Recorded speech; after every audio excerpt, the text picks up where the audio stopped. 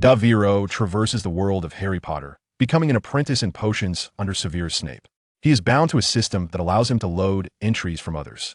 With the entry of Potion Prodigy, the venomous old bat leads him into Hogwarts, where both faculty and students possess formidable entries. Potion Prodigy Gold. Born for potions, he progresses rapidly in potion research, destined to become a master of the craft. Born Wandmaker Gold. Born to create wands, he possesses the innate lineage for wand making, destined to craft lifelong companions for countless wizards. Transfiguration Genius Gold. A prodigy in the art of transfiguration. Savior Red. Born with an extraordinary reputation, in the climactic battle against your nemesis, you shall achieve remarkable feats. However, the path you ultimately tread depends on your choices. Devero. Splendid, all of it is mine. The faculty and students, overwhelmed by his gifts, found their defenses utterly shattered. Devero's transfiguration talent is astonishing. Devero is also remarkably adept at potions. Is there no sense of justice left? How could Devero excel in everything? He is simply unfathomable. Chapter 189. The Battle in the Hospital Wing. Cedric was stunned. He witnessed it all, his mind a blank canvas. Yet, it was merely a moment of astonishment. Recently, Flitwick's dueling lessons had not been in vain, though Hufflepuff students were known for their loyalty and kindness. It did not imply cowardice, especially not for Cedric, who was among the most skilled duelists of his age, that he swiftly drew his wand from his waist, pointing it at Harry. Potter, calm down. Otherwise, I shall have no choice but to cast a spell on you. He warned loudly, his tone as firm as possible. However, the Harry before him completely disregarded his threat. A flicker of cold, slitted eyes glimmered as the wand in his hand waved once more. An invisible force surged forth like an unseen giant hand, lunging towards Cedric. Bang! Cedric reacted swiftly, raising his wand to maneuver a nearby potion cabinet to fly before him, barely blocking the blow. Yet the immense force collided with the cabinet, sending him staggering back several steps, nearly losing his footing. Before he could catch his breath, Harry struck again. This time, the invisible force sliced through the cabinet into several pieces, splintered wood and shards of glass scattering in all directions. Damn it! Cedric cursed under his breath. Not having the luxury of thought, he quickly waved his wand. A thought flashed through his mind. The transfiguration spell was his forte. Transfigure. The shattered cabinet swiftly transformed into several thick ropes, slithering toward Harry like venomous serpents. The cold smirk on Harry's face faltered momentarily, and he hastily waved his wand in an attempt to break free, but the ropes clung to him like shadows, binding his legs tightly. Seizing the opportunity, Cedric quickly retreated toward Madame Pomfrey, bending down swiftly to attempt to lift her. However, Harry broke free faster than he anticipated. Stop! Cedric turned and shouted in anger, raising his wand to cast another transfiguration spell. The hospital bed beneath Harry suddenly morphed, folding up abruptly and trapping him securely, particularly his right hand, which clutched the wand. A bizarre roar erupted from Harry. His slit pupils glimmered with fury as he fixed his gaze on Cedric. His struggles intensified, the wooden planks creaking under the strain of his force, threatening to break at any moment. Cedric gritted his teeth, hoisting Madame Pomfrey onto his back, his legs trembling slightly. He glanced towards the door of the ward. Only a few steps away, he had a chance to dash out for help. But time was running out. Harry let out a low growl, suddenly swinging his left hand, unleashing an even more ferocious force from within. This time, he needed no wand. He released this energy solely with his left hand.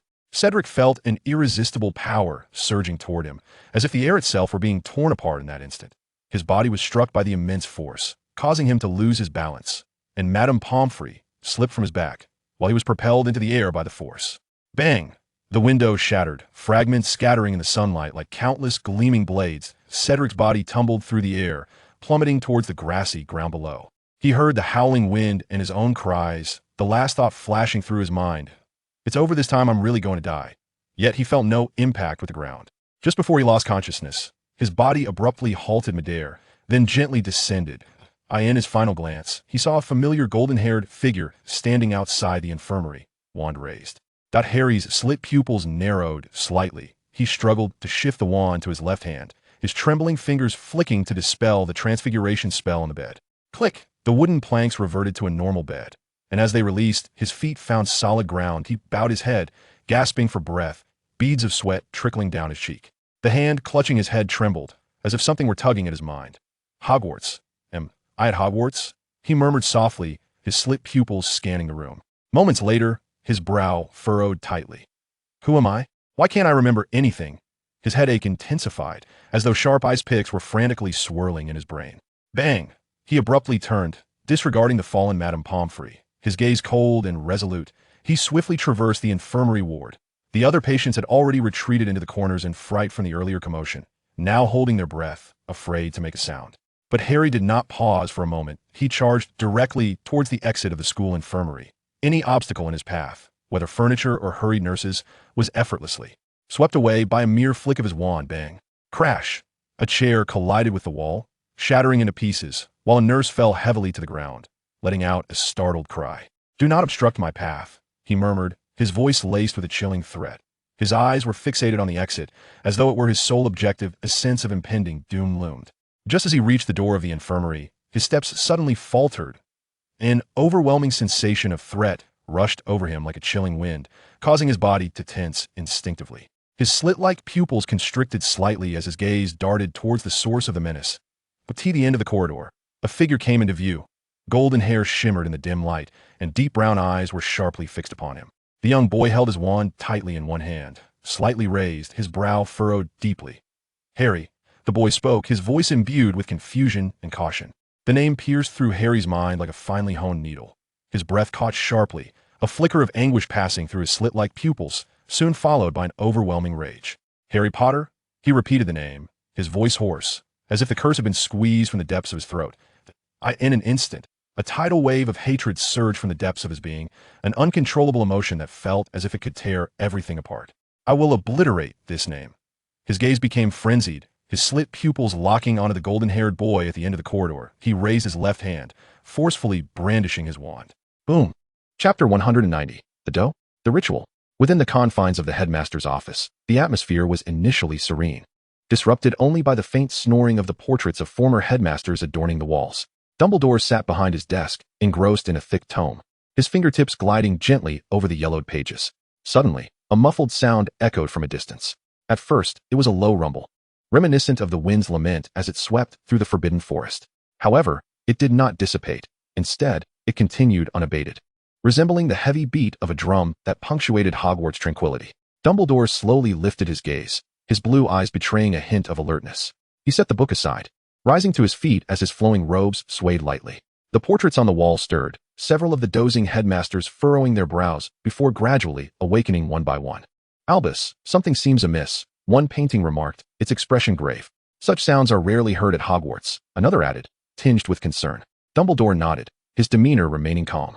He reached for his wand resting on the desk, giving it a gentle flick that set the items back into their places. Without further ado, he murmured, "I shall investigate." As Dumbledore strode swiftly out of the headmaster's office, his steps suddenly halted. A soft silver light flickered through the crack of the door, accompanied by a gentle halo that illuminated the dim corridor. An elegant doe stood gracefully at the threshold, its silver form resembling a mist coalesced in a concealed classroom. The air was thick and stifling, as if the very atmosphere constrained the act of breathing. The surrounding walls were draped in heavy curtains, allowing not a sliver of light to penetrate. The sole illumination emanated from the massive cauldron at the center of the room, where flames roared. The fire cast a play of shadows across Snape's gaunt visage, his expression stern and focused. This cauldron was alarmingly vast, dwarfing any pot commonly used at Hogwarts. It exuded an ancient scent, a blend of rust and charred remnants. The liquid within the cauldron churned, initially producing only a fine layer of bubbles. But as Snape poured in peculiar vials of liquid, the surface began to boil violently, even spitting forth sparks like flickering will-o'-the-wisps. Peter Pettigrew huddled in a corner of the classroom, his rat-like eyes quivering in the dim light. His complexion was ashen, beads of sweat forming on his brow.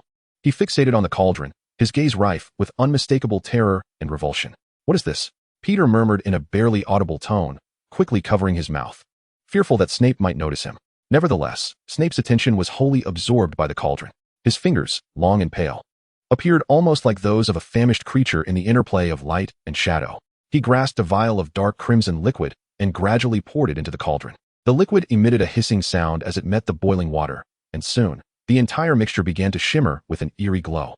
"Wormtail, close your mouth," Snape said coldly, his voice slicing through the air like a blade, causing Peter to shudder involuntarily. The sparks within the liquid grew increasingly tumultuous, steam billowing forth and saturating the classroom. Snape's figure became indistinct in the mist, as if he had transformed into a shadow lurking in the darkness. The steam carried a pungent odor, reminiscent of charred flesh mingled with decaying vegetation, provoking nausea. The surface of the cauldron flickered with strange light, resembling countless tiny diamonds dancing within the water. The flames surged with frenzied fervor, distorting the surrounding shadows as if they were writhing in agony. "It is ready, master," Snape murmured, his tone imbued with a chilling subservience. At that moment, a frigid voice emanated from a corner of the classroom. The voice was so low it was barely discernible, yet it resonated like a call from the depths of darkness, sending shivers through the very core of one's being. Now, before the words could fully settle, a colossal owl suddenly descended from above, its wings nearly obscuring the glow of the flames. The owl circled above the cauldron several times, emitting a piercing cry before plunging downward, diving straight into the boiling solution. As its form submerged into the cauldron, the surface roiled violently, and the sparks within danced like frantic lightning, producing a sharp hissing sound. The owl's feathers were rapidly dissolved, rendering the potion increasingly murky and exuding a noxious stench. The classroom echoed with the soft thud of the owl's feathery body making contact with the bottom of the cauldron. As if a dreadful countdown had begun, Peter clamped his hand tightly over his mouth, yet he could not suppress a dry heave. Snape was speaking, his voice trembling. Yet he had no choice but to continue. His hand quivered slightly, but he pressed on without pause. He raised his wand, closed his eyes, and in a deep, ritualistic tone, he intoned, "The bones of the father, unwittingly donated, shall allow your son to be reborn." No sooner had he spoken than a small fabric pouch on the table began to tremble, as if propelled by an unseen force. The pouch's opening gradually widened, and a wisp of grayish ash floated upward, swirling in the air for a moment before gently descending into the boiling cauldron. Instantly, the diamond-like surface of the liquid erupted, emitting a piercing hiss, sparks flying as the scalding liquid transformed into a bizarre shade of vivid blue, its surface glistening with a viscous, toxic sheen. A nauseating scent of decay wafted through the steam. Little Wormtail Peter clamped his mouth shut, his teeth chattering from the exertion, his eyes wide with terror, unwilling to divert his gaze, as if any lapse would unleash horror upon him. Snape's composure appeared all the more chilling in this harrowing scene. His visage was rigid, lips pressed tightly together, as though he were suppressing a profound inner turmoil. He approached the workbench, cautiously lifting a parcel with deliberate slowness and care. As the contents of the parcel were revealed, a slight twitch appeared at the corner of Snape's eye. It was a complete severed arm, pale and emaciated, marred with numerous burn scars. Snape clenched his teeth, raising the severed limb, his voice trembling as he softly intoned, "The flesh of the servant, willingly offered, can grant your master rebirth." He cast the arm into the cauldron with a dull thud, the severed limb plunging into the boiling liquid, flesh and blood rapidly dissolving, the cauldron's contents transforming into a vivid crimson hue. The flames flared brightly, illuminating the classroom with a terrifying intensity akin to the depths of hell. The diminutive figure could no longer bear the sight. He curled into a corner, hands tightly clasping his eyes, yet the blinding red light penetrated his eyelids unrelentingly. He yearned to scream but forced himself into silence, only managing to emit a muffled groan from deep within his throat. Snape's complexion grew increasingly pallid, his breaths becoming erratic. He struggled to maintain his footing, reaching into his robe to extract a small vial of bright red blood. His voice, as frail as a candle flickering in the wind, yet still composed, recited the final incantation. "The blood of the enemy, forcibly given, can resurrect your foe." He poured the blood into the cauldron. In an instant, the crimson liquid writhed as if alive, sparkling embers transforming into countless dazzling white lights, blindingly brilliant and impossible to gaze upon. Snape collapsed to the ground, his fingers slackening, his entire being succumbing to an overwhelming fatigue, as if all strength had been drained from him. His eyelids felt leaden, nearly impossible to lift. Chapter 191, The Resurrection of Voldemort. Beware the full moon. The liquid within the cauldron began to churn violently, emitting a deafening roar. Flames erupting into a myriad of dazzling diamond-like sparks. They streaked through the air like meteors, vanishing into the surrounding darkness, transforming the classroom into a backdrop of pitch-black velvet. With the cauldron burning at its center, the diminutive figure could no longer contain himself, unleashing a heart-wrenching scream that echoed throughout the empty classroom. At that moment, the flames atop the cauldron extinguished abruptly, all light vanishing in an instant, leaving behind a profound silence and rising white steam. The steam quickly filled the entire classroom, obscuring everything. Snape attempted to open his eyes, but all he could perceive was a blanket of white. Suddenly, a vague silhouette emerged from the mist. It was the outline of a man, tall and thin, with an angular frame, resembling some specter risen from the grave. The shadow grew increasingly defined, gradually revealing skin as pale as death, blood-red eyes, and a flat, snake-like nose. "Clothe me," a cold, piercing voice resonated, echoing through the steam as if emanating from all directions. The diminutive figure trembled as he stood, sobbing softly, only to realize that Snape had succumbed to unconsciousness. He hastily seized a black robe from the ground, draping it over the still form with unsteady hands. His movements were clumsy, fingers nearly failing to grasp the fabric. Yet he dared not linger. The black robe enveloped the tall, slender figure, who emerged from the cauldron with a slow, deliberate gait that exuded undeniable authority. His skin was as pale as bone, and the crimson glow in his eyes pierced the heart, as if capable of unraveling the deepest secrets of the soul. Voldemort had returned. Standing beside the cauldron, his ghostly complexion reflected the dying embers, creating an eerie and terrifying ambience. He cast a disdainful gaze upon the crumpled figure of Peter Pettigrew. "Bring me what I require," he commanded, his voice low and hoarse. Pettigrew trembled, his hands fidgeting helplessly, beads of sweat cascading from his forehead. His lips quivered as he struggled to articulate fragmented phrases. But, Master, Snape, he has fainted. I cannot resolve those matters, and. His breaths grew shallow, his voice dwindling, as if fearing that his words might provoke the wrath of the master who had just returned to life. Voldemort's red eyes narrowed slightly, suffused with a suffocating mockery. He let out a soft, chilling laugh, the sound akin to a blade scraping against cold glass, sending Pettigrew's heart racing. "What are you afraid of, little star?" he inquired, bending down slowly, their faces so close that they could almost feel each other's breath. His slender fingers gently lifted Pettigrew's chin, forcing him to confront the serpent-like sharpness of his gaze. "They will not come, and even if they sensed it, they would be too late." He straightened, meticulously adjusting his inky black robe with an air of grim confidence. "My allies are already in motion. They will keep those fools at Hogwarts occupied." With that, Voldemort raised his wand, longer and slender than an ordinary one, emanating a subtle chill. He pointed it toward the shattered window of the classroom, flicking his wrist gently, and a silver thread shot forth like lightning. The silken strand twisted and coiled through the air, glowing faintly, ascending into the distant night sky. "And now, I shall teach that boy a lesson." A murderous glint flickered in Voldemort's crimson gaze. In the north tower of Hogwarts Castle, behind a circular trapdoor, lay a space reminiscent of a blend between an attic and an antiquated tea room. At least 20 small round tables were crammed within, surrounded by upholstered chairs adorned with floral patterns and plump cushions. Everything in the room was bathed in a hazy red light, with tightly drawn curtains and many lamps draped in deep crimson shawls. On the circular walls, a multitude of shelves were lined with a chaotic assortment of grimy quills, candle stubs, tattered playing cards, countless shimmering crystal orbs, and a heap of teacups. In the center of the room, a witch adorned in an elaborate robe and extravagant jewelry held a delicate teacup, gazing intently at the remnants of tea leaves swirling within. Her expression was one of focused tension, as if she were striving to decipher an apocalyptic revelation concealed within the patterns of the leaves. Suddenly, she jerked her head up, nearly dropping the teacup. At that moment, the crystal orbs in the room erupted with a dazzling silver light, akin to a mysterious warning descending from the heavens. Casting flickering reflections upon her pallid face, she fixated on the teacup, her hands trembling and her lips slightly parting. Her expression abruptly contorted, as if she had witnessed an unspeakable horror. Careful, the crescent moon. Chapter 192, Werewolf. Collapsing. "Professor, please take the students to Hogsmeade or any other safe location. Harry has merely lost control, and I have him restrained now, but the one who instigated his outburst is likely still within the school. It is not safe here," Devero urged as Professor McGonagall hurriedly approached. At his feet lay Harry, unconscious and bound by thin ropes. The corridor was in disarray, with shattered remnants of stone knights strewn across the floor, and scorch marks faintly visible upon the walls, remnants of spells that had been cast. The air was thick with the acrid scent of smoke and charred debris. Professor McGonagall stood a short distance away, her gaze a complex tapestry of concern as she surveyed the unconscious Harry and the surrounding chaos. Clearly, the scene left her momentarily at a loss.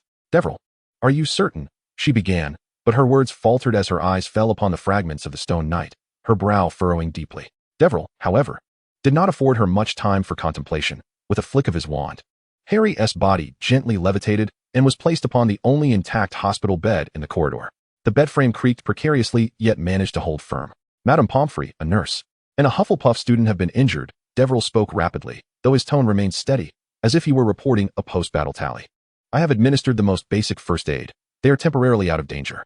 However, many students remain within the school. There are likely several still in the dining hall. Please assist in evacuating them without delay." Professor McGonagall inhaled deeply.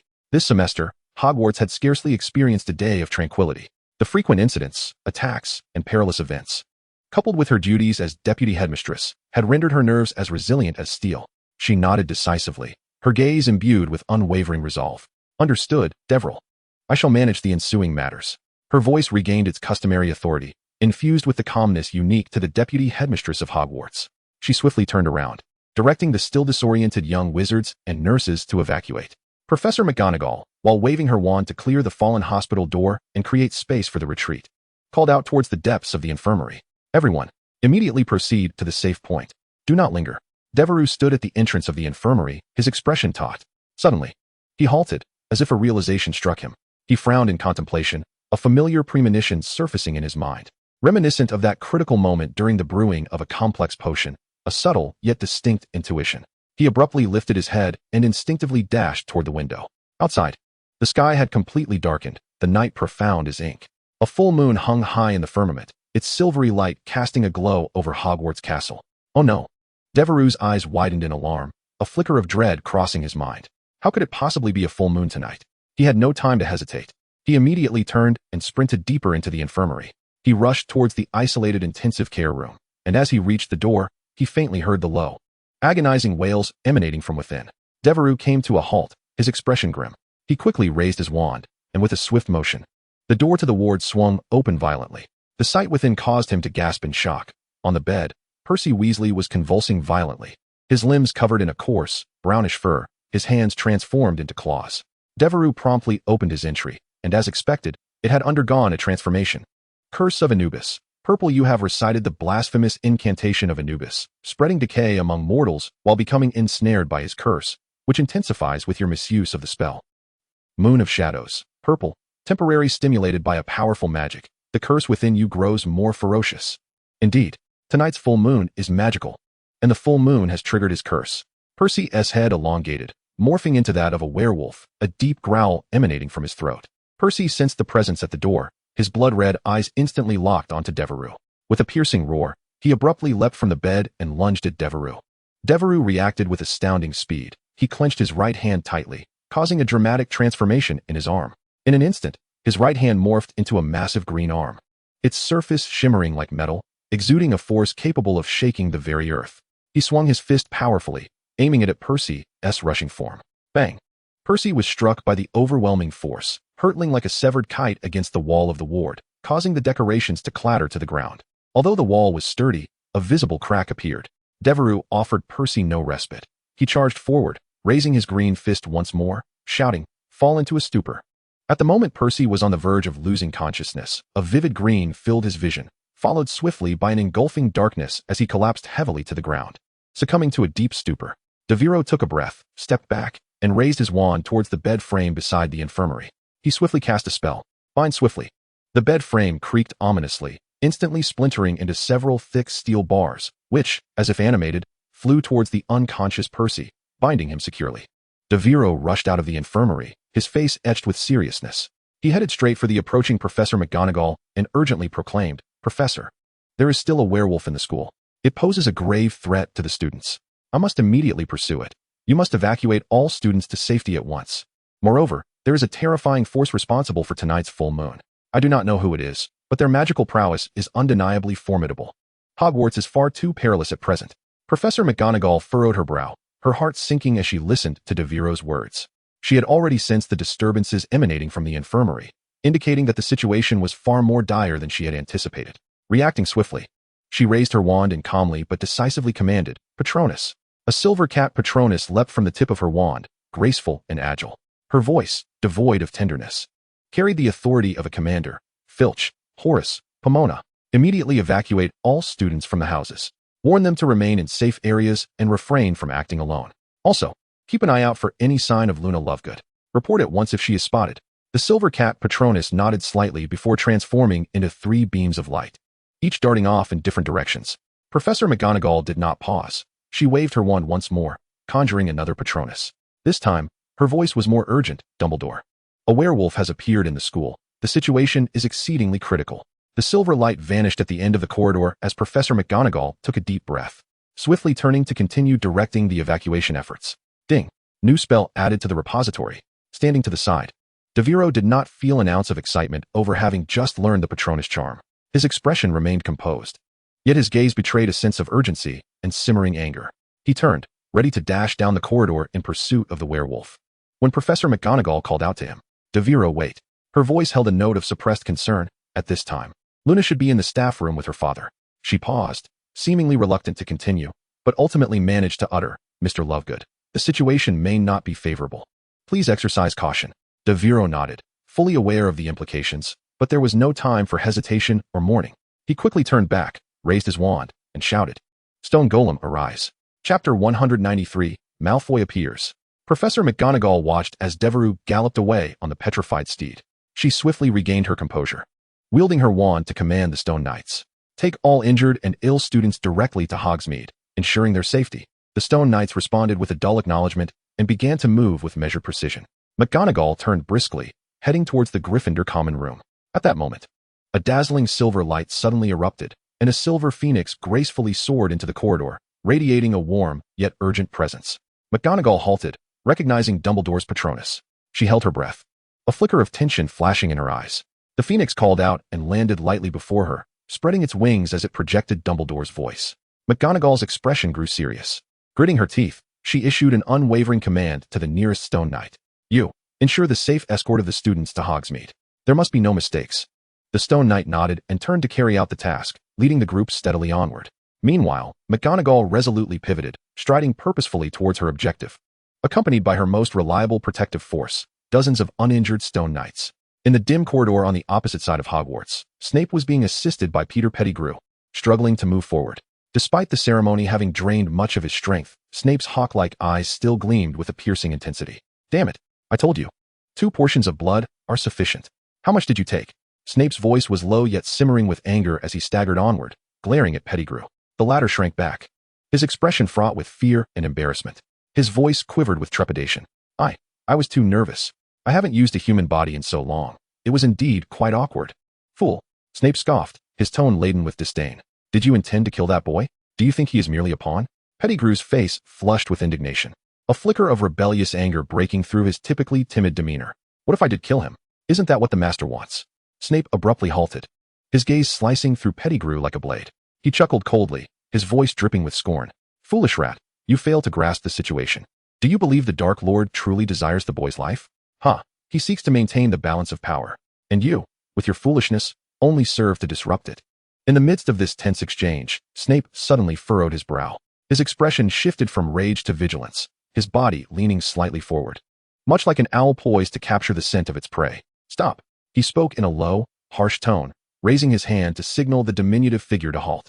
The small creature paused momentarily, but soon detected the unusual vibrations emanating from beneath the floor, as if some colossal entity were drawing near.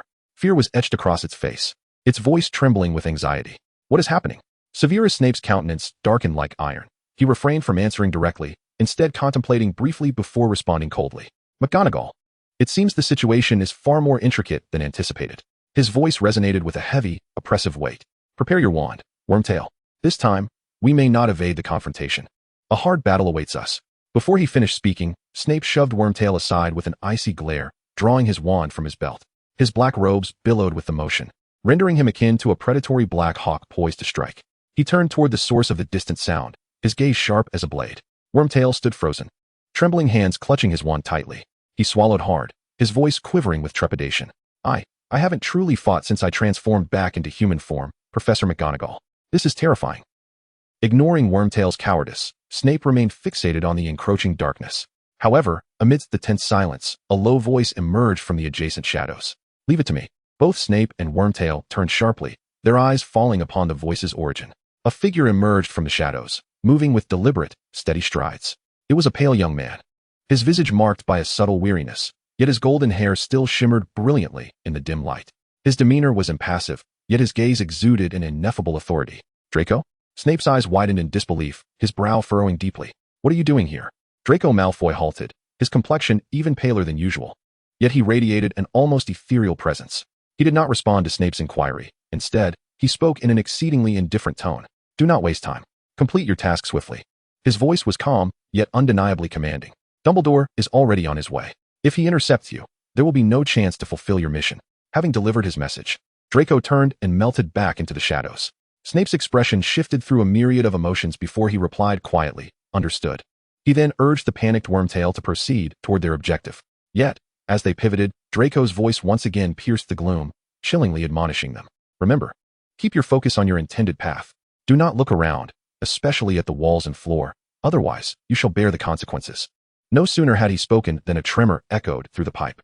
Snape and Wormtail's footsteps faltered momentarily. A flicker of confusion crossed Snape's gaze, but he swiftly concealed it. He nodded, without turning back, hastening down the corridor while dragging the trembling Wormtail along. Chapter 194. Forget it, as long as I can deal with you. Clop, clop, clop. The sound of hooves echoed urgently as Devero galloped down the corridor on his steed. The door to the staff lounge loomed before him, and the heavy panting that emanated from behind it tightened his chest. Without a moment's hesitation, Devero waved his wand and intoned coldly, Alohomora. The door swung open with a creak, and a waft of iron-rich blood assaulted his senses, causing his brow to instinctively furrow. He strode inside without delay, his gaze sweeping the dimly lit room. There, sprawled in a pool of crimson, lay Luna's father, Xenophilius Lovegood. Blood trickled across the floor, reflecting the flickering light within the chamber. In the corner, a werewolf, cloaked in dark fur, curled up, its heavy breaths hammering against the air. Devereaux's gaze sliced toward the creature, and he raised his wand, poised to cast a spell, but at that moment, Luna's voice pierced through the tension. Devero, I am so frightened. Luna, now transformed into a werewolf, sat on the ground, trembling. Yet, in her eyes, Devero perceived a glimmer of rationality. Are you all right, Luna? What has happened to Mr. Lovegood? He inquired urgently. With a quiver in her voice, she replied, I don't know, Dad. The moment I regained consciousness, I became like this. Just as Devero intended to check on Lovegood's condition, a sudden thud resonated through his chest, followed by a rapid heartbeat that echoed a warning. His hunter instincts were alerting him to danger. Instinctively, Devero rolled aside. A deadly curse was unleashed. Avada Kedavra. With a chilling green light, a cataclysmic force surged through the room. The door was struck by the curse, exploding into splinters, and the potent magical aura momentarily stilled the air. As Devero landed, he quickly crouched, raising his wand, his eyes sharp as a hawk. He glanced towards the cloud of dust at the doorway, a weight settling in his heart. Someone had arrived. As the haze slowly cleared, a gaunt figure emerged, exuding an aura of terror. Clad in black robes, with skin as pale as wax and elongated crimson eyes fixated on Devero, he resembled a viper poised to strike. A sinister smile curled at his lips, revealing sharp teeth. Ah, what a long time it has been, Devero. His deep voice reverberated with a chilling mirth throughout the chamber. Devero tightened his grip on his wand, coldly locking eyes with the figure, whispering, Voldemort. The man in the black robe slowly raised his hand, his fingertips gliding over the serpentine contours of his cheek, as if savoring this long-awaited reunion. Ever since our last encounter at St. Mungo's, I have yearned for another meeting. His voice grew increasingly soft, increasingly cold. You make me crave to devour you. Devero gradually straightened his posture, his gaze fixed intently upon the figure of Voldemort before him. With a sudden flourish of his wand, a protective barrier enveloped the werewolf, Luna, huddled in the corner, while silver chains coiled around her like serpents, binding her firmly in place. Alas, Devereaux's mind was fully consumed by the present moment. Huh, Devero smirked, a touch of sarcasm lacing his tone. Such elaborate efforts. To go so far as to fabricate a full moon for these two werewolves, indeed a commendable endeavor. No sooner had his words escaped than Voldemort's serpentine visage revealed an even more derisive grin. That smile bore an indescribable malice, as if his schemes extended far beyond what was apparent. Is that so? Voldemort elongated his words, the crimson gleam in his eyes intensifying. At Hogwarts, there are more than just two who can transform into werewolves, you know. Upon hearing this, Devereaux's brow furrowed slightly. He quickly scanned the room, as if the whispers of a hunter's instinct echoed in his ears, cautioning him of the danger veiled within those words. What? He asked coldly, his gaze once again directed at Voldemort, seeking to glean further clues from the other's expression. Yet Voldemort offered no elaboration, maintaining that chilling grin. Devereaux soon shook off his musings, lightly tilting his head, a smirk of disdain playing upon his lips. Never mind, for securing your defeat will suffice. At that moment, standing before the Dark Lord, he felt not a trace of fear. The killing curse? He was far more adept. A myriad of golden attributes shimmered invisibly upon him, while countless purple attributes surged, each elevating his power to new heights. At this instant, the magic within him seemed to boil, poised to erupt at any moment. Just then, a crisp system notification resonated in his mind. Ding! Cooldown period for red attributes has refreshed. Voldemort, today I shall show you. Devereaux tightened his grip on his wand, speaking coldly. Why hunters are never daunted by their prey.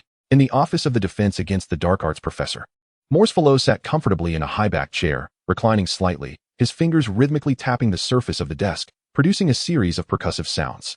Reflections in the mirror displayed a scene from Hogwarts. The confrontation between Devereaux and Voldemort, Luna in her werewolf form. Morsefellows glanced down at the pocket watch on his desk, its hands seemingly turning counterclockwise, a knowing smile curling at the corners of his lips. Indeed, how utterly fascinating, he murmured, his voice low and hoarse.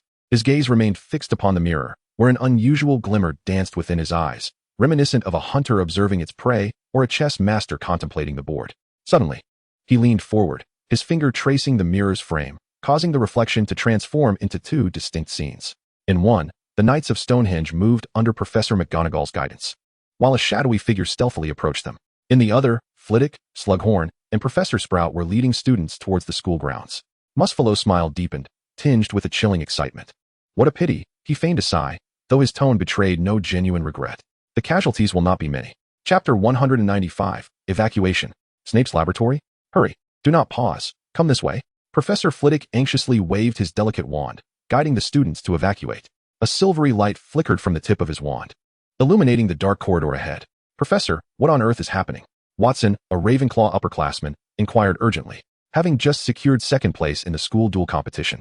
Her usual composure faltered, revealing her inner turmoil. Flitwick hesitated, a flicker of uncertainty crossing his face, his expression intricate. An exceedingly dangerous dark magical creature has manifested within the school. I cannot divulge all the details at this moment, but trust me, we must leave immediately. Can you assist in guiding the first-year students? Watson nodded, swiftly assuming the task, and began organizing the young witches and wizards into a line, directing them toward the castle's exit. Meanwhile, Harris, the temporary head of Gryffindor, led his group, glancing back periodically to ensure no one lagged behind. His brow furrowed, wand firmly in hand, the tension palpable. Pilius, have you encountered that Luna Lovegood before? A werewolf should be manageable, don't you think? Should I contact a journalist during a hunt?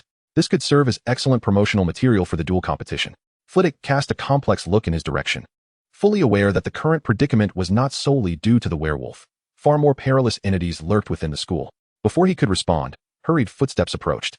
Professor Sprout from Hufflepuff rushed forward, breathless and anxious. We must pass through Snape's underground classroom. Do you think we should retrieve some potions? In case anyone gets injured, we may need those supplies. Flitwick pondered for a moment before nodding. A good idea, but we must act swiftly. Our group will soon reach Hogsmeade. Gather what you need and hurry back. I have always been curious about the treasures Severus has concealed. Professor Slughorn followed closely behind, his ever-smooth smile adorning his face. I had heard quite a bit about his latest research, yet had never had the chance to behold it. His storage cabinet was a veritable treasure trove. Professor Sprout furrowed her brow, openly displaying her discontent with such remarks. We were there to procure urgently needed potions, not to tour his laboratory. Do not dawdle. Very well. You are in charge. Slughorn shrugged and obediently trailed behind Sprout, hastening towards the underground classroom. What is a werewolf, after all? Just one is quite manageable. With that, he quickened his pace alongside Professor Sprout, moving towards the front of the line, leaving Flitwick alone to observe the nearly 300 students. The procession continued to advance, and Flitwick watched anxiously. Alas, there was no way to halt him from retrieving that item. His gaze swept over the advancing line of students, his expression somber, yet a swell of worry stirred within him. Sprout and Slughorn stepped into Snape's subterranean classroom. The chill that met them caused both to instinctively tighten their robes. In stark contrast to the tumult outside, this space remained an epitome of order. The laboratory tables were adorned with meticulously labeled potion vials, extractors, and an array of gleaming alchemical instruments, while the air was suffused with the faint scent of absinthe and dragoness blood. This is indeed Snape. Slughorn sauntered into the lab, hands tucked into his robe pockets, as if he were perusing a museum. His gaze casually swept over the neatly arranged potion shelves, a faint smile playing on his lips. Look, his laboratory is as pristine as new. This man likely wields the chaos charm with utmost precision. He approached a large cauldron, lightly tapping its edge with his finger, producing a clear, resonant sound. This alloy cauldron must be quite expensive, custom-made perhaps? I doubt even a high-end wizarding shop would have it in stock. He certainly invested a considerable sum. Sprout followed closely behind, incessantly rummaging through potions and first-aid supplies, occasionally casting him a disapproving glance. Horace, can you not take this more seriously? Minerva has made it abundantly clear that the school is in grave danger. We are not here for a leisurely stroll. Oh, Pomona, do not be so tense, Slughorn replied, curiously opening a small box labeled incomplete, lowering his head to sniff at its contents, only to recoil 2 steps back from an overpowering stench of sulfur. Cough, cough, what on earth is this? Put that down. Do you think this is your personal office?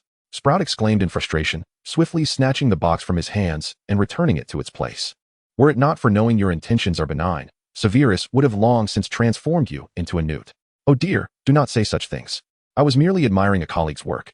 Slughorn shrugged, a nonchalant smile adorning his face. Nevertheless, one must concede that he is indeed a genius, albeit a bit, well, prickly in temperament. Genius, however, does not equate to a tolerance for your inquisitiveness, Sprout stated coldly, hastily stowing several vials of emergency potions into her briefcase. Hurry and assist. Or else if we delay any further, we shall barely glimpse the silhouettes of the team upon our exit. Slughorn, idly toying with the glass dome in his hand, furrowed his brow, studying it for a few moments before murmuring to himself, what does Severus intend to do with this? It hardly resembles the typical apparatus of potion making. As Sprout continued to swiftly cram the potion vials into her magically expanded satchel, she glanced up at him. That should be a container for experimental materials. Do not meddle. Help ascertain which potions are of urgent necessity. Experimental materials? Slughorn was evidently unimpressed by this explanation. His attention was swiftly drawn to two beds draped in cloth in the corner of the room. They stood out starkly in the tidy laboratory. Pomona, what are those two beds for? Sick beds? Experimentation tables? He inquired casually, moving closer to the beds. Sprout sighed, responding with exasperation, who knows? Perhaps they are for resting. Horace, forget about those. Come help me identify these potions. There are some here I am unfamiliar with. Understood, understood. Slughorn replied absently, but could not resist lifting a corner of the cloth. Chapter 196. Werewolf. Attack. Yet, all that was revealed was an empty bed. Slughorn exhaled a breath of relief, a self-deprecating smile tugging at his lips.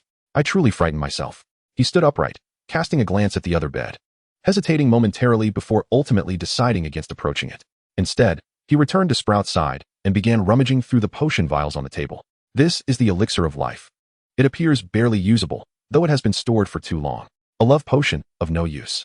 Ah, this one resembles a confusion potion.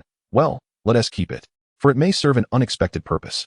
Sprout, still preoccupied with packing the potions, inquired without looking up, Are you done yet? We must hasten back to the team. Do not rush, do not rush. Slughorn grinned widely, seemingly oblivious to the urgency. Do you know why potion classes are held underground? Horace, I am not concerned with that. Sprout's tone had grown impatient. Yet Slughorn remained undeterred, gently patting the stone wall of the laboratory, expounding like a tour guide. Because the temperature and humidity underground are far more stable, less susceptible to external disturbances. If it were my laboratory, I would never leave this door ajar so wide, he remarked, deliberately pointing to the open laboratory door. Sprout stifled the urge to roll her eyes, focusing intently on organizing the potions. At that moment, a faint yet piercing sound shattered the tranquility of the laboratory. Slughorn froze, his hands suspended in midair, his gaze swiftly locking onto Sprout. Pomona, did you hear that? Sprout slowly straightened, tension evident in her eyes, and nodded. It resembled the shattering of glass. The two instinctively drew their wands, scanning their surroundings. Slughorn's eyes darted across the experiment table, the potion shelves, and the corners, finding nothing amiss. However, just behind the bed he had previously avoided, the fabric began to swell ominously, as if something were expanding and attempting to break free. Pomona, what is that? His voice trembled softly. Don't move. Sprout cautioned in a hushed tone, her wand aimed directly at the bed, her gaze fixated on the ever-growing fabric. Meanwhile, on the path to Hogsmeade, the night was thick with darkness, and the wind through the trees stirred an unsettling feeling. Harris, have all the first-year students arrived safely? Professor Flitwick's voice carried a hint of anxiety, his eyes never leaving the rear of the line. Harris, who had just returned, nodded and took a breath. Yes, Professor. All the first-year students have been escorted to Hogsmeade. Now, only our group of seventh-year students remains. Among the group, besides Harris and a few upperclassmen, 3 towering stone knights marched heavily at the flanks. Their armor reflected the moonlight with a cold gleam, producing a deep metallic scraping sound. Flitwick gave a slight nod, but his gaze quickly shifted to the distance, locking onto the direction of the underground classroom. His brow furrowed, a flicker of unease crossing his features. Why haven't they emerged yet? He murmured softly. Professor, are we waiting for Professor Sprout and the others? Harris ventured to ask. Flitwick did not respond. He stood in contemplation for a moment before shaking his head resolutely. We cannot wait any longer. I will go find them. You must lead the group forward immediately. There can be no delay. Harris hesitated for a moment, then nodded in agreement. Understood, Professor. Please be careful. He swiftly turned to organize the group, urging the students to quicken their pace. Just then, a tremendous explosion resonated from the direction of the underground classroom. The sound tore through the night sky, causing the ground to tremble beneath them. The students in the line halted in terror, glancing back in alarm. Even the seasoned Professor Flitwick's expression shifted dramatically. This is bad, Flitwick muttered under his breath. Without further ado, he swiftly mounted one of the stone knight steeds, patting the knight's cold shoulder armor. "Let us go. Follow me." The stone knights obeyed the command, their horses' iron hooves breaking through the earth as they galloped toward the source of the explosion. Flitwick leaned forward slightly, gripping the reins tightly, his expression more serious than ever. "Pomona, come quickly." Thunderous explosion. Boom. A thunderous roar reverberated outside the underground classroom as dust and debris cascaded like rain. Slughorn, panting, leaned against the buried entrance, blood smeared across his face. His eyes reflected terror and fury, cradling the gravely injured Sprout in his arms.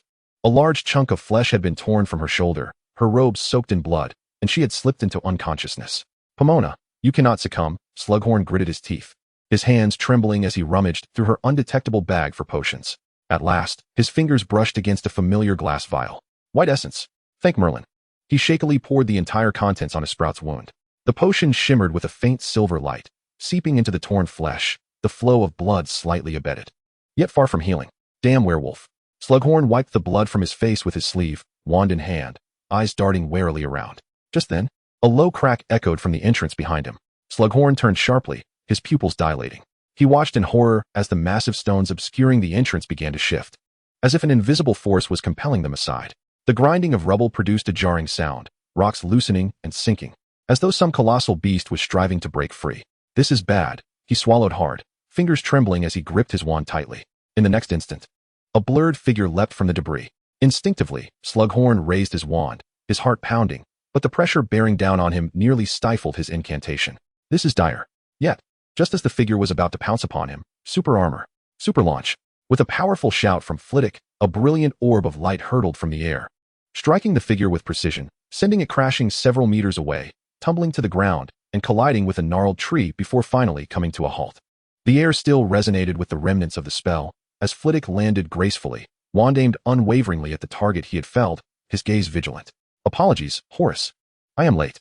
Chapter 197, Heirs of Slytherin read. The power of honor.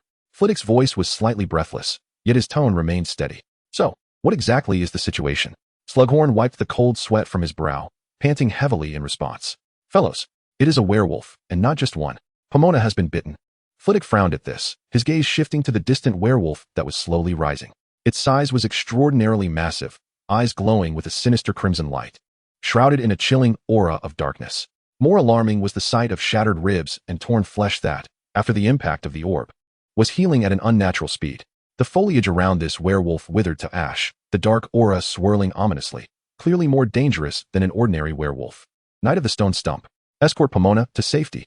As the stalwart knight atop his steed approached, his gaze remained steadfastly fixated on the werewolf, his tone imbued with resolute calm. "Horace, the other one is yours. Can you handle it?" Slughorn gingerly entrusted Sprout to the knight, his face smeared with a mixture of blood and sweat, yet he did not falter. He patted his chest, compelling himself to regain composure, and then drew his wand, directing his attention toward the subterranean classroom. Before him loomed a grotesque wolfish visage, its countenance marred by a fresh wound, hastily mending itself at a horrifying pace. Courtesy of Slughorn's explosive curse, a heavy panting echoed, and another figure emerged from the shadows. This was a more fearsome werewolf, its facial hair and flesh grotesquely intertwined, foul saliva dripping from its maw, and its bloodshot eyes ablaze with fury and loathing. The wound inflicted by Slughorn's recent spell was visibly healing at an alarming rate. "All right, leave it to me. Damn werewolf," Slughorn muttered under his breath, gripping his wand tightly. "You are far more hideous than any ordinary werewolf. Truly, a blight upon my vision." As the moonlight cascaded down, it finally illuminated the terrifying figure. In all honesty, it bore no semblance to any known creature. Its fur appeared cursed, not growing naturally from its flesh, but rather resembling black parasites, weaving through its sinewy form, sometimes protruding, sometimes receding, exuding a nauseating sense of distortion. Its limbs were grotesquely disproportionate, reminiscent of a wolf yet imbued with an uncanny, synthetic quality, as if forcibly assembled. The most horrifying aspect was its humanoid head. With features arranged in utter disarray, the eyes slid toward the jawline, the nose embedded in the center of its forehead, and a mouth grotesquely torn open, revealing gleaming white fangs. The entire visage resembled a mass of unset clay, flesh grotesquely undulating in a surreal manner. Slughorn beheld this abomination, a deep loathing surfacing upon his countenance. He covered his mouth and nose, endeavoring to stifle the nausea roiling within him, unable to suppress a low curse. "By Merlin S. Beard, this is more repulsive than the most catastrophic potion experiment I've ever encountered." The werewolf, seemingly incensed by his expression, let out a piercing howl that resonated ominously, as if seeking to penetrate the very depths of the mind. Enough. I have no time to indulge your infernal howling. Slughorn abruptly raised his wand, his voice laced with a mixture of anger and tension, the incantation escaping his lips. Thunderous explosion. A beam of light surged forth, aimed directly at the charging werewolf. With a resounding boom, accompanied by the sharp incantation, a blinding white beam shot forth, striking the onrushing werewolf head-on. The ensuing explosion reverberated through the air, the shockwave propelling dust and debris into the atmosphere. The werewolf withstood the brutal blow, its right shoulder obliterated, flesh and blood scattered as if it had nearly vanished, leaving only a few exposed bones in the air. Yet, astonishingly, its speed remained undiminished as it continued to roar and charge towards Slughorn. From the gruesome wound, pulsating flesh began to sprout at an alarming rate, healing in a terrifying manner. Slughorn felt a chill run down his spine. His face twitched as his voice faltered. What is happening? Is this still a werewolf? It is nothing short of a monster. At that moment, the first werewolf had already risen from its crouch, letting out a low growl as its claws dug fiercely into the ground. As it moved, the surrounding air seemed to warp, accompanied by a jarring creak, while a dark aura emanated from its center, swiftly engulfing the entire battlefield. This sinister mist appeared almost alive, slithering towards Friviv. Wherever it passed, the ground withered and cracked, as if drained of all vitality. Super armor shield. Friviv reacted swiftly, chanting an incantation as he flicked his wrist, a silver shield unfolding around him, enveloping his entire being. However, when that eerie dark mist made contact with the shield, his expression changed dramatically. Instead of shattering or resisting, the shield melted like wax, swiftly deforming and shrinking until it completely dissipated into nothingness. What? The power of decay? Friviv's voice trembled with dread. He immediately waved his wand, attempting to cast another protective spell.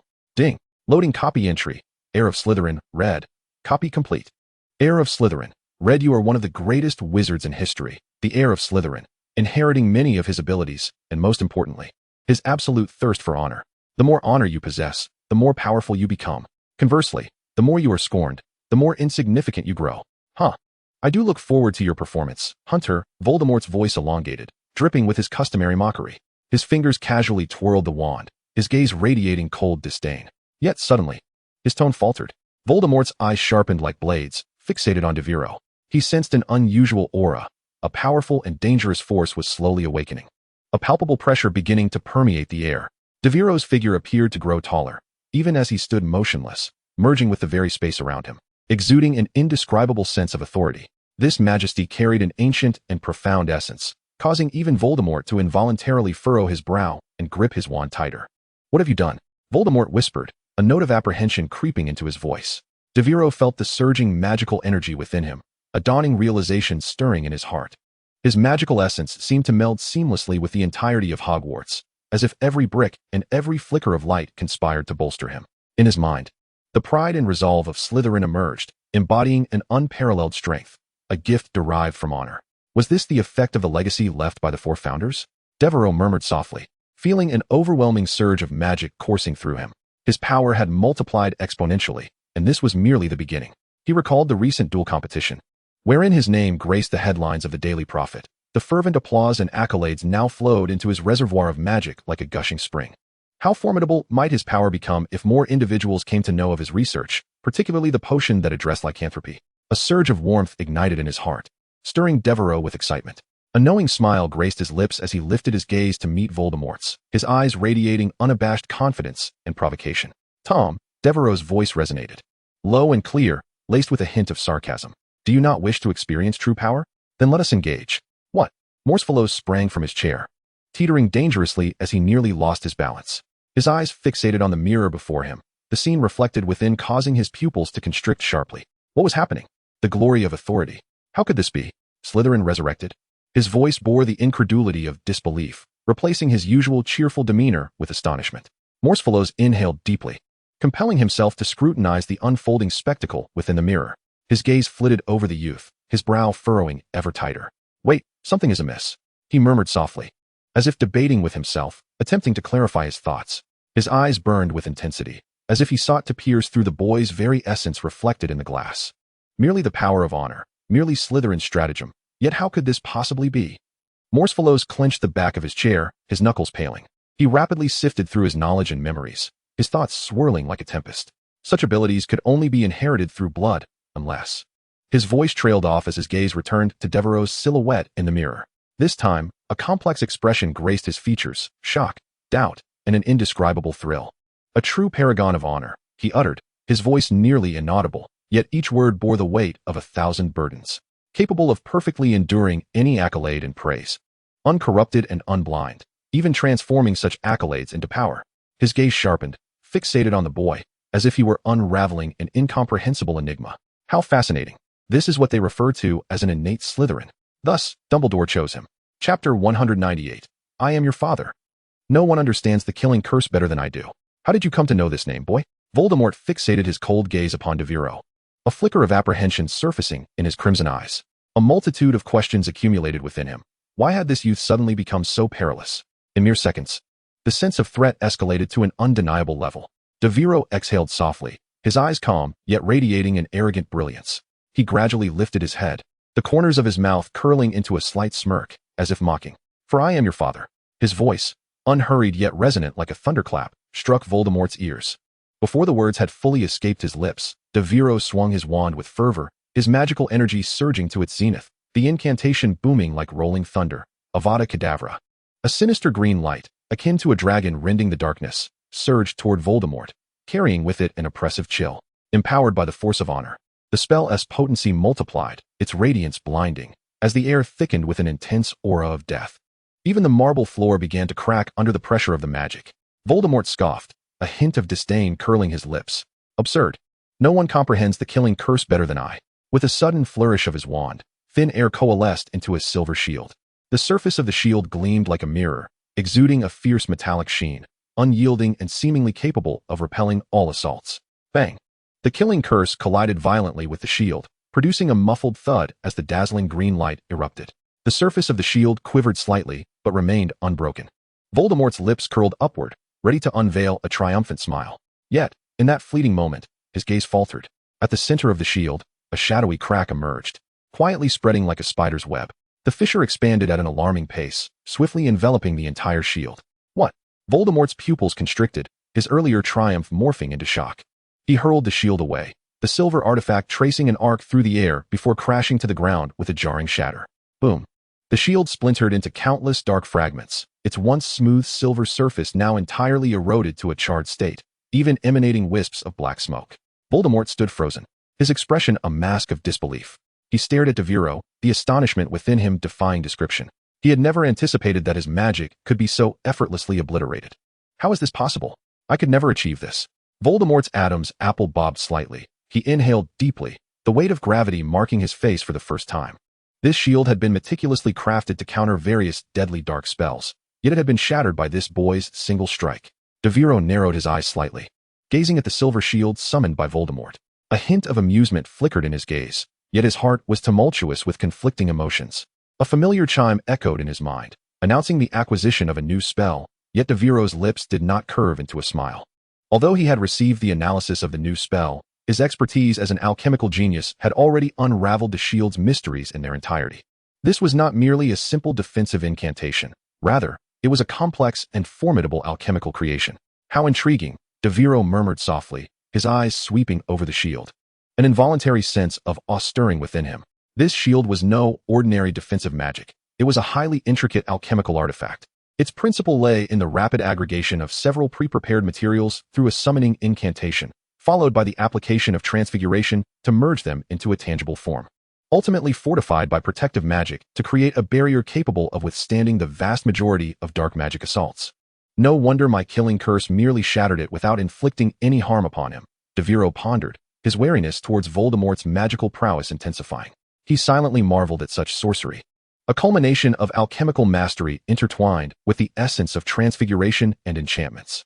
The perfect fusion of these three disciplines had birthed this powerful magical shield. Moreover, the fact that Voldemort could wield it effortlessly in battle attested to his meticulous preparation. This also indicated one significant point.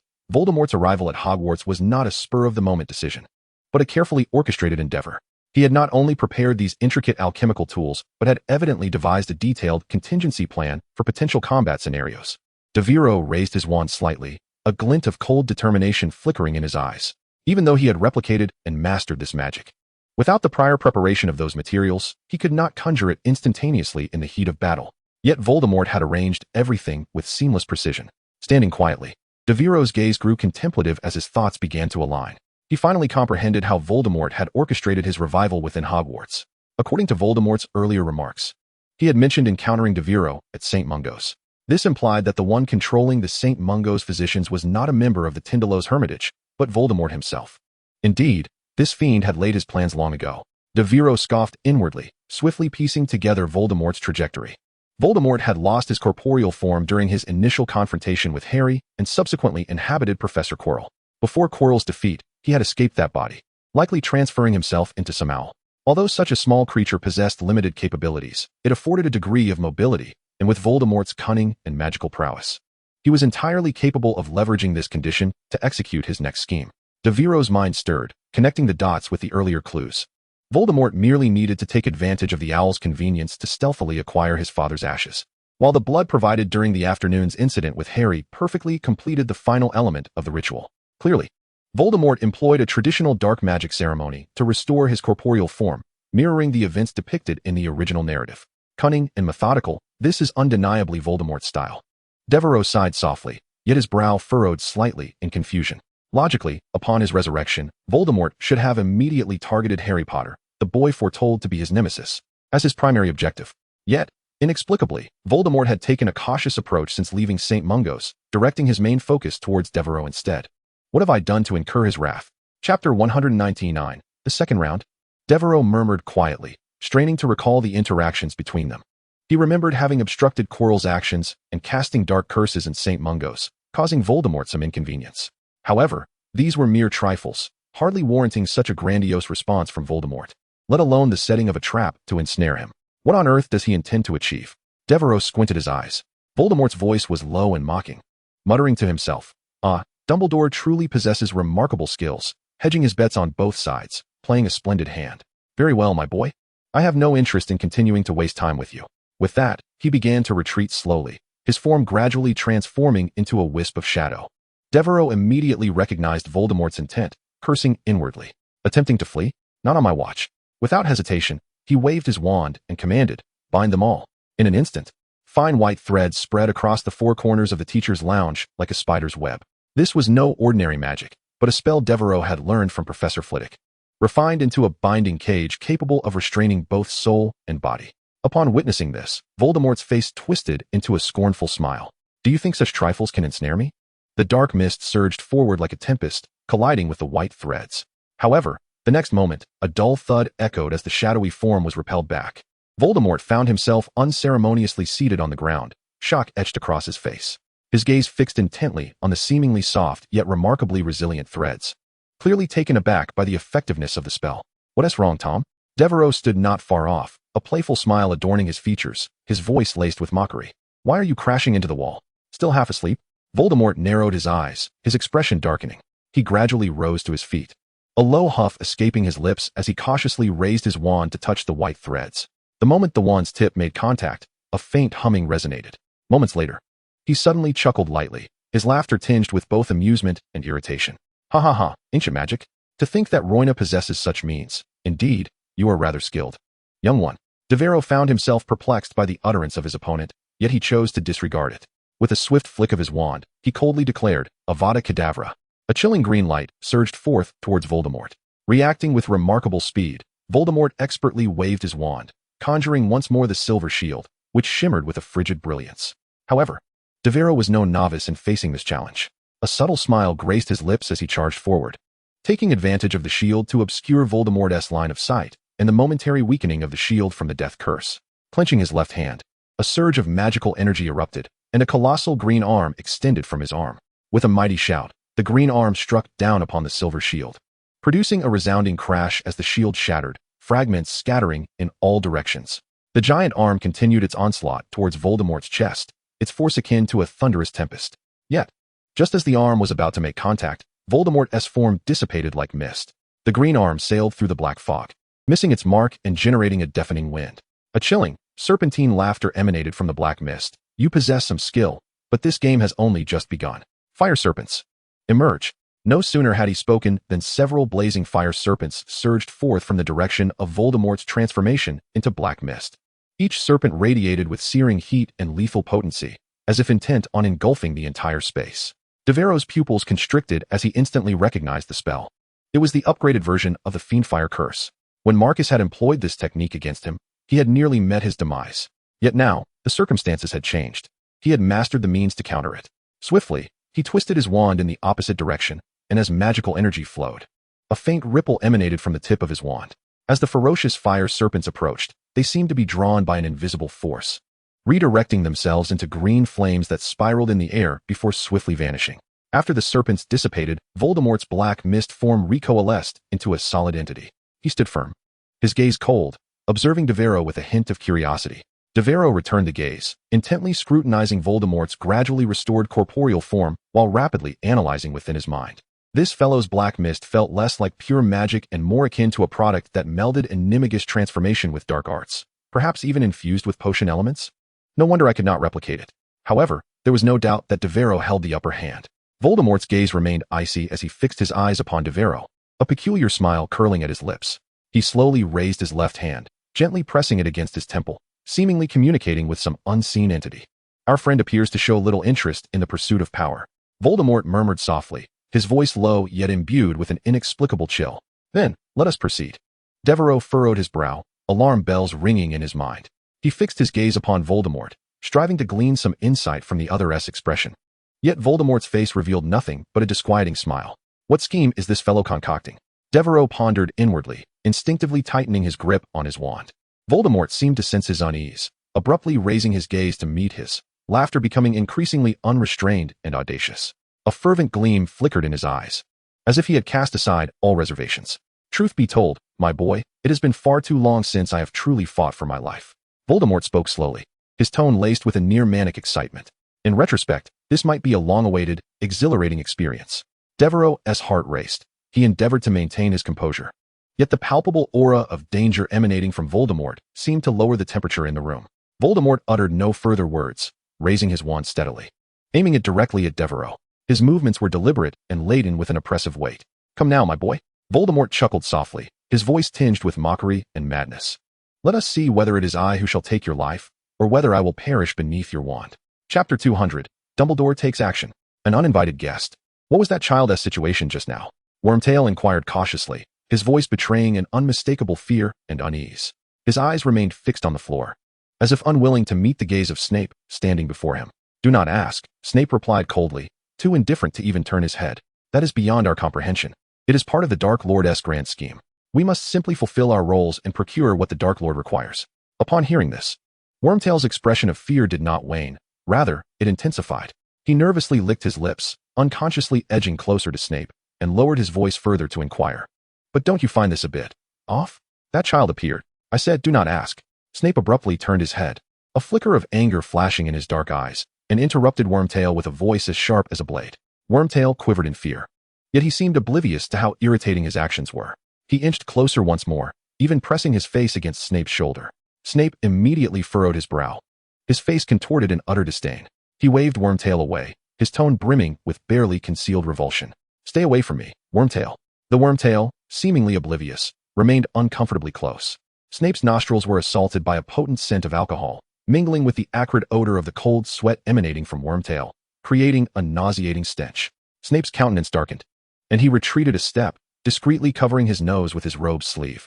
At long last, after enduring Wormtail's repulsive body odor and incessant complaints throughout their journey, Snape and Wormtail arrived at their destination. The space before them was an empty room, devoid of any adornments, with the air thick with a musty odor. The sole point of interest in the center of the floor was an ancient trapdoor, reminiscent of an entrance to a cellar. Snape's gaze deepened with foreboding as he approached and prepared to lift the trapdoor. At that moment, a low yet somewhat jovial voice echoed from behind them. Severus, good evening. Ah, Wormtail, it has been quite a while. The voice swept over them like a chilling breeze, rendering both men rigid. They turned stiffly to face the source of the voice. At the doorway stood a tall, elderly man, clad in a flamboyant shirt that contrasted oddly with his white robes. His iconic silver hair and snow-white beard cascaded to his abdomen, and his blue eyes glimmered faintly in the moonlight. He held a massive brazier, its familiar embellishments shimmering in the firelight. If Devero were present, he would undoubtedly recognize this brazier as the one from the Hogwarts headmaster's office. Dumbledore slowly bent down to place the brazier on the ground before tossing a small lock of his hair into the flames, his movements calm and unhurried. He raised his head, his gaze settling on Snape. "Dumbledore," Snape murmured, the name escaping his lips with a cold, complex tone. Their eyes locked in a charged standoff, as if the air itself crackled with an invisible tension. Meanwhile, Wormtail stood by, utterly bewildered, his face drained of color, trembling like a leaf in the wind. Suddenly, his legs gave way, and he collapsed onto the ground. He stared at Dumbledore in terror, his mouth moving silently, unable to produce any sound. In the next instant, a sharp odor permeated the air as Wormtail's trousers darkened, a pool of liquid rapidly spreading beneath him. Yet, no one seemed to take notice. "Disarm you! Disarm you!" Without hesitation, Snape and Dumbledore simultaneously raised their wands, sending silvery beams of light arcing through the air towards one another. Dumbledore's incantation was swift as the wind. With a mere flick of his wrist, Snape's spell was deflected, dissipating into the ether as if repelled by an invisible barrier. Snape appeared far more disheveled. He executed a rapid roll, narrowly evading Dumbledore's spell. Boom! Dumbledore's spell struck the trapdoor with a thunderous explosion that reverberated throughout the room. The ancient trapdoor was instantly obliterated into two halves, splintered with scattering in all directions, revealing a dark and profound cellar entrance. The two did not falter. Spells flickered in the air, accompanied by a cacophony of sharp, slicing sounds. Although Snape displayed remarkable prowess, he was evidently at a disadvantage against Dumbledore's onslaught. Each incantation from Dumbledore was executed with unparalleled precision, as if he had foreseen every one of Snape's movements. Meanwhile, Snape held back somewhat. His spells, though swift, lacked the lethal efficacy he typically possessed. A glimmer of struggle flickered in his eyes, yet it was overshadowed by a calculating calm. He was acutely aware that he could not fully confront the Elder, and perhaps he did not even need to. Bang! A spell sliced through the air, and Snape attempted to evade it, but it was too late. He closed his eyes, bracing for the inevitable impact. However, the anticipated pain did not come. Hesitantly, Snape opened his eyes to find a figure clad entirely in white standing before him. This figure resembled a lifeless statue, expressionless, with skin smooth as polished plaster. It stood silently, as if the magic in the air had settled around it. "Good evening, Professor Ravenclaw." Dumbledore's voice softened. He lowered his wand, his gaze intently fixed on this unexpected intruder. Both Snape and Wormtail were momentarily stunned, their eyes locked onto the statue-like figure, their faces a blend of shock and confusion. The statue slowly turned its head, revealing a stark and exquisite visage. It bore no clothing, yet its flawless form exhibited no trace of filth, as if it were some celestial being. "Good evening, Albus." The voice was deep and resonant, imbued with an undeniable authority. "Return to your slumber. You are no match for me." Chapter 201. The Duel of the Headmaster. The Battle of Authority. A man and a statue stood in silent confrontation, as if the very air within the room had solidified.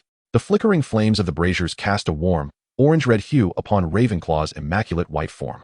Yet that expressionless face remained alien and cold. Dumbledore's gaze flickered slightly, seemingly awaiting a response. The Ravenclaw statue shook its head slightly, its tone low yet imbued with an undeniable gravitas. "Very well, Albus, this is your choice." Before the words had fully escaped its lips, it clapped its hands gently, as if invoking some arcane force. In an instant, Dumbledore's figure vanished. Snape's eyes widened in shock, rendered nearly speechless. He stared at the spot where Dumbledore had stood, now reduced to an empty expanse of floor, as if no one had ever existed there. The fire pit continued to blaze fiercely, illuminating Snape's face with a brightness that was both stark and unrelenting. "Go retrieve what Tom desires," a low voice resonated from the throat of the Ravenclaw statue, resembling the sound of stones grinding against each other. Snape froze for a moment, suddenly aware that he was still kneeling on the ground. He hastily rose to his feet, yet his gaze was irresistibly drawn back to the statue. After a brief silence, his lips trembled slightly, and he finally mustered the courage to speak. "What have you done to him?" The indifferent eyes of Ravenclaw swept over him, the tone remaining chillingly calm. "I have killed him." Snape's pupils dilated in shock, instinctively taking a step back. "Killed him?" he repeated in a whisper, as if unable to believe his own ears. The statue slowly nodded and continued. "I have erased his existence, fundamentally altering the manner in which he existed, obliterating him from this world." As the words settled, Snape felt as though all strength had been drained from him, his legs faltering until he leaned against the wall for support. His lips quivered, his gaze losing focus. Albus Dumbledore, lauded as the greatest white wizard of the 20th century, the pillar of Hogwarts, the hero who ended a generation of dark wizards, had been erased in such a manner? There were no earth-shattering battles, no confrontation of light and darkness, just a few words. A single action, and he had vanished entirely. "It cannot be," Snape murmured softly, his his voice laced with anguish, confusion, and a profound sense of helplessness. His fists clenched tightly, yet his body trembled slightly, as if questioning his own existence. He suddenly felt that all his efforts were rendered utterly insignificant, all his research, all his achievements. Even his loyalty to the Dark Lord were meaningless in the face of such transcendent power. He was but a trivial pawn, an ant easily crushed at any moment. The atmosphere in the room became thick with tension, silence enveloping them, save for the crackling of the flames in the pit. However, in the next instant, the fire surged dramatically, as if infused with boundless fuel, erupting into a flame nearly 2 meters high. The blaze cast a crimson hue throughout the room, compelling one to instinctively retreat. Snape's eyes widened in astonishment, nearly dropping his wand, for he had never witnessed such an uncanny spectacle. "Move quickly, or you shall not depart." The Ravenclaw statue observed the fire pit with unwavering composure, its voice deep, as if a massive stone weighed upon each heart. Snape's heart raced as he was about to inquire further, but suddenly, something shifted within the flames. A foot emerged from the fire. Snape was so astonished that he nearly forgot to breathe. He blinked, doubting his own vision. The flames were still raging fiercely, yet that foot remained entirely unscathed, as if impervious to the searing heat. In a moment, a leg, a hand, and then an entire body emerged, as if the flames parted to grant passage. The figure stepped forth, leaving Severus Snape with his mouth agape, as if he could fit an egg within. How could this be? The person, adorned with a mane of silver hair, stood tall, a faint smile gracing his lips, and in his hand, he held that familiar long-handled wand. The brilliance of wisdom sparkled in his blue eyes. It was none other than Albus Dumbledore. Just moments ago, he had been deemed obliterated by Ravenclaw. Yet now he stood before them, very much alive. Ravenclaw tilted his head slightly, fixating upon Dumbledore. His plaster-like visage revealed no trace of emotional fluctuation. Yet his tone conveyed a calm certainty. "Indeed, Albus, the second half of the power of resurrection resides with you." Dumbledore smiled gently, his gaze flitting between Ravenclaw and Snape. At that moment, Snape comprehended that this confrontation transcended the limits of magical understanding he had previously possessed. A slight tremor seized him, cold sweat beaded upon his forehead. He could no longer linger, swiftly maneuvering around Ravenclaw to seize the limp form of Wormtail, still sprawled on the ground. Wormtail was drenched, terror etched across his face, murmuring, "This cannot be real, it must be a dream." Snape shot him a fierce glare, hissing in a low voice, "Silence." Without further hesitation, he dragged Wormtail's body hastily toward the shattered trapdoor. However, just as he was about to step into the cellar, Dumbledore's voice resonated from behind, deep yet clear, filling the room. "Severus." Snape's pace faltered abruptly. That familiar tone, that steady call sent a tremor through his heart. He halted, turned back, yet remained silent. Their eyes locked for a fleeting second. Ultimately, Snape clenched his jaw, forcing himself to avert his gaze. He lowered his head, tugging at Wormtail, and resolutely descended into the cellar without a backward glance. Was he truly the most trusted subordinate? Ravenclaw regarded the direction in which Snape had vanished. His tone calm and somber, as if speaking to himself or perhaps addressing Dumbledore. He sighed softly. It becomes a habit. Betrayal is all too frequent. Then, he turned to Dumbledore, his voice imbued with a patient and elegant counsel. "Very well, Dumbledore, you still have a chance. Return to your slumber and treat this as if it never transpired." Tonight was merely an extraordinarily unexpected full moon, leading to a mishap involving a werewolf on campus. Dumbledore's expression remained unchanged, quietly observing Ravenclaw. After a moment, he gently shook his head, a hint of regret flashing across his countenance. "Since you have been sent to delay me, Professor, I have a question." Dumbledore's words were gentle and composed, piercing directly to the heart of the matter. "I do not comprehend the significance of Tom taking this power. This does not provide any direct assistance to his plans." Ravenclaw slowly exhaled, as if sifting through his thoughts. "You should be aware," Ravenclaw's voice was low and measured. "The only convergence could lead to a paradigm shift. He was in pursuit of this very essence." Dumbledore's expression shifted slightly, his brow furrowing as if he had finally brushed against an uncomfortable truth. His tone lowered. "Does he wish for him to remain in eternal slumber?" Ravenclaw gave a barely perceptible nod, his movement as delicate as a feather's descent. "Like you," Ravenclaw continued, "the same solution. Moreover, he was on the brink of success." Dumbledore's demeanor became increasingly intricate, a blend of admiration, concern, and even a hint of regret. He closed his eyes, inhaling deeply before releasing a slow breath, as if striving to calm himself. "Indeed," he murmured softly, a note of resignation in his tone. "I have a general understanding of his intentions." His eyes reopened, a resolute gleam sparkling in his blue gaze. "However, I'm afraid, Professor, this matter cannot be entrusted to him." Dumbledore's wrist flicked sharply, and the flames in the cauldron behind him surged upward, transforming into brilliant golden-red flames that swirled around him. The The fire gradually coalesced into form, a feather-like shield of light enveloping him, radiating both searing heat and a sacred brilliance, akin to a fiery phoenix guarding its master. Ravenclaw remained motionless, revealing no sign of astonishment. He merely nodded slightly, his tone still imbued with that unsettling calmness. Yes, I anticipated this as well. Upon finishing his statement, a sudden brilliance ignited in his eyes, akin to stars spilling forth, infused with an ineffable power. Before Dumbledore could react, a formidable force surged forth, enveloping the two men in an instant. Amidst a blinding flash of white light, their figures vanished from the room simultaneously. Silence reclaimed the space, leaving only scattered remnants of battle. The shattered trapdoor lay ajar, and the solitary cauldron burned, its flames casting flickering shadows upon the walls. Chapter 202 Exposure. The cauldron? Bang! The last stone knight was struck by the fiery serpent conjured from the fierce flames, erupting in a thunderous explosion, debris scattering and crashing heavily to the ground. Echoing dully, the chamber gradually quieted, leaving only Snape and Wormtail standing amidst the wreckage. Snape wiped the sweat from his brow with his sleeve, bowing his head to brush the dust from his robes. Each subtle movement betrayed an exhaustion intertwined with suppressed fury. Just now that was. Wormtail cautiously ventured, his voice laden with fear and confusion. Ravenclaw, the founder of Hogwarts, the Master's aide? My goodness. His words flowed in a disjointed manner, ceaseless and erratic, akin to a headless fly flitting about chaotically. Snape remained unresponsive, his demeanor as frigid as if he had not heard a single word. Ever since he had stepped through the trapdoor, the fellow had appeared quite foolish. Snape's strides were brisk, his robes stirring up a cloud of dust as he decisively departed from the battleground. Following the Dark Lord's guidance, they had traversed several defenses laid by the professors. First, they encountered Flitwick's spell shields. Next was the treacherous and foul-smelling plant maze crafted by Professor Sprout, composed of biting cabbages. Finally, they faced the formidable Stone Knight Brigade commanded by Professor McGonagall, a daunting number with considerable lethality. Although Wormtail had indeed participated in the fray, it was undoubtedly Snape who bore the brunt of the pressure.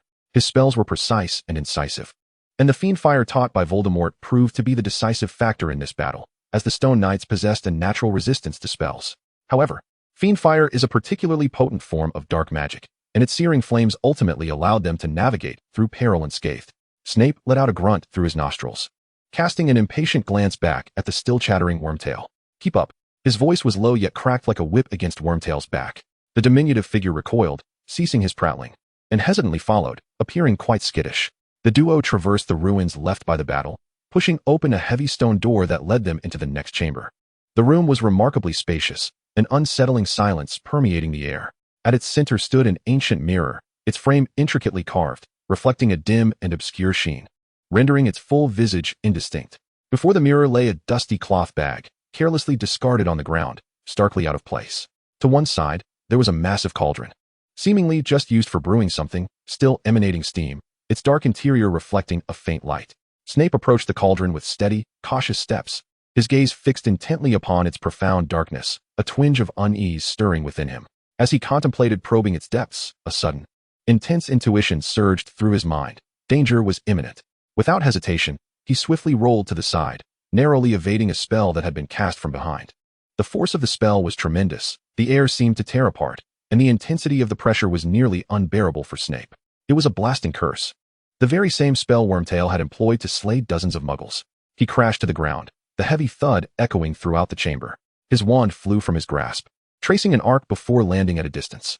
Overwhelmed by pain, Snape lifted his head, his eyes flashing with shock and fury, locking onto the caster of that spell. Peter. You. Snape almost forced the words through clenched teeth. The pale-faced Wormtail stood not far away, a triumphant grin spreading across his features. It was evident that his curse had indeed inflicted considerable harm upon Snape. I've been pretending to be exhausted all along. Traitor. Die. Peter bellowed, his wand igniting once more. In that moment, Snape's fury nearly drove him to madness. Realizing he could no longer afford to waste time, he instinctively aimed his wand and raised it with a swift motion. Stupefy, he uttered coldly, as frigid as the wind of the night. He refrained from using his wand, opting instead for a wandless spell, intent on swiftly neutralizing the imminent threat. A beam of crimson light shot from the distant wand, inadvertently striking Wormtail's wand directly. A deafening explosion ensued, shattering Wormtail's wand into two pieces that fell to the ground. Wormtail stared in disbelief at his lost weapon, instantly stripped of his audacity. His gaze lingered on Snape for a fleeting moment before he transformed into a rat, hastily fleeing into the shadows, vanishing into the gloom of the chamber. Snape rose to his feet, agony radiating from his leg. Ignoring the wound, he gritted his teeth against the pain, dragging his injured leg back to his wand and exerting himself to retrieve it. The pain nearly caused him to falter, and he leaned against the wall, finally exhaling slowly. I should have used the killing curse, Snape muttered to himself, his brow furrowed. He suddenly realized that during his confrontation with Dumbledore, he had chosen a damned disarming spell instead of the most direct and effective lethal blow. That cursed disarming spell seemed to have clouded his judgment, leading to a grave error.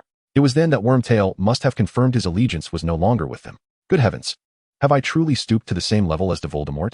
Snape's hands trembled slightly as he closed his eyes, pressing his forehead, a flicker of self-mockery crossing his face. Indeed, he, Snape, had never been one of Voldemort's followers since he began teaching at Hogwarts. In the staff room, do you wish to die? Fine. It's no exaggeration to say that sending someone to their demise is my forte.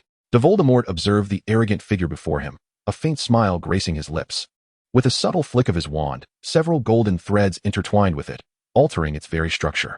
Ever since the prophecy hinted that he might meet his end at the hands of a Muggle firearm, Voldemort had begun devising a countermeasure. Today was the perfect opportunity to put his plan to the test. With a fierce sweep of his right hand, he exclaimed, Avada Kedavra! Bang! Bang! Bang! Bang! Bang! Bang! Dozens of green killing curses erupted from the tip of Voldemort's wand, each spell imbued with a chilling aura of death. The incantations wove together densely, forming a net of death that nearly enveloped Voldemort. In the face of countless curses unleashed upon him, a proud expression remained etched upon Voldemort's visage. To achieve such mastery over the killing curse is indeed unparalleled in the world. His voice, deep and magnetic, resonated with an air of defiant arrogance in each utterance. I, Voldemort, shall deem you the strongest. No sooner had he spoken than he swept his wand with force, conjuring a massive silver shield that arose like a rock wall before him, blocking the onslaught of spells. Yet, it was evident that such magic would be futile against the caliber of the death curse wielded by Devero. It was akin to striking a stone with an egg. The curses surged forth like famished beasts, relentlessly pouncing, accompanied by deafening explosions that swiftly marred the surface of the shield with cracks. The sound of the fissures expanding echoed like the tolling of a death knell, and the shield, ultimately unable to bear the burden, shattered into fragments, dispersing as a glimmer of silver light. In the moment the shield fell, Devereau's gaze fixated intently upon Voldemort, his eyes now filled with an intensified wariness. He noticed that Voldemort's hand appeared to possess an additional object, a gleaming golden chalice. At the instant the golden cup materialized, Devereau's pupils constricted sharply. He beheld Voldemort's cold smile as he tilted his head back, consuming the contents held within the cup. Boom, boom, boom.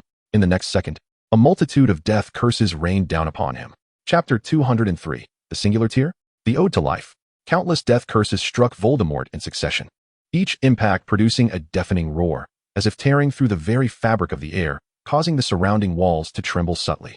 The chamber was suffused with the scorched atmosphere following the explosion of spells, creating an illusion that time itself had come to a standstill. Yet, Devereau's countenance grew increasingly grim. His death curses had indeed found their mark on Voldemort, yet the anticipated effect was absent. There was no lethal force, no gory dismemberment. Instead, they merely rent the dark cloak draped upon Voldemort, leaving him exposed. Thus, before Devero stood a colossal white serpent? No, that was not the crux of the matter. It must be noted that this was the outcome after enhancing his wand through the combination of genius Wandmaker and alchemical prodigy. Conversely, Voldemort's figure seemed to grow sharper, emanating an eerie radiance. How could this be? Devero tightened his grip on his wand, beads of cold sweat forming at his brow. A hint of a playful smile curled at the corners of Voldemort's mouth, reminiscent of a predator savoring the struggle of its prey. My dear Devero, Voldemort began, his voice low and frigid, imbued with an unmatched confidence. My soul has already been granted the most formidable protection. Do you believe your death curses hold any power over me? They are but feeble gasps. He strode deliberately towards Devero, his right hand holding the wand that hung down like a venomous serpent, while his left grasped the golden cup. Each measured step exuded an irresistible air of oppression, as if the very atmosphere of the professor's lounge had thickened. Merely a triviality, Voldemort chuckled softly, his tone laced with disdain. Devero clenched his jaw tightly and swung his wand with a sudden burst of anxious fury. Protective armor. At his command, a formidable silver shield materialized instantly before him. In that moment, Voldemort had closed the distance to within 3 meters, and Devero could now perceive the details of Voldemort's aura, noting a newly unveiled entry that elucidated why he felt no fear of the killing curse. Revitalizing essence. Red, temporary by partaking of the fountain of life. You have gained an exceptionally vigorous vitality, manifesting on both corporeal and spiritual levels. Yet, this revelation was not what astonished Devero most. He simultaneously glimpsed the entry associated with the golden cup in Voldemort's possession. Indeed, this was one of Voldemort's Horcruxes, the Hufflepuff Cup. Name: Tom Riddle's Soul Fragment. Age: 20 years, eternal.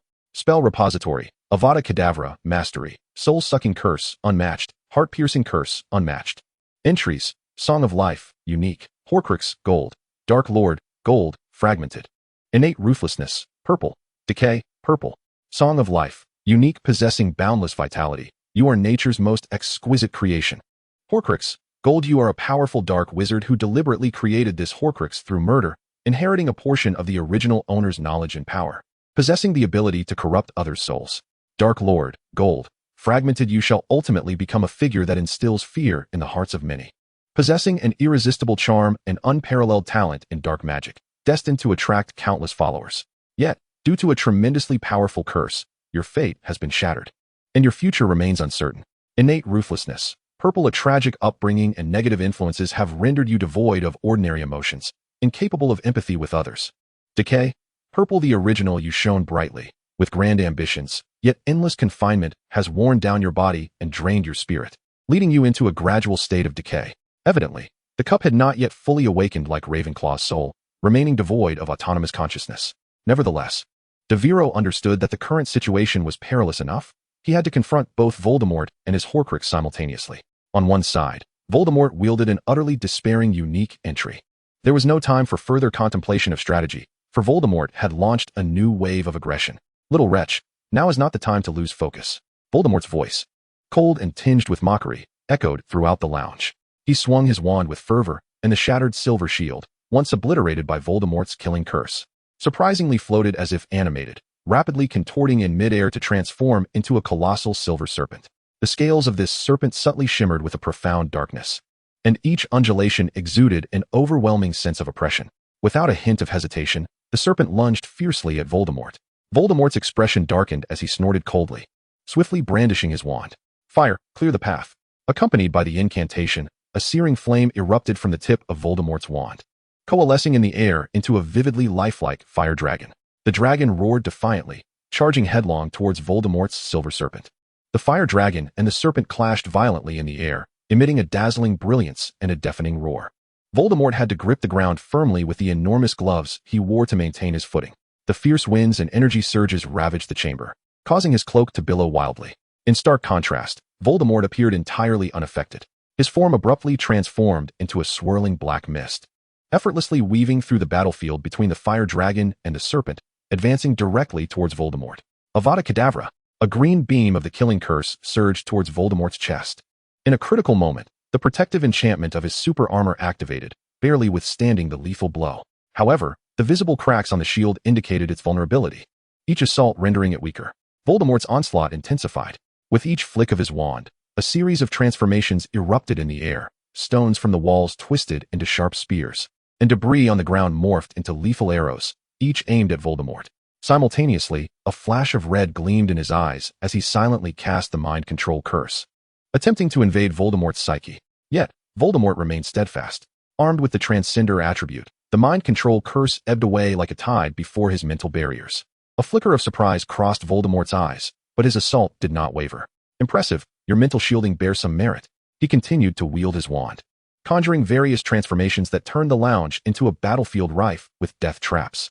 Voldemort could only awkwardly roll and evade, persistently casting transfiguration spells to convert the surrounding debris into temporary barriers against Voldemort's killing curses. Though his movements appeared reactive, his eyes remained fixed on Voldemort, his mind racing to calculate potential breakthroughs. Chapter 204, Alexander's Killing Curse Training Class, Guaranteed Mastery. What a troublesome little brat. Voldemort gritted his teeth, intensifying his assault. His attacks were unrestrained and devoid of defense, clearly confident in his ability to disregard any harm. With each wave of his wand, he emanated an aura of absolute domination. To speak candidly, although he found himself at a disadvantage, Devero had observed Voldemort's somewhat unorthodox gestures while casting the killing curse. As Voldemort clumsily rolled to evade the incoming spell, he exclaimed, "Your incantation technique leaves much to be desired." Instantly, Voldemort's expression darkened, and a more intense green light emanated from his wand, hurtling toward Devero. Yet, with a graceful roll, Devero narrowly escaped once more. "This is no jest," he gasped, taking refuge behind a transfigured stone pillar. Your wrist movement is far too rigid. Such wand motions squander the efficiency of magical flow. And by the way, is Avada pronounced that way? It seems rather lackadaisical.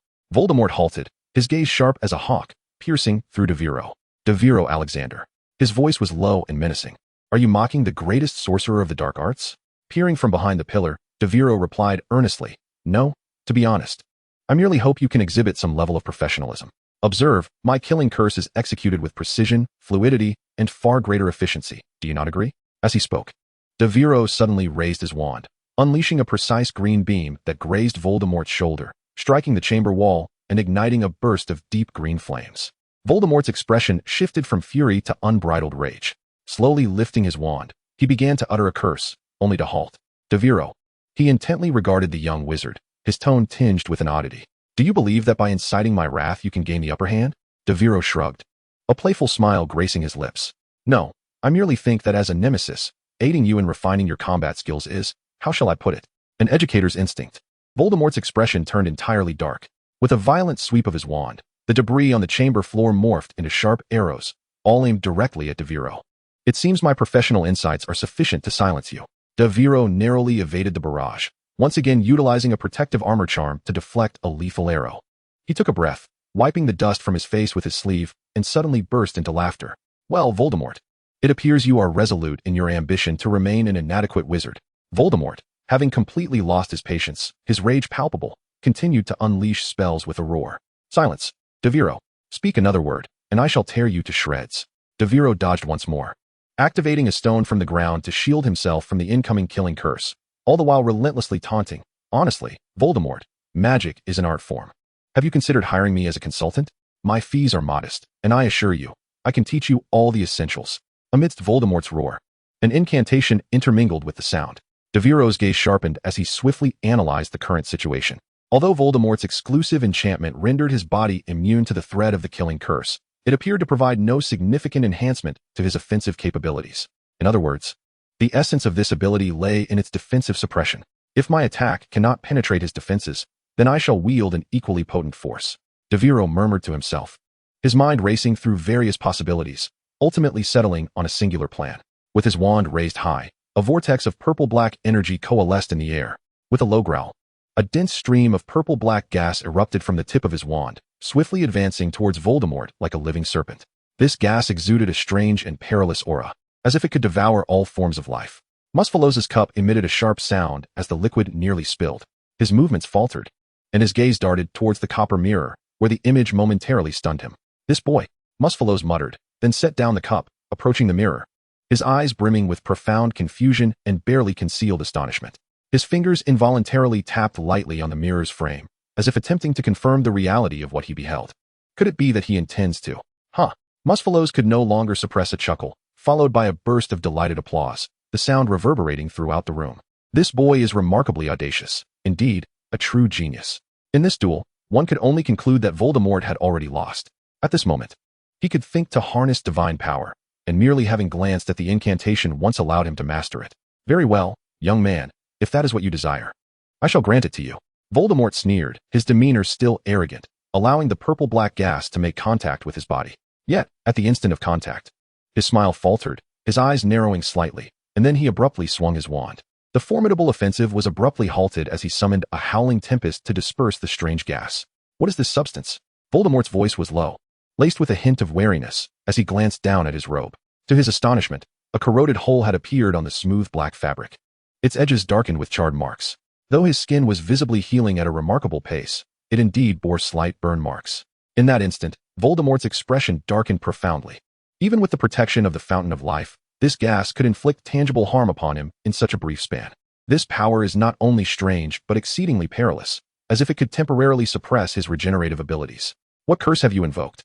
Voldemort slowly raised his head, an unmistakable hint of unease permeating his voice, his icy gaze fixed intently on Devero. Meanwhile, a playful smirk curled at the corners of Devero's mouth. He straightened his posture, firmly grasping his wand, as a series of crisp notification chimes echoed in his mind. Ding. Acquired new entry. Curse of Anubis, white. Acquired new entry. Decay's power, white. A flicker of pride gleamed in Devero's eyes as he lightly waved his wand, the purplish-black mist coalescing around him stealthily, akin to a venomous serpent poised to strike. Indeed, It was possible to harness power through the application of the decay curse. Very well. Dear Professor of Defense Against the Dark Arts, this shall be the greatest assistance you have rendered to Devero. Chapter 205. Borrowing the Power of the Divine. Devero was acutely aware of the terrifying potency contained within his grasp, as well as its potential for growth. He could also sense an uncontrollable ferocity in this power beneath the full moon's gaze today. Yet, Devero had no choice. He must exert all his effort to amplify the curse affixed to his body. Fortunately, there remained the meditative techniques that could aid him in maintaining a calm demeanor. After all, Percy had managed to elevate similar entries to purple in just a month under extreme restraint. Now, having fully released the suppression of this power, how long would it take for Devero to achieve a golden entry through fervent utilization? With a swift flourish of his wand, purple-black mist surged towards Voldemort like a tidal wave. Voldemort's expression darkened, a flicker of impatience crossing his eyes. He raised his wand, casting a series of formidable spells in an attempt to dispel the eerie mist. Water conjuration, gale spell, even transfiguration were all employed. Yet each could only momentarily halt the mist's advance. Such tedious tricks. Voldemort growled lowly, his eyes igniting with ferocity. Finally, he lifted his wand and intoned with authority. Conflagration spell. Instantly, a searing flame erupted from Voldemort's wand, swiftly expanding into a fiery serpent. The serpent lunged at the purplish-black mist, emitting a piercing hiss. The flames and mist collided violently in the air, each eroding the other, bursting forth in a cloud of steam and smoke. Devero observed the unfolding scene, arching an eyebrow as he silently analyzed the situation. Voldemort had evidently discovered a method to temporarily counter the mist. Yet the conflagration spell was not an infallible line of defense. This thought sparked a glimmer of hope within Devero. However, he had to concede that Voldemort still maintained dominance in terms of spell proficiency and pressure. After all, Devero had not specifically practiced the decay curse prior to this encounter. The battle had reached a stalemate. Voldemort advanced relentlessly, his assault akin to a tempest, seemingly denying Devero even the slightest opportunity to catch his breath. Devero, relying on his agile physique and diverse tactics, deftly maneuvered through the arena, employing transformation spells and various defensive incantations to engage with Voldemort. Amidst this delicate balance, a series of notifications echoed in Devero's mind. Ding! New entry acquired. Curse of Anubis, green. New entry acquired. Decay's power, green. Devero felt his hair growing uncontrollably, an intense itch enveloping his body. Ding! New entry acquired. Curse of Anubis, blue. New entry acquired. Decay's power, blue. At the tender age of 11, he found himself sprouting facial hair. Ding! New entry acquired. Curse of Anubis, purple. New entry acquired. Decay's power, purple. His nails morphed into something resembling those of a beast. He could even sense his eyes narrowing. Finally, ding! New entry acquired. Curse of Anubis, gold. New entry acquired. Decay's power, gold. At this moment, Devero felt as though his entire being was covered in fur, yet this was of little consequence. He sensed that his decay curse had suppressed Voldemort's fiery spell. The primal urge within him was on the verge of overwhelming him. Ding! New entry acquired. Curse of Anubis, red. New entry acquired. Decay's power, red. New entry acquired. Death's hatred, red. Devero's heart pounded violently within his chest, clearly feeling the boiling power and increasingly feral aura coursing through him. Nevertheless, his rationality remained taut as a fine thread, allowing him to retain clarity amidst the deluge of strength. Thankfully, the meditative practices from the previous month had not been in vain. The moment had arrived. He whispered, his voice imbued with an indescribable sense of foreboding. Devero withdrew his wand, his gaze sharp as a blade, his expression steely. Abruptly, he became aware that his throat could not produce its usual sound. Instead, a deep, primal growl emerged. He glanced down at his right arm, now cloaked in golden fur. His fingers transformed into formidable claws. Yet, these changes did not instill fear or hesitation within him.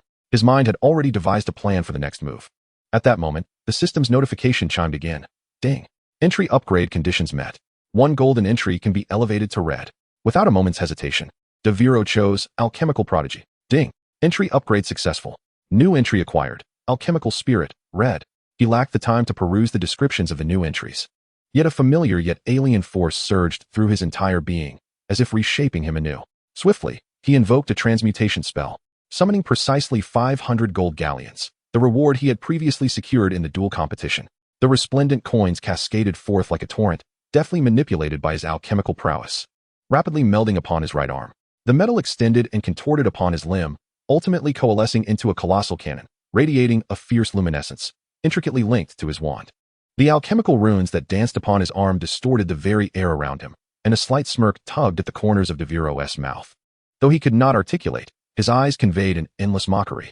At that moment, Voldemort was laboriously employing the Fiendfire curse to dispel the decaying black mist imbued with the power of the Crimson Entry, a flicker of doubt crossing his gaze.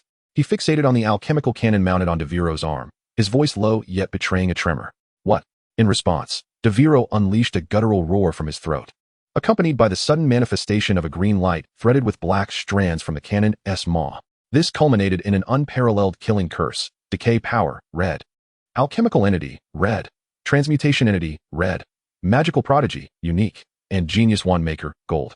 A strike that could not be withstood by Voldemort. Decay of the killing curse. A thunderous roar reverberated throughout the arena.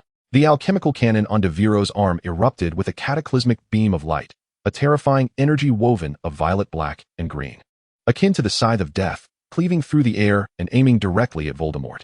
His pupils constricted, and a hint of panic finally seeped into the previously arrogant expression on his face. Almost instinctively, he raised the golden cup high, growling as he cast the banishing spell. The cup vanished instantaneously into the ether, yet Voldemort found himself unable to evade the obliterating beam. The light enveloped his form, eliciting a scream of excruciating agony.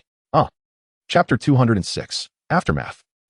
Voldemort's anguished cries pierced the silence of the corridor like a dagger, echoing through every inch of the air. Devero, with the remnants of smoke still swirling from the alchemical cannon, gradually lowered his right arm, his gaze calm and sharp as he surveyed the scene before him. That strike, the decay of the killing curse, had utterly annihilated Voldemort's corporeal form, as if erasing him entirely from this world. Indeed, he murmured to himself, his tone imbued with conviction. Ultimately, the power Voldemort derived from the Golden Cup resided merely within the realm of the Crimson Entry, incapable of reaching the unique tier. As per Devero's current conjecture, a flurry of rapid deductions coursed through his mind. The unique tier of power belonged to the founders of Hogwarts, such as Ravenclaw and Hufflepuff. Their abilities could effortlessly wield the laws of such a caliber. Clearly, Voldemort could only reach the level of drinking from the fountain of life. It was precisely for this reason that Devero acted decisively as soon as his entry was elevated to Crimson. Such timing not only ensured that he would not fall into unnecessary peril, but also suppressed Voldemort's power, shattering his corporeal form. However, the most formidable aspect was Voldemort's immortality bestowed by his Horcruxes. In the wake of that green radiance, Voldemort's physical entity vanished, replaced by a swirling, ethereal mass, resembling both gas and liquid, exuding an eerie black-green luminescence. The entity writhed in the air, emitting a piercing shriek, akin to the wails of a vengeful spirit, or perhaps the desperate struggles of some living essence. Without a moment's hesitation, Devero waved his wand, and the surrounding white threads, drawn by an invisible force, swiftly converged upon Voldemort's essence. These threads intertwined in the air, ultimately ensnaring the writhing soul in a tightly woven net, compressing Voldemort's remaining spirit into a white orb the size of a ping-pong ball. With a gentle flick of his wand, the orb floated into his hand. He lowered his gaze to scrutinize it closely, observing the soft flickering light within, as if some consciousness swirled inside. A visage of anguish intermittently emerged, seemingly voicelessly screaming. What an unsightly object! Devero raised an eyebrow, his tone laced with disdain. He flicked his wand, unveiling Voldemort's panel. A striking new entry appeared on the interface, while an existing entry underwent a transformation. Decayed Curse. Read: you have been struck directly by an immensely powerful decayed curse, losing your corporeal form, your soul suffering severe damage, rendering recovery nearly impossible, left with only the instinct to endure endless torment. This was anticipated by Devero, as it was the intended effect of his decayed curse. However, there was an alteration that took him by surprise. Dark Lord, purple, extremely shattered. You may have become a sorcerer that instills terror in the hearts of many, possessing great charm and unparalleled talent in dark magic, likely to garner countless followers, but due to several immensely powerful spells, your fate has been shattered, and a heavy shadow looms over your future, as someone more deserving of the title Dark Lord emerges in the world. Devero narrowed his eyes, gently sliding his finger across the panel, as if verifying the accuracy of what he beheld. It changed from red to purple? He murmured, a hint of perplexity in his voice. Was this my doing? Or did this battle render him utterly unfit to become the Dark Lord? Devero fixated on the phrase regarding someone more qualified to assume the mantle of Dark Lord, plunging into contemplation. Soon, a possibility dawned upon him. Could it refer to other Horcruxes? He whispered to himself, a profound smile curling at the corners of his lips. It seems I have thoroughly dealt with young Tom. Haha. Devero squeezed the white orb in his hand, feeling the faint struggle of Voldemort's lingering soul within, and his smile grew more pronounced. He raised his hand, poised to stow the orb in his pocket, but suddenly halted. Wait. Looking down, He was startled to discover that his physique had more than doubled in size. His once-fitting robes were now torn and tattered, hanging from him in a comical and disheveled manner. When did I become like this? Devero sighed in resignation, glancing at his enormous hands, ultimately deciding to continue gripping Voldemort's orb. Exhaling deeply, he relaxed slightly, shifting his gaze to his status panel, finally having the time to examine the spoils of this battle in detail. Host, Devero Alexander. Age, 11. Identity, first-year student at Hogwarts, seasoned potion master, statistical assistant. Spellbook, Killing Curse, Unmatched, Soul Stealer, Proficient, Microstructural Transformation, Proficient. Attributes, Transmigrator, Unique, Magical Prodigy, Unique, Potion Spirit, Red, Transformation Spirit, Red, Savior, Red, Prophet's Second Sight, Red. Curse of Anubis, Red, Decay Power, Red, Death's Hatred, Red, Heir of Slytherin, Red, Alchemical Spirit, Red. Attribute Library, Unique, 2, Red, 9, Gold, 10, Purple, 31, Blue, 1932.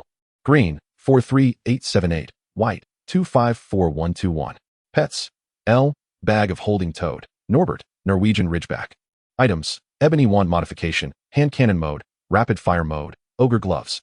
Wisdom of the Ancients, Meditation Technique of the Soundless Sage. Exploration of Magical Secret Realms. 4. Curse of Anubis. Red, you have been cursed by the god of the dead. Anubis, to the utmost degree, losing all rationality and transforming into a monster, driven by an extreme thirst for blood, beginning with those closest to you, slaughtering all in your vicinity. Decay Power. Red, a power that reverses the authority of the god of the dead, born from the nemesis of the god of the dead, granting you the ability to wield the most formidable decay spells. However, this also puts you at odds with the Grim Reaper. Death's Hatred. Red, as an ordinary person, earning the hatred of a deity is an extraordinary feat, yet you have achieved it. Thus, after your demise, you cannot enter the realm of the deceased, but instead wander the fringes as a restless spirit, lacking the opportunity to negotiate with the Grim Reaper, who will tend to make decisions that conflict with your interests. As a mortal capable of influencing a deity's choices, this is undoubtedly a tremendous honor. Alchemical Spirit.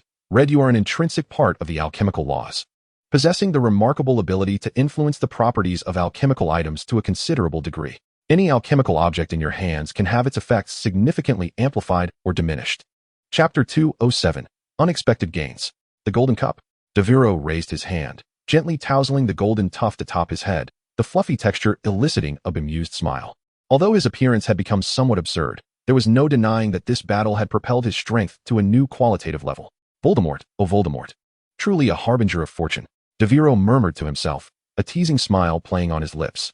Had he not experienced it firsthand, he would scarcely believe that a single confrontation could elevate him to an entirely new echelon. As for the newly appeared hatred entry regarding the Grim Reaper on his panel, Devero paid it little mind. He shrugged, pondering, Grim Reaper? I do not know him. Let him harbor his hatred. For once dead, who cares for the flood that follows? What truly vexed him was the curse of Anubis. The wolf-like transformation it induced could indeed prove inconvenient in many situations. After all, attending classes or making an appearance in the Hogwarts Hall in a beastly form would be utterly ludicrous. Nevertheless, Devero quickly found solace. He snapped his claws and chuckled lightly. Loss of rationality? That is a remote possibility for me. I possess the Zen meditation technique as my shield. As long as I maintain its flow, even in wolf form, I can remain lucid. Besides, there is always a healing solution, is there not? In contrast, the power of decay was entirely a boon for Devero. He recalled the devastating impact of the decay curse he had unleashed earlier, its horrific might causing Voldemort to be utterly vanquished, his remnants reduced to a mere orb. Oh, how exhilarating that was. Devero clenched his fist, feeling the surging power within him. He could distinctly sense that the decay curse had become one of his most formidable trump cards. It seems he would need to seek opportunities to test the limits of this newfound strength. Nodding slightly, Devero shifted his gaze from the panel, his eyes wandering over the surrounding chaos. Shattered furniture, scorched floors, and overturned tables all bore witness to the cataclysmic battle that had just transpired. Just as he prepared to tidy up the aftermath, a glimmer of golden light caught his peripheral vision from outside the room. Squinting, he focused intently, and there it lay, quietly resting at the shattered threshold. Devero's heart raced with excitement. That could very well be Voldemort's golden cup. Without hesitation, he dashed forward, and indeed, it was the Hufflepuff's golden cup. The intricate engravings on its surface still shone brilliantly, seemingly untouched by the tumult of battle. Devero gazed at the cup, a triumphant smile gracing his lips. It seems that Voldemort's expulsion spell was not entirely thorough, leaving it behind. Without hesitation, he reached down to pick up the golden cup. However, At the moment his fingers brushed its surface, a deep and seductive voice echoed in his mind. Take a sip. Partake of my waters, and you shall attain eternal life. The corners of Devero's mouth twitched, his expression shifting from anticipation to mockery. Huh. The last individual who drank from you was dispatched by my spell. He shook his head and withdrew his wand, gently waving it over the cup. An imprisonment charm swiftly encased that eerie voice within a luminous orb. The cup fell silent, and Devero nodded in satisfaction, contemplating that this was its rightful state. His gaze then fell upon the inscription on the cup. Song of Life, unique. Devero furrowed his brow, momentarily lost in thought. Should he load this inscription? He recalled that during his last attempt to load Wilderness of Knowledge, the system had warned him that loading certain inscriptions might alter the very nature of existence. Tentatively, he touched the inscription, and the system promptly displayed the same cautionary message. This brought to mind the image of Voldemort utilizing the cup. Based on his conjectures, the effect of this inscription was likely to produce a liquid that bestowed perpetual vitality. If that were the case, a glimmer of ambition flickered in Devero's eyes. Could it be that I could amass great wealth from this? He became immersed in fantasies of future riches, his mind even sketching a blueprint for a shop offering elixirs of eternal youth. However, at that moment, a familiar and somber voice interrupted his reverie. Child, if I were you, I would refrain from such an action. Devero spun around, exclaiming, Professor. In the dimly lit cellar, the smoke from the recent blasting curse had yet to dissipate completely, the air thick with a charred scent. Shattered bricks lay scattered on the ground, occasionally clattering as they fell, adding an air of menace to the stillness. Snape limped slowly towards the center of the cellar, where a tall mirror stood, reaching up to the ceiling, its golden frame glinting softly in the faint light. The base of the mirror was supported by two claw-shaped feet, lending it a dignified and mysterious presence. An inscription adorned the top, Aristraero Atibicaferatingwohis. Snape stood before the mirror, bowing his head in silence for a moment, seemingly adjusting his emotions. Then, he lifted his hand and gently pressed his palm against the cold surface. Lily, it has truly been a long time. The mirror began to shimmer with rippling light, and a familiar figure emerged. It was a girl with red hair and green eyes, her smile pure and warm. Her gaze radiated an unwavering kindness, as if time had never dimmed her brilliance. Snape's eyes softened, the corners of his mouth twitching slightly, revealing a rare glimpse of warmth. This warmth belonged to the innermost recesses of his heart, a cherished memory he held dear. Perhaps, I shall seek you soon. His voice was low and hoarse, tinged with fatigue and a sense of resignation. Once I see that lad on his final journey, he concluded, his gaze lingering on the girl in the mirror, as if wishing to etch this moment into his memory forever. Yet, in the next instant, he abruptly turned away, as if fearing that one more glance would weaken his resolve. His hand slowly slipped from the mirror's surface, hanging by his side, clenched slightly, as if forcing himself to make a crucial decision. The air in the cellar felt heavier, yet the girl's smile in the mirror remained unchanged, quietly watching him, as if bidding him farewell, or perhaps, waiting in silence. Snape turned and bent down to pick up the cloth bag lying on the floor. The bag appeared heavy, but upon opening it, he found it utterly empty, devoid even of dust. His brow furrowed slightly. He walked towards the enormous cauldron in the center of the room, where a liquid was slowly emitting white vapor, releasing a peculiar and acrid scent. Snape scrutinized it closely, noticing that the surface of the liquid was floating with some bleached, tattered pages, resembling paper that had rotted from prolonged immersion in water. What are these?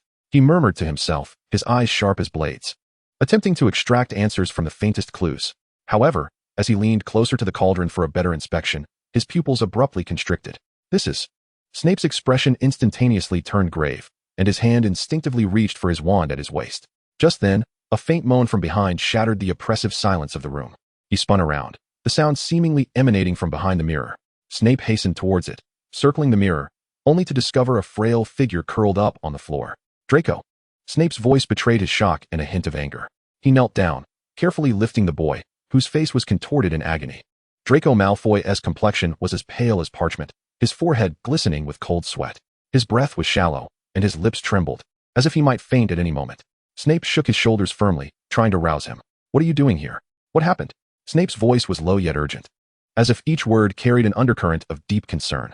Draco struggled to open his eyes, his voice faint as a whisper. Professor, he forced me to obtain that item. Snape's heart sank, his brow furrowing, his expression growing even more complex. He nearly blurted out, Voldemort's item. However, before Draco could respond, a sharp and thunderous shout emanated from behind Snape, filled with a formidable fury. Release that child, Snape. Otherwise, I shall take action. Snape whirled around abruptly, his black robes billowing with emotion. His gaze swiftly fixed upon the source of the voice, Professor McGonagall. She stood, wand in hand, her face contorted with rage, her eyes brimming with bloodlust as she glared at Snape.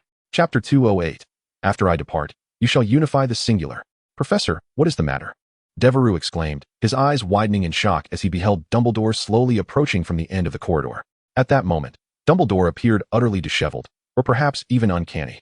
The left side of his body seemed hollowed out, with half of his shirt sagging limply as though hung upon an empty coat rack. The vacant sleeve swayed slightly in the breeze, strikingly conspicuous. Even more disquieting was his visage.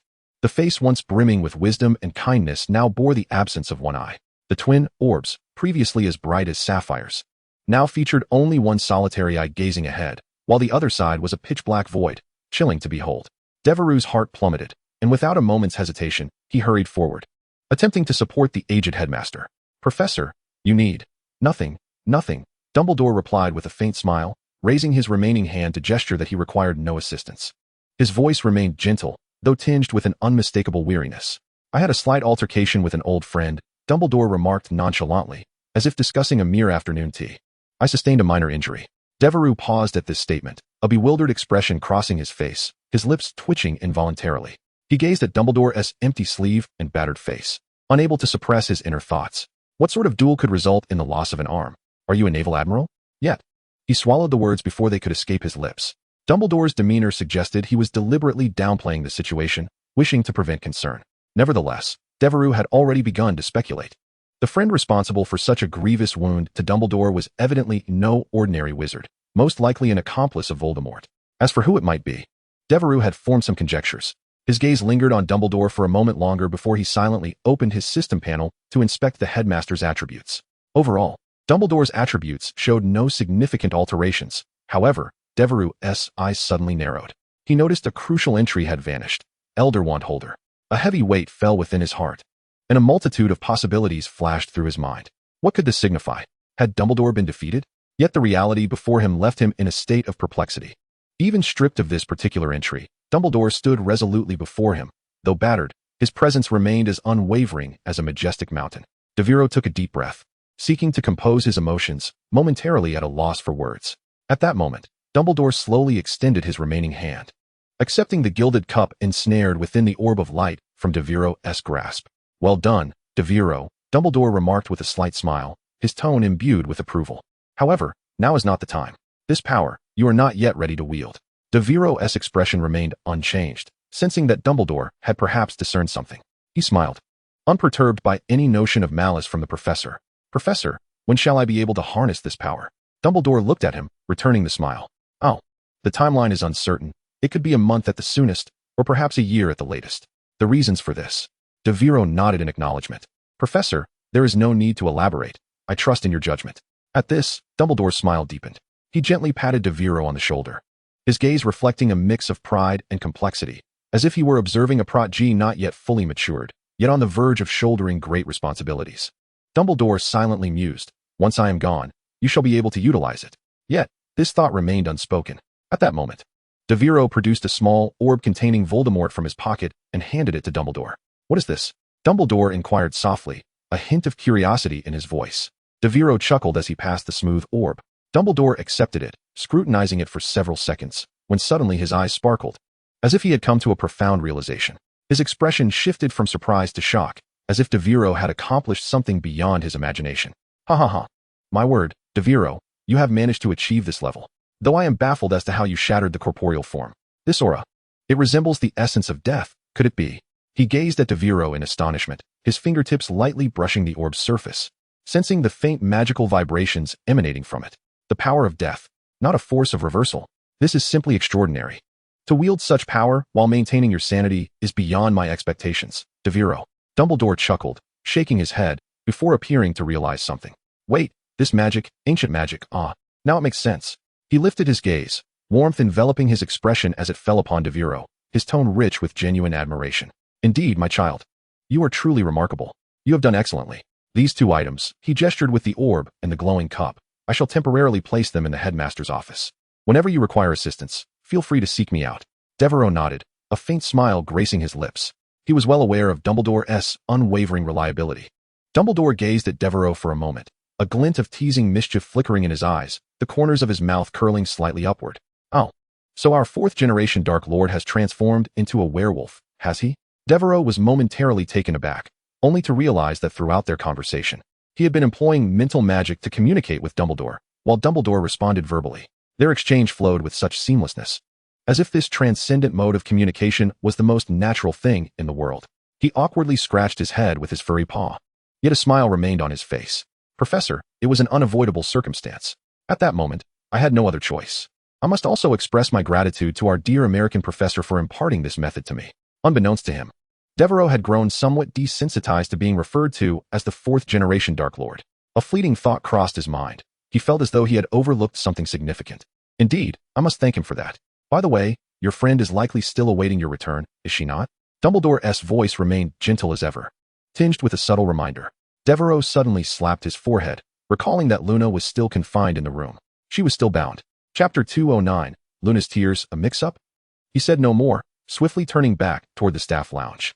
Upon opening the door, he immediately spotted Luna curled up in a corner, her bindings and shield firmly restraining her. Her gaze was vacant, as if she were struggling in a state of bewilderment. Devero raised his wand, giving it a gentle flick, and as the bindings fell away, the shield dissipated as well. Luna's body gradually returned to its human form, collapsing onto the floor. She appeared as though she had just awakened from a heavy nightmare, her eyes unfocused, staring blankly at Devero before her. At that moment, Devero became aware that he still bore the form of a werewolf, with his robust limbs, sharp claws, and the golden fur covering his entire body. He must have appeared quite fearsome. Just as he contemplated retreating, fearing his appearance would frighten Luna, she unexpectedly raised her hands and wrapped them around his neck. Her touch was gentle, as if she had grasped the last vestige of support. She buried her face in Devero's shoulder, her voice trembling yet imbued with a hint of self-soothing murmurs. Devero, Devero. Devero was rendered speechless, his throat tightening. He could scarcely believe that despite his transformation, Luna still recognized him. Unable to articulate his thoughts, he gently patted her back with his large wolf paw, attempting to offer her solace. His gaze drifted past Luna, landing on the floor on the opposite side of the room. There, Mr. Lovegood lay motionless in a pool of blood. Dumbledore knelt beside him, his movements calm and gentle, entirely unreflective of someone who had just endured a fierce battle. His hand glided softly over Mr. Lovegood, as if brushing away dust. With Dumbledore's actions, the pool of blood gradually dispersed, and the marks upon Mr. Lovegood's body slowly faded. At that moment, Mr. Lovegood appeared impeccably attired, seemingly in a state of peaceful slumber. Dumbledore rose to his feet and turned to gaze at Devero, shaking his head slightly. Devero's heart sank. He required no further elucidation. He comprehended the significance of that gesture. Mr. Lovegood's chances of survival were grim, and hope was all but extinguished.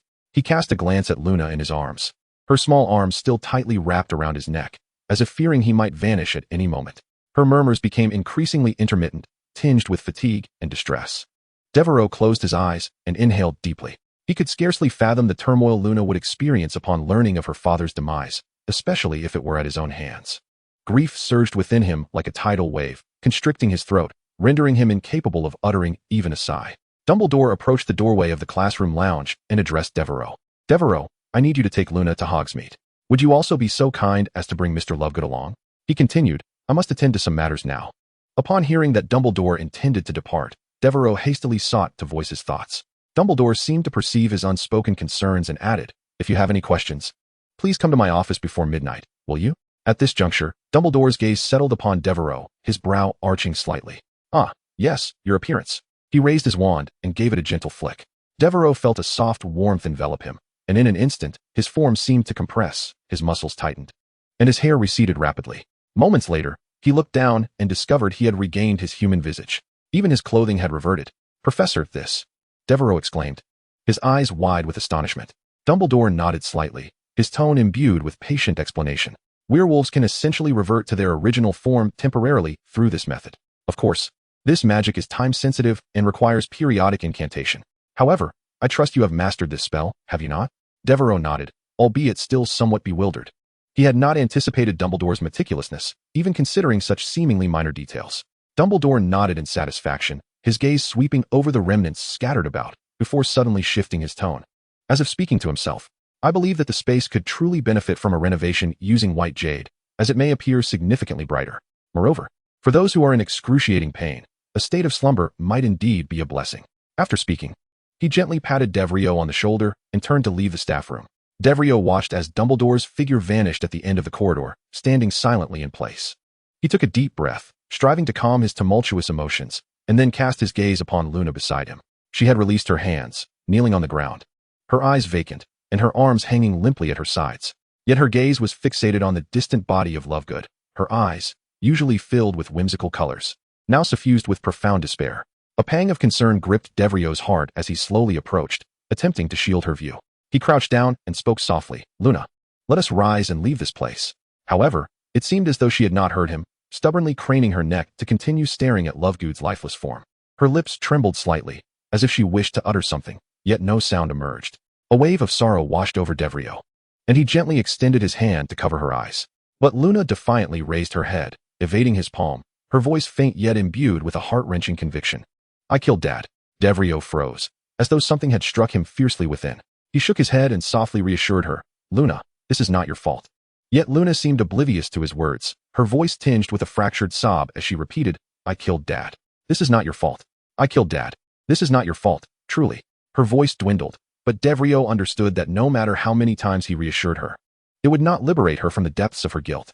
Recalling Dumbledore's words before he departed, he slowly raised his wand, his hand trembling slightly, and pointed it at Luna's temple. He closed his eyes and whispered, "I am sorry, Luna." With a gentle twist of the wand, her body slumped softly toward him. She fell into slumber, traces of unshed tears still adorning her cheeks. Devero carefully lifted her, feeling her weight as light as a feather. Yet his heart felt burdened, as if crushed by a colossal stone. He cast one last glance at Lovegood's body, inhaled deeply, and waved his wand, using the levitation charm to gently elevate the corpse, carrying it alongside Luna out of the desolate staff room. As for why Devero did not use a thestral, he had already attempted the silencing charm, but for reasons unknown, the thestral seemed to be engaged in another task and could not be summoned at that moment. The night air carried a chill. The once full moon had vanished, replaced by a slender crescent hanging in the deep sky, resembling a sharp silver blade. Moonlight cascaded onto the ground, outlining two solitary shadows. Devero walked silently, the girl on his back weeping soundlessly in her dreams, tears streaming down her cheeks, dripping onto his spine, sending icy sensations through the fabric of his clothing. He felt as though an invisible hand was gripping his chest, a suffocating sensation rendering him nearly breathless. As Devero approached a corner, he unexpectedly collided with a returning Dumbledore. "Professor, what brings you here?" Devero halted. A look of perplexity etched upon his face.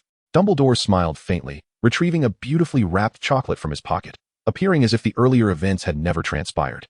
"I just discovered some snacks in my pocket and thought it would be beneficial for my recovery to indulge in a piece of chocolate, and perhaps bring one for Luna as well." However, his gaze was quickly captured by Luna, who lay on Devero's back, her tear-streaked face betraying her unconscious state, rendering her utterly disheveled. Dumbledore raised an eyebrow, his tone laced with a hint of bewilderment. "But how did she faint?" Devero furrowed his brow, his voice tinged with resignation. "Professor, didn't you say that when a person is in extreme agony, it is better for them to slip into unconsciousness? I assumed that after the distress Luna just experienced, she wouldn't be in the mood for chocolate." Dumbledore's expression grew even more peculiar. He blinked his remaining blue eye and spoke earnestly. "What? I was referring to Mr. Lovegood. He was indeed in great pain and had been afflicted by a curse of decay. I induced his unconsciousness to alleviate his suffering. What are you suggesting?" Devero was momentarily stunned, his pupils dilating slightly, as if struck by lightning. "What? Lovegood is not dead. Then what did your head shake mean?"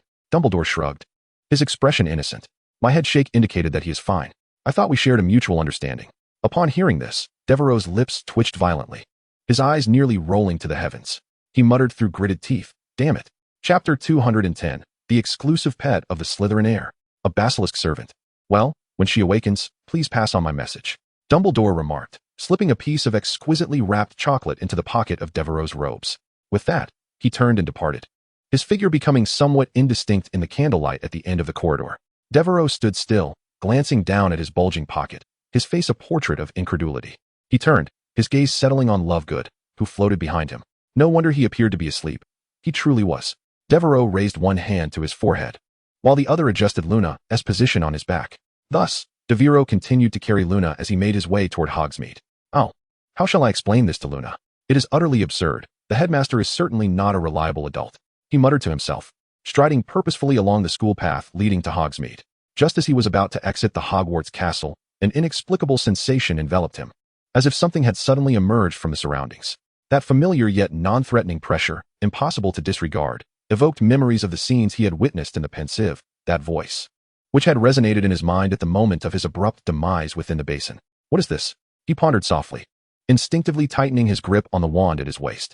Suddenly, a jarring metallic scraping shattered the silence, akin to claws raking across iron, sending shivers down his spine. Stay close to Luna. Remain calm, he chanted internally, his gaze alertly scanning the vicinity, yet the hunter entry seemed to have malfunctioned, offering no prior warning. Devero's palms began to sweat, his anxiety so palpable it rendered his breath shallow, his wand nearly slipping from his grasp due to perspiration. He abruptly shifted into a meditative state, employing his senses to explore the surroundings. At that moment, he felt something brush against his pant leg, reminiscent of a dog-esque nudge.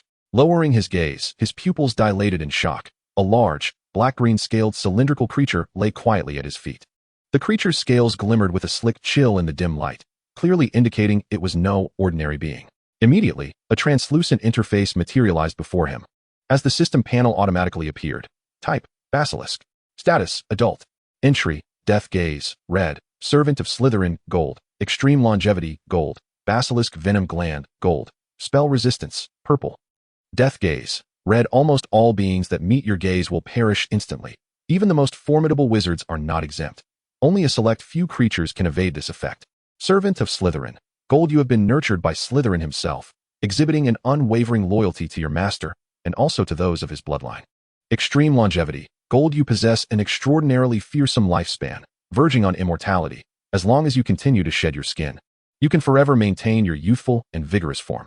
Basilisk venom gland, gold. As a basilisk, one of the most malevolent dark magical creatures, you wield an exceedingly potent venom capable of obliterating nearly all substances. Those tainted by your venom are effectively sentenced to death, unless the tears of a phoenix can be obtained. Spell resistance, purple. As a basilisk, you possess formidable magical resistance. Most spells cast upon you will be rebounded. Devero stared at the panel, his mind engulfed in astonishment. A basilisk, an adult basilisk. He inhaled sharply. Yet what astonished him further was the revelation that this creature was designated as a servant of Slytherin. He paused, rechecking the description, confirming the unwavering loyalty to those of Slytherin blood. Devero cast his gaze down upon the thick, serpentine body, engulfed by a sense of unreality. So, this creature is now my servant? But how did the basilisk escape from the Chamber of Secrets? Minerva, what is the matter with your eyes? Dumbledore waved his wand, gently placing the unconscious Malfoy onto a makeshift stretcher conjured with a transfiguration spell. His movements remained as graceful and composed as ever. Yet a hint of concern shadowed his brow. He turned and approached Professor McGonagall, his gaze settling on her face as if searching for any signs of distress. McGonagall shook her head, signaling that she was unharmed, her tone calm, yet tinged with fatigue. I encountered the basilisk of Salazar Slytherin.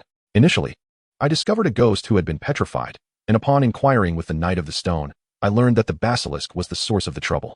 To avoid its gaze, I temporarily blinded myself with a spell.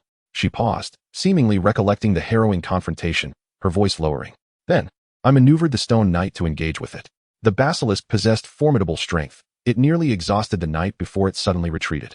In hindsight, that must have been the moment they secured the treasure. She rubbed her temples, attempting to dispel the lingering fatigue.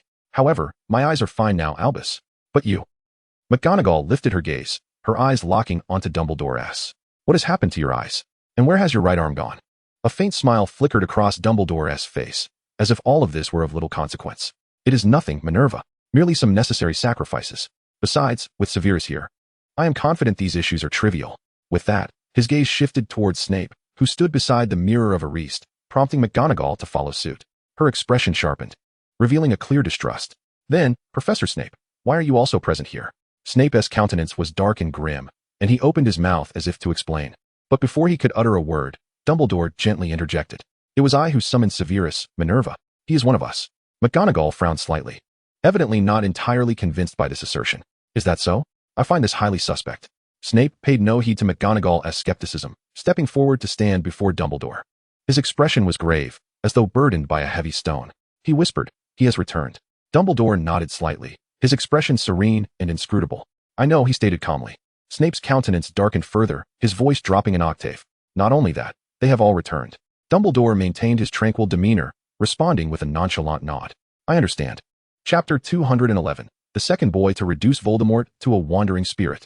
Within the makeshift infirmary of Hogsmeade, the atmosphere was somewhat oppressive, punctuated by the murmurs and groans of the injured, with the air thick with the mingled scents of herbs and blood. Slughorn sat upon a rickety wooden chair, his face etched with fatigue, yet his tone bore an exaggerated excitement, as if he sought to alleviate the tension of those around him through the recounting of his own experiences. Goodness, I never imagined this old frame would encounter such an event, Slughorn exclaimed, one hand resting on his protruding belly while the other gingerly polished his wand. His most cherished companion. Did you know? I nearly lost my wand that day. I haven't misplaced a wand in over 30 years. That werewolf was unlike any I've ever seen. Its fur was like steel needles, and its eyes were filled with fury. As he spoke, he gestured animatedly, attempting to recreate the thrilling scene of the encounter. His audience comprised several students who had just emerged from the hospital wing, some listening in awe while others displayed evident skepticism. Come now, Horace, spare us the embellishments, Professor Flitwick interjected from another bed. His body swathed in thick bandages that barely concealed the dark bruises beneath. Though his voice was soft, it carried a hint of mockery. Were it not for Harris and those seventh-year students arriving in time, you would have been torn asunder by that werewolf. Slughorn waved a dismissive hand. Oh, it's easy for you to say. What about yourself? Had the moon not been obscured by something, you would have been swallowed by that dark mist. I witnessed you nearly transform into a puddle of tar. Flitwick frowned slightly at this remark, but refrained from retorting. He lifted his gaze toward the winding path from Hogsmeade to Hogwarts Castle. The end of the road faded into the night, deserted save for the chill wind stirring a few dry leaves. I wonder how the headmaster and the others are faring, Flitwick murmured, a note of concern lacing his words. Dumbledore beamed, retrieving a selection of exquisite chocolates from an ornate box and offering them to the two heads of houses beside him. His demeanor was relaxed, as if they had merely taken a leisurely stroll rather than traversed a tumultuous crisis. Here, have some. I bought these earlier from the Duke of B's confectionery. They are quite delightful.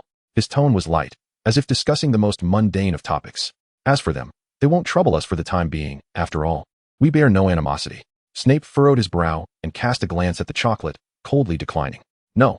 Professor McGonagall, albeit with a hint of hesitation, accepted a piece. Though it was evident that she was reluctant, she graciously accepted it out of politeness. Upon hearing Dumbledore's words, Snape could not help but furrow his brow further. His eyes filled with confusion. What are you saying?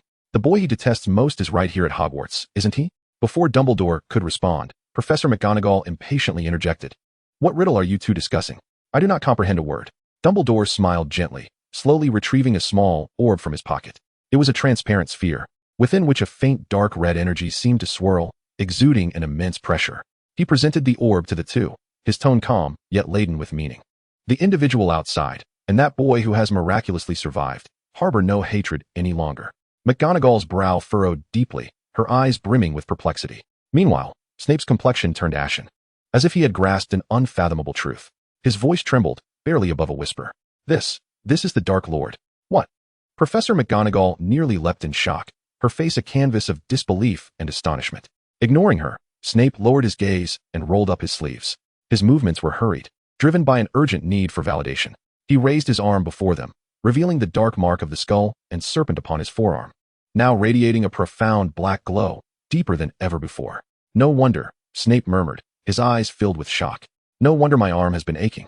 McGonagall gazed at the dark mark, her astonishment intensifying, her eyes darting between Snape and Dumbledore. Headmaster, is this true?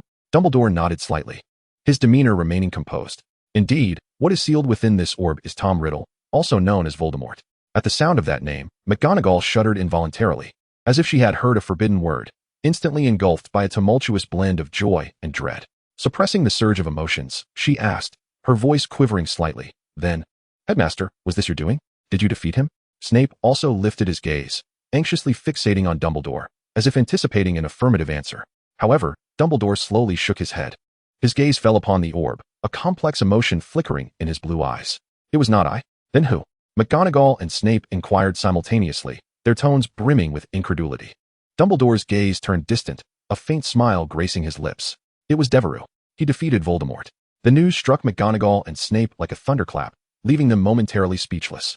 They were well aware of Devero's formidable dueling prowess, having witnessed the fire dragon he summoned during the duel competition. Yet even so, they could not fathom how this newly enrolled boy could possibly be linked to the astonishing feat of vanquishing Voldemort. It was utterly unimaginable that this lad had directly slain the immortal Dark Lord.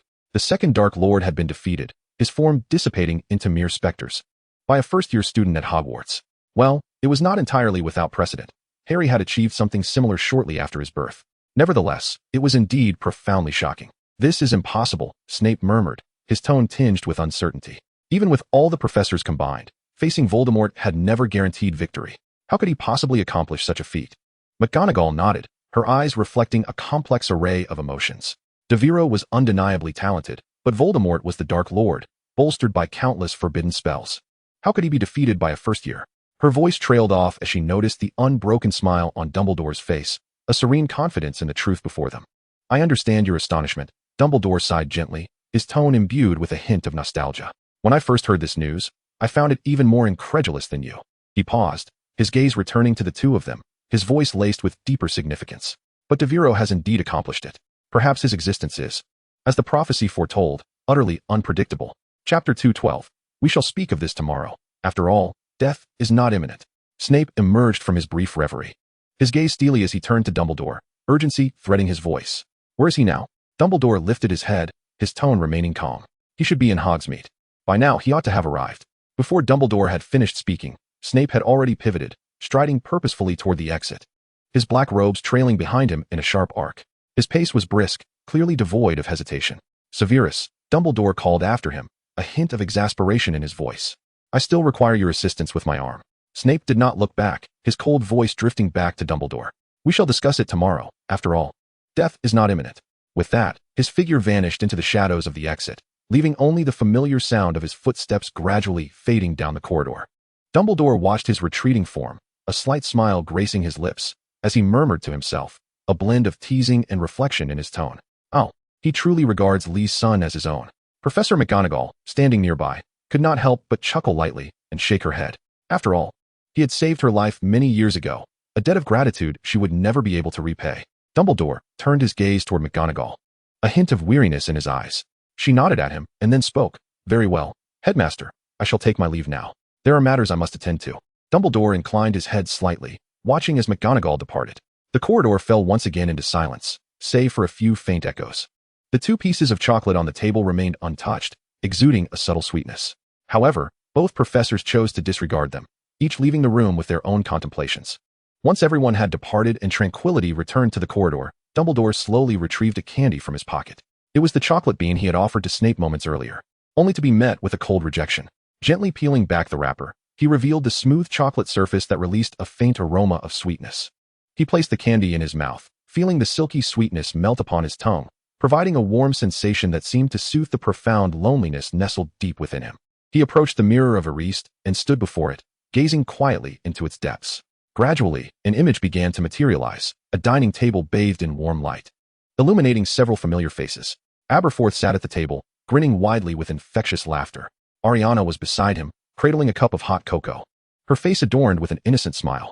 His parents gazed with love upon everyone gathered at the table. They sat together, an array of chocolate confections laid out before them, their eyes ultimately converging on Dumbledore, standing before the mirror. Each one smiled, as if inviting him to join this heartwarming family gathering. In London, at St. Mungo's Hospital for Magical Maladies and Injuries, on the 5th floor of the Spell Damage Department, a dimly lit corridor was illuminated only by a few floating magical lamps that cast a faint glow on the white porcelain tiles, which bore a hint of a fresh scent. In front of the nurse's station, one nurse was conversing quietly with a doctor.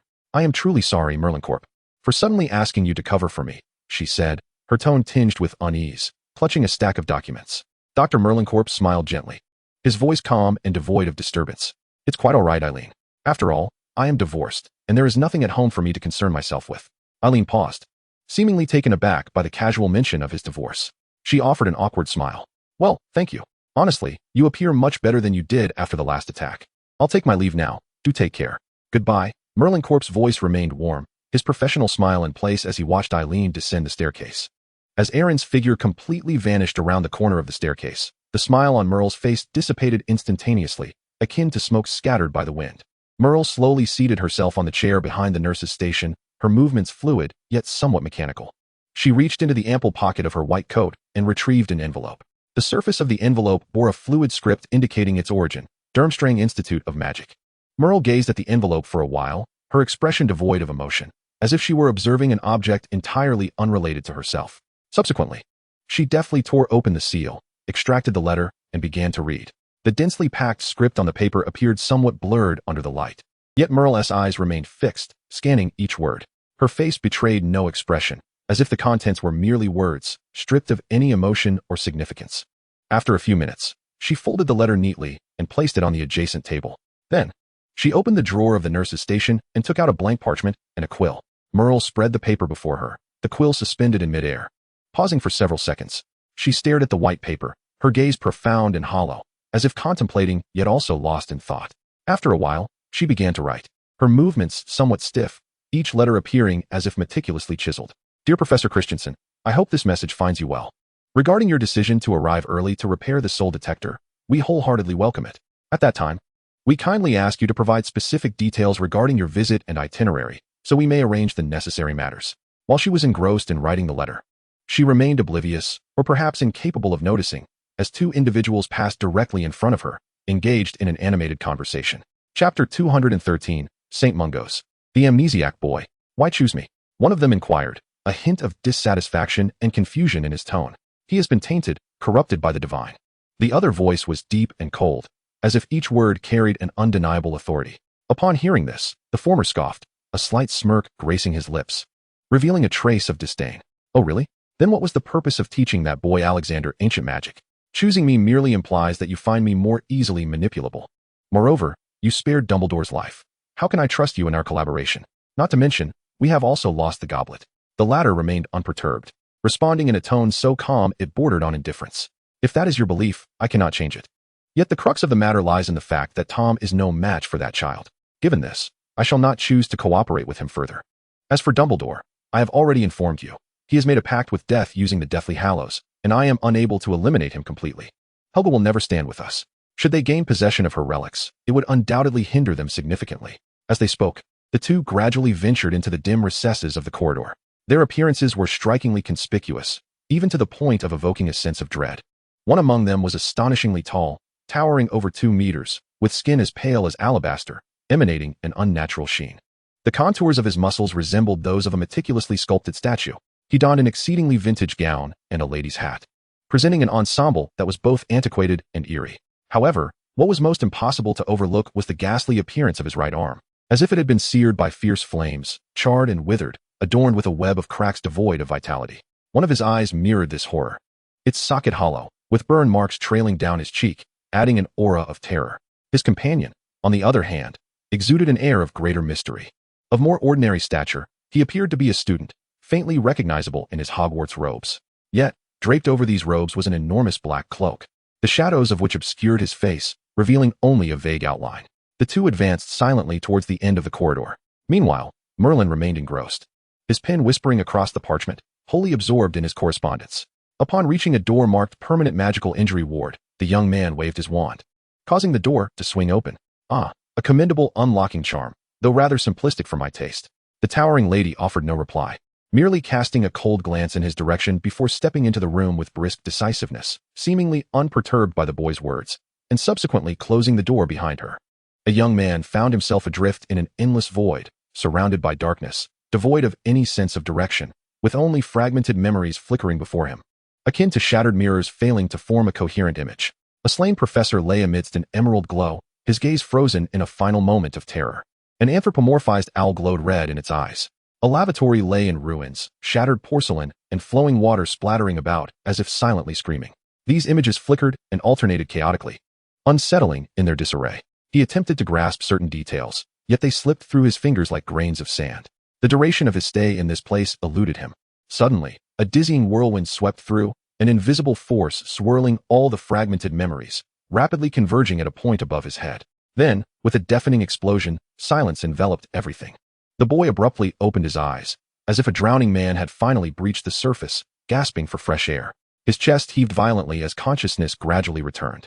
He found himself reclining in a hospital room, the air thick with the scent of antiseptic. Yet, before he could fully comprehend his predicament, a chilling wave of terror enveloped him. Lowering his gaze to his body, he was horrified to discover that his arms had vanished, replaced by 2 bare, severed stumps. His mind was a blank slate, and then he emitted a heart-wrenching scream. Ah! His voice echoed through the room, met only by an unsettling silence. The stillness was oppressive, as if the entire world had forsaken him. His eyes roamed the room in search of answers until they fell upon a medical record resting on the bedside table. Trembling, he summoned the remnants of his strength to inch closer and decipher the writing on the record. Neatly inscribed were the words, name, Marcus Flint. Symptoms, subject to a powerful amnesia curse, nearly all memories lost. Marcus Flint. He whispered the name, feeling a strange blend of familiarity and strangeness. He shut his eyes, striving to awaken more memories, but his mind yielded only fragmented images, nothing coherent. "I am Marcus," he murmured to himself, his voice tinged with confusion and anguish. He vaguely recalled being a student at Hogwarts, a member of Slytherin House. But why was he lying here? Why were his arms severed? What had transpired? These questions pierced his mind like a multitude of sharp thorns, inducing a splitting headache. He exerted every effort to remember, yet his recollections felt as though they had been hollowed out, leaving only emptiness. At that moment, a deep, magnetic voice resonated from the foot of his bed, as if emerging from an ancient, shadowy cavern, infused with a hint of coldness. "Long time no see, my loyal servant." Chapter 214, Reunion. A great undertaking. Marcus abruptly lifted his head, his gaze colliding with two unfamiliar figures. The pair standing at the foot of his bed were strikingly dissimilar. The one in the forefront was extraordinarily tall, his broad shoulders nearly dominating the entire field of vision. Half of his face bore the scars of what seemed like a fierce fire, marred and blackened, rendering him akin to a charred plaster statue, exuding an unsettling aura of power. Even in stillness, he radiated an energy that felt capable of tearing through the very fabric of space. He was clad in clothing that starkly contrasted with his imposing presence. The other figure, in stark contrast, stood beside this towering silhouette. He was of a tall, lean build, appearing to be of a similar age to Marcus. Dressed in a meticulously neat Hogwarts uniform, he resembled a young nobleman stepping forth from an ancient portrait. His raven-black hair cascaded smoothly back, reminiscent of the silken darkness of the night. Those deep-set eyes resembled a starless night sky, unfathomable in depth, yet irresistibly alluring. The pale visage appeared exquisitely sculpted, with distinct contours and graceful lines, the corners of the lips gently curved upwards, hinting at an elusive smile. This smile seemed to offer solace, while simultaneously inviting intrigue, stirring an involuntary tumult within the heart. What captured attention even more was the pendant hanging from his chest, a translucent red stone radiating a subtle luminescence, as if harboring an inexhaustible power within. The glow pulsed softly against his chest, akin to a living heartbeat. The pendant's design was archaic and enigmatic, exuding an air of preciousness that rendered it impossible to divert one's gaze. Marcus's eyes lingered on that handsome face, yet his mind was a blank canvas. He could not recall whether he had ever encountered this individual. The visage was strikingly unfamiliar, yet imbued with an inexplicable sense of familiarity. Was it due to a memory charm, or had he truly never laid eyes upon this person before? Nevertheless, an unexplainable sensation surged within him, akin to an invisible force subtly guiding his gaze and thoughts, drawing him irresistibly towards this mysterious youth. With great difficulty, Marcus propped himself up, his entire body trembling as if even uttering a word required immense effort. He lowered his head, his voice faltering and hoarse as it escaped his cracked lips. "Master, you have arrived?" His tone, though weak, was imbued with reverence and anticipation. At the end of the corridor, the boy who claimed to be Voldemort approached slowly. His gait was elegant, a warm and courteous smile gracing his lips, reminiscent of a neighborly youth, yet his gaze emanated an ineffable coldness and authority. "For the significant contribution to my revival, you have aided me, and Voldemort shall not forsake those who have lent him assistance." The boy's voice was deep and magnetic, imbued with an irresistible power. As he spoke, he raised his wand, the motion slow yet steeped in ritualistic grandeur. The tip of the wand ignited with a radiant light, initially flowing forth like molten silver, silently tracing a graceful arc in the air. The light had no fixed form but soon began to twist and coalesce into a pair of arms, bright as moonlight and exuding a chilling silver luminescence. The luminous arms hovered momentarily before gracefully drifting towards Marcus, settling firmly upon his bare shoulders. The light flickered softly as the silver arms seamlessly joined with his body, as if they had belonged to him from the very beginning. Marcus's eyes widened, his pupils quivering in disbelief. He could scarcely trust his own vision, gazing down at the pair of newly formed arms, akin to exquisite works of art. They radiated a cold glow, their muscular lines clear and fluid, crafted from some mysterious metal that conveyed strength without a hint of rigidity. He slowly raised his hand, the movement awkward yet cautious, as if fearing to disturb something. His fingers curled and extended, each joint fluid and agile. This is," Marcus murmured, his voice brimming with astonishment and gratitude. His eyes began to glisten, tears silently cascading down his cheeks. Unable to articulate the emotions swirling within him, he felt an unprecedented surge of strength and hope rise in his chest. Taking a deep breath, he struggled to rise from the bed. Initially thinking it would be a tremendous challenge, he was unexpectedly astonished by the robust nature of his silver arms. With a mere exertion, he effortlessly stood upright. Once stable, Marcus slowly approached the youth before him. His gait was steady and resolute, his expression a complex tapestry of gratitude intertwined with profound surrender. He stood before Voldemort, bowing his head, his voice hoarse yet laden with emotion. "Master, thank you for granting me a new life." At that moment, Ravenclaw, positioned behind him, suddenly spoke in a low, somber tone. "I've been noticed. I must leave." The young Voldemort's smile remained radiant, as if everything were well within his control. He leaned slightly forward, gazing intently at the tear-streaked Marcus, his voice imbued with an irresistible power. "So, Marcus, are you willing to continue our unfinished endeavor?" Without hesitation, tears cascading down his face, Marcus nodded vigorously, though he did not fully comprehend the implications of his consent. Voldemort's words seemed to resonate within the deepest recesses of his heart, rendering refusal impossible. Voldemort raised his hand, the motion graceful and composed. Instantly, Marcus extended his own, grasping the pale, elongated palm as though seizing the threads of fate. Ravenclaw, standing nearby, gently rested her arm on Voldemort's shoulder. Just then, the door was thrust open with a sharp sound. Merlin stepped into the room, her expression impassive, her stride steady and direct, as if she had anticipated every development. Her cold gaze swept across the room, ultimately settling on Marcus's bed. It lay empty, marked only by a few disheveled traces. She uttered no sound, nor did she shout or adopt a defensive stance, but walked straight to the bedside, her eyes scanning the nightstand and the bed itself. Finally, her gaze landed on a small round capsule, faintly shimmering with silver light. She picked it up, her fingertips gliding over its surface as if sensing the subtle magical emanations it released. Closing her eyes, she fell into silence for a moment, as if contemplating something profound. Suddenly, her eyes flew open, a fleeting, elusive glimmer flashing within her pupils, and she murmured softly, "A greeting gift? An elixir of immortality, if only there were 3. She paused, a chill seeping into her voice. "Numengard, perhaps it is time for a visit." Chapter 215, The Chamber of Slytherin. Serpentine Gloves. Ding. Current Wizarding Realm. Hogwarts School of Witchcraft and Wizardry. Exploration Progress. 601. Congratulations to the host for acquiring a lexicon upgrade card. On Friday at Hogwarts, Devero strode slowly, his footsteps echoing in the vast chamber. He raised his gaze to survey his surroundings, letting out a sigh of admiration. "Oh, this place is indeed grand. Wouldn't you agree, Wace?" As soon as he finished speaking, a low, husky hiss emanated from the shadows. The sound laced with a sense of languor, seemingly responding to his exclamation. A faint smile crept upon Devero's lips as his eyes fell upon the colossal statue in the distance. "After all, it is my ancestor." The statue stood majestically in the center of the chamber, towering and imposing. Despite its age, it retained an overwhelming aura. It depicted a face reminiscent of a wrinkled monkey, with deep, brooding eyes as if surveying all beneath it. Sparse whiskers cascaded down to the hem of its stone robe, while 2 massive gray feet stood firmly on the smooth floor like pillars.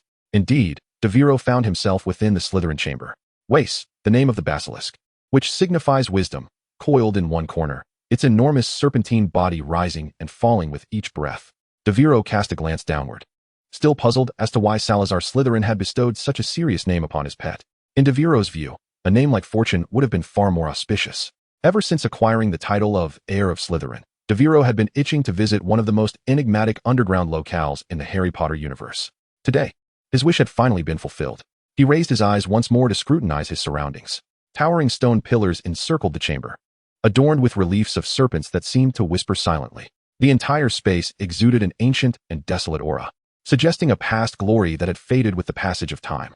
"Thus, when I grow old, will I too become like this?" Devero pondered, fixating on the wrinkled visage of the statue. With sparse hair and a beard trailing to the ground, it resembled a grotesque relic. He sighed softly, his footsteps moving deliberately through the chamber, his gaze meticulously scanning every corner, leaving no nook unexplored. With the aid of his perceptive abilities, the exploration was both effortless and efficient. Yet, ultimately, his brow furrowed in discontent. The chamber appeared to have been utterly stripped bare. "Terribly barren," Devero murmured to himself. He glanced at the empty space before casting a sidelong look at the statue. "I suppose old Voldemort must have taken everything of value." Indeed, apart from the grand statue of Slytherin himself and a few pillars adorned with serpentine reliefs, the vast chamber had yielded little of worth. He shook his head, feeling a tinge of disappointment. This expedition into the chamber had merely augmented his exploration progress, without any substantial gain. However, Devero has now become a master alchemist. Could such trifling matters possibly confound him? As long as he possesses the materials, he invariably devises something of utility. For instance, the serpent skin shed by the basilisk. Under Weiss's guidance, Devero effortlessly discovered dozens of serpent skins that the basilisk had discarded over the years, strewn across the ground of the tunnel in a myriad of hues. Some were dull and lifeless, undoubtedly aged, while others shimmered in vibrant green, exuding an eerie luminescence. Unmistakably fresh. Approaching a particularly vivid piece of skin, characterized by its clear patterns, Devero crouched beside it. The skin coiled upon the ground. Seemingly still imbued with the basilisk's lingering power, he gently placed his hand upon it. At that moment, threads of golden light emanated from his fingertips, coming to life as they danced upon contact with the skin. One by one, the scattered pieces of serpent skin began to intertwine, weaving together with the deft efficiency of a rapidly turning loom. In mere seconds, an exquisite glove fashioned from basilisk skin adorned Devero's hand. The glove's surface was as smooth as a mirror, radiating a subtle green glow, its elegant patterns resembling a work of art. Devero attempted to don the glove, and, upon a gentle wave of his hand, it emanated an unusual magical aura. He sensed that this glove inherited the properties of the basilisk skin, capable of rebounding most spells, a true masterpiece of defensive equipment. However, instead of a satisfied smile, a frown creased Devero's brow as he sighed deeply. Money is scarce, he muttered softly, pressing his forehead, embodying a picture of helplessness. Although life at Hogwarts was vibrant, it had also imparted upon him the bitter taste of financial hardship. The gold bars bestowed upon him by Dumbledore, coupled with the 500 galleons he had won from dueling competitions, had dwindled to almost nothing. Now, even crafting a single glove left him feeling financially strained. Alas, as an alchemist, his need for gold was considerable. Countless times, Devero had wished he were a coppersmith instead, yet that was an impossibility. Shaking his head as he gazed at the glove, he soliloquized. It seems I must find a way to acquire some funds. Perhaps I could secure some sponsorship at the International Exchange Conference. Muttering to himself, he rose and stowed the glove away. Turning to Weiss, who lounged nearby, he smiled and said, "Thank you, Weiss. I shall certainly bring you some mice next time." Weiss, with his back turned, languidly flicked his serpent tongue, seemingly quite pleased with this promise. As Devero cast a final glance at the chamber, he turned toward the exit. Just as he was about to step out, he glanced back at the colossal statue of Slytherin within the chamber, inexplicably feeling as if the statue were watching him. Was it merely an illusion? Devero furrowed his brow, feeling as though the statue's eyes were alive, quietly observing him. However, upon closer inspection, he realized the statue remained lifeless and devoid of spirit. He shook his head, dismissing the peculiar thought, and chuckled at himself. It seemed the recent pressures had taken their toll, to the point where even stone could be seen as expressing emotion. The exit of the secret chamber lay before him, and without lingering further, Devero turned and stepped out. As for the upgrade card, he did not feel compelled to use it just yet. After all, there was no imminent threat, and few of the golden entries required urgent enhancement. Previously, he had considered upgrading the Alchemy Genius entry. Peering cautiously from the girls' restroom, he glanced around to ensure the corridor was empty before stepping out with care. He sighed softly, brushing back the loose strands of hair from his forehead, feeling a flicker of relief. After all, he had acquired the notorious title of the 4th-generation Dark Lord, and he wished to avoid being burdened with another unsettling epithet. At that moment, Hogwarts Castle was eerily quiet, resembling a desolate ruin. The chaotic scenes from 2 weeks ago, when Quirrell had attacked, were still vivid in his mind. Now, nearly all the portraits, students, and ghosts had evacuated, leaving only the occasional echo of footsteps reverberating through the halls. Thus, Devero encountered few individuals on his way. In this tranquil atmosphere, his thoughts inevitably drifted back to the secret meeting with Dumbledore 2 nights prior. Chapter 216, Midnight Conversations. The Fate of the Deathly Hallows. Voldemort had indeed been resurrected, but he was merely the 15-year-old Tom. At this juncture, I believed he was still open to communication, and perhaps we could find common ground. Voldemort is not your enemy. While I cannot divulge the specifics, it is paramount to tell a compelling story, for that is of utmost importance. As for what constitutes a good story, there exists a standard. The participants must be significant, the plot sufficiently intricate, and the conclusion profoundly impactful. Voldemort is also traversing this path, and cooperation may lie ahead for you both. As Devero recalled these words, his lips twitched slightly. After all this, it appeared that Voldemort was indeed chaotic neutral. He murmured to himself, his tone tinged with both resignation and irony. Or perhaps, the young Voldemort embodies a chaotic neutrality? He shook his head, striving to clarify his thoughts, only to be further confounded by the complexities of the entries. A good story? The importance of characters. Did this refer to the significance of their power? He muttered softly, his gaze inadvertently drifting toward the distant horizon, as if there lay the answers he sought. If that were the case, should I contemplate how to draw death closer?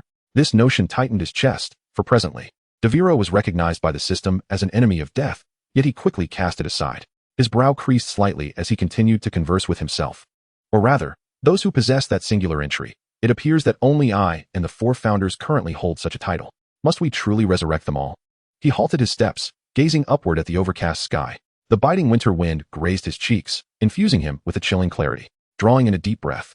He allowed the crisp air to awaken his senses. The plot was sufficiently convoluted, and the conclusion nothing short of astonishing. Devero murmured those pivotal words, his brow furrowing deeper with each repetition. How should this be interpreted? He gently massaged his temples, as if attempting to dispel the tangled thoughts swirling in his mind. Ultimately, he exhaled a heavy sigh and stepped out of the castle of Hogwarts, making his way toward the path leading to Hogsmeade. After a while, the distant village began to come into view. Wisps of smoke curled from the chimneys of the cottages, the faint aroma seemingly capable of traversing the cold winds to reach his nostrils.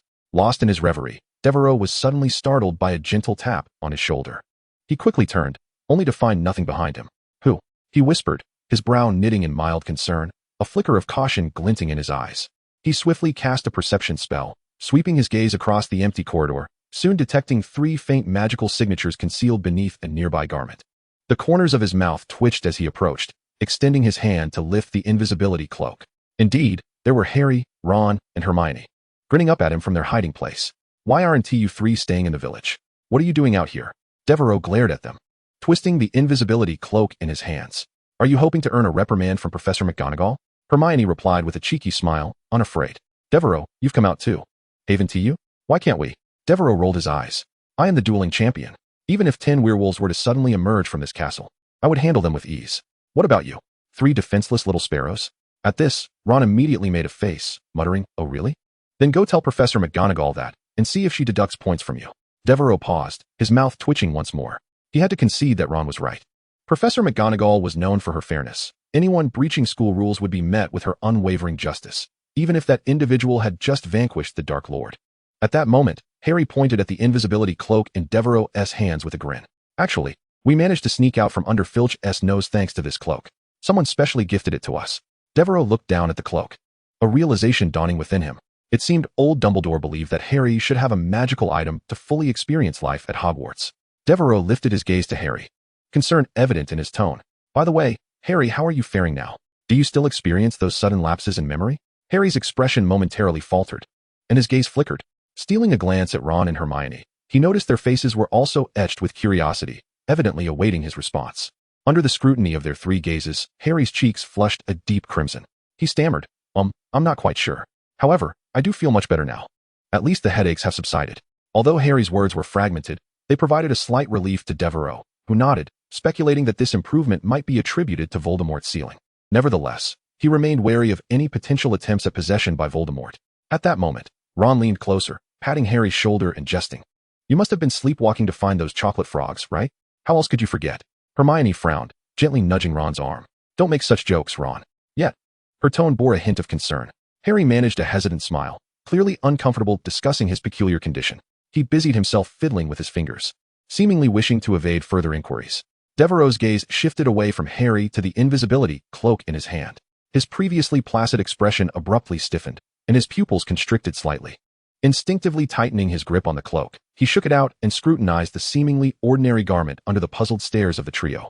The cloak shimmered in his grasp, delicate and as gossamer as a dragonfly's wing, yet Devereau's demeanor grew increasingly grave.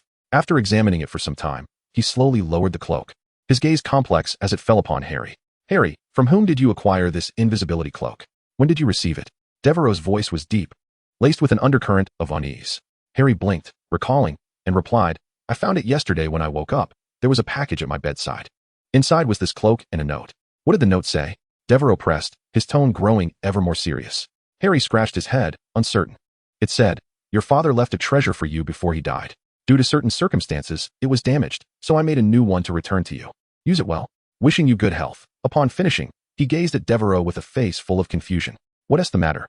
Is there something wrong with this cloak? Devero did not respond immediately. His brow furrowed deeper, murmuring to himself, then, where has the true Deathly Hallow gone? Chapter 217, Alchemical Masterpiece? Luna awakens. Hermione frowned, her eyes brimming with perplexity. What are the Deathly Hallows? Devero, what are you talking about?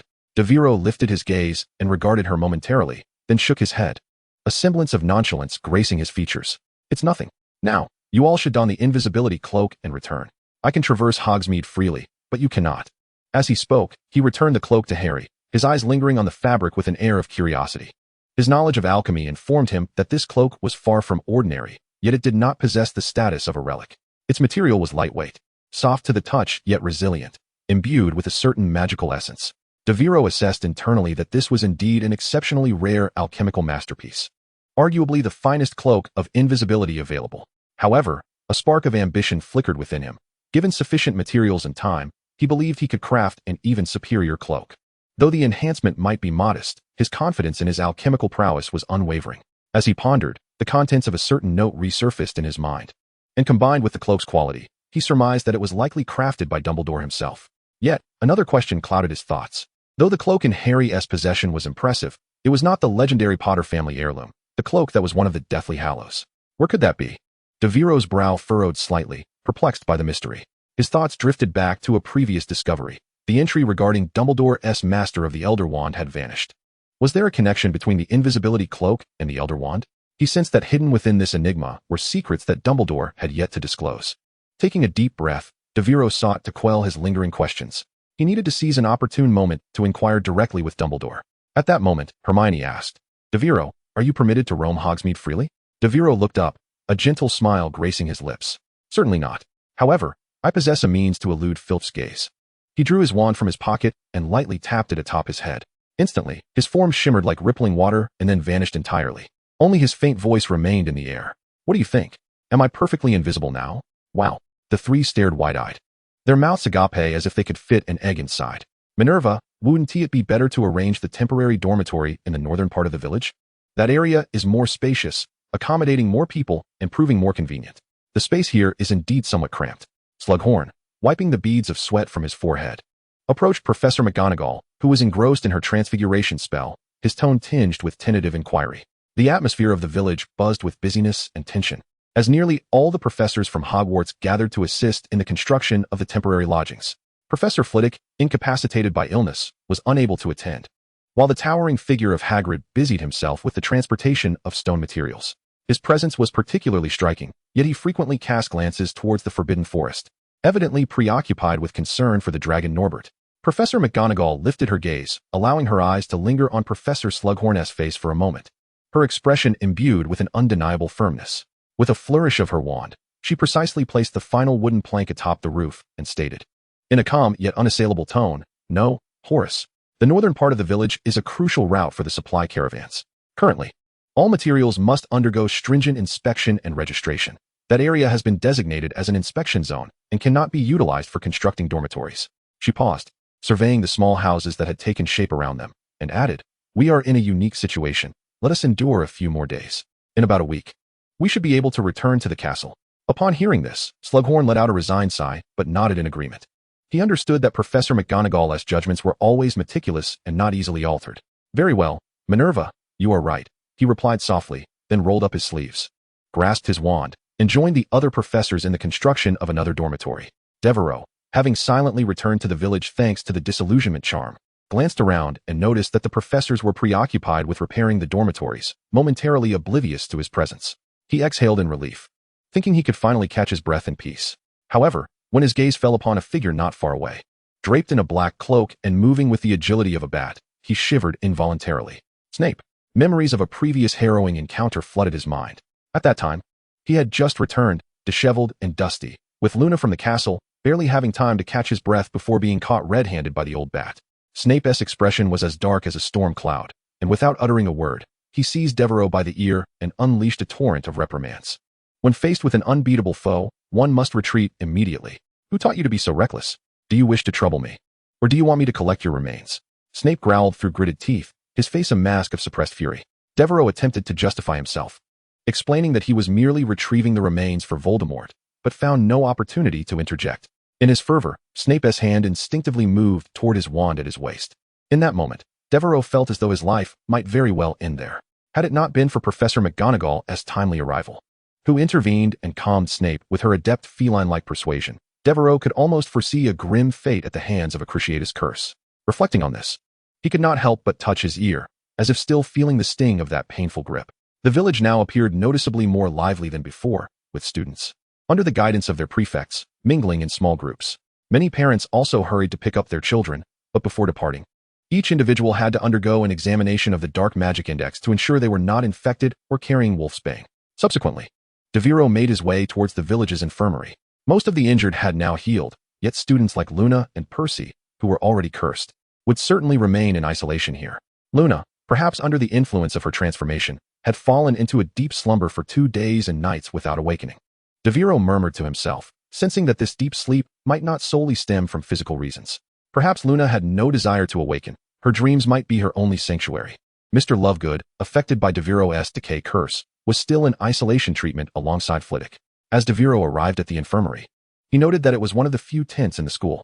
From the outside, it appeared ordinary, yet upon closer inspection, its extraordinary nature became evident. This was a space expanded by a seamless stretching charm, spacious enough to rival the school hospital. Devero lifted the tent flap, and a warm breeze greeted him.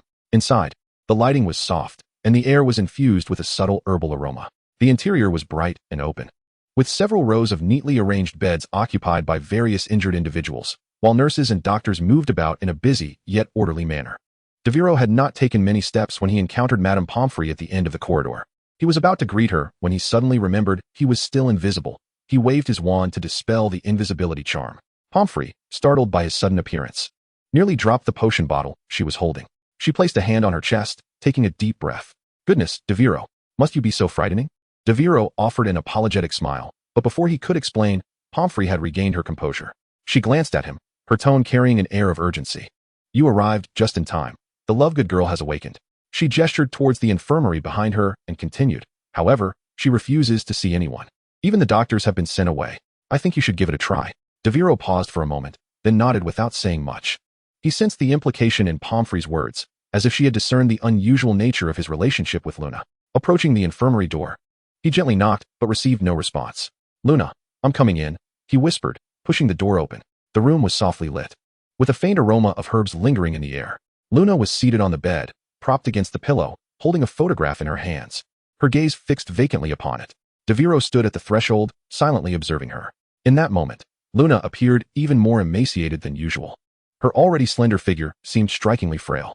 Her golden locks had lost their former luster, cascading down her shoulders, rendering her an ethereal figure devoid of spirit. He approached gently, lowering his gaze to the photograph she clutched in her hands. It was a cherished snapshot of her and her father, standing together on a grassy field, with Luna beaming radiantly while her father's hand rested tenderly on her shoulder. Devero sighed silently, his heart sinking slightly as a flurry of thoughts raced through his mind. He hesitated, contemplating whether he should reveal to Luna that her father was, in fact, not deceased. Just as he pondered how to broach the subject, Luna suddenly lifted her head, her voice as soft as a whisper carried from afar. "Devero, is Professor Snape your father?" "What? Absolutely not. How could you entertain such an idea?" Devero replied, bemusement etched across his face. Luna tilted her head slightly, as if engaged in serious contemplation. "It's just that. I can't quite explain it, but there seems to be an unspoken bond between you two, a connection that only family could share. And you always seem to be together. Don't you?" Devereau's lips twitched as he stifled the torrent of retorts surging within him. Vivid images of his time with Snape flashed through his mind. The frigid air of the dungeon, the acrid scent of potions, and Snape's ever-present expression of disdain.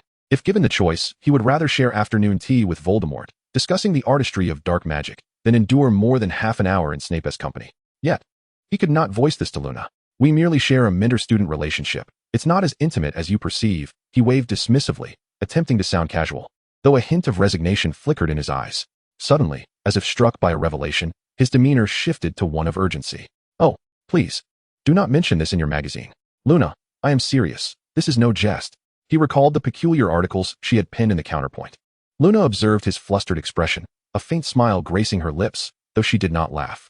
The sun was glaringly bright, and during those 3 mornings spent in the infirmary, the sky was consistently dazzling, eliciting a sense of unease. Upon awakening, I stared at the ceiling, lost in thought. Where is my father? It was only upon seeing the photograph on the bedside, depicting him beside me with a gentle smile, that I realized I had truly awakened. Yet, I found little solace. Instead, a chill seemed to settle in my heart. The sunlight, the fragrance of blooming flowers, the distant sounds of repairs outside, all felt so vividly real, as if I were ensnared in a dream. It was only when Devero entered moments ago that I finally uttered my first words in days. "Devero. He is the only one at Hogwarts who listens to me." He stood quietly, much like a tree, its branches drooping yet allowing the sunlight to filter through. After a brief conversation filled with a hint of joy, an inexplicable silence enveloped me. Perhaps it was indeed peculiar to feel a sudden surge of happiness at that moment, and the very thought of it seemed odd. "Are you all right?" came Devero's voice from beside me, as he cradled a freshly brewed cup of tea. tinged with a note of caution. I don't know, I responded, turning to face him, my throat slightly hoarse. You know I killed him, don't you? Devero remained silent, placing the teacup aside, his expression a complex tapestry of unspoken words. It was rare for him to be this reticent. I gazed at him, a wave of strange anger surging within me. What do you know? Do you understand what I have become? Do you know how terrified I am? He met my gaze without a word, his eyes devoid of reproach or pity, only a profound, silent understanding, akin to the depths of a lake, unfathomable. I suddenly felt like a child again, standing at the edge of a lake, fearful of the reflection in the water. I glanced down at my fingers, pale and delicate, instinctively curling into themselves. I recalled that night, the fleeting moment of cold light. My teeth, my nails, even my blood felt alien to me. The sounds of tearing, gasping. And those eyes as blue as mine, fading into darkness. I could scarcely remember if I had wept in that moment. All I knew was that after awakening in the school infirmary, I dared not touch that photograph. You know, he once told me what his greatest regret was. I suddenly inquired. Devero looked at me, patiently awaiting my continuation. He said his greatest regret was not being able to watch me grow up, to see me create my own home. He always said, Luna, you will have a brighter future. But you do, Devero interjected. You still have a future. But he is gone. I whispered, my voice as soft as a feather. He is gone. To be honest, hearing Luna's sorrow-laden words nearly choked Devero. He fought to suppress the urge to retort, forcing a serious demeanor. Goodness, what would her reaction be if she learned that Mr. Lovegood was still alive? He pondered, finding the current situation more troublesome than a werewolf under a full moon. Luna's gaze remained fixed on the photograph at the bedside, her expression grave as if contemplating a cosmic philosophical dilemma. She was silent, as though the entire world had been isolated from her introspection. Devero took a deep breath, striving to make his voice sound sincere and steady. Luna, I have something important to tell you. This may come as a shock, but I hope you can prepare yourself mentally. Moreover, please trust me, I would never intentionally conceal anything from you.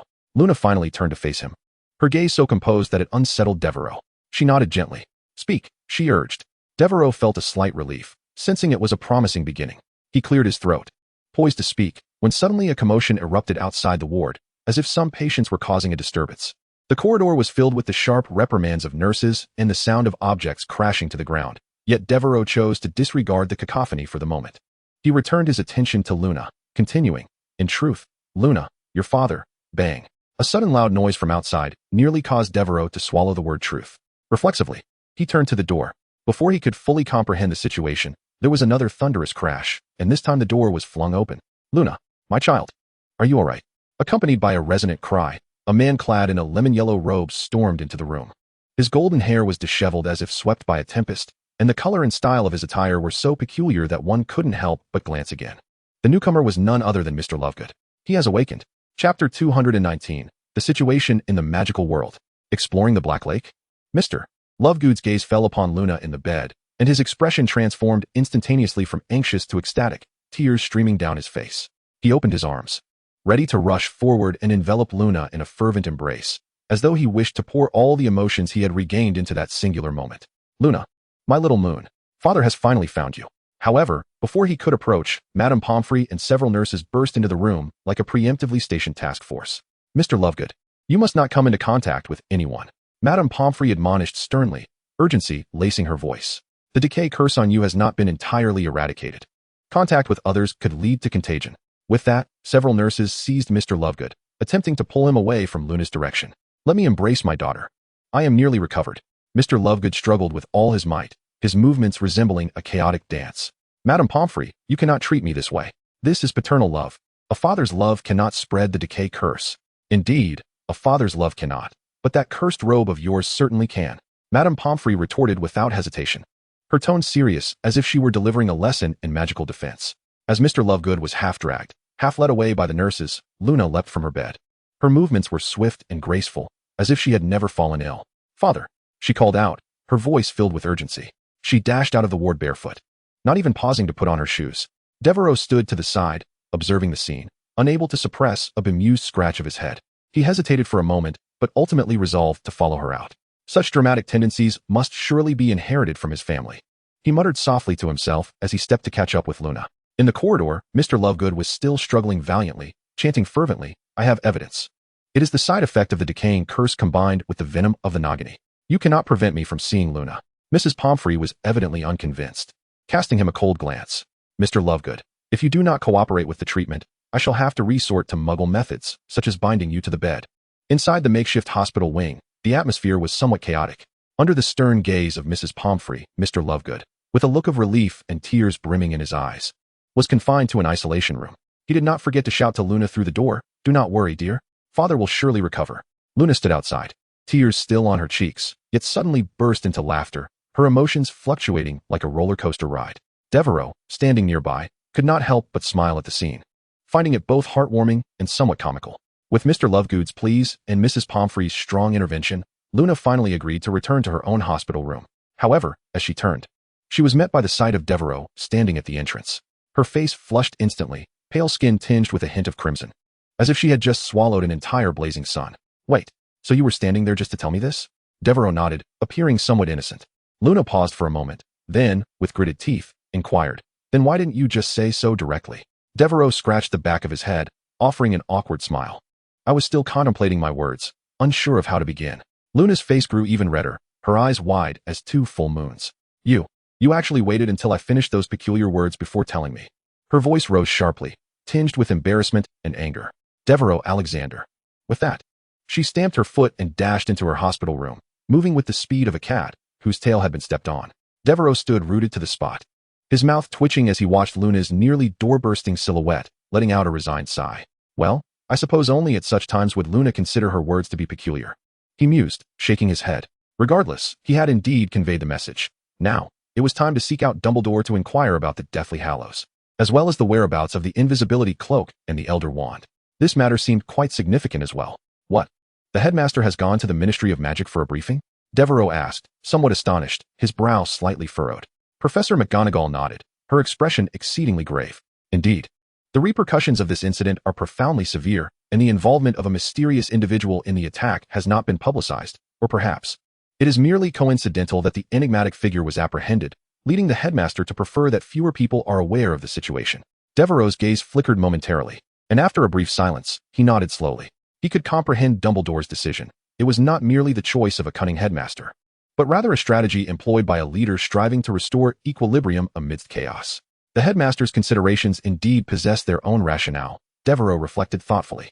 His eyes drifted towards the window, as if he were reminiscing and hypothesizing about something.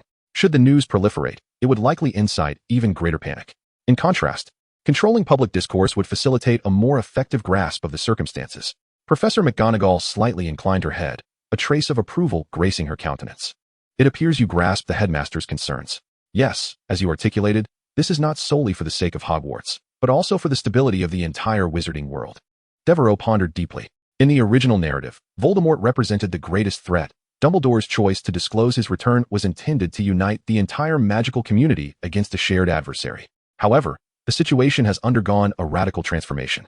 Harry's nemesis, Voldemort, has been subdued by Devero himself and is now confined within a diminutive orb of light, obediently residing in the headmaster's office. As for the external Voldemort, or rather the fragment of his soul still active in the world, it has now become a potential leverage. Thus, there has been no intention to publicly announce Voldemort's return.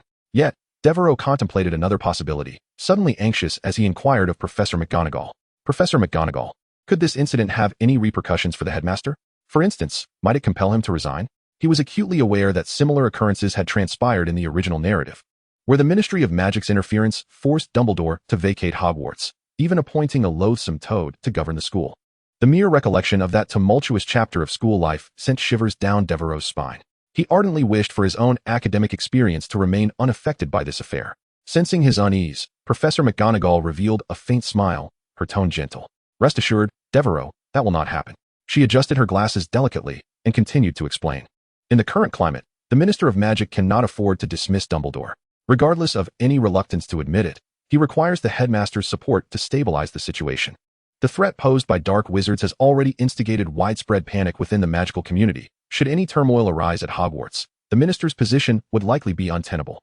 A hint of sarcasm colored McGonagall's tone, clearly reflecting her disapproval of Fudge's capabilities and decisions. Upon hearing this, Devero's anxieties finally dissipated.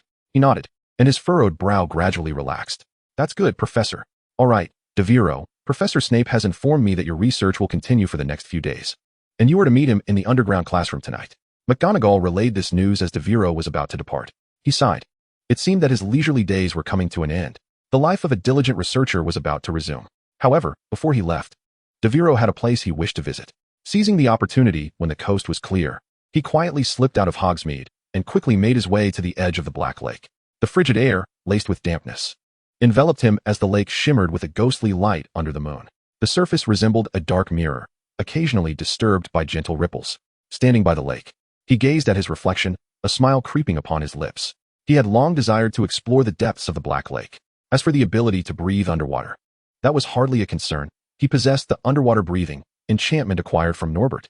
He surveyed his surroundings to ensure no one was following him, then deftly waved his wand, shedding his large school robe and concealing it with an invisibility charm. The moonlight caressed his skin, casting a soft glow. He inhaled deeply, limbering up, and then, without hesitation, plunged into the icy waters. The bone-chilling cold enveloped him instantly, but almost simultaneously, he sensed a remarkable transformation at the sides of his neck, as if something had split open. Reaching to touch, he discovered that a pair of soft gills had formed, gently opening and closing with the flow of the water. He attempted to inhale, and to his astonishment, the frigid water passing through his gills transformed into breathable air. A flicker of excitement danced at the corners of Devero's mouth. He kicked off with vigor, gliding through the water with an agility that felt innate to him. His movements became increasingly fluid, each stroke bringing an exhilarating sense of freedom. Underwater, his vision sharpened, revealing the lakebed's scenery like a slowly unfurling painting, vibrant yet tinged with mystery. Small fish and lake spirits darted around him, some bold enough to pause curiously and circle around him. He noticed the rocks below were adorned with a layer of moss, interspersed with peculiar aquatic plants swaying with the current.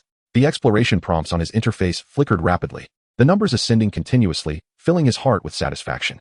He couldn't resist flipping over in the water, swimming like a nimble silver fish, buoyed by the lake's embrace. Just then, a voice suddenly echoed in his ears. It was deep and tinged with discontent, not human yet surprisingly clear, as if it had directly entered his mind. "Hey, you there, child? What are you doing here?" Chapter 220, The Merfolk. The dragon approaches. "What is this?" Devero abruptly turned around, astonished to encounter the wise race dwelling within the dark lake. Through the icy waters, he beheld the source of the voice, a mermaid.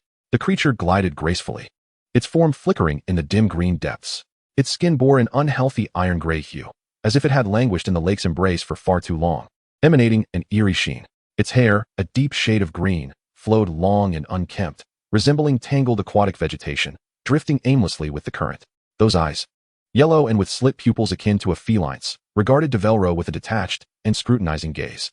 Its lips parted slightly, revealing a jagged array of discolored teeth, reminiscent of dilapidated coral reefs, sending a chill down his spine. Around its neck hung a necklace of rough stones strung together by coarse rope, swaying gently with its movements. Devero mused that the necklace appeared to have been carelessly scavenged from some forsaken riverbed. Previously, he had encountered the elegant depiction of merfolk in the murals of the senior student's washroom, long-haired, melodious beings, akin to ethereal sprites from myth. Yet now, the authentic mermaid floated before him, seemingly emerging from the depths of a horror tale. Perhaps this encapsulated the experience of an online romance meeting a harsh reality. It was said that the cold waters of Scotland rendered the local merfolk less aesthetically appealing.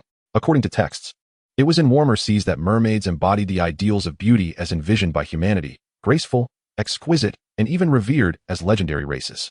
Devero raised his gaze, striving to divert his attention from the unsettling teeth, refocusing on the creature before him. Regardless, he decided to examine its attributes first. Name, Branlow Cranach, merfolk. Age, 17 years, spellbook, songcasting, proficient. Traits, musical kin, purple, nature affinity, blue, beastmaster, blue. Musical kin, purple throughout the extensive evolutionary history of merfolk. One constant has endured, their profound love for music. This affinity has birthed various magics, capable of inducing slumber or inciting agitation. As a merfolk, you have perfectly inherited this trait.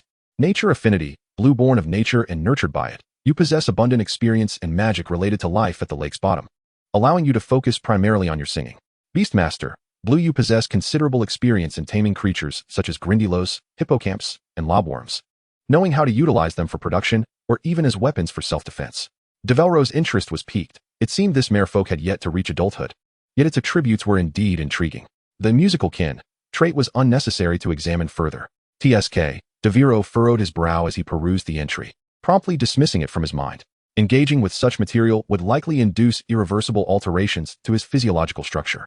He could only imagine himself transformed into a creature akin to the fishman before him, with dull, leaden skin, coarse scales, and a lingering scent of the sea, an utterly grotesque prospect. Devero muttered softly to himself, his expression rife with disdain. The entry on closeness to nature appeared similarly unremarkable, despite being categorized as experiential. For one who had acquired underwater breathing, its utility was rather limited. However, the entry on Beast Tamer piqued his interest. After all, these creatures served as vital sources for potion ingredients. If Devero could cultivate them on a larger scale, take the Grindilo, for instance. These green-skinned underwater beings possessed a ferocious nature, yet their appendages made for excellent components in the creation of potent restorative potions. If he could tame them, regularly harvest their tentacles, it would yield an unending supply of potion materials, regenerative resources indeed. The prospect of systematically trimming their tentacles promised a flawless model of sustainable development. A sly smile crept across Devero's lips as he contemplated this notion. Without hesitation, he secured the entry. Ding. Loading copied entry. Beast Tamer, blue. Copy complete. In an instant, a wealth of knowledge regarding the taming of magical creatures flooded Devero's mind. From understanding the habits of these beings to employing magical artifacts for control, even ancient taming incantations, all were vividly etched into his memory. Yet, to Devero, this knowledge was merely a drop in the ocean of his vast intellect. With his current cognitive processing speed, he effortlessly absorbed the information. He inhaled deeply, a wicked grin forming at the corners of his mouth as he murmured, "Now, it is time to contemplate how to transform these little beings into treasures for my coffers." At that moment, the fishman, still frowning, fixed a penetrating gaze upon Devero and uttered a guttural warning. "Child, I care not what spell you have cast to intrude upon our territory, but I demand you leave at once. Otherwise, not even Dumbledore could rescue you from this place." As he spoke, a thought seemed to cross the fishman's mind. Softening his tone slightly as he added, "Ah, right, you cannot comprehend our words. We must fetch someone from the village." With that, he abruptly swung his tail, sending a rush of water surging toward Devero, brandishing his trident as though intending to escort him to their tribe. Yet, upon hearing those words, Devero's eyes brightened, and an involuntary smile graced his lips. Is this not fortuitous?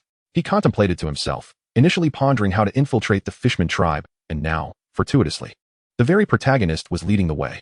Devero exhibited no resistance whatsoever, even slightly raising his hands in a gesture of compliance. A glimmer of cunning danced in his eyes, reminiscent of a fox poised to invade a henhouse. As for how he comprehended the sharp and distorted language of these fishmen, it was thanks to the linguist attribute he had previously acquired from Dumbledore. Essentially, there was no humanoid language he could not articulate. Devero opened his mouth, excitedly exclaiming, Indeed, lead me back to your village." However, to his astonishment, his voice did not dissipate with the bubbles. Instead, a peculiar current of water surged from his mouth, as if the water itself were articulating his words. Devero paused momentarily, instinctively touching his throat. Strangely, he perceived that his voice had taken on a deep and robust timbre underwater, imbued with an unprecedented authority, as if something were resonating within him. This sensation startled Devero. He had never possessed such a voice. Yet, as Devero's voice reverberated through the water, the fishman before him appeared as if struck by lightning, the scales on its face paling slightly, its pupils abruptly constricting, filled with an incredulous terror. A dragon? The fishman's voice sounded like a frayed violin string, sharp and trembling. In the next moment, it abruptly turned, its tail fins sweeping through the water, stirring a murky current that scattered the surrounding plankton. It screamed, the sound underwater more eerie and distorted, as if enchanted. A dragon. The dragon has come. Chapter 221. The Terrifying Melody. The Awakening Curse.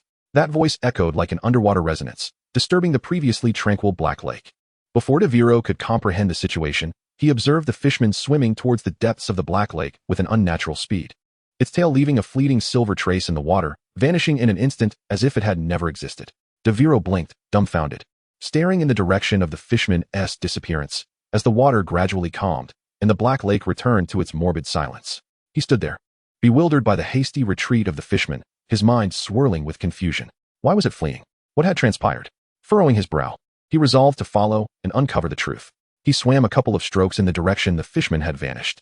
Suddenly a low, eerie sound began to emanate from the depths of the Black Lake, resembling the lament of some ancient creature, or perhaps the harmonious hum of countless voices in unison. The sound seemed to seep from the lakebed's muck, imbued with an indescribable chill, gradually growing louder and nearer, as if an unseen multitude were converging upon him. The sound struck Devero's eardrum with a painful intensity, an overwhelming irritation surging through him like a relentless tide. His brow furrowed deeply, fists clenched instinctively, nails digging into his palms. He attempted to shake his head, to cast off the vexatious noise, but it pierced through him like fine needles, reaching into the very depths of his soul. Something was amiss. A heaviness settled in Devero's heart, and his breath quickened. Almost immediately, he became acutely aware of an unusual sensation. Warmth crept through his limbs, as if something beneath his skin was stirring restlessly. Glancing down, he gasped in shock. Golden fur sprouted rapidly from his arms and the backs of his hands, as though enchanted to grow. Damn it! His heart thundered. Realizing that the curse within him was spiraling out of control, he attempted to raise his wand, to utter the transformation spell to quell the symptoms. Yet, his voice was drowned beneath the cacophony, fragmented and scattered, even disrupting the flow of magic within him. The tip of his wand failed to emit even a flicker of light. The sound grew ever more piercing, as if countless invisible hands were tearing at his sanity. Devero's eyes tinged with crimson, fingertips trembling, his reason teetering on the brink. The werewolf curse within him was fully awakened by this bizarre sound, rendering even the simplest thoughts hazy. No, he could not remain submerged any longer. A primal instinct for survival yanked him from the chaos back to reality. Devero whirled around, summoning every ounce of strength to surge towards the surface. His limbs carved fierce ripples through the water, his form gradually becoming larger and more powerful. The golden fur now enveloping his entire body. With a resounding splash, he broke through the surface, gasping for air as though he had just emerged from a nightmarish ordeal. The night breeze howled against his cheeks, bringing with it the chilling air that brought him a modicum of clarity. Devero wiped the droplets from his face and looked down at his hands now covered in golden fur. His werewolf form was fully manifested, sharp claws glinting in the moonlight. Damn it, he murmured, his chest heaving violently as he turned his gaze towards the lake. The water's surface lay still like a mirror, yet in Devero's ears, that maddening sound lingered, faint yet persistent, seemingly penetrating the lake and reverberating through the air. Even through the barrier of water, the sound's influence remained, though it was no longer as intense as before. Devero drew a ragged breath, his eyes fixed intently on the obsidian surface of the lake. A hint of terror etched upon his features. What on earth was that? The song of a siren. Devero crouched awkwardly at the water's edge, clutching his head with both hands, fingertips nearly piercing his scalp. His heart pounded like a drum within his chest, each beat sending waves of piercing pain through his skull, as if a sharp needle were relentlessly stabbing at his mind.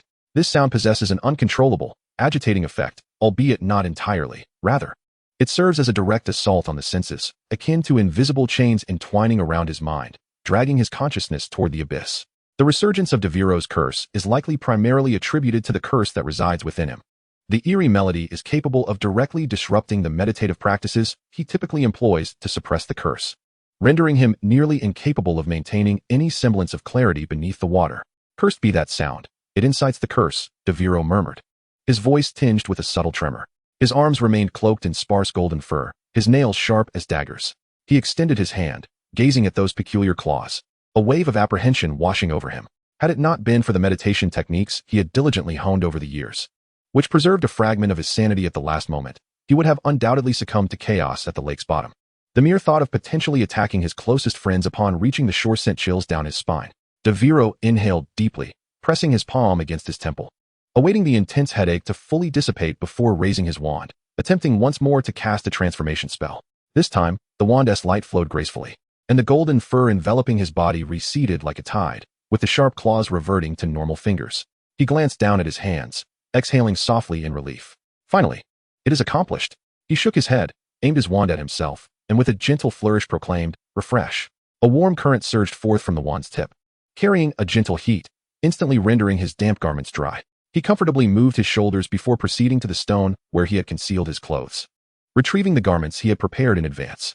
Once dressed, Devero found himself at leisure to sit upon the grass by the lakeside, reflecting upon the recent events. He furrowed his brow, casting his gaze toward the still rippling surface of the dark lake, slowly untangling his thoughts. The catalyst was my speaking underwater? He recalled the moment vividly. As he uttered his first words, the mermaid's expression transformed in an instant, as though she had encountered something exceedingly terrifying. Her scream laced with dread. "The dragon has arrived." Dragon? Devero furrowed his brow, instinctively reaching to touch the sides of his neck, where his gills, previously slightly ajar, had quietly closed, concealing themselves anew. His fingertips lightly traced his skin, and a hypothesis began to surface in his mind. Could it be because of the term underwater breathing? He pondered, reminiscing about the sensations that accompanied the manifestation of this ability. At that moment, he could breathe freely underwater, speak, and his voice indeed sounded somewhat unusual, coarse, deep, even possessing a resonance that stirred the water. If this magic altered my vocal structure, causing my voice to resemble the roar of a dragon beneath the surface. Upon contemplating this, Devero furrowed his brow slightly, sighing with a sense of resignation. His initial intention was merely to communicate with the merfolk. Instead, he frightened them into a frenzied retreat, leaving a chaotic scene in his wake. The ripples on the lake's surface continued to expand, as if something was languidly stirring in the depths, disturbing the once placid waters. Devero fixated on those unnatural ripples, massaging his forehead in contemplation. It appeared that this exploration would have to be momentarily suspended, he muttered to himself, his tone tinged with a hint of exasperation. Venturing back into the lake for negotiations would likely yield no favorable outcome. He rose to his feet, stretching his limbs and indulging in a languorous yawn. Perhaps next time he might try the bubblehead charm, or directly converse with them in their own tongue. He murmured, his gaze sweeping across the lake's surface, already formulating a plan in his mind. If all else fails, he could seek counsel from Dumbledore. After all, he always had a way. With this thought, Devero stretched his body, momentarily setting aside the matters of the Black Lake, intending to have a meal first before checking on Snape regarding the latest research assignments. Chapter 222. A Breakthrough in Treatment Plans. Leader. A dragon. I heard it with my own ears. It was undoubtedly the roar of a dragon, exclaimed the young merman who had just returned from the lake's surface, his expression fraught with terror, his voice trembling. His wet scales glistened, turning pale from overwhelming panic, and his eyes betrayed an unmistakable fear. He disguised himself as a student and infiltrated the Black Lake. What should we do? The surrounding waters stirred slightly in response to his frantic cries. The other merfolk halted their activities. Even the melodious songs that had previously ebbed and flowed like the tides ceased abruptly, as if the very air had solidified. Bubbles rose slowly to the surface, and all eyes turned towards the central figure, the leader. She was a female mermaid with somewhat pallid skin, her dark green hair thinning and swaying gently with the current. Though her features bore the marks of time, her eyes remained sharp as daggers, exuding an undeniable authority. Upon hearing the young merman's words, the surrounding merfolk began to murmur amongst themselves, tension rippling through their ranks like a whirlpool. A dragon? How could there be a dragon at the bottom of the lake? Could it be the work of dark wizards? They are capable of anything. Whispers surged forth, a cacophony of concern. The mermaid leader slowly raised a small, scaled hand to silence the crowd. The waters gradually settled, yet a low rumble from the depths still reverberated. She spoke in a deep, steady voice. I have already attempted to contact Dumbledore, but he is not at the school. The revelation stirred the crowd once more into a frenzy. Dumbledore is not here. Who will handle this matter? Has he abandoned us?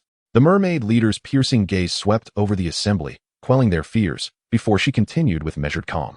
Previously, I had heard the centaurs in the Forbidden Forest mention that Dumbledore had someone raise a Norwegian ridgeback at the edge of the forest. This revelation struck like a massive stone sinking into water, instantly stirring a tempest of reactions. What? A Norwegian ridgeback? My goodness, that is our sworn enemy. Has he lost his mind? How could he bring such a creature here? The surrounding gasps and roars crescendoed, as if the very lake had been stirred into a murky chaos by this wave of emotion. The Norwegian ridgeback is renowned for being a ferocious predator, especially a nightmare for aquatic beings. The expression of the merfolk leader darkened further, her once pale skin now tinged with an ashen hue. Her gaze swept over her kin, imbued with determination and resolve. Dear ones, she began slowly, her voice as deep and profound as the currents beneath the lake. We have lived here for millennia. When our ancestors forged a pact with Salazar Slytherin, we secured absolute rights to this land. She paused, lifting her head, her eyes sparkling with fierce intensity. Today, we shall fight for our rights and defend our home.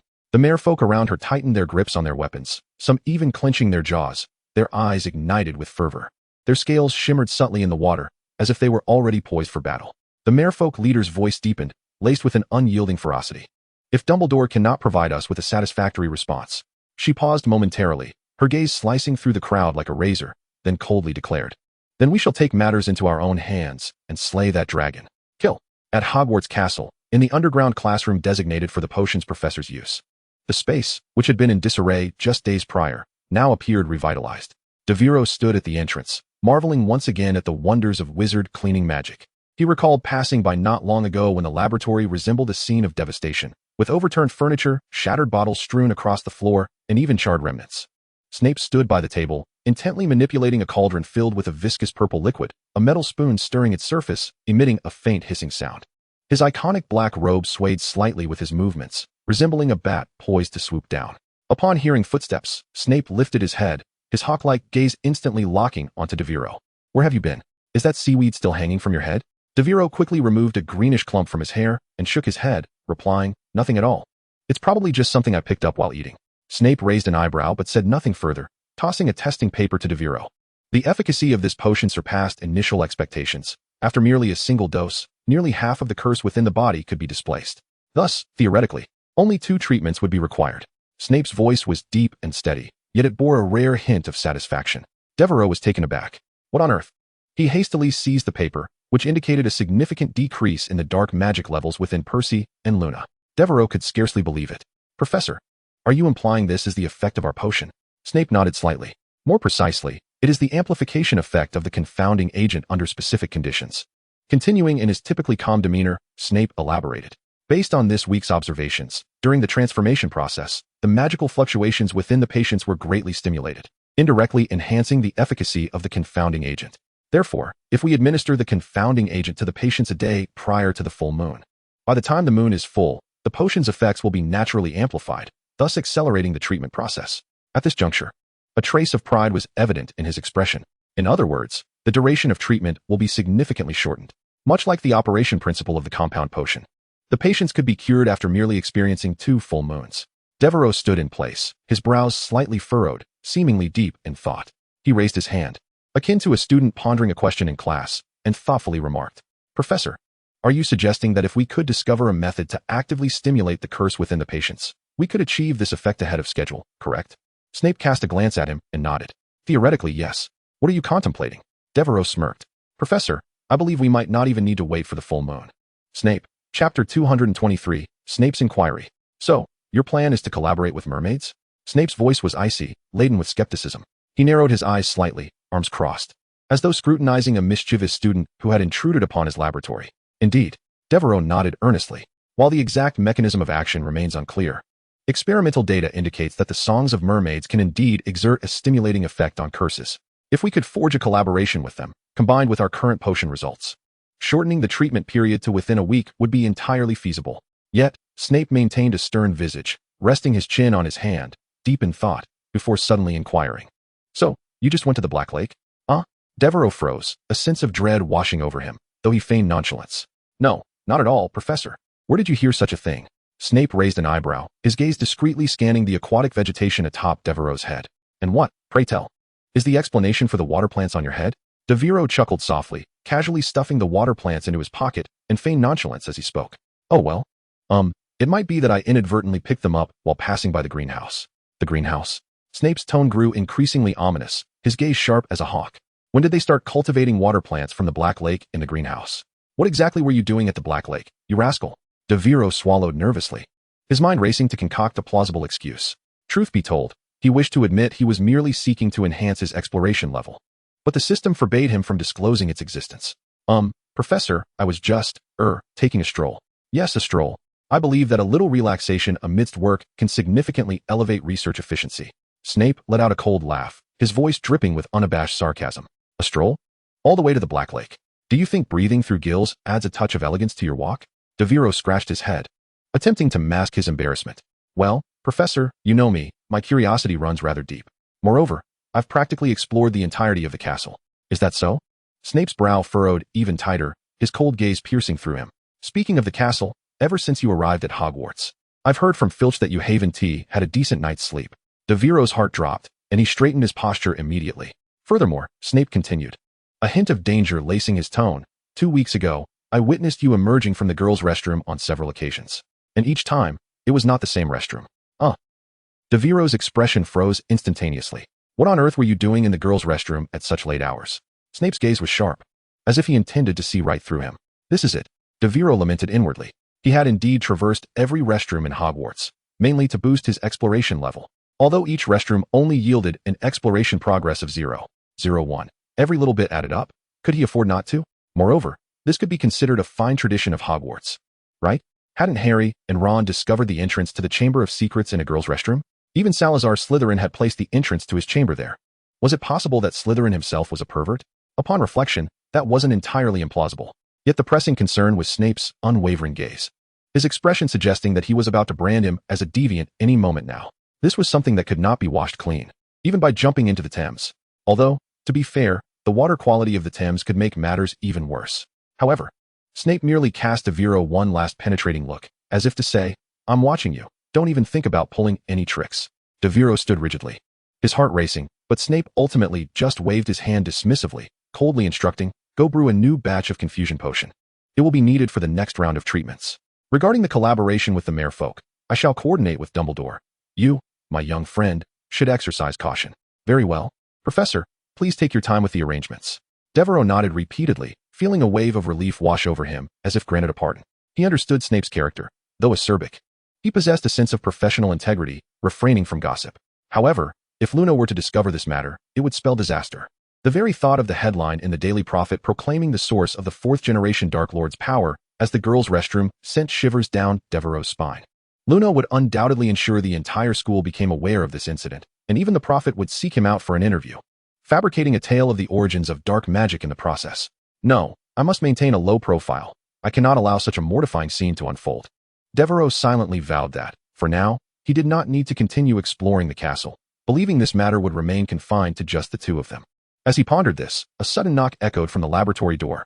Who is it? Devero called out, approaching to open the door, only to be met with darkness as he looked up. It was Luna. Surely not, Luna. What are you doing here instead of resting in the hospital? Devero exclaimed, startled, his tone laced with panic. Luna, however, wore a cool demeanor.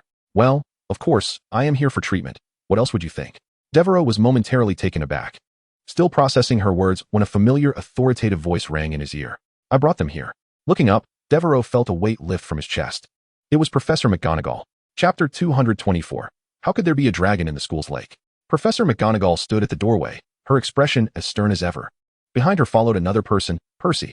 At this moment, Percy appeared much improved compared to before, his beastly features nearly faded, though his hair remained quite abundant. He greeted Devero with a smile. Professor McGonagall led Percy and Luna into the laboratory, surveying the surroundings. Well, the decay curse has been thoroughly cleared, has it not? Snape replied with a slight nod, his tone as cold as usual. Indeed, the residual decay here is significantly less than that in the staff room.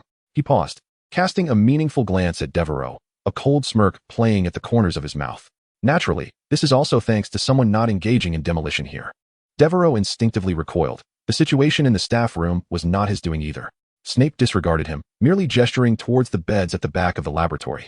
Today's treatment will take longer, primarily because the tools used in the initial session have been destroyed. Thus, you will have to wait a bit longer. As he spoke, his gaze swept over Devero once more. Young man, assist them in lying down on the beds. Devero nodded eagerly, hastening to usher Percy and Luna to their respective places. Come, this way, the beds have just been prepared, ensuring cleanliness and comfort. Percy murmured as he followed along. Why does that sound so much like a tavern? Devero shot him a glare and retorted quietly, mind your words. Professor Snape's hearing is sharper than that of an owl. Luna, on the other hand, remained silent, merely trailing behind with an air of detachment. Devero couldn't help but steal a glance at her. Her expression was still as icy as ever. Fortunately, it seemed she hadn't overheard Snape's previous remarks, which eased his mind a bit. All right, McGonagall, leave this to me. Snape's tone was as frigid as usual. McGonagall seemed unfazed by his demeanor, shifting the subject with an undeniable seriousness in her voice. There's one more matter, Snape. You are aware that a group of merfolk resides in our Black Lake, correct? Upon hearing this, Snape momentarily paused, raising his head to cast a casual glance at Devero, then nodded slightly. Of course, what of it? Devero felt a chill run down his spine, as if foreboding misfortune loomed. He instinctively stood a bit straighter, yet Percy, unaware, bumped into him from behind. Ouch, don't block the way. Percy grumbled softly. Devero ignored him, his body tense as stone, straining to catch McGonagall's next words. Professor McGonagall's expression grew increasingly grave. Just now, the leader of the merfolk came ashore with a group of their kin. They seek Dumbledore, claiming a dragon has appeared at our school. If this issue is not resolved promptly, they will take action. Snape's countenance shifted slightly, his brow furrowing deeply. A dragon? He set down the potion-making apparatus in his hands and slowly turned to Devero, his gaze piercing like a blade of ice. His voice emerged as somber as if it had crawled from a crypt. How could there be a dragon in the school's lake? You agree, don't you, Devero Alexander? Devero stammered an incoherent response. Leave the merfolk to Dumbledore. As for the absurd rumor of a dragon on campus, it need not be heeded. Snape stood outside the laboratory corridor, arms crossed, his tone consistently aloof, yet McGonagall did not respond immediately, instead scrutinizing him with a skeptical gaze. Snape, are you certain this is merely a rumor? After all, the leader of the merfolk is not one to speak without cause. McGonagall adjusted her glasses, her voice laced with caution. Snape raised an eyebrow, replying coldly, McGonagall, just because merfolk inhabit the Black Lake does not imply their intellect surpasses that of an ordinary catfish. Do you truly believe a creature as grand as a dragon could hide at the bottom of the lake unnoticed? McGonagall pondered for a moment before finally nodding in acquiescence. Very well, I shall confirm this matter with Dumbledore. As for the situation in the laboratory, I leave it to you. Certainly. Snape waved his hand, watching McGonagall depart. His gaze then shifting towards the laboratory door, lost in thought. Inside, Devero exhaled deeply upon realizing that McGonagall had finally left, nearly collapsing to the floor. If it were discovered that he had aided Hagrid in concealing Norbert in the cellar, his academic pursuits would indeed be at an end.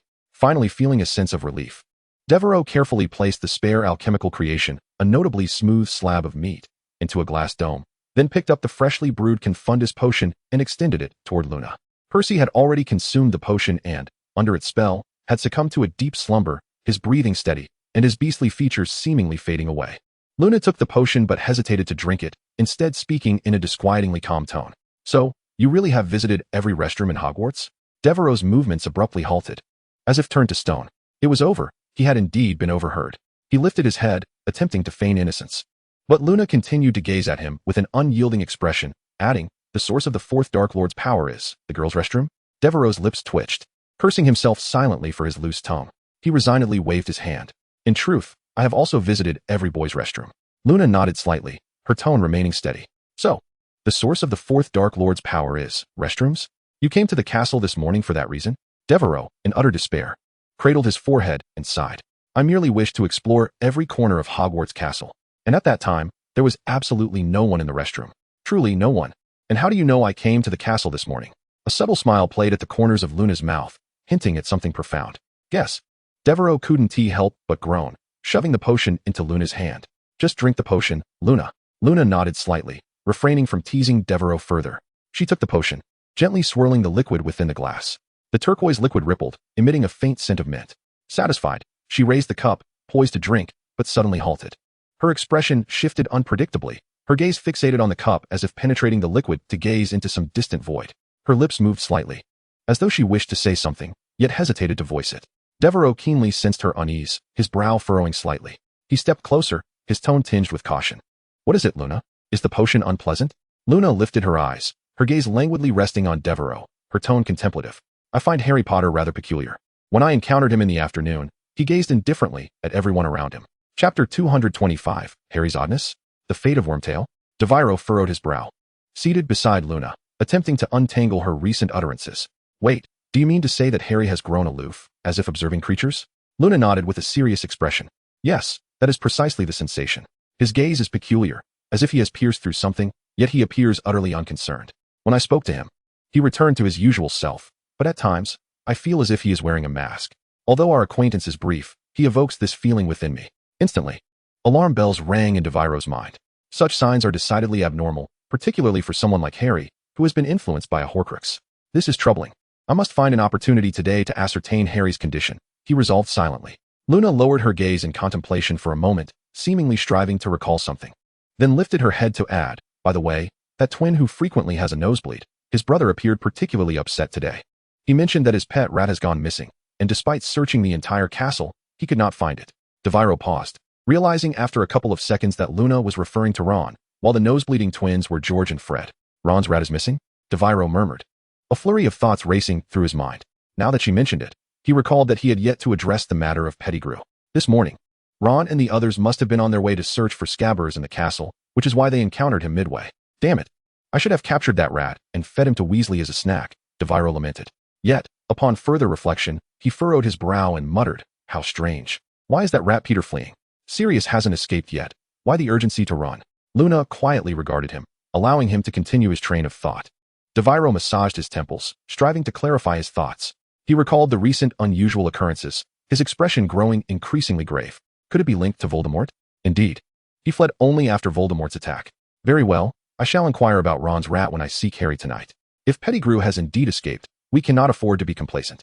Weasley must patrol tonight. He contemplated, turning back to Luna with a more relaxed tone. "Yes, I have noted everything you said. I will handle these matters. You should take your potion and cooperate with the treatment."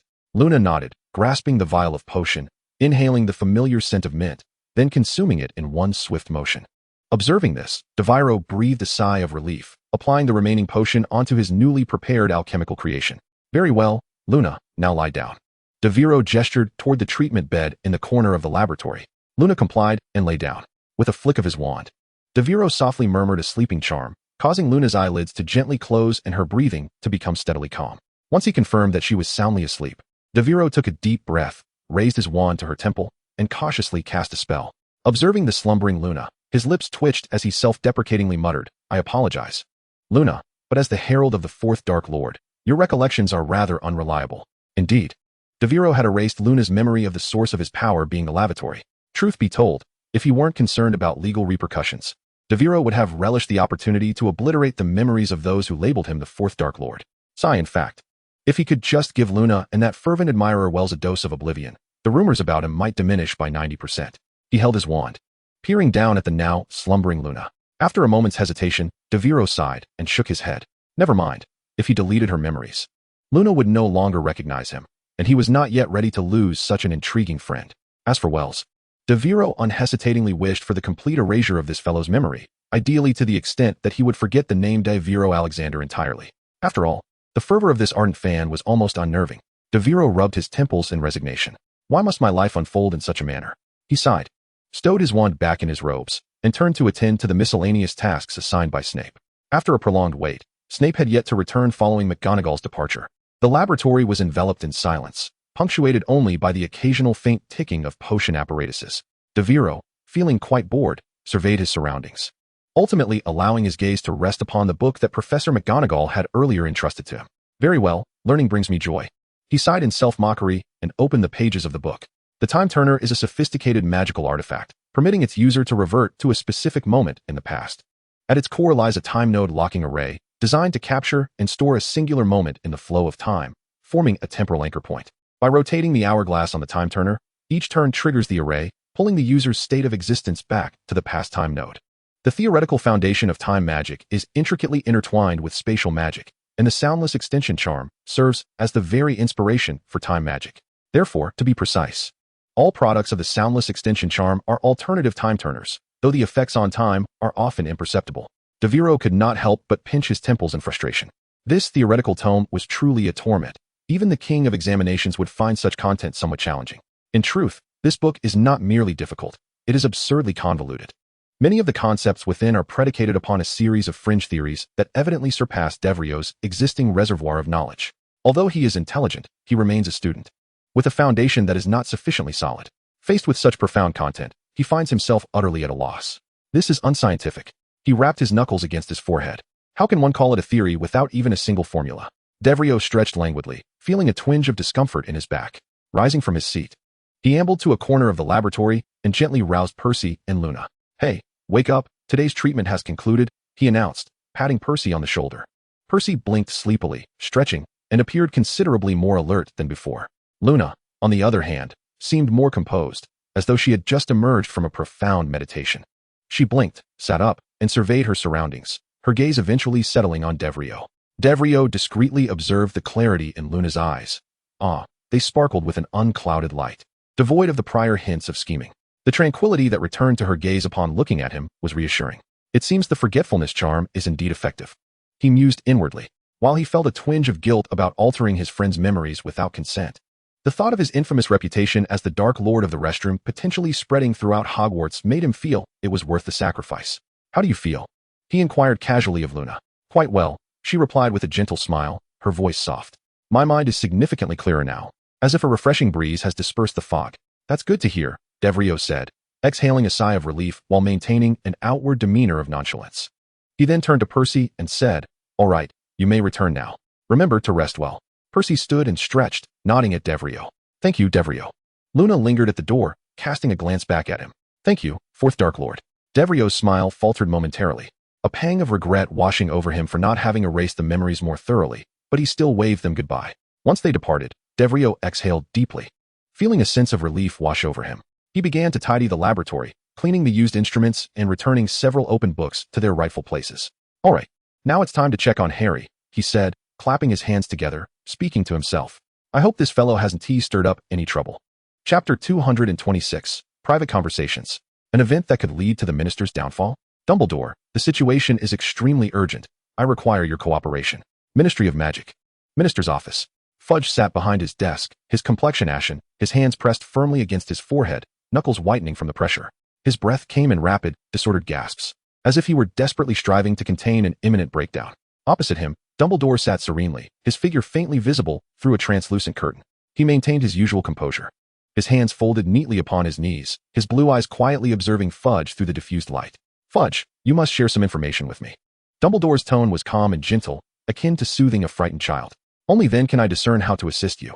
Alternatively, you may choose to draw back the curtain so we may converse face to face. It might yield better results. Fudge shook his head vehemently, as though battling a mortal struggle, every disturbance eliciting a fierce reaction. Dumbledore, do you take me for a fool? To pull back the curtain and allow you access to my thoughts is out of the question. Upon hearing this, Dumbledore slightly raised his hands in a gesture of acceptance. Very well, Fudge, if that is your stance, then I shall conclude my report. I suspect there are numerous matters awaiting my attention at Hogwarts. I must take my leave. He rose to depart, but as he reached the door and was about to turn the handle, Fudge's voice surged forth. I can help you cover up the recent werewolf incident. Fudge nearly shouted. Dumbledore paused momentarily, but did not turn back. His tone remained unhurried, as if Fudge's proposal held little allure. You know, I can manage that myself. The room fell into a heavy silence once again, punctuated only by Fudge's labored breaths echoing in the air. His face was buried in his hands, as if grappling with an unseen foe. Dumbledore stood in silence for several seconds, ultimately shaking his head gently before continuing to push open the door. However, just as he was about to step over the threshold, Fudge suddenly lifted his head, his voice hoarse and urgent. I can agree to one condition. This time, Dumbledore paused. He slowly turned, his gaze piercing through the veil to meet Fudge's, his demeanor still unhurried. What is the scope of this condition? Fudge's Adam's apple bobbed as he seemed to wrestle with a difficult decision. Finally, he lowered his hands from his face, revealing a pale, weary visage. Anything that I, as Minister of Magic, am capable of doing. Dumbledore released the doorknob and returned to his seat with an elegance reminiscent of flowing water. He resumed his position, hands once again resting on his knees, his expression devoid of any turbulence. Then, I wish to meet someone in Britain. Who? Gerald Grindelwald. Fudge sprang to his feet, his face paling instantly. His voice, elevated by anger, reverberated in the room. No, absolutely not. The situation is too precarious. How could I allow a dark wizard to enter our country? Before he even arrives, my position would be jeopardized. He paced back and forth in the office, his hands gesturing in the air as if attempting to grasp some invisible entity. Moreover, regarding the situation in New Mongard, what excuse could I possibly provide for the escort? Those Germans are notoriously rigid in their thinking. They would undoubtedly demand the convening of an international wizarding conference, and at that point, I would truly find myself in an untenable position. Dumbledore, however, remained remarkably composed. Fudge, this is a matter you must contemplate. My duty is to assist you in resolving the immediate dilemma. Furthermore, I have not insisted that we act upon it right now. Upon hearing this, Fudge visibly exhaled in relief. He slumped into his chair as if he had just shed an invisible burden. All right, as long as it isn't at this moment. When do you intend to proceed? He hesitated, tentatively adding, a year from now? If it is next year, the situation here might be relatively more stable. At this, Dumbledore's gaze momentarily drifted. Well, that is uncertain, but it can be confirmed that he need not come before next year. Fudge felt a profound sense of ease wash over him upon hearing this declaration. His shoulders relaxed, and the pallor that had previously gripped his face began to dissipate. Good. As long as it isn't during this tumultuous period. He leaned back against the chair, his fingers absently tapping the table, as if calculating the risks. If I were to brazenly bring a crime-ridden dark wizard to Britain at this juncture, the public outrage would not be quelled by mere resignation. At that point, I might find myself unable to even reside in Azkaban. However, I have one more question. Fudge leaned back, his hands folded across his chest, attempting to imbue his tone with greater firmness. What exactly is the motivation behind your adversary's actions? To be candid, I am not well versed in the history of your enmity. But bringing a criminal who once sought to incite war to our country is an immense pressure for me. Dumbledore, upon hearing this inquiry, wore a contemplative smile. His gaze turned toward the window, peering through the translucent curtain into the distance, as if the scenery outside could elucidate Fudge's question. His voice was deep yet clear, akin to the narration of an ancient tale. The primary reason I invited him is that he plays a significant role. A significant role? Fudge was momentarily taken aback, his brow instinctively furrowing. What do you mean? Dumbledore slowly turned back, his blue eyes locking onto Fudge's with a depth that seemed capable of penetrating the human soul. A compelling story necessitates substantial characters. Would you not agree, Fudge? Fudge's brow furrowed even tighter, as if he were striving to decipher Dumbledore's words. With a slight smile, Dumbledore decided to dispense with further preamble, inhaling deeply before delving into the crux of the matter. Now, please enlighten me as to what circumstance has rendered our Minister of Magic utterly powerless. As the conversation shifted back, Fudge's countenance darkened once again. This matter may lead to my impeachment by the Wisingamot. It is exceedingly confidential and must remain undisclosed to anyone. At the time the incident occurred, I took measures to control all individuals privy to the information. Dumbledore narrowed his eyes slightly. The Imperious Curse? Fudge nodded faintly. It was a necessity, otherwise. That scoundrel Scrimgeour might expose everything at any moment. You know how immense his ambition is. He could hardly be satisfied with merely being the head of the Auror office. Mentioning Scrimgeour, Fudge's tone was laden with palpable resentment and unease. He ground his teeth, as if venting his frustration. He has been plotting my downfall. That wretch. Dumbledore gently raised his hand, signaling Fudge to calm down. Very well, I understand. Now, please tell me, what exactly is the situation? Fudge took a deep breath. Covering his face with his hands, his voice barely audible. Azkaban, someone has escaped. The most loyal servant of the Dark Lord. A remorseless murderer. The individual in question is known as Sirius Black. Chapter 227. The Cost of Crossing Boundaries? A Fortress in Internal Collapse? The time was yesterday afternoon, following the werewolf incident. Current speculation suggests he may have utilized Transfiguration. Goodness, it is truly unbelievable. In a place like Azkaban, he managed to retain his magical prowess. Fudge's tone conveyed a hint of trepidation at this juncture. Furthermore, I can virtually guarantee that his target for this escape is Hogwarts. Fudge's expression darkened, his eyes betraying an unmistakable concern. He spread out the documents in his hands, his voice low yet imbued with a sense of urgency. Dumbledore sat in his chair, lifting his gaze, his expression remaining tranquil. Why do you say that? Fudge did not respond directly, but instead waved his wand. A copy of the Daily Prophet gently floated down onto Dumbledore's lap, the paper glimmering softly under the light. This was an issue of the newspaper that Sirius had been perusing prior to his escape, specifically the edition covering the dueling tournament you hosted at Hogwarts. Fudge's voice carried a note of fatigue. Dumbledore glanced at the newspaper's cover. The image depicted Devero casting a fire spell with an impassive expression, the flames behind him resembling a fierce dragon blazing a path. The corners of Dumbledore's mouth twitched slightly, and he nodded gently, beginning to peruse the newspaper. I must admit, this fire spell is indeed commendable, possessing half the grandeur of my own in my heyday. Upon hearing Dumbledore's self-congratulatory remark, Fudge could not suppress an eye roll, his tone steeped in exasperation. Yes, it is quite impressive, but that is not the crux of the matter. Fudge rose, pointing at the newspaper cover, his speech accelerating. This newspaper was held by Sirius for an entire week, and he did not even attempt the crossword puzzle. Understand that he used to complete it in every issue. It was his habit. Yet, in this edition, he abstained. Fudge fixed his gaze upon Dumbledore, a hint of tension lacing his tone. What could this imply? It suggested that there was undoubtedly something extraordinary within that newspaper that had captivated him. Dumbledore's hands, which had been turning the pages, suddenly stilled, his brow furrowing slightly, as if he had stumbled upon a revelation. Observing this, Fudge immediately straightened in his seat, a flicker of anticipation igniting in his eyes. What is it, Dumbledore? Have you uncovered a clue? Dumbledore did not respond immediately. He squinted at a particular page of the newspaper, then abruptly raised his hand to point at a photograph of himself. It was a dynamic image captured during a duel, where Dumbledore was in the act of thwarting a dragon summoned by Devero, his expression grave and his movements precise. Do you not think I appear rather aged in this image? Dumbledore inquired earnestly, a trace of mild discontent coloring his voice. I am barely over 100 years old. Yet in this depiction, I resemble a desiccated mummy. Could it be that those rascals at the Daily Prophet are doing this on purpose? Fudge blinked in surprise, then could not help but roll his eyes dramatically. Over 100 and you still consider yourself young? Dumbledore, are you serious? Dumbledore chuckled lightly, dismissing the jest. And then his gaze returned to the newspaper, his tone shifting. However, there are indeed some peculiarities. Fudge perked up immediately, eagerly pressing for details. What peculiarities? Is it a clue? Dumbledore's fingertips lightly traced the edge of that page, his demeanor growing slightly more solemn. The wear marks on this page are quite conspicuous, particularly here. It is evident that it has been pressed repeatedly. This indicates that Sirius lingered on this page for an extended period. Fudge leaned in closer, scrutinizing the newspaper intently. The image depicted Slughorn alongside a group of first-year Gryffindors, his smile as affable and self-satisfied as ever, while several students playfully waved and frolicked in the photograph. Appearing utterly unremarkable, Fudge furrowed his brow. This photograph. Frankly, I failed to see what could possibly draw Sirius's attention. Slughorn? Could he be involved? However, his frown deepened. Back in the day, Slughorn had indeed refrained from aligning himself with the Dark Lord. He was adept at self-preservation and would not associate with Death Eaters. Dumbledore continued to scrutinize the photograph in the newspaper, his brow slightly furrowed as his gaze lingered on Slughorn and the students. He sighed softly, then shook his head. Closing the newspaper. I cannot ascertain the precise reason at this moment, but I am certain that Sirius's objective lies within Hogwarts itself. Dumbledore spoke with a calm demeanor.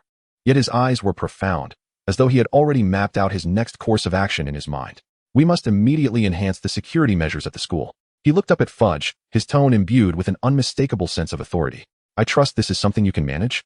Hearing this, Fudge straightened his chest, displaying an air of unwavering confidence. A slight smile curled at the corners of his mouth, as if he had finally discovered a situation within his control. Indeed, the circumstances at Hogwarts had been anything but tranquil lately. The upgrade in security was not only justified, but would also instill greater reassurance in parents and the public alike. This would undoubtedly enhance my reputation. Dumbledore nodded, seemingly in agreement with Fudge's attitude. He rose leisurely, his robe swaying gently with emotion, exuding an extraordinary composure. He lowered his gaze to adjust his cuffs, his tone casual yet laden with meaning. Very well, let us proceed in this direction. However, he said, turning towards the door with steady, unhurried steps. The situation at Azkaban cannot be overlooked. While Transfiguration may provide a temporary solution, let us not forget that this is merely a stopgap measure. He paused at the threshold, glancing back at Fudge with a slight upward curve of his lips, as if referring to a trivial matter. As for whether your position is secure, he hesitated, a glint of cunning in his eyes. Let us hope that Sirius Black makes an appearance at Hogwarts soon. The sooner he arrives, the easier it shall be to resolve matters. Fudge momentarily faltered, the confident expression on his face growing slightly rigid. Dumbledore's steps towards the door were deliberate, the hem of his robe brushing the ground with a subdued sound. His hand grasped the doorknob, but at the moment of pushing it open, he suddenly halted, turning slightly to cast a glance at Fudge. I am aware that you procured certain temporal magics from the Order of the Phoenix, he stated, his voice low and deliberate, each word resonating like a tolling bell in Fudge's heart. But I must make it explicitly clear that these are not to be wielded by the unchosen. The hounds of Tindalos will not relent. Upon hearing this, Fudge's expression shifted, though he quickly masked it with a forced calm, letting out a derisive snort. Have you not employed them, Dumbledore? You were the first to do so. I fail to see what price you have paid. Dumbledore's lips twitched slightly before he turned away, a complex emotion flickering in his gaze. He slowly raised his right hand and pressed it against his right eye, applying gentle pressure. With a subtle pop, his right eye vanished, revealing a hollow, bloodied cavity that emanated a dim crimson glow, as if leading to an unknown abyss. Fudge's pupils dilated, and he instinctively inhaled sharply. But the revelation was far from over. Dumbledore raised his left hand, delicately sweeping across his right arm. As he did so, his right shoulder and entire arm appeared to be consumed by an invisible force, collapsing instantaneously. That side of his body resembled an empty shell, the robe clinging weakly to the sunken area, resembling some eerie sculpture. Fudge stood frozen, his complexion pale, beads of cold sweat forming on his brow.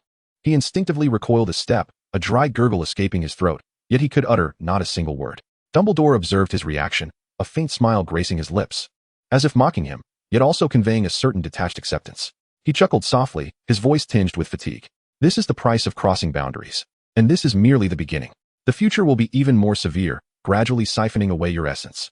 His gaze turned profound and frigid, reminiscent of a memory, yet simultaneously a warning. Do you know why the founders of the Order of the Phoenix all perished? Why they possessed such power yet were ultimately vanquished by you? Fudge. The most formidable fortresses are often undermined from within. No sooner had he spoken than he waved his right hand, his form instantly reverting to its original state, as if everything that transpired was but an illusion. Yet Fudge understood that it was no mere figment. His palms were drenched in cold sweat, to the extent that he had lost the strength to grip his wand. Dumbledore turned and pushed open the door, his robe tracing an elegant arc through the air. His silhouette vanished beyond the threshold, leaving Fudge standing alone, his eyes brimming with terror and an indescribable shock. Hey, Hermione, what are you looking at? Devero approached, carrying a tray that held a steaming bowl of milk oatmeal and a golden, crispy meat pie. He seated himself opposite Hermione, his gaze falling upon the parchment before her. Hermione furrowed her brow, her attention fixed, clearly lost in her own thoughts. Upon hearing Devereaux's voice, she lifted her head, a faint smile breaking through, though the confusion in her expression lingered. Oh, it's nothing, she replied, her tone contemplative. It's last week's essay for defense against the dark arts. Professor Lupin assigned us a topic on the classification of dark magical creatures. Devero scooped a spoonful of the porridge, blowing on it before taking a sip. Upon hearing the topic, he nodded slightly. That's quite a fundamental subject, he remarked, his tone nonchalant. I wouldn't have expected you to frown over such a topic. Is it difficult? Hermione shook her head and handed him the parchment. It's not difficult, rather. She paused, a complex emotion flickering in her eyes. I just read Harry's essay, and it feels somewhat peculiar. Chapter 228, a new entry? Peculiar? Devero raised an eyebrow, taking the parchment from her and lowering his gaze to read. His expression swiftly shifted from casual indifference to astonishment. The essay was meticulously structured, logically coherent, and richly detailed, even referencing several magical texts he had scarcely perused. The flow was seamless, the wording precise, with each paragraph's development and conclusion worthy of a textbook. He raised his head, disbelief lacing his voice. This is written by Harry? Hermione nodded, her fingers unconsciously twisting the tablecloth, clearly perplexed by the matter at hand. Indeed, that is the crux of the issue. You see, Harry is not particularly adept at crafting in-depth essays. Yet this one is exceptionally well written. It is noteworthy that, both in the original text depiction and in Devero's real-life encounters with Harry, he has never been the type to independently produce high-quality papers. His homework often requires Hermione's insights, and at times, he has even resorted to direct plagiarism of her work. Of course, Harry has his justifications, such as the considerable time consumed by Quidditch practice. But even so, his academic prowess has never been remarkable. However, this particular essay transcends Devero's understanding entirely. It feels akin to a student who consistently fails exams suddenly outperforming the top achievers in a single test. Such an anomaly certainly warrants attention. Furrowing his brow, Devero continued reading the essay while pondering possible explanations. Upon finishing the final paragraph, he gently set down the parchment, lifting his gaze towards Hermione with a tone tinged with inquiry. Hermione, have you noticed anything unusual about Harry lately? Hermione, taken aback by the question, paused momentarily before responding. Oh, unusual? I can't say there's anything particularly strange. He still has his old habits, sometimes zoning out and standing there in silence, as if lost in thought. Other than that, she hesitated, seemingly deep in recollection. Oh, right. He seems to have made significant progress in his studies recently. And one more thing. He has become more talkative than before, interacting more with everyone. Devero listened, nodding slightly, as if piecing together clues. Zoning out, academic improvement, more loquacious, he murmured softly. Organizing his thoughts. Do you know where he is now? His tone had grown more cautious. Hermione pondered for a moment before answering. He mentioned to Ron earlier that he was going to explore by the Black Lake, and he took the invisibility cloak with him. Oh. And Ron said Harry had already finished his homework and wanted to take the opportunity to copy it. She gestured towards the parchment beside her. However, I am quite curious about Harry's essay, and given the strange sounds coming from the direction of the Black Lake earlier, I chose not to join them. After hearing her words, Devero had formulated a rough plan of action in his mind. He nodded, opting for silence as he began to eat ravenously. Yet, perhaps due to his haste, he was suddenly choked, his face turning a deep shade of red as he coughed, drawing the attention of surrounding students. Hermione couldn't help but laugh, quickly reaching out to gently pat his back to alleviate his distress. Slow down, no one is competing with you. Devero, still coughing, waved his hand, attempting to articulate something, but no sound emerged. He could only awkwardly sip some milk amidst Hermione's kind laughter. This scene inevitably alleviated the atmosphere somewhat, dissipating the earlier tension. As night descended, a gentle breeze carried a hint of chill by the Black Lake. Devero glanced up at the sky. The darkness had completely enveloped Hogwarts. He murmured to himself, well, according to the time, Harry and the others should be returning soon. After departing from Hogsmeade post-dinner, he had taken the familiar path towards the Black Lake, contemplating that if Harry and Ron were indeed out there adventuring, they ought to be preparing for their return by now. He might just encounter them along the way and discuss matters regarding their papers. However, as he walked, Devereau's brow gradually furrowed. He reached the edge of the Black Lake, yet saw neither Harry nor Ron's shadow. Strangely, despite activating his senses to encompass the surrounding area, he still found no trace of them. An invisibility cloak? He muttered softly, but quickly shook his head. Impossible. His senses could detect life forces. And even if they wore an invisibility cloak, they would not remain concealed. Standing by a towering oak tree at the lake's edge, he scanned the water's surface and the distant path. The lake shimmered under the moonlight, and occasionally, a few nocturnal birds skimmed over the water, creating ripples. Yet Harry and Ron remained elusive. How peculiar, Devero murmured. Was there not only this route back to Hogsmeade? Could Fred and George have dug a new passage? Though he speculated thus, he deemed it improbable. After all, Hogwarts' secret passages had been thoroughly scrutinized. Even those prankster twins were unlikely to establish a new route at this juncture. After pondering for a moment, Devero gracefully descended from the tree, his feet lightly touching the grass. He surveyed his surroundings, confirming the absence of any anomalies, and let out a soft sigh. Well, I suppose I shall take a detour to investigate. If I still do not find them, I am bound to see them upon returning to the dormitory. With that, he followed the lakeside path, ambling further away. As he walked, his mind could not entirely settle. The bothersome noise had finally ceased. It seemed Professor McGonagall had managed to contact Dumbledore. He murmured softly, his gaze resting on the tranquil lake. I hope Norbert hasn't been discovered. With this thought, Devero couldn't help but sigh, quickening his pace slightly. However, his musings were abruptly interrupted by an unexpected sound. From behind a large boulder ahead came an odd commotion, resembling someone gasping for breath, accompanied by the sound of gravel scraping against the ground. Devero instantly became alert, his brow knitting in concern as he hastened towards the source of the noise. As he rounded the boulder and beheld the scene before him, his footsteps came to an abrupt halt. The sight rendered him momentarily speechless. A boy was seen perched atop another, their posture undeniably bizarre. Devero instinctively felt he had stumbled upon a scene he ought not to witness, but in the next moment, he recognized the two individuals. Harry? Ron. At that moment, Ron lay sprawled on the ground, his face a ghastly shade of purple, nearly devoid of consciousness, his legs occasionally twitching feebly. Meanwhile, Harry wore a grimace of ferocity. His hands viciously gripping Ron's throat, his eyes devoid of the usual gentleness and confusion, replaced instead by a chilling malevolence. Devero, driven by instinct, reached out to intervene, only to be met with the sudden emergence of a transparent virtual panel in his mind. It was difficult to ascertain whether he was more taken aback by the unfolding scene or by the panel that appeared next, detailing Harry. Name, Harry Potter, age, 11, spellbook, love, ancient magic, effective until age 17, currently active. Entries, Dark Lord, red, protection of love, gold, flying genius, purple. Magical talent, purple. Dark Lord, red. You shall ultimately become a figure that instills terror in the hearts of mankind. Your allure is undeniable, your talent for dark magic unparalleled. Destined to amass countless followers. What on earth is happening? Chapter 229, A Fierce Battle. Dark Lord Harry. Release him, you scoundrel. Otherwise, I shall take action. Devero swiftly drew his wand from his waist, pointing it at Harry, his voice booming like thunder along the shores of the Black Lake.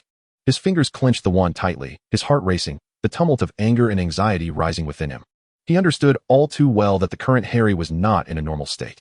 The frenzied gaze and erratic movements unmistakably indicated he had entered a state of irrational aggression. The paramount objective was to halt Harry and protect Ron. Upon hearing Devero's shout, Harry slowly turned his head. His movements were agonizingly languid, as though he deliberately prolonged each second, imparting an intangible sense of oppression. When his face finally oriented towards Devero, the latter was momentarily stunned. Harry's expression had remarkably returned to a state of unsettling calm, so much so that it seemed excessively tranquil.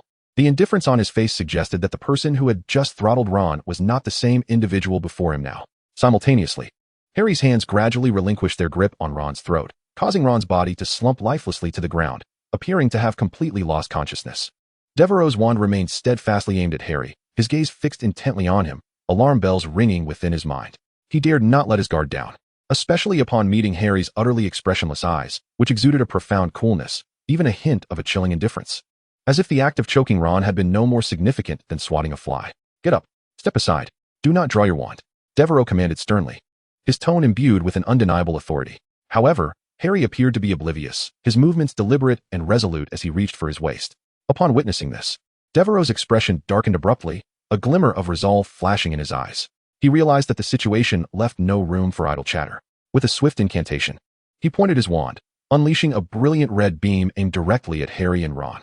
Yet, in that critical moment, Harry executed a nimble roll, narrowly evading the spell's onslaught. His movements were precise and fluid, reminiscent of someone trained in the art of combat. Rising from his roll, he swiftly drew his wand, his actions seamless and rapid. Without hesitation, he aimed at Devero and unleashed a powerful spell. Thunderous explosions erupted. Devero's pupils contracted in shock. Harry could cast spells, and dark magic at that.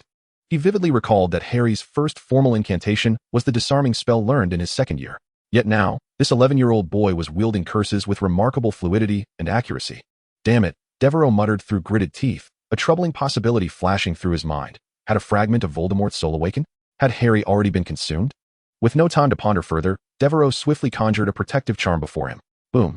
The shockwave of the explosion surged forth, a massive wave of air laden with dust and debris forcing Devero to retreat repeatedly. The boulder behind him shattered, a portion collapsing and sending fragments scattering. Blasted! Devero gasped for breath, quickly regaining his footing.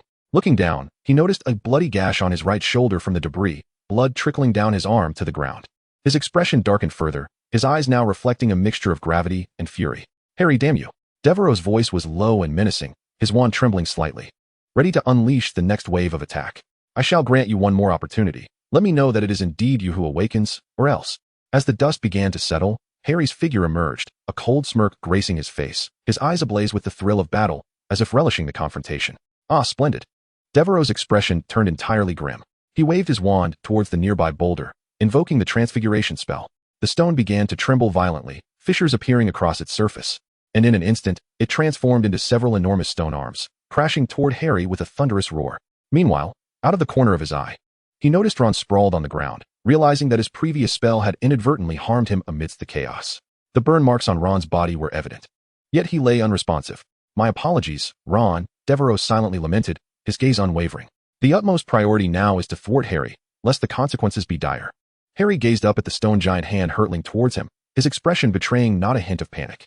His eyes were cold, tinged with a semblance of disdain.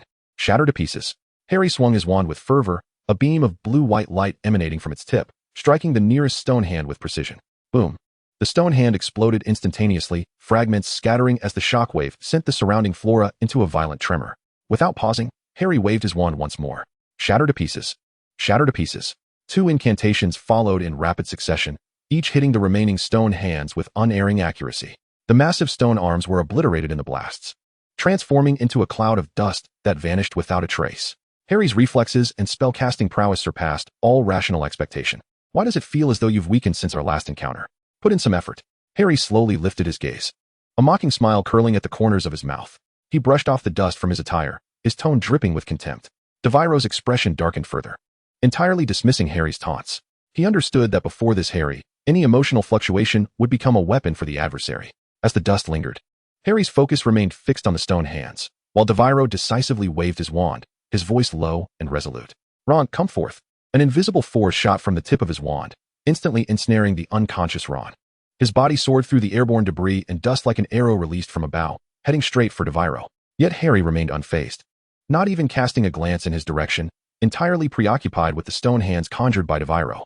Just as Ron was about to land in Devero's grasp, Devero waved his wand once more, his movements smooth and precise.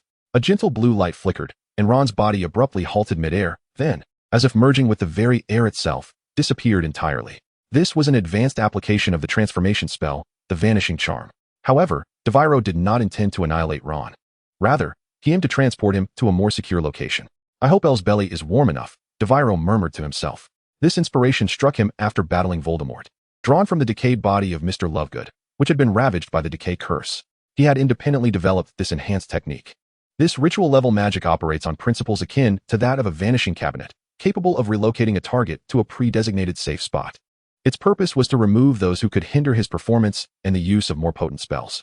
Devero exhaled deeply, his chest rising and falling slowly, as if all that had transpired was merely a warm-up. He raised his head, casting a cold, penetrating gaze at Harry, an icy glint in his eyes. At last, he spoke slowly, a slight smile playing upon his lips. The nuisances have departed. Hey, aren't you quite adept at spells? As the smoke dissipated, Harry's figure gradually came into focus. A hint of scorn painted his face, and his eyes gleamed with a dangerous confidence. He slowly raised his wand, a hint of pride lacing his tone.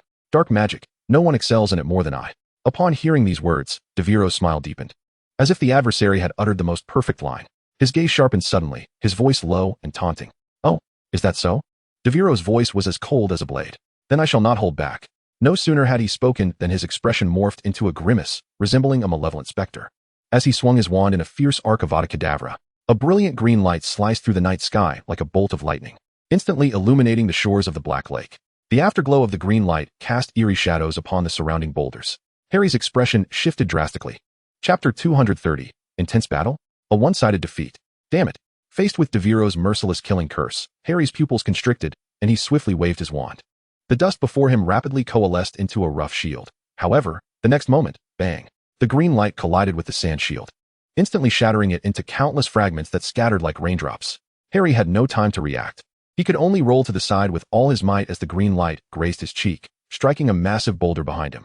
The boulder emitted a dull roar, fracturing into innumerable shards that made the ground tremble slightly. Harry scrambled to his feet, his chest heaving violently, beads of sweat trickling down his cheek. Just as he sought to catch his breath, he heard Devero's low, icy voice emerge from the haze of dust. Oh, Mr. Darklord. Devero's lips curled into a mocking smile, his eyes filled with provocation. You run quite fast. However, he paused, his wand lifted slightly, and golden threads suddenly flickered around his wrist. How about trying this? Harry jolted upright, shock flashing in his eyes. He clearly saw several golden filaments extending from Devero's wrist, writhing like living beings as they slithered into his wand. What in the world is that? Harry muttered through gritted teeth, but before he could contemplate further, Devero's voice rang out again, Avada Kedavra. Tap, tap, tap, tap. Accompanied by Devero's incantation, countless green lights erupted from the tip of his wand like a torrential downpour, enveloping Harry's position in a radiant glow of death. Harry braced himself for the impending embrace of mortality. The dazzling green light left him breathless. Yet, at that critical juncture, buzz, buzz, buzz, buzz. Several low, rumbling sounds abruptly detonated in the air, followed by a series of explosive booms. Bang, bang, bang, bang. A violent gust of wind surged forth, causing even Harry to stagger backward, barely managing to regain his balance. He widened his eyes, gazing in astonishment at the indistinct figure amidst the swirling dust. Damn it. With an expletive, Devero's silhouette emerged from the haze. He appeared somewhat disheveled, shards of his silver and black shield scattered at his feet. Brushing off the dust from his attire, his face was a canvas of frustration and fury, his gaze fixed intently upon Harry. "Damn it," Devero spat, his voice laced with unabashed rage. "I almost forgot that you're not afraid of the killing curse." He had nearly met his demise from his own curse. A near-fatal blunder that could have mirrored Voldemort's fate from a decade past. Fortunately, having pilfered Voldemort's magic, he had conjured a shield against the killing curse. Otherwise, he would have faced a dire consequence. Harry's expression transformed from initial confusion to fleeting surprise, but it swiftly morphed into sheer terror. His eyes were riveted on the wand in Devero's hand, while the latter's lips curled into a mocking smirk. "What say you, Potter?" Devero spoke softly, a hint of derision lacing his tone. "The killing curse is off the table, but I have an array of tricks up my sleeve. Let us indulge in a leisurely game." As soon as he finished speaking, he swung his wand with ferocity, as if to rend the very night sky. Fiendfire. With a thunderous roar, a blazing inferno erupted from the tip of Devero's wand, swiftly coalescing into a roaring fire dragon. The dragon bellowed toward the heavens, its massive form accompanied by a deafening roar, hurtling directly toward Harry's position. "Damn it," Harry muttered under his breath, disregarding his dignity as he scrambled behind a massive boulder. Just as he concealed himself, the fire dragon surged past with a thunderous might above the stone. Boom. The searing flames instantly engulfed the summit of the boulder. A wave of intense heat crashing upon Harry, nearly suffocating him. A harsh hissing sound filled his ears, the noise of the Black Lake's waters evaporating under the extreme temperature. A thick mist of white vapor rose from the lake's surface, casting an eerie haze over the night. Hiding behind the rock, beads of sweat had already formed a trickling stream down Harry's forehead. He felt as though he was ensconced in a sea of fire, the oppressive heat becoming unbearable. Although his body had not yet made direct contact with the flames, the scorching temperature made his skin tingle painfully, as if it could ignite at any moment. Harry lifted his gaze towards the soaring fire dragon, cold sweat trickling down his brow.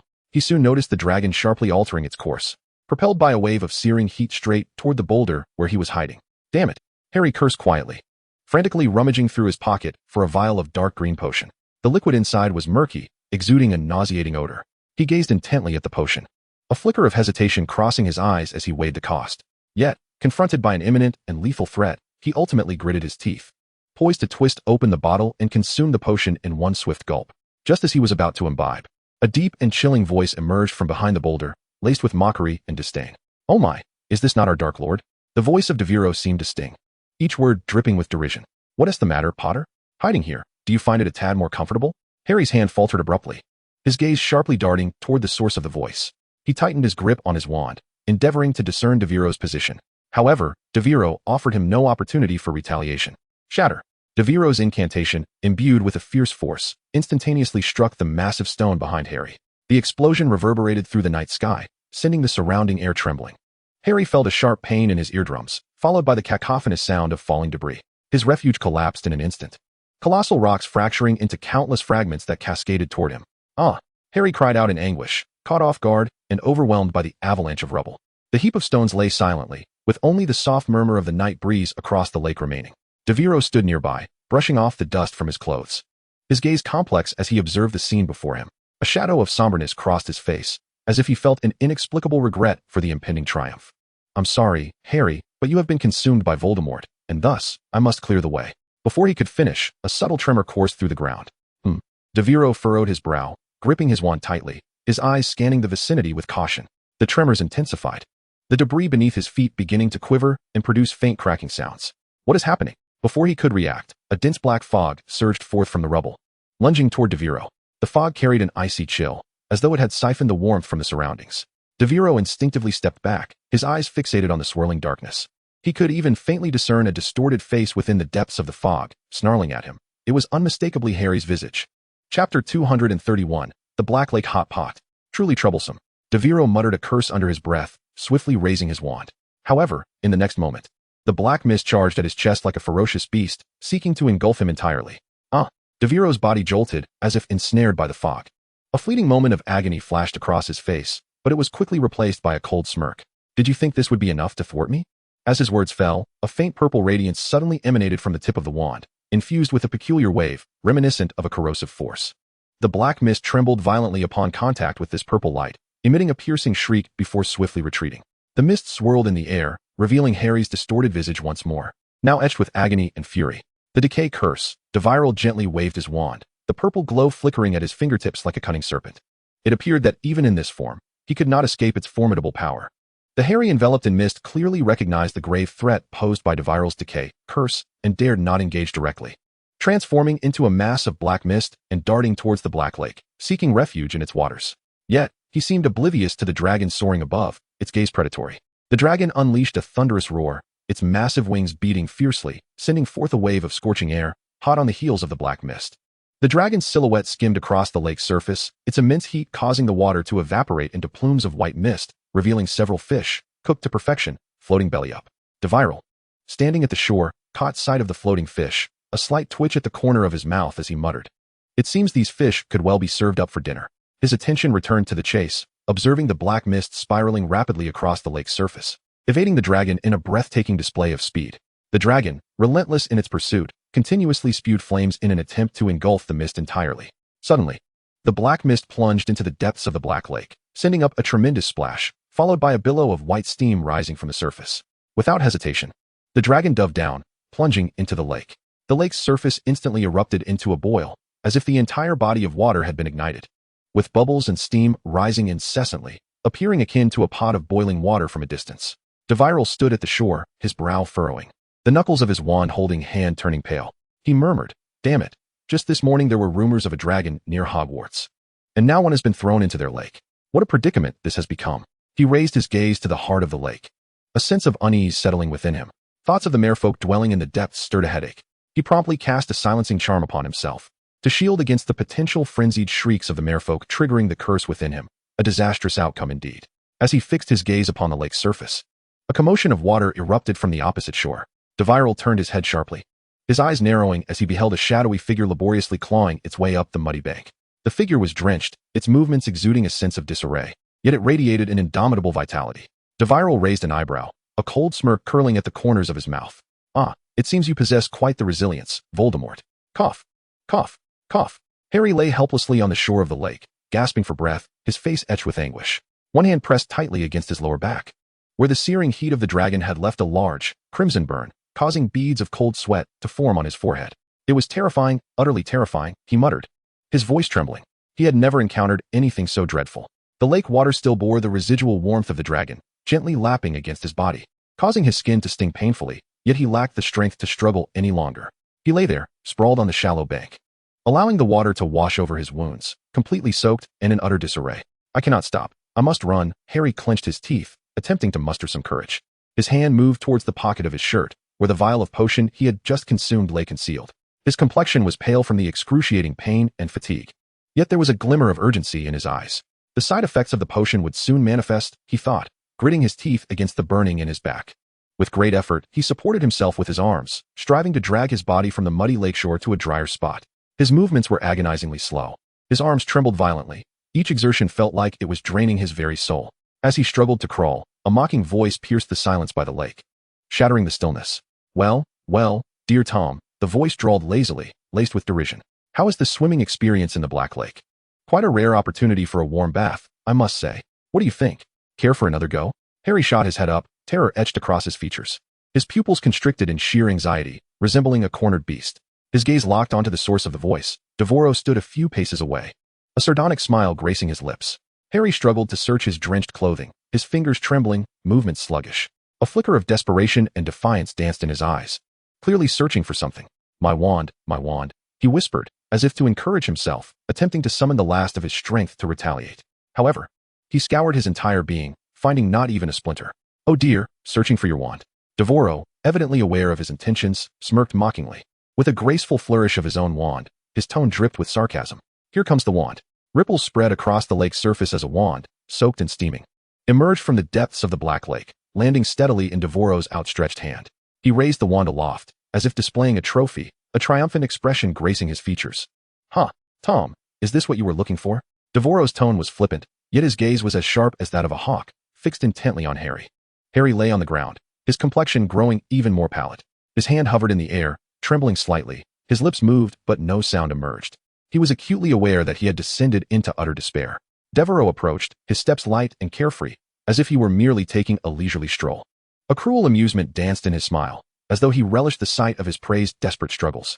"How do you feel?" Devero leaned down, his eyes glinting with a dangerous light. "Do you feel utterly helpless?" Harry struggled to lift his head, his voice hoarse and frantic.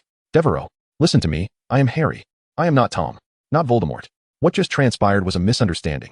I merely fainted. Devero offered Harry no opportunity for explanation. A crisp incantation escaped his lips, and a bright light flickered from the tip of his wand.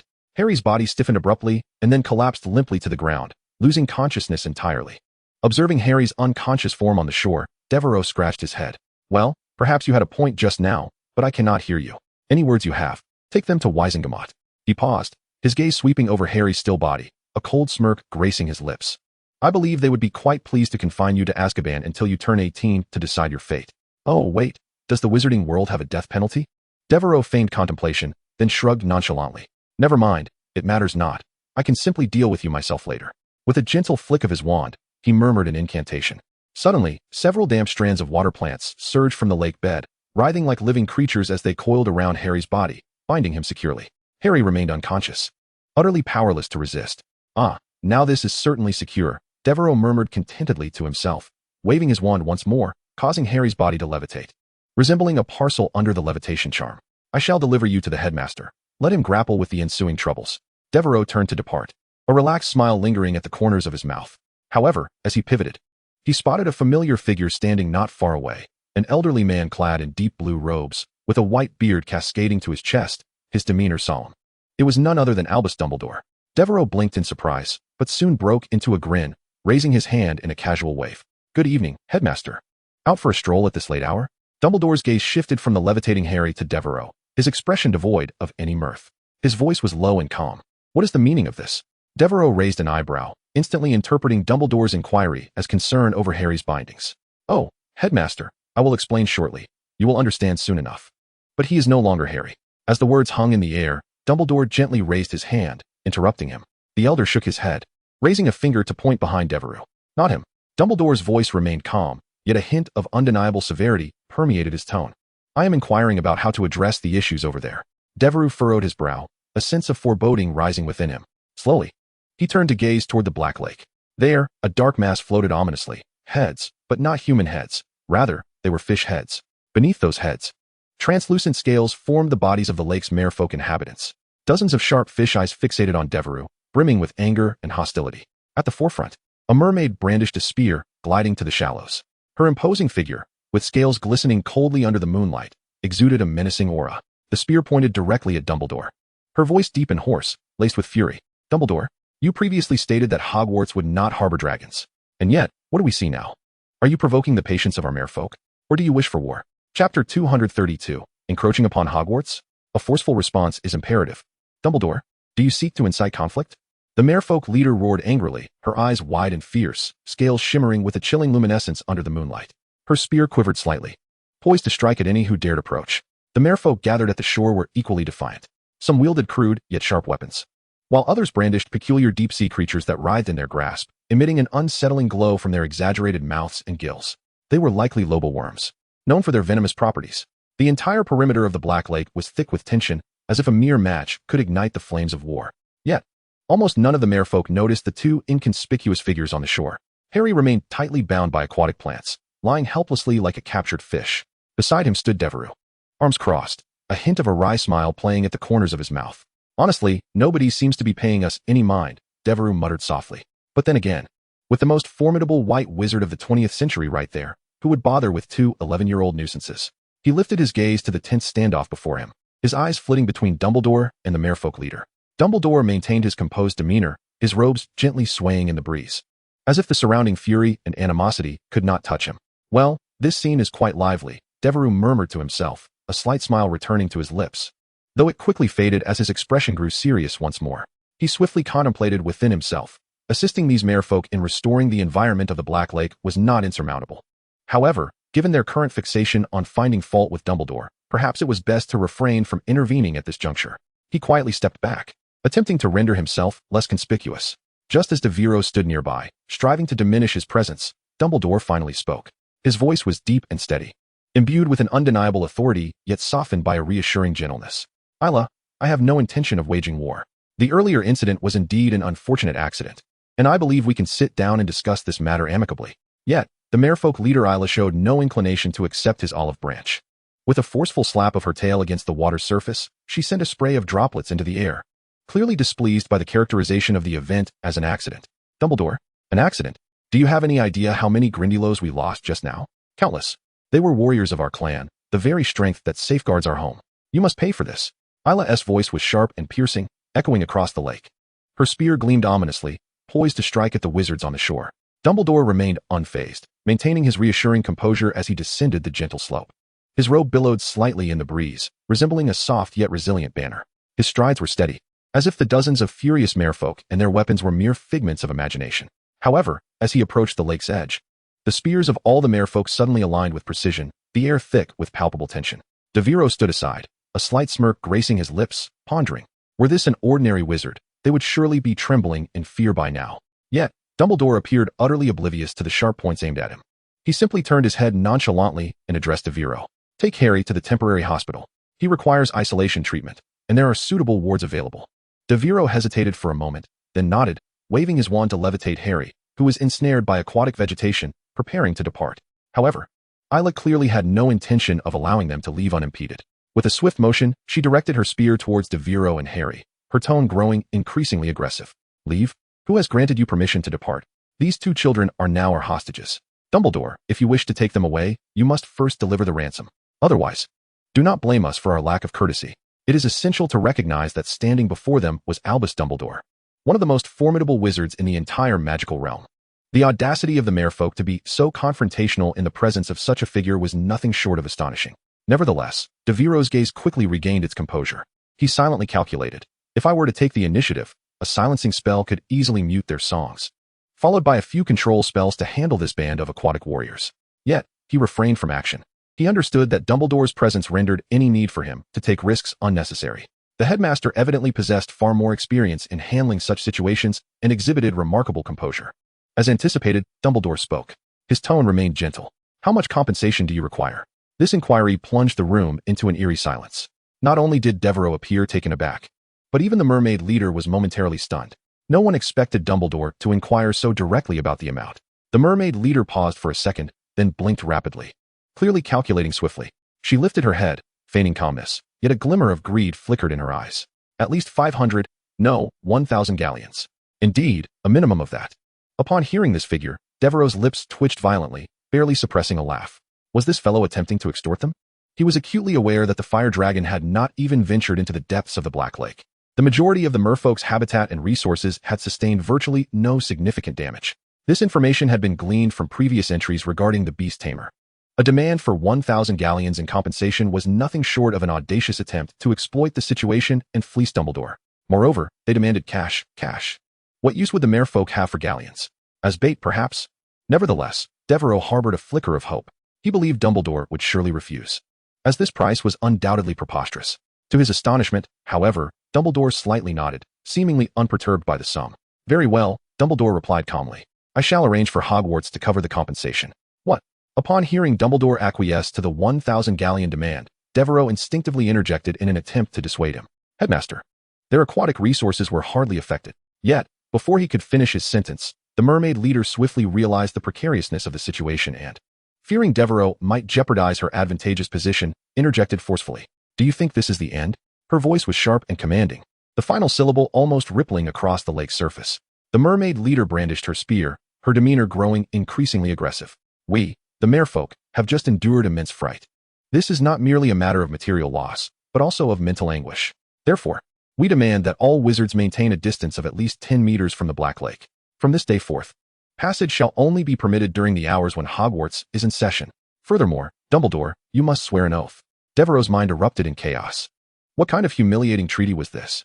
If Dumbledore were to take such an oath, would Hogwarts students be barred from even approaching the Black Lake? Where then could they procure flobberworms for potion materials? Furthermore, one must surely venture into the Black Lake to seek the wisdom of our ancestors. Should Dumbledore become embroiled upon entering the lake, it would spell disaster. To brazenly encroach upon Hogwarts, is this not a flagrant display of arrogance, Headmaster? You must take decisive action. Devero turned to Dumbledore, his face etched with a desperate plea for the Headmaster to stand firm. However, Dumbledore's response left him utterly bewildered. With a slight nod and an unruffled demeanor, Dumbledore remarked, I believe this clause warrants discussion. Discussion? Devero nearly choked on his words, ready to leap up and argue with the Headmaster. Such treaties should not be signed lightly. Headmaster, I believe that. Yet before he could finish, The merfolk leader seized the opportunity to press further. Dumbledore, is this truly sufficient? Her face bore a triumphant smile, as if victory were assured. Our economic and emotional losses cannot simply be compensated with money or land. I also require you to excavate a river leading to the Forbidden Forest for our dealings with the centaurs. The water must reach a depth of, before she could complete her sentence. A chilling wave enveloped the area, plunging the temperature to a frigid low. The merfolk leader froze. Her words caught in her throat as she shivered involuntarily. She whirled around, eager to discern what had transpired, only to be met with a sight that drained the color from her face. Her once vocal kin had transformed into ice sculptures, each visage frozen in a mask of terror, as if they had glimpsed something unfathomable in their final moments. The lake's surface had developed a thick layer of frost, glistening in the moonlight with a piercing cold radiance. Even the leader realized that her tail had become encased in ice, rendering her immobile. Dumbledore observed this scene with a raised eyebrow, seemingly taken aback. Abruptly, she turned to glare at Dumbledore, her voice trembling with rage. Dumbledore, how dare you? Her words were abruptly cut short, not by the chill, but by a massive green fist. The leader felt darkness envelop her as immense force propelled her backward, crashing heavily onto the icy surface. Struggling to open her eyes, she vaguely perceived a furious blonde boy brandishing a wand, glaring at her. What? Did I give you too much respect? Aren't you fond of the cold? I thought I'd offer you some chill. The merfolk, come to beg at our Hogwarts indeed. Chapter 233. An opportunity for unforgivable curses practice? A painful extraction. Devero, as if grappling with a lifeless fish, seized the merfolk leader by her kelp-like hair with his enlarged green hand, yanking her upward. Her body writhed in agony, her tail slapping against the frigid lake surface with a muffled thud. In his other hand, Devero coldly pressed his wand against her throat. His tone as sharp as a blade. Silence your tongue. A flash of green light erupted, and the mermaid leader's throat produced an odd clicking sound as her tongue was magically glued to the roof of her mouth, her voice transforming into a low, mournful whimper. A blend of anger and fear reflected in her eyes. A cruel smirk curled at the corners of Devero's lips, his expression unmistakably laced with mockery and menace. He leaned slightly closer, his voice low and menacing. Listen well, fishhead. Your ability to breathe at this moment is not due to my mercy, but rather because I deem you bubble-blowing wretches to possess some economic value, capable of earning a little pocket money for Hogwarts. Therefore, adjust your posture and cease your shouting. He paused, gently pushing his wand forward, nearly suffocating the mermaid leader. Otherwise, I cannot guarantee that your little head will return to the lake intact. Devero's voice sliced through the air like a blade on ice, chilling to the bone. He glared at her with the fiercest expression he could muster, attempting to convey who dictated the rules of this game. Yet, astonishingly, the subdued leader dared to resist. Her hands shot up, sharp nails aimed directly at Devero's face. Ah, quite feisty, he scoffed, a hint of disdain in his gaze. With a casual flick, he discarded her as one would toss away refuse. The mermaid leader's body arched through the air, crashing heavily onto the frozen lake, producing a muffled thud. Her tail thrashed violently, scales torn away. Blue blood seeping across the ice, resembling a bizarre artwork.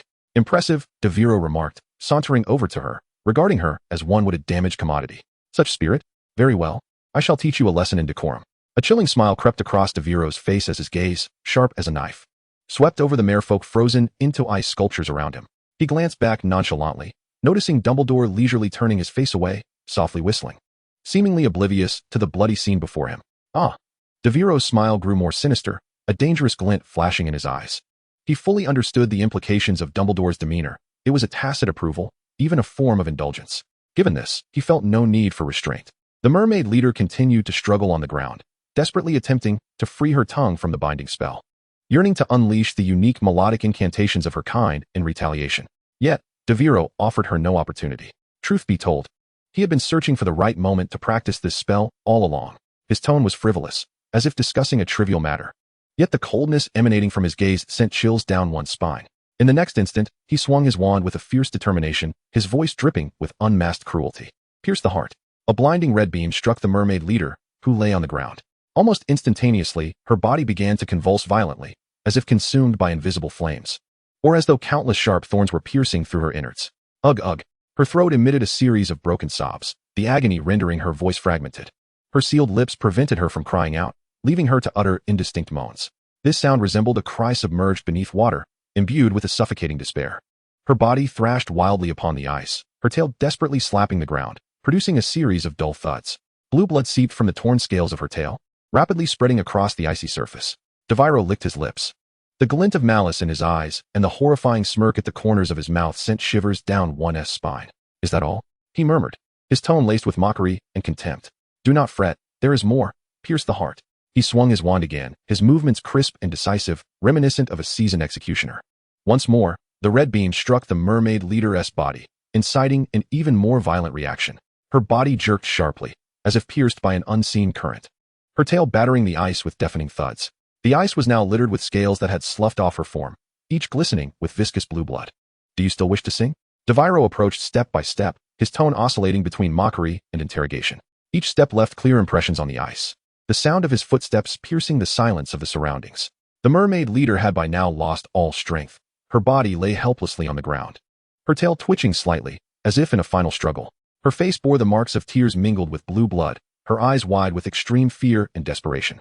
She stared intently at Devero, as if pleading for mercy, yet filled with dread at his next move. Devero leaned down, observing her with that chilling smile still gracing his lips. He gently prodded her face with his wand, as if toying with a dying fish.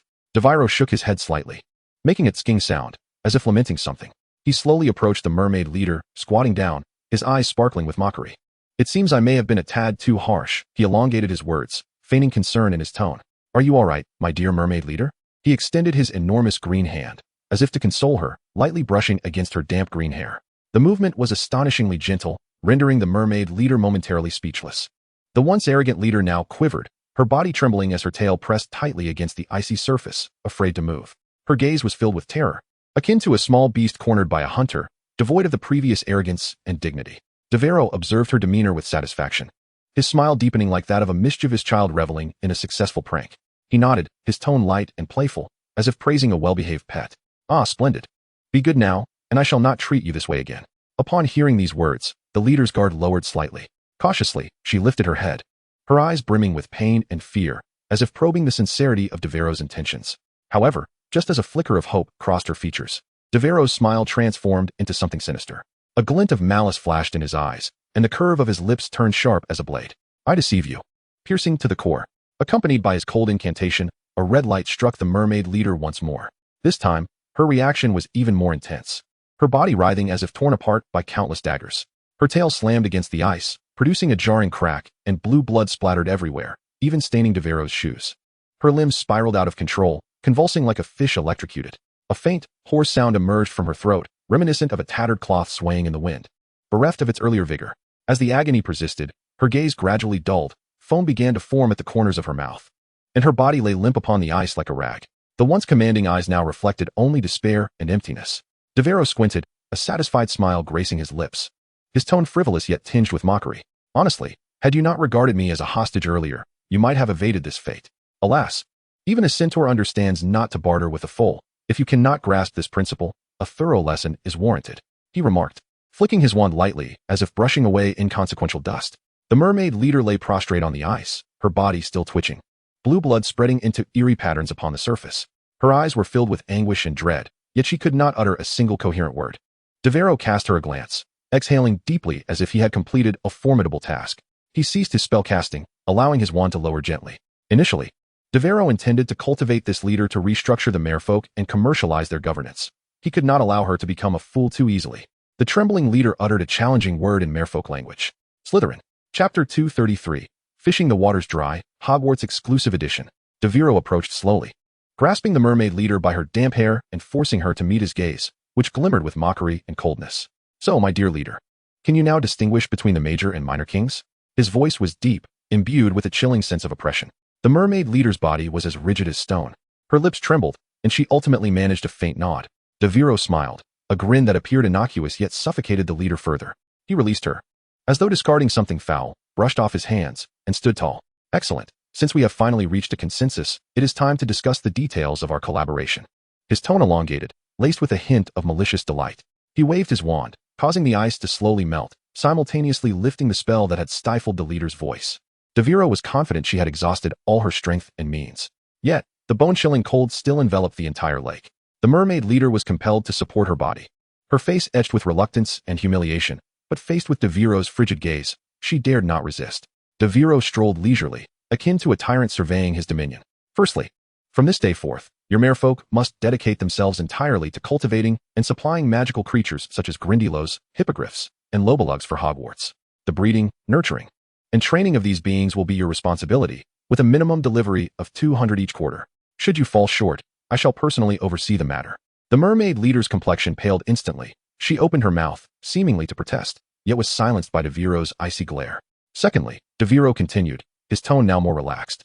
As if discussing a trivial matter. The scales, blood, tears, and even bones of your kin shall serve as crucial materials for Hogwarts potions class. Henceforth, each adult member of your species must submit a specified quantity of materials every month, and you are to procure them yourselves. Do not expect my assistance, for I shall not be so gentle next time. The leader's body began to tremble slightly, filled with indignation and humiliation, yet she could only grit her teeth in silence. Devero raised an eyebrow, seemingly pleased with her reaction. Thirdly, and most importantly, the Black Lake will henceforth be under Hogwarts jurisdiction. You may continue to reside here, but all resources and transactions must be approved by Hogwarts. Oh, and as a token of gratitude for my generosity, you shall also pay a minimum annual rent of 50 galleons. How generous am I? This is impossible. The mermaid leader could no longer contain herself, her voice hoarse with protest. This is a treaty of annihilation. Annihilation? Devero scoffed, leaning closer, his voice low and sinister as if it emerged from the depths of hell. Shall I test the limits of your endurance right now, to see if you can indeed withstand extinction? The leader was so frightened by the words that she dared not speak further. Tears welled in her eyes. Yet she could only grit her teeth and tremble as she nodded. Devero stood tall, satisfied as he applauded. Excellent. This is how negotiations should unfold. Rest assured, as long as you comply, I shall remain merciful. The negotiations proceeded remarkably smoothly, and the merfolk were thus completely reduced to laborers for Hogwarts. As long as Devero remained at the school, these aquatic creatures would likely no longer dare to cause trouble. Devero clapped his hands contentedly, as if he had just completed a most ordinary transaction. He turned around, casting a cold glance at the merfolk leader abandoned on the icy surface, feeling no pity for her half-dead state. At that moment, his gaze swept toward the shore, where he noticed Dumbledore standing, slightly turned with his hand shielding his eyes, as if he saw nothing at all. Devero understood the headmaster's implication. Since you've handled things so splendidly, I shall pretend not to have witnessed it. A smirk crept upon Devero's lips, revealing a playful smile. However, he soon noticed Harry lying nearby, who, having awakened from his previous stupor, was now staring wide-eyed in horror at the nearly lifeless merfolk leader behind Devero. Ah, finally awake? Devero cast a cold glance at him. Upon meeting his gaze, Harry hastily shut his eyes, pretending to be unconscious, his movements clumsy like a child caught in wrongdoing. Devero scoffed, shaking his head. How is it that Voldemort, having taken possession of Harry's body, now resembled an increasingly childish figure? With such thoughts in mind, he turned to walk toward the shore. Before departing, he waved his wand casually, and the merfolk began to thaw at last. Those frozen into ice sculptures regained consciousness one by one, trembling and huddling together. The icy surface of the lake gradually melted, returning to its shimmering state. Devero approached the two with an air of ease, a comfortable smile gracing his face, his tone laced with mockery. Headmaster, everything is settled. Their leader was profoundly pleased with our collaboration. She even shed tears. Ha ha. No sooner had he spoken than he waved his wand again, casting a spell of unconsciousness directly at Harry on the ground. Ah, Harry, still reeling from shock, let out a cry before collapsing once more, falling completely into unconsciousness. Only then did Dumbledore slowly lower his hand from his eyes, a bemused expression playing on his face as he regarded Devero. Devero, he said in a calm tone, while I greatly admire your efficiency, I find your demand for the quarterly submission of 200 aquatic magical creatures to be rather excessive. The total they managed to tame and capture in a year is scarcely 300. Devero's smile brightened even further, as if he had heard an exquisite joke. With a casual shrug, he replied, I am aware. Dumbledore paused momentarily, then shook his head with a hint of resignation, a faint smile gracing his lips. You truly are something. In fact, I believe there are far more harmonious methods that could be employed. After a brief pause, he lifted his gaze, a glimmer of mischief in his eyes. However, Devero, your manner of speaking just now bore a striking resemblance to Professor Snape. This remark struck Devero like a hammer, abruptly shattering his smile. His expression stiffened. Headmaster, do not jest in such a manner, he replied through clenched teeth. I would prefer to be likened to Voldemort than to that. Chapter 234. The Influence of Slytherin Bloodline? Very well, Dumbledore chuckled softly, waving a hand dismissively, his gaze warm and profound. But as for the merfolk matter, I shall attend to it at a later time. Rest assured, I shall not acquiesce to any unreasonable demands. He shifted his focus back to Devero, a significant smile curling at the corners of his mouth. Indeed, the Sorting Hat's choice was not mistaken. You are a born Slytherin. All right then, take Harry with you. We shall return to the hospital wing. With that, Dumbledore flicked his robes and gracefully made his way towards Hogsmeade, his posture still regal, as if the preceding events were merely commonplace. Devero observed his retreating figure, a slight twitch at the corner of his mouth, a complex emotion flickering in his eyes. He did not consider himself to be a natural Slytherin. His recent actions were merely intended to show those greedy, arrogant merfolk their place. Yet, truth be told, At this moment, he felt quite exhilarated. Recalling the initial negotiations, the merfolk had been so haughty, as if Hogwarts owed them an enormous debt. He had genuinely granted them a measure of respect, yet they had audaciously taken advantage of his patience, mistaking it for weakness. Born Slytherin, Devero's pace slackened. His gaze fixed on Dumbledore's receding silhouette, the words echoing in his mind. Wait a moment. A chill ran down his spine. Could it be that he was influenced by the entry of Heir of Slytherin? Reflecting on the recent events, the thrill he felt when the merfolk leader capitulated surged from within, so palpably real.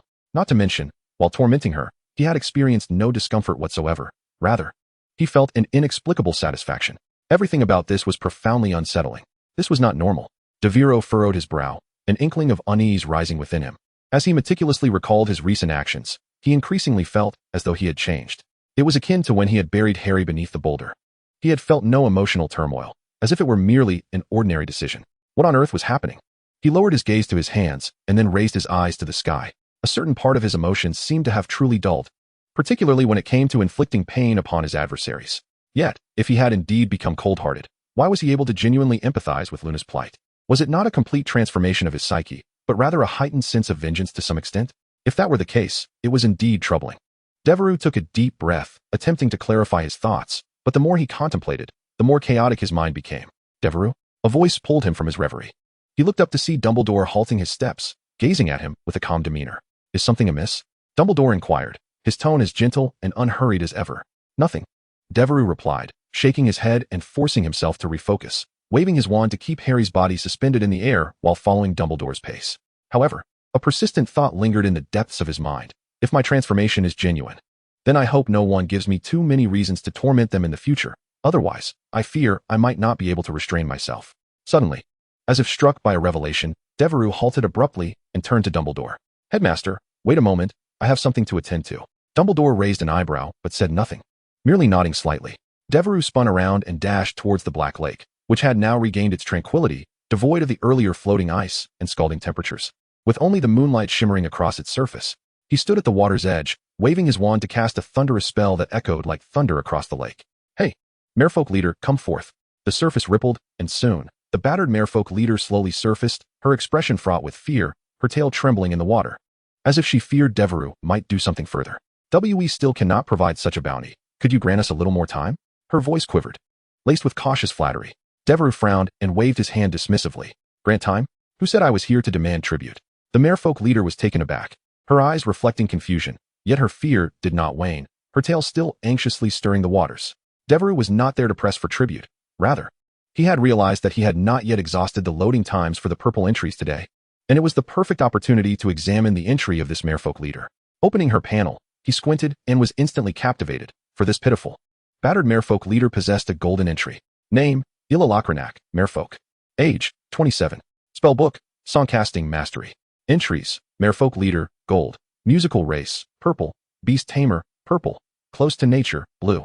The mermaid leader, gold. You are the chosen mermaid leader, selected by bloodline and kin, entrusted with the mission to govern the merfolk of your region, beloved by your people, and inherently gifted with an extraordinary affinity for music.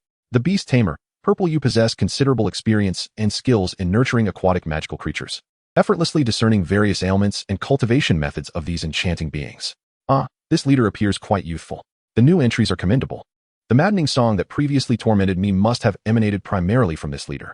Previously, Devero pondered how a purple entry could influence his meditative practices. Now, clarity dawns. Yet to incorporate this golden entry, he must await the following Monday. Indeed, I am eager to witness the reactions of these merfolk. I wonder how the two clan leaders will perceive this. The purple entry evidently replaced the previous one that Devero had acquired from another merperson. Without hesitation, he proceeded to integrate it. Ding. Loading copied entry. Beast tamer, purple. Copy complete. In an instant, a wealth of knowledge regarding the breeding and cultivation of aquatic magical creatures effortlessly flooded into Devero's mind. The volume of information was substantial, yet for Devero, it was a mere trifle. Upon receiving this influx, he slightly furrowed his brow. Noticing this, the mermaid leader trembled, as if fearing the sudden descent of a piercing curse. However, Devero merely cast a glance her way, waved her off, and turned to leave, leaving the mermaid leader bewildered and aimlessly wandering in place. Hogwarts headmaster's office. The air was infused with a subtle aroma of parchment and honeyed sweets. Dumbledore gently waved his wand, and a floral-patterned armchair appeared before his desk, its cushion plump and invitingly soft, exuding comfort. Please, take a seat. Devero, Dumbledore smiled gently, his gaze, framed by crescent-shaped spectacles, resting upon him. I am aware you have many inquiries. Once Devero settled into the chair, Dumbledore spoke calmly. So, would you prefer to discuss matters pertaining to the merfolk or those concerning Harry? Chapter 235, The Hidden Manipulator Behind the Black Lake Incident. They had just transported Harry and Ron to the temporary hospital in Hogsmeade. Ron's condition appeared relatively stable, likely due to Harry casting a stunning spell on him prior to the assault. He lay quietly on the hospital bed, breathing steadily, though traces of fear lingered on his face. One could only wonder if, upon awakening, he would recall the moment his closest friend nearly took his life. Devero mused, his gaze sweeping over Ron's face with a complex expression. He was uncertain whether to feel relieved by Ron's unconsciousness or to be anxious about the impending awakening.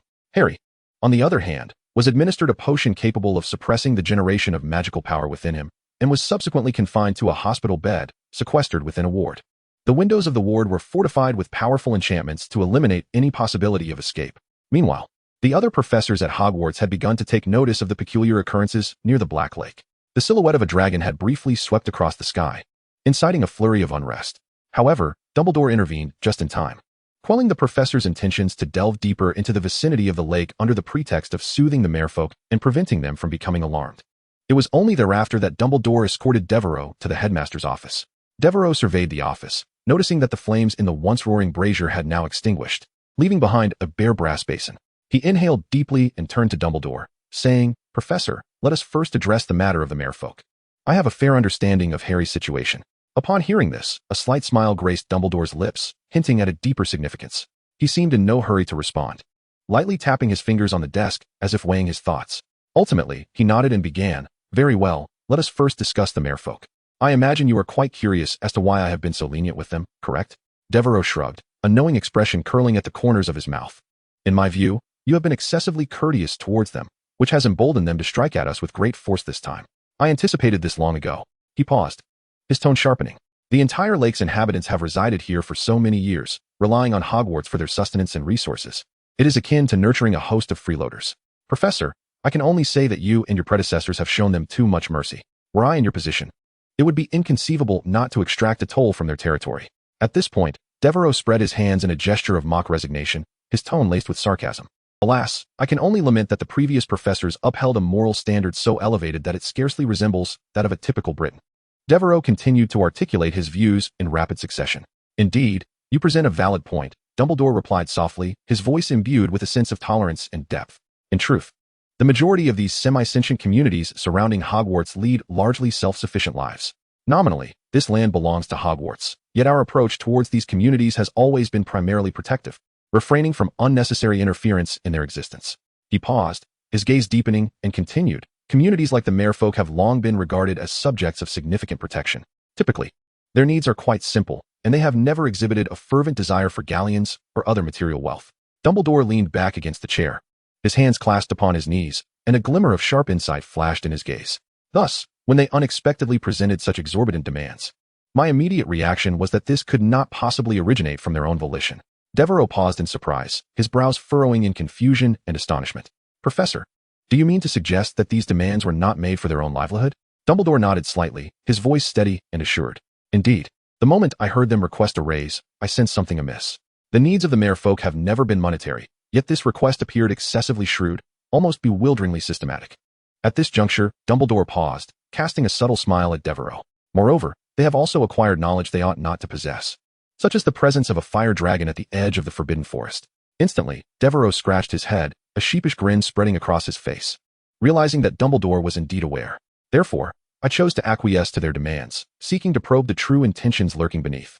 He took a moment to gather his thoughts before continuing. "From subsequent developments, it appears there are other forces at play.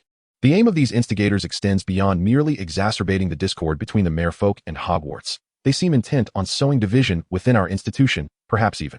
Dumbledore's voice lowered, yet remained calm, as if recounting an affair detached from his own essence. "Their ultimate objective is to unseat me from the position of headmaster." Devereaux's brows knitted tighter. He had not anticipated the situation to be so convoluted. The opposition to Dumbledore not only existed, but had infiltrated the sanctity of Hogwarts. He pondered for a moment and tentatively inquired, "Professor, is this a political struggle? Or is there another agenda at play? Is it Fudge who is instigating this?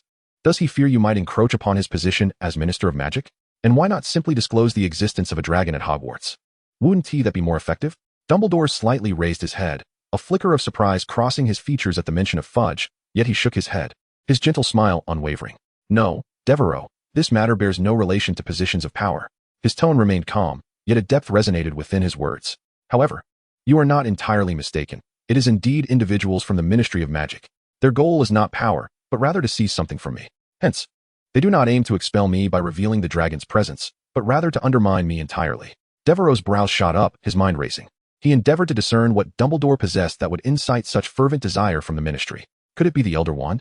No, that artifact, though formidable, was something Dumbledore had wielded with remarkable restraint, rendering it an unlikely focal point of contention. He tentatively inquired, Professor, what do they truly desire? Dumbledore's gaze deepened, his voice low yet imbued with an unwavering strength. He slowly uttered a single word. What they seek is uniqueness. Chapter 236. The new unique entry? The Undying Phoenix. Uniqueness? Deverell's mind erupted in disbelief.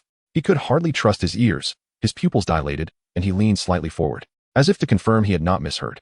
His heart raced, thoughts became a jumble, and internally he screamed, a unique entry? He nearly leapt from his chair. Incredulity etched on his face as he stared at Dumbledore. His mind was tumultuous, nearly drowning in this revelation. Deverell took a deep breath, forcing himself to regain composure. He closed his eyes, striving to digest this staggering news. After a considerable pause, he finally spoke, his voice low and grave. Is it the Tindalos Hermetic Order behind this? Dumbledore nodded slightly, his gaze complex. Most likely, they are the ones orchestrating events from the shadows. As for the principal orchestrator, we have yet to ascertain the full truth, though we have uncovered some clues. Dumbledore's tone remained calm, yet a glint of sharpness shone in his eyes. Deverell straightened in his seat, eager to press for more information. Who is it? Dumbledore refrained from giving a direct answer, merely smiling faintly. He raised his wand, and with a gentle flick, a stack of papers flew from the bookshelf, landing neatly before Deverell. Upon glancing down, Deverell recognized it as the Daily Prophet, which featured coverage of the Hogwarts dueling tournament. The pages turned automatically, finally resting on the article documenting Dumbledore's intervention against the Fire Dragon, a recent news item. With a teasing tone, Dumbledore remarked, I believe our fourth-generation Dark Lord should recall this. Yes? Deverell could not help but roll his eyes at the title. Professor, please refrain from such jests. Dumbledore chuckled softly before his demeanor turned serious. He pointed to a small corner of the newspaper. Beneath the photograph of the dragon was an unassuming box. I believe this is the individual we must keep an eye on. Deverell leaned closer, discovering a brief article proposing the gathering of all merfolk in the vicinity of Hogwarts, suggesting they be tagged for stringent management. The language was sharp, overtly critical of the existing merfolk population at Hogwarts, subtly radiating hostility. A figure immediately surfaced in Deverell's mind, someone notorious for their animosity towards hybrid beings, a name that made him frown involuntarily. Umbridge? He abruptly lifted his head, his eyes wide with astonishment. Dumbledore nodded slowly, appearing somewhat surprised that Devero was aware of Umbridge's existence. Upon hearing Dumbledore's response, Devero furrowed his brow slightly, his tone tinged with urgency. So, Umbridge is indeed affiliated with the Order, correct? He had assumed this conclusion was nearly indisputable, yet to his surprise, Dumbledore gently shook his head. Not at all. Dumbledore's voice was calm, his gaze imbued with a hint of insight. She possesses limited abilities. She is most likely merely a pawn thrust into the limelight. Devero paused, a twitch at the corner of his mouth betraying his thoughts. Indeed, this toad-like creature seemed only adept at wielding power to oppress others, tormenting students and colleagues alike, with little else to commend her. Furthermore, Dumbledore continued, his tone now tinged with contemplation, the Order's modus operandi has always been characterized by utmost secrecy. Their actions are either precise assassinations or prolonged subterfuge, gradually eroding their targets. They would never resort to such ostentatious and easily detectable methods. Dumbledore hesitated, his gaze shifting to the moonlight outside. This is why I was willing to temporarily continue discussions with the merfolk, not out of compromise, but in hopes of uncovering the true mastermind behind the scenes. Hearing this, Devero fell into deep thought, his mind swirling like a tempest. Ultimately, the shadow of the Order remained unmistakably present behind this upheaval. Their adversary was, and always would be, the Tindalos Order. Yet now, they concealed themselves within the Ministry of Magic, cloaked in an impenetrable guise that rendered them elusive. Devero raised his head, a flicker of determination igniting in his eyes. Professor, what did you mean by the only? Dumbledore did not respond immediately, instead offering a slight smile, his blue eyes glimmering with profound meaning. He gently tapped the table, as if guiding Devero to uncover the answer himself. I believe. Dumbledore's tone was gentle yet laden with significance, that you need not rely on my explanations. You are entirely capable of discerning it for yourself. At that moment, Devero became aware of an odd detail. When he previously examined Dumbledore's panel, he had never encountered any unique tier entries. The highest level was merely a red entry. Yet now, Dumbledore claimed that the Tindalos members were interested in his unique tier entries. Could it be that? Devero pondered silently, his gaze involuntarily drawn to Dumbledore's wise blue eyes. Had the headmaster recently acquired new entries? Finally, after a prolonged silence, Devero reopened Dumbledore's panel, and in the next instant, he was astonished by the newly appeared entry. Name, Albus Dumbledore. Age, 109 years. Spell library, mind extraction, unmatched. Transformation spell, unmatched. Oath of loyalty, unmatched. Entries, undying phoenix, unique. Great power, red. Magical spirit, red. Mentor of the great existence, gold. Transformation demon, gold. Alchemical genius, gold. The absorbed one, gold. Redeemer, purple. Linguistic expert, purple. Affinity for magical creatures, purple. Undying phoenix, unique. Incomplete as the divine bird representing the sun, you are immortal. Possessing nearly infinite life and wielding powerful purifying fire magic. You are truly one of a kind. At any given moment, there exists only one phoenix in the world. However, your situation is exceptionally unique, as part of your abilities has been severed. Though this division is minuscule, it still affects your integrity, significantly diminishing your recovery capabilities.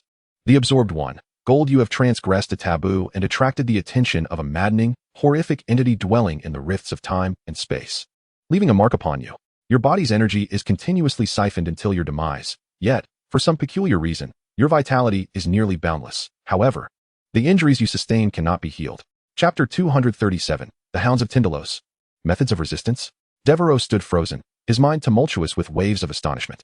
This situation had far surpassed his expectations. No wonder he had not seen Fawkes recently. That iconic phoenix had seemingly vanished. Could it be that Dumbledore had merged with Fawkes? Perhaps even sharing some arcane power? He instinctively gazed at Dumbledore, attempting to glean further clues from his expression.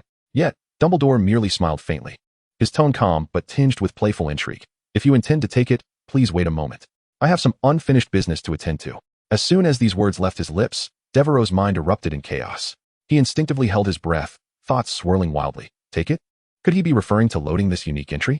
He had indeed contemplated whether loading a unique entry might transform it into a second unique one. However, from Dumbledore's tone, it was evident that loading was not merely a simple duplication, but a complete severance from the original. Severance? Devereau's heart sank. He understood that such an act would inflict immense harm upon the holder, potentially even proving fatal. To strip this entry from Dumbledore was tantamount to pushing the great wizard toward death. Yet what troubled him further was why Dumbledore would utter such words.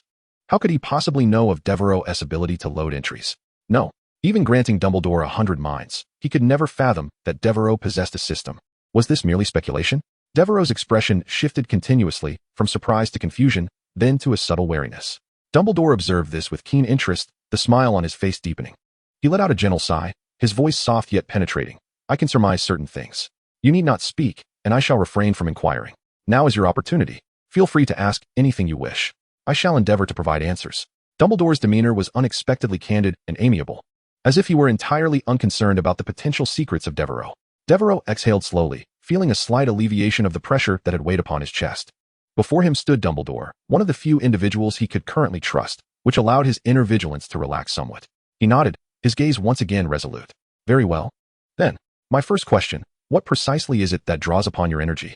Dumbledore smiled faintly, as if he had anticipated the inquiry. His expression bore no trace of surprise, rather a hint of satisfaction. Specifically, they cannot be classified as biological entities, Dumbledore replied slowly, his tone imbued with a calm authority.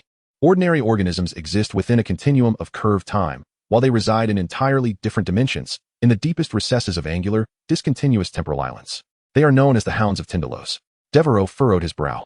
The name Tindalos was not foreign to him. Yet hearing Dumbledore utter it still sent a chill through him. So, they are the deities worshipped by the Tindalos Hermetic Order? He ventured cautiously. Dumbledore shook his head, a significant smile playing at the corners of his mouth. Not quite. The Tindalos Hermetic Order reveres another entity, one capable of endlessly creating life and resurrecting the dead. The Hounds of Tindalos are merely its pets. Dumbledore paused, a note of teasing lacing his tone. Ah, so it seems the Order has adopted such a name, Devero interjected, a slight smile emerging. This implies they are, in fact, the dogs of that deity, correct? Dumbledore nodded, his smile now tinged with agreement. Currently, our knowledge regarding the Hounds of Tindalos is rather limited. However, a scholar who has extensively studied them proposed that remaining in a space devoid of angles could prevent one from being pursued by them. A space devoid of angles? Devero murmured, attempting to comprehend the statement. His brow furrowed once more, clearly grappling with a concept that transcended his understanding. Indeed, Dumbledore confirmed with a nod. Regrettably, thus far, no one has succeeded in achieving this. Professor, who is this researcher? Devero inquired after a moment's thought. If we could bring him to Hogwarts, it would undoubtedly be a significant advantage for us. Dumbledore smiled faintly, a hint of mystery in his expression. In fact, I have already invited him to Hogwarts. Devero was taken aback, his face a mask of astonishment. Is there truly such a person at Hogwarts? He swiftly searched through his mind, and aside from Professor McGonagall, he could not fathom who might possess profound knowledge about such supernatural beings. Professor, who is it? He couldn't help but inquire. Dumbledore gently raised his hand, his tone calm. It is Mr. Lovegood. Devero was momentarily taken aback, struggling to digest this name. Indeed, Dumbledore continued, a slight smile gracing his lips. You won't find a piece of furniture at his home that has a right angle. Devero promptly placed his hand on his forehead, his face a canvas of incredulity. Mr. Lovegood, the fellow who specializes in writing gossip columns, incessantly praising bizarre creatures? While I did intend to consult him regarding the indescribable beings, my subsequent interactions were indeed indescribable. It is quite challenging to associate such a person with a researcher of the Hounds of Tindalos. Professor, are you certain it is him? Devero felt compelled to confirm once more. Dumbledore chuckled, seemingly anticipating Devero's reaction. Indeed, it is him. If you are interested, you might engage in conversation with him. His insights could prove enlightening. Devero sighed in resignation, contemplating that it seemed time to re-evaluate this eccentric individual. Suddenly, Dumbledore's expression grew a shade more serious, and he added, Oh, by the way, there is one more thing I must caution you about. Never attempt to employ the legilimency charm to probe a mermaid's memories. Why? Devero asked, puzzled. Can their memories also be altered? Dumbledore nodded, his demeanor increasingly grave. There are experts in the Order who wield soul magic. They are not only adept at manipulating memories, but have also mastered profound desire magic. This is their advantage over us. By attempting to read memories, you will either encounter a chaotic tapestry or only see what they wish for you to perceive. Devero nodded in understanding, temporarily setting aside the enigma of Tindalos. Yet, he soon raised his head, his eyes imbued with curiosity. All right, I have a basic grasp of the issues concerning Tindalos. However, Headmaster, I have another question. Where has the remaining portion of the Phoenix's power gone? Upon hearing this, Dumbledore slightly raised an eyebrow, seemingly surprised that Devero had detected his singular incompleteness. He did not respond immediately but, with his characteristic serene smile, pointed to the top of his head, as if to hint at something. However, he swiftly changed the subject, his tone lightening. Well, let us set that question aside for now. Let us discuss Harry's situation. Devero was momentarily taken aback, noticing Dumbledore's abrupt shift in topic, his brow furrowing slightly. He understood that Dumbledore's reluctance to delve deeper was for a reason, so he suppressed his curiosity and transitioned directly to the new topic. Harry? Devero let out a cold laugh, his tone laced with a hint of sarcasm. Oh, he should now be referred to as Tom Riddle, I presume. In my opinion, he ought to be handed over to the Ministry of Magic, locked away in Azkaban, and left there until the enchantment protecting him dissipates, after which he can be dealt with accordingly. It is a clean and decisive course of action, requiring no further discussion. Upon hearing Devero's blunt and ruthless proposal, Dumbledore could not suppress a light chuckle, a trace of helplessness flickering in his eyes.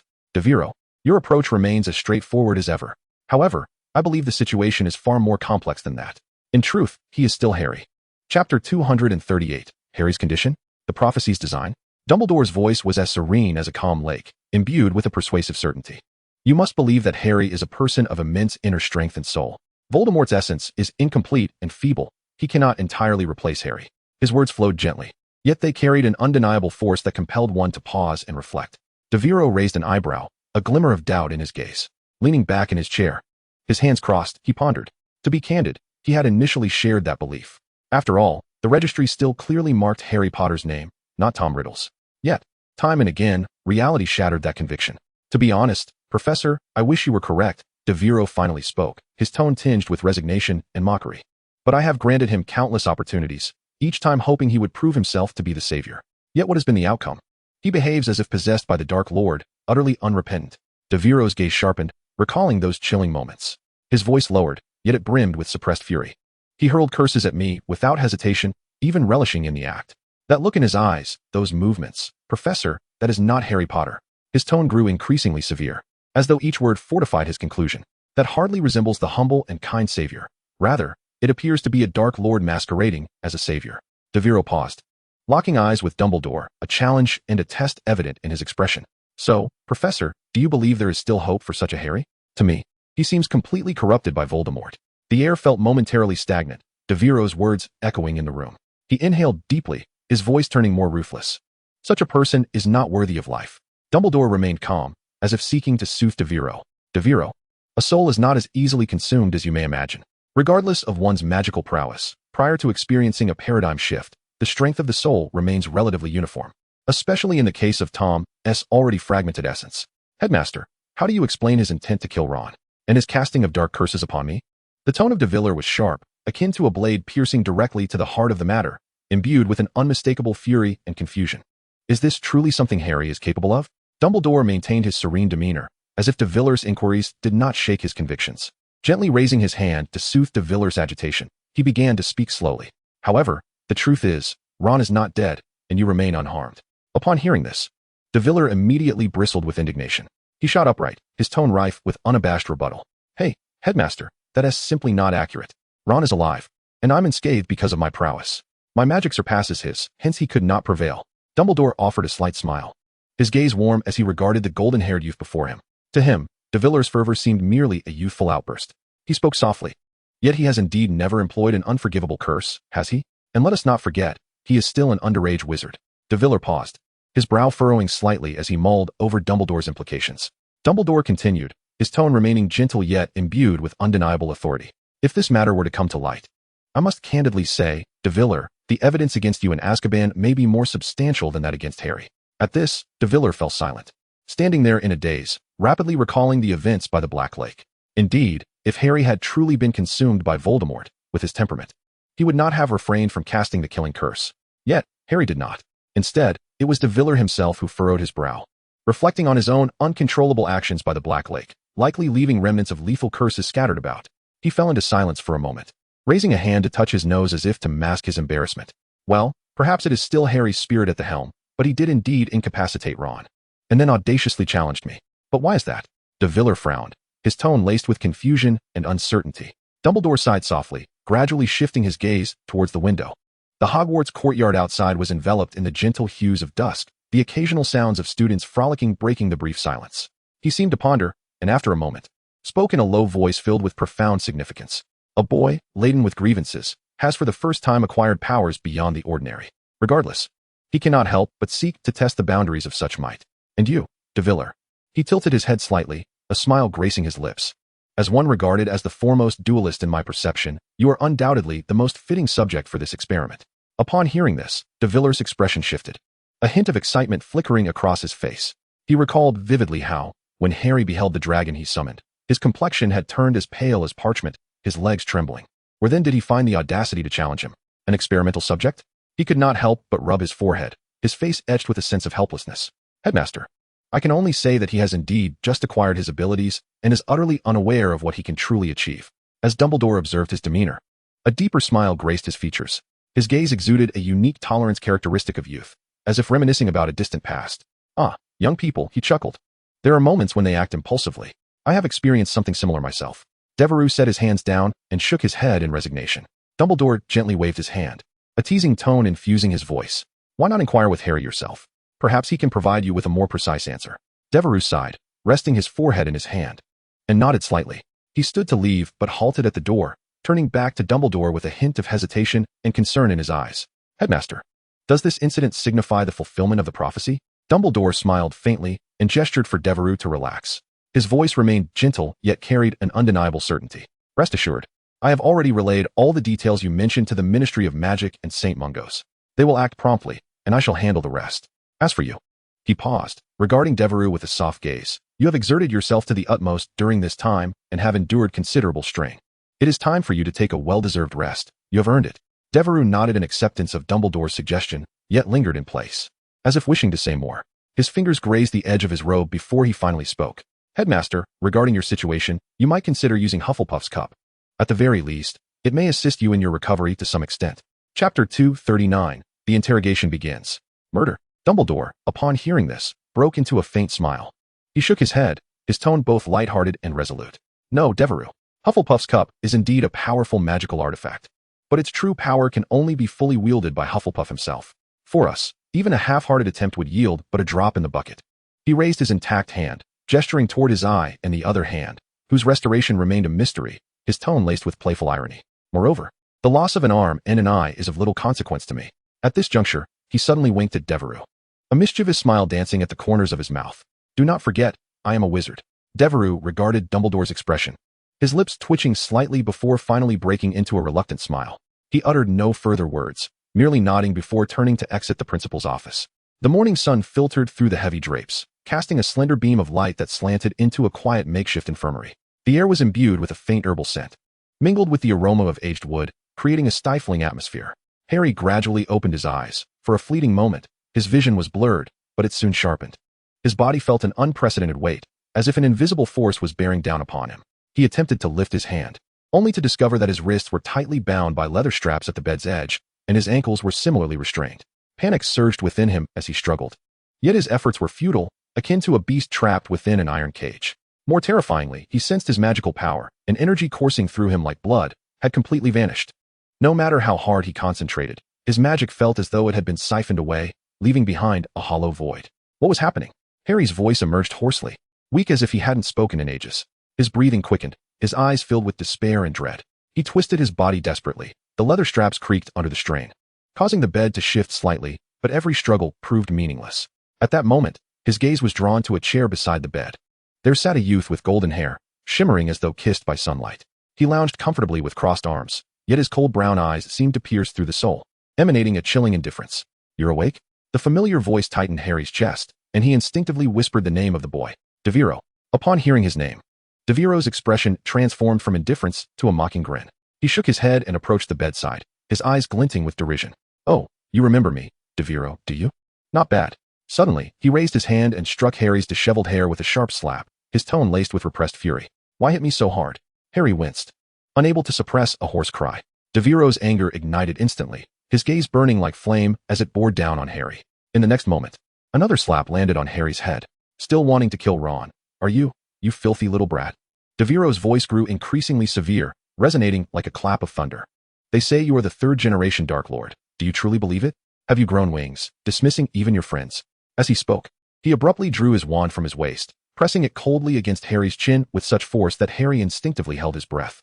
"Let me tell you, Harry Potter." Devero's voice was low and menacing, as if it were being squeezed from his throat.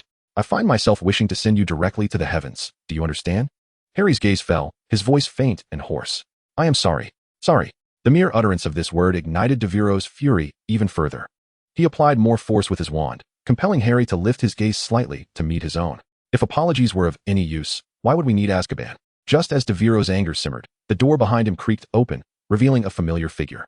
It was Dumbledore, his expression as serene as ever, seemingly unaffected by the tension that enveloped the room. "Devero," Dumbledore remarked with a hint of playful sarcasm, "Madame Pomfrey has just stated that should you continue to argue, she will expel you." Devero's brow twitched as he prepared to respond, but Dumbledore gestured for him to remain silent and continued, "Rest assured, I can still intervene on your behalf this time. However, for the next occasion." His lips curled into a sly smile. "I suspect she may threaten me by saying that if I assist you again, she will not accompany me to the next ball." At this juncture, Dumbledore turned to address the doorway, adding, "Haha, Poppy, I am merely jesting." Immediately, Madame Pomfrey's voice echoed from outside, "Albus, do not jest with me. Return at once." As Devero observed the door close again, a muscle twitched at the corner of his mouth, yet he cast a glare at Harry lying on the bed. Gradually lowering his wand, as if restraining something within, he ultimately turned and resumed his seat, hands crossed over his knees, coldly fixating on Harry. His expression as frigid as ice. "Now, let the excuses commence." His tone was as unyielding as iron. What transpired? Harry met Devero's chilling gaze, his heart tightening. He inhaled deeply, striving to calm the tumult within his chest, attempting to find a semblance of comfort beneath the oppressive constraints. His eyes lingered on Devero's face for a moment before finally dropping to the floor, his voice barely audible, like the hum of a mosquito. 3 days ago, when I awoke from the hospital, I committed murder. A being devoid of hair, features, even skin, I strangled him. Chapter 240, Harrowing Memories. Murder? Are you referring to Ron? Devero interjected, his brow furrowed, a flicker of unease in his eyes. Various possibilities raced through his mind. Could it be a side effect of soul merging, or had this individual succumbed to madness? Harry slowly raised his head. His gaze clouded, as if he were striving to recall something. His brow furrowed deeply, and after a moment of silence, he gently shook his head. It should not be Ron. His voice was hoarse and subdued, laced with a sense of guilt, but predominantly tinged with confusion. At that moment, I merely wished to test whether that level of force could indeed take a life. Thus, I am, in fact, conducting experiments on Ron. Experiment? Devero's expression turned icy at these words, igniting a tempest of emotions within him.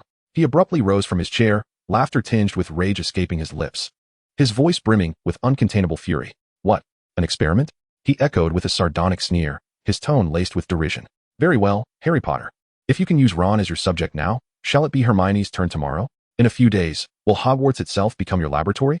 With that, he strode determinately to Harry's bedside and, with no regard, raised his hand to deliver a sharp slap to Harry's tousled hair. You wretched boy, Devero growled through gritted teeth. Have you fed your brain to the cats, or what? Using friends as subjects? Are you even human? Harry winced in pain, lowering his gaze, unable to meet Devero's eyes. His complexion was pale, lips trembling, yet not a word escaped his mouth. At that moment, a soft cough resonated from outside the door, deep yet commanding. It was Dumbledore's voice, imbued with a sense of admonition, as if urging Devero to regain his composure. Devero paused, momentarily taken aback, then closed his eyes and inhaled deeply. He silently accelerated the flow of his meditation technique, striving to quell the turmoil within. He had to admit that since the curse of Anubis had befallen him, his temper had become far more volatile than before. Damnable curse. Devero cursed inwardly. He knew that the power of his meditation had been partially diminished by the curse, making it increasingly difficult to maintain mastery over his emotions as he once could. After a brief moment of focus, Devero exhaled a heavy breath and opened his eyes. His gaze remained sharp, yet the earlier fury had diminished. He resumed his seat, leaning slightly forward, hands clasped upon his knees as he fixed his attention on Harry. His tone resolute yet tempered with restraint. Proceed. Harry lifted his gaze, momentarily meeting Devero's eyes, as if to ascertain whether he had genuinely regained his composure. After a moment of silence, he lowered his head, seemingly striving to organize his thoughts. After I killed that person, his voice emerged low and hoarse, as if wrested from the depths of his throat. I suddenly found myself burdened with unfamiliar memories. I am certain they do not belong to me. Here, Harry hesitated, brow furrowed, fingers instinctively clenching the bedspread. His gaze darted restlessly, as if evading something. Those memories. He began again, yet his voice bore a palpable hesitation, as if those recollections concealed unspeakable secrets, prompting an intense aversion to revisit them. Devero narrowed his eyes, scrutinizing every subtle nuance of Harry's expression. His instincts hinted that those memories might hold the key to unraveling the truth, yet it was evident that Harry had no intention of revealing them easily. Harry, Devero's voice was deep, imbued with an undeniable strength. If you wish for my assistance, speak freely. Do not conceal anything. Harry glanced up at him, a flicker of inner turmoil crossing his gaze, his lips moving silently. He appeared to be engaged in a fierce internal struggle, ultimately closing his eyes and releasing a long, weary sigh. Those memories belonged to Voldemort. At last, he spoke, his voice barely above a whisper. Devero regarded Harry with a complex expression. He inhaled deeply, attempting to soften his tone, yet it emerged tinged with resignation. Harry, if you prefer not to disclose this part. Before he could finish, Harry abruptly interjected, his voice hoarse and urgent, as if wrenched from the depths of his chest. At first, I only saw myself in a house, where I killed a man. He wore glasses, I did not know him, yet I felt joy. A joy akin to, as if I often engaged in such acts. Harry's voice trembled, his eyes betraying an indescribable fear and anguish. His fingers clutched the sheets tightly, his knuckles whitening with the effort. Then, I heard a woman scream. His voice lowered further, yet each word sliced through the air like a knife.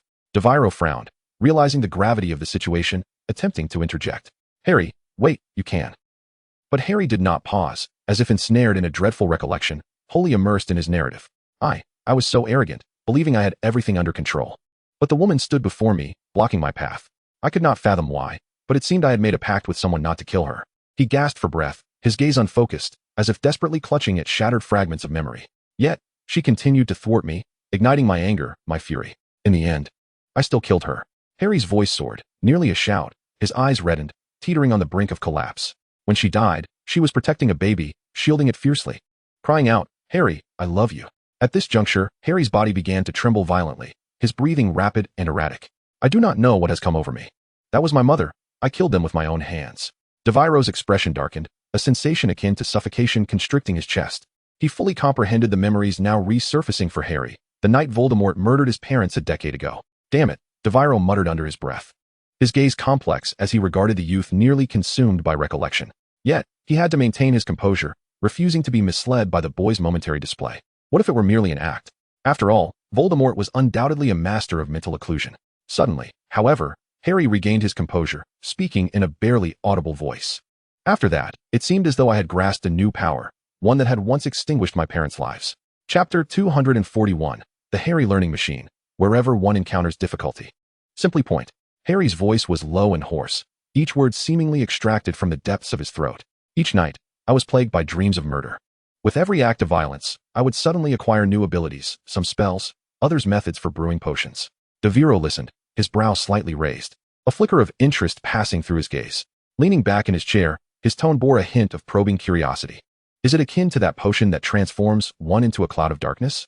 Harry nodded slightly, lowering his gaze as his voice dropped further. Indeed, it is a fusion of potion making and transfiguration. However, my formula is incomplete, resulting in sluggishness and significant side effects. Devero's expression sharpened instantly. He straightened up, locking his eyes onto Harry, a smirk tugging at the corners of his mouth, blending mockery with genuine intrigue. He instinctively licked his dry lips, as if he had uncovered an unrefined gem. This lad, Devero mused internally, his thoughts racing. The dark magic of Voldemort was something even Dumbledore regarded with caution. The knowledge Harry now wielded was evidently inherited from those memories. Whether Harry's current state was authentic or a fade, the knowledge he possessed was a veritable treasure. Devero's fingers lightly tapped on the armrest of his chair. His gaze fixed intently on Harry, as if weighing something. His mind raced. If these dreams were indeed remnants of Voldemort's memories, then the dark magic Harry possessed was priceless. If Harry were to be sent to Azkaban, would he ever be able to harness it again? Therefore, before that could happen, I must extract every ounce of this knowledge. Harry's voice grew increasingly subdued, as if suppressing an outcry from the depths of his soul. His wrist trembled slightly, the leather of his restraints producing a faint friction sound. He lifted his gaze to Devero, his eyes reflecting a hollow helplessness, and continued. Then, I felt an overwhelming pain. I no longer knew who I truly was. His voice caught in his throat, as if grappling with his very essence. I feel unclean. It's as if I have transformed into a monster. Harry's expression momentarily stunned Devero. The struggle and anguish were etched across his face. Though Devero was hard-hearted, he could not deny the authenticity of Harry's words. I dare not speak to Ron, nor to anyone else. Harry's speech quickened, as if eager to confide yet laden with profound fear. I even begin to sense that I might suddenly go mad and kill everyone around me. Devero furrowed his brow even more tightly, a flicker of complex emotions shimmering in his eyes. He refrained from interrupting Harry and continued to listen intently. I sensed a growing arrogance within myself. Harry's voice had nearly dwindled to a whisper. I held Hermione's explanations in disdain, convinced of her foolishness. I regarded everyone as unintelligent, unworthy of my companionship. I truly felt this way. At this juncture, Harry's voice suddenly faltered. He lowered his head, forcefully striking his forehead against the binding strap, producing a muted thud. I do not know what to do, Devero, he murmured, his voice laden with despair, akin to a soul on the brink of being consumed by darkness, seeking redemption in its final moments. I genuinely do not know. Devero listened intently to Harry's lament, his eyes slightly narrowed, as if digesting the information. He did not speak immediately, but allowed the weighty atmosphere to linger between them for a while. Looking up at me, Devero's tone was deep yet imbued with an undeniable authority. Harry hesitated momentarily but obediently raised his gaze, meeting Devero's with his vivid green eyes, which were filled with fatigue, anguish, and a hint of bewilderment about the future. Devero scrutinized him, slowly lifting his wand, gently waving it with a calmness that resembled a command. Do not move. A silent spell flowed forth, causing Harry's pupils to constrict slightly. However, endowed with a fragment of Voldemort's memories, he understood what Devero intended to do, legitimacy. This was an extraordinarily thorough incantation, leaving no room for concealment. Devero's magic directly penetrated the depths of his memories, unveiling every frame and detail without reservation. Harry's body stiffened slightly, yet he offered no resistance. It seemed he had relinquished his struggle, quietly allowing Devero's magic to excavate the secrets buried deep within his mind. Scenes flashed before him. Devero's brow furrowed deeper, his expression evolving from initial calm to complexity. He witnessed Harry's memories from childhood, the minutiae of his life at Hogwarts, the indifference and mistreatment from the Dursleys, interspersed with the harrowing memories belonging to Voldemort, dark, cruel, and nauseating scenes of slaughter, alongside Voldemort's exquisite command over dark magic. Indeed, as Harry had asserted, beyond his own genuine experiences lay unfamiliar memories, seemingly forcefully implanted. In those images, Voldemort coldly executed his plans, mercilessly eliminating many individuals whom Harry did not recognize. Yet, Devero's thorough application of legitimacy was not solely to ascertain whether Harry had lied. He harbored a more pragmatic objective. Ding! New spell has been recorded. New spell has been recorded. New spell has been recorded. Devero's lips curled into a subtle smile, a glimmer of satisfaction flashing in his eyes. Indeed, this was his true intention, to acquire all the dark magic that Voldemort had imparted to Harry's mind. Devero felt the torrent of magical knowledge surging into his consciousness, the intricate structures of spells, the profound theories of magic, and the chilling techniques of incantation, instantly assimilating into his own capabilities. He could even sense that this knowledge was rapidly bridging the gaps in his magical repertoire, elevating his power to new heights. Chapter 242. Fortunately, we can choose our friends. Devero nodded slightly, his expression a blend of satisfaction and gravity. He rose to his feet, gazing down at Harry, who sat on the bed, his tone calm yet imbued with an undeniable authority. As it stands, you have not lied. However, I shall periodically examine your memories, Harry. This is not only for my sake, but also for your own. Do you understand? Though his words rang with an air of nobility, Devero was acutely aware that his true motive was to ensure he could access the remnants of Voldemort's dark magic residing within Harry's mind at any moment. Harry nodded, voicing no objections. His gaze remained cast downward, as if the weight of reality bore down upon him, rendering him breathless. Noticing this, Devero's expression softened slightly as he turned to leave. Yet, just as he took a step, a low voice from behind him broke the silence, tinged with helplessness and guilt. Why is it that I have to face such circumstances? Devero paused, standing with his back to Harry for a moment. His fingers twitched at his sides, as if hesitating to respond. Ultimately, he turned to face Harry, his sharp eyes locking onto him. His tone somewhat gentler yet still laced with a stark sense of reality. The circumstances of one's birth are beyond our choice, Devero spoke slowly, his voice deep and resonant. Yet, fortunately, we can choose our friends. Harry, regardless of what you are enduring now, remember this, cherish them. They are your strongest shield and your final bastion. Harry lifted his gaze, his eyes reflecting a complex mixture of emotions as he regarded Devero, sensing an ineffable sentiment in the latter's tone. He opened his mouth as if to articulate his thoughts, but ultimately settled for a nod. Devero observed him for a moment, seemingly gauging whether his words had resonated. With a gentle sigh, he turned and strode toward the door. In the hospital room, Harry remained alone, accompanied solely by his inescapable memories. Hogsmeade Village, at dusk. The streets of the village were adorned with a few warm magical lanterns, casting a golden glow upon the ground. A newly constructed cluster of temporary lodgings stood in the village, though it could not rival the grandeur and intricacy of Hogwarts Castle. It exuded an exceptional warmth amidst the chill of winter. The wooden cottages stand in neat rows, with windowsills adorned by several pots of frost-resistant magical plants, exuding a gentle luminescence. For the first-year students, this place is nothing short of a paradise. They are temporarily spared the disorienting antics of Hogwarts' shifting staircases and the fear of encountering a poltergeist unexpectedly lurking in a corner.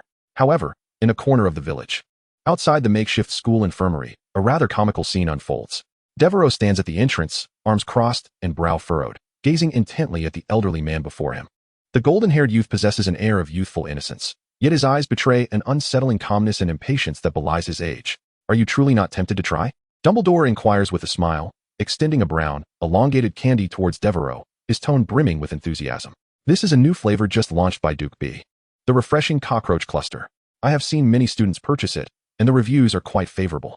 Devero's expression contorts in distaste, his face wrinkling in a way that suggests he might retreat 2 steps back.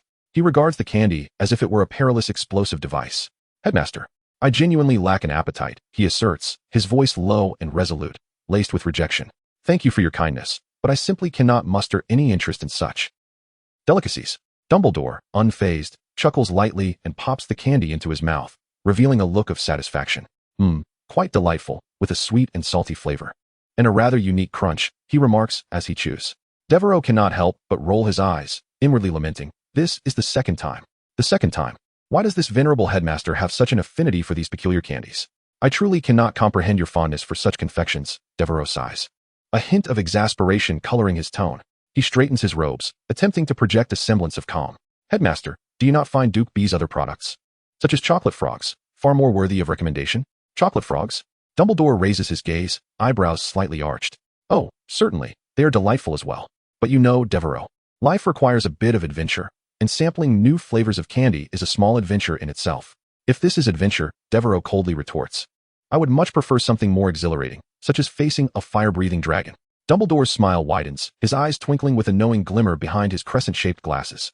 His voice, though gentle, carries a hint of teasing. Judging by your demeanor upon exiting the infirmary, Harry seems to be in stable condition, does he not? And I suspect your findings have been quite substantial? Devero halts, turning to cast a wary glance at him. In that fleeting moment, there is both vigilance and a touch of resignation. Indeed, this old fox possesses an uncanny ability to see through the hidden calculations of others. Devero let out a cold laugh, his tone neither warm nor frigid. The stability of Harry's condition remains uncertain. It is still too early to draw conclusions. In my opinion, among the evildoers, the Dark Lord excels at theatricality. Perhaps it would be wise to observe for a while longer before forming a judgment. As he spoke, The corners of his mouth curled slightly, revealing a smile laden with meaning. As for the gains, Devero paused, a glimmer of pride flashing in his eyes. There were indeed some. In truth, he had gleaned a wealth of knowledge from Harry's memories. The dark magical legacy left by Voldemort certainly lived up to its notorious reputation, encompassing some exceedingly rare spells. For instance, a variant of the Fiendfire curse, a more intricate and difficult-to-extinguish fire magic, closely intertwined with curses, presents a formidable challenge in terms of casting. It is far more difficult than the version previously employed by Marcus, presumably to prevent loss of control, akin to how Crabbe met his demise in the original text. There is also an enhanced version of the Blasting Curse, powerful enough to demolish a small structure. It was this very spell that allowed Harry to breach Devero's protective enchantments. Yet, these are merely the tip of the iceberg of what Harry currently possesses. What intrigues Devero the most is the incomplete potion formula. It has the potential to transform the user into smoke instantaneously, offering significant tactical advantages in combat.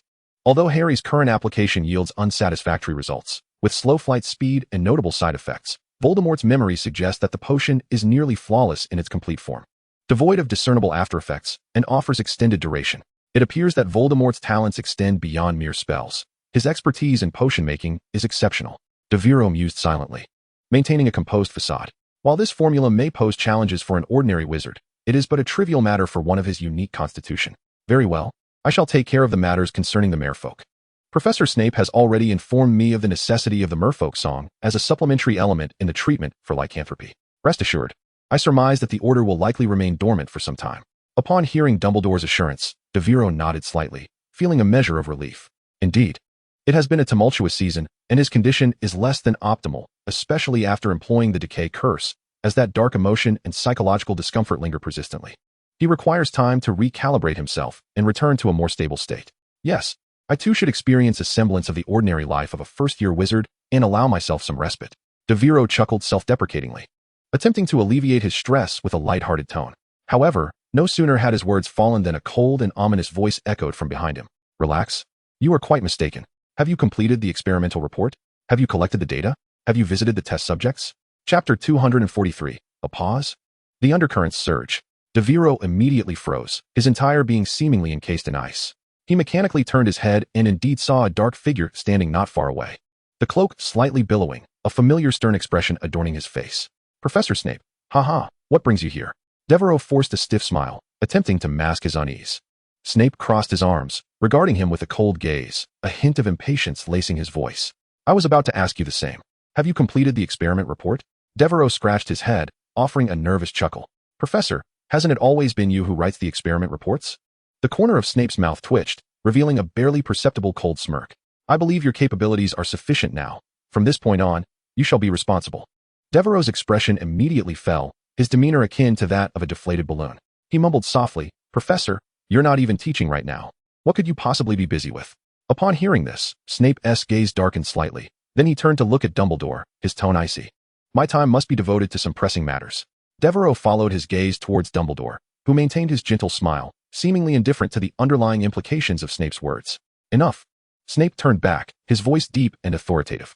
Return to the laboratory at once. Do not let me find you in places unrelated to the experiment again. Devero murmured, Yes. Boss. Before scurrying off towards the dungeons, the gloom on his face nearly encapsulating all of Hogwarts. Snape watched Devereau's retreating figure disappear at the corridor's end, then turned to Dumbledore, his sharp eyes fixed on him, his tone low and scrutinizing. Have you divulged everything to him? Dumbledore retained his gentle demeanor, nodding slightly. Yes. I have shared all that can be disclosed. He has the right to know certain truths. The air between them grew tense, enveloped in silence. Snape's brow furrowed slightly, as if weighing something, and after a moment, he spoke again. And Potter? What is his current condition? At this inquiry, a barely perceptible smile graced Dumbledore's lips, a teasing glint in his eyes as he looked at Snape. Oh, Severus, you actually care about Harry's well-being. Snape's expression darkened instantly, his tone laced with barely contained ire. I am concerned for Lily's son, not James Potter's offspring. Dumbledore chuckled softly, nodding in agreement, though his expression soon turned serious. Harry's condition is better than anticipated, but that is merely superficial. His soul has been profoundly affected. A specialist in soul magic is required for diagnosis. I've heard from St. Mungo's that a master of soul magic from Durmstrang will be in England to repair equipment before Halloween. I plan to ask him to examine Harry then. Snape nodded thoughtfully, a hint of contemplation in his gaze, yet he soon posed another query. Why not simply summon Professor Morsefellows to take a look? Is he not hailed as the most esteemed master of soul magic in America? The mere mention of Morsefellow's name elicited a noticeable shift in Dumbledore's demeanor. He shook his head, his tone laced with resignation. I certainly wish to invite him, but you are well aware of his disposition. Morsefellow's harbors a particular fascination for those young souls who have recently endured profound trauma and possess a fragile inner state. Harry epitomizes his favored target at this moment. The flickering lights of the makeshift hospital cast an air of profound stillness. Madame Pomfrey had just invoked a complex protective charm upon Harry's door, her wand emanating a gentle blue glow. She turned to the nearby nurses, her tone serious yet resolute. This room is exceedingly perilous. From now on, I shall personally oversee all matters, including meal deliveries. You are not to approach, do you understand? The nurses nodded vigorously, their eyes reflecting a mixture of awe and respect. Satisfied, Madame Pomfrey surveyed the room before gesturing for everyone to disperse, then meticulously checked the enchantments at the door, ensuring their integrity before she departed. However, as the sounds of hurried footsteps gradually faded, Harry lay alone on the hospital bed. His face was buried in his palms, his shoulders trembling slightly as tears slipped through his fingers. I'm sorry, Ron, I truly cannot control myself. His voice was barely a whisper, steeped in deep regret and anguish. Suddenly, Harry felt an unsettling shift. He lifted his head, sensing that the temperature in the room had plummeted, the once warm air turning frigid and piercing. Even the faint sunlight outside seemed consumed by some unseen force, plunging the entire ward into a shadowy gloom. Harry's heart raced. He scanned his surroundings, attempting to discern the source of this strangeness. Just then, his gaze fell upon the edge of the bed, and he gasped in horror. There stood a figure, an unusually tall man with an eerie silhouette. His skin was as dark as coal, and his facial features appeared as though they had been grotesquely chiseled by a blade. His eyes glimmered with a faint light, reminiscent of a demon lurking in the abyss. Eyeing its prey, Harry recognized him instantly. This was indeed their newly appointed defense against the dark arts professor, Professor Morsefellows. But the question lingered, how had he entered? The protective enchantments outside should have been formidable enough to thwart even a mere niffler, let alone an adult. Harry opened his mouth, poised to scream. Yet his voice was stifled by a long, cold finger pressed against his lips. Hush! Morsefellow's voice was deep and gravelly, imbued with an undeniable air of authority, yet tinged with an unsettling familiarity. He leaned closer to Harry, revealing a smile that was both enigmatic and unsettling. Little Harry, his voice akin to the whisper of a serpent, do you wish to partake in a game? Chapter 244, Swift Action. Buzz. The protective enchantment outside Harry's infirmary room quivered slightly before dissipating like a wisp of fog. Dumbledore gently pushed open the door and entered with measured steps. His blue eyes scanned the room, revealing a hint of latent vigilance. Harry lay quietly on the hospital bed, his hands folded across his chest, as if ensconced in a profound slumber. His visage appeared extraordinarily serene, entirely uncharacteristic of one who had recently endured tumultuous emotional upheaval. Dumbledore approached the bedside, casting a deep glance at Harry before waving his wand to close the door once more, reinforcing it with a new barrier spell. He spoke softly, his tone laced with a barely perceptible chill. Came, did I not expressly instruct you to refrain from interfering with my students?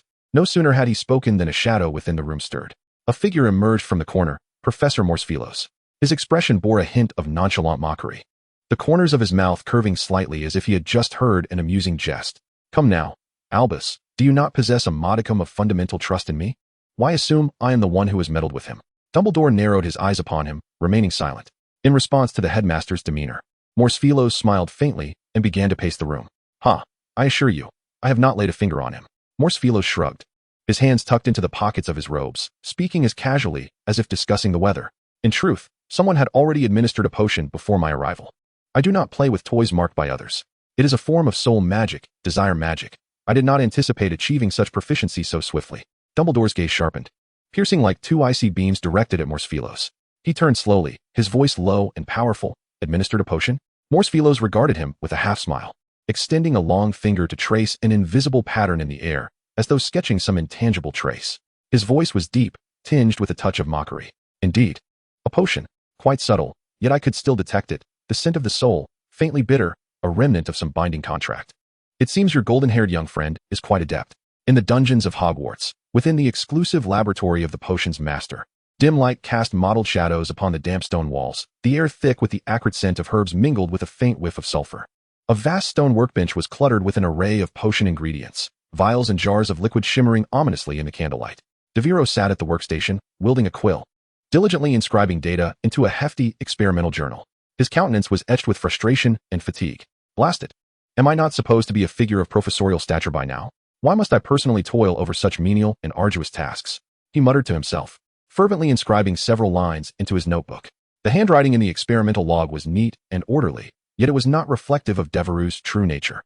In fact, he would much prefer to employ magic to transcribe the data directly. However, Snape had explicitly mandated handwritten records, citing that magic could compromise precision.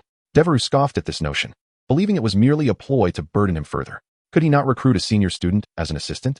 Devero grumbled, tossing the quill aside and leaning back in his chair to rub his aching wrist.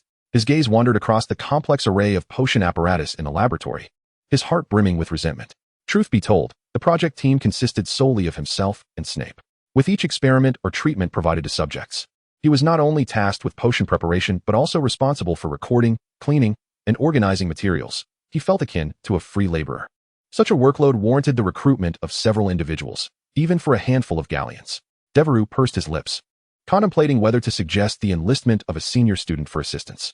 However, he soon sighed, muttering under his breath. He couldn't help but wonder if the old bat would consent. It seemed he was determined to irritate him by excluding others from participation. Could a diligent laborer, ideally one who demanded no remuneration yet possessed formidable skills, materialize at this very moment? Yet, Devero lamented, such a chosen worker was a mere fantasy. How could such an individual possibly present themselves at his doorstep? Just as he indulged in his grievances, a sudden knock echoed at the door. He furrowed his brow. Hogwarts was currently in a semi-closed state, and aside from a few professors and students, few outsiders would venture here. Who could possibly arrive at such an hour? Setting down his quill, he approached the door, and upon opening it, he was met with the sight of a gaunt wizard. Clad in a tattered robe, patched in several places, he appeared particularly destitute. His complexion was pallid. Shadows of fatigue etched beneath his eyes, giving the impression that he had just emerged from a long and arduous journey. Yet, despite this, the wizard exuded an inexplicable tranquility and melancholy that momentarily stunned Devero. He appeared quite youthful, yet strands of white had begun to intermingle with his light brown hair, rendering him weary and world-weary. Truth be told, had Devero not activated his panel, an inclination he had developed since the arrival of that extraordinary potioneer, he might have mistaken this visitor for a beggar at Hogwarts. Name, Remus Lupin. Age, 31. Spell repository, Patronus Charm, Expert. Shield Charm, Expert. Attributes, Dark Creatures Expert, Purple. Magical Talent, Purple. Moderate Lycanthropy, Purple. Weary Struggler, Blue. Expert in Dark Creatures. Purple. You possess a profound understanding of dark magical creatures, having nurtured a fervent curiosity about their behaviors and countermeasures since your youth. A curiosity stemming from your unique identity. Magical Talent. Purple. You possess magical abilities that surpass those of the average wizard, learning spells at an extraordinary pace while exhibiting a degree of creativity.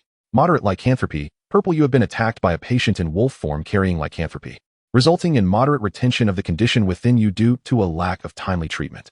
Consequently, you exhibit symptoms of transforming into a highly aggressive werewolf during the full moon. In this lycanthropic state, your speed, strength, and resistance to magical attacks are significantly enhanced. However, you will lose rationality and tend towards self-harm when there are no targets to attack. Wretched Destitute. Blue. You find yourself in dire poverty, unrecognized by society, spending much of your time homeless and unemployed, lacking stable social connections, and facing dual deprivation on both physiological and psychological levels. Indeed, it is Lupin. Chapter 245, Summoning the Chosen Laborer. Devero leaned against the doorframe, his gaze sweeping over Lupin's dilapidated suitcase. The case was tightly bound with rope, knotted with precision, seemingly to prevent its contents from spilling out. The corners of the suitcase were heavily worn, clearly having accompanied its owner through numerous trials and tribulations. It is indeed him, Devero mused inwardly. From the moment he proposed the idea of the Wolfbane potion, he had suspected that Snape and Dumbledore would summon Lupin as a test subject. However, due to Lupin appearing preoccupied with other matters at the time, the plan was continually delayed, ultimately resulting in Luna becoming the first experimental subject. It now appeared that Lupin had finally arrived, likely to seek treatment. Lupin stood at the threshold, slightly bowing, a weary smile gracing his face. "Hello, fellow student," he inquired in a hoarse voice. "Is Professor Snape here? I am Remus Lupin, sent by Professor Dumbledore." Devero scrutinized the man before him. His robe was tattered to the point of being difficult to behold, and he bore an unmistakable look of exhaustion, as if even speaking required great effort. "The professor is in a discussion with the headmaster," Devero replied, stepping aside. "Sir, please set down your suitcase and come in for a moment. You appear in need of rest." Lupin's smile revealed a hint of resignation and gratitude. He nodded and cautiously entered the laboratory. His movements were slow and deliberate, each step seemingly taken with caution to avoid toppling anything. The laboratory was suffused with a faint aroma of potions, with several workbenches adorned with an array of bottles and semi-finished potions. Clearly unfamiliar with the surroundings, Lupin's gaze flitted around the room as if searching for a suitable place to settle.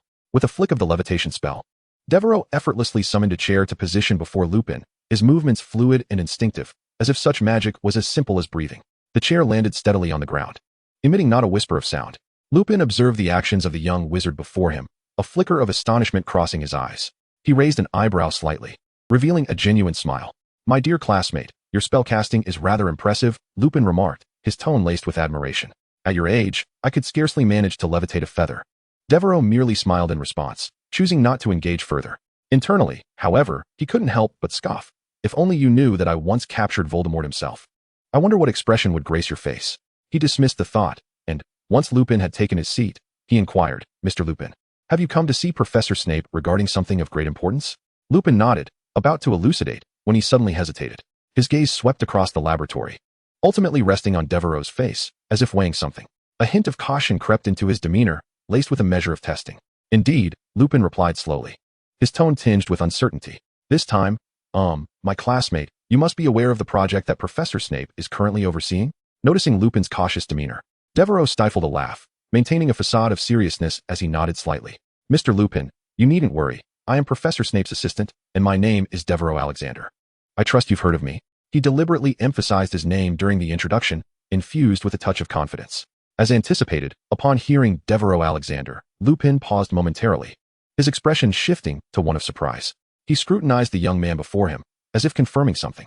After a brief moment, enlightenment washed over his features, and he couldn't help but chuckle ruefully. "Goodness, how did I not recognize you? It's you, the Devero Alexander who graced the front page of the Daily Prophet. No wonder. No wonder. It is indeed remarkable for someone so young to hold the position of a professor's assistant." Seeing Lupin's dawning realization, Devereau's lips curled slightly in a smile.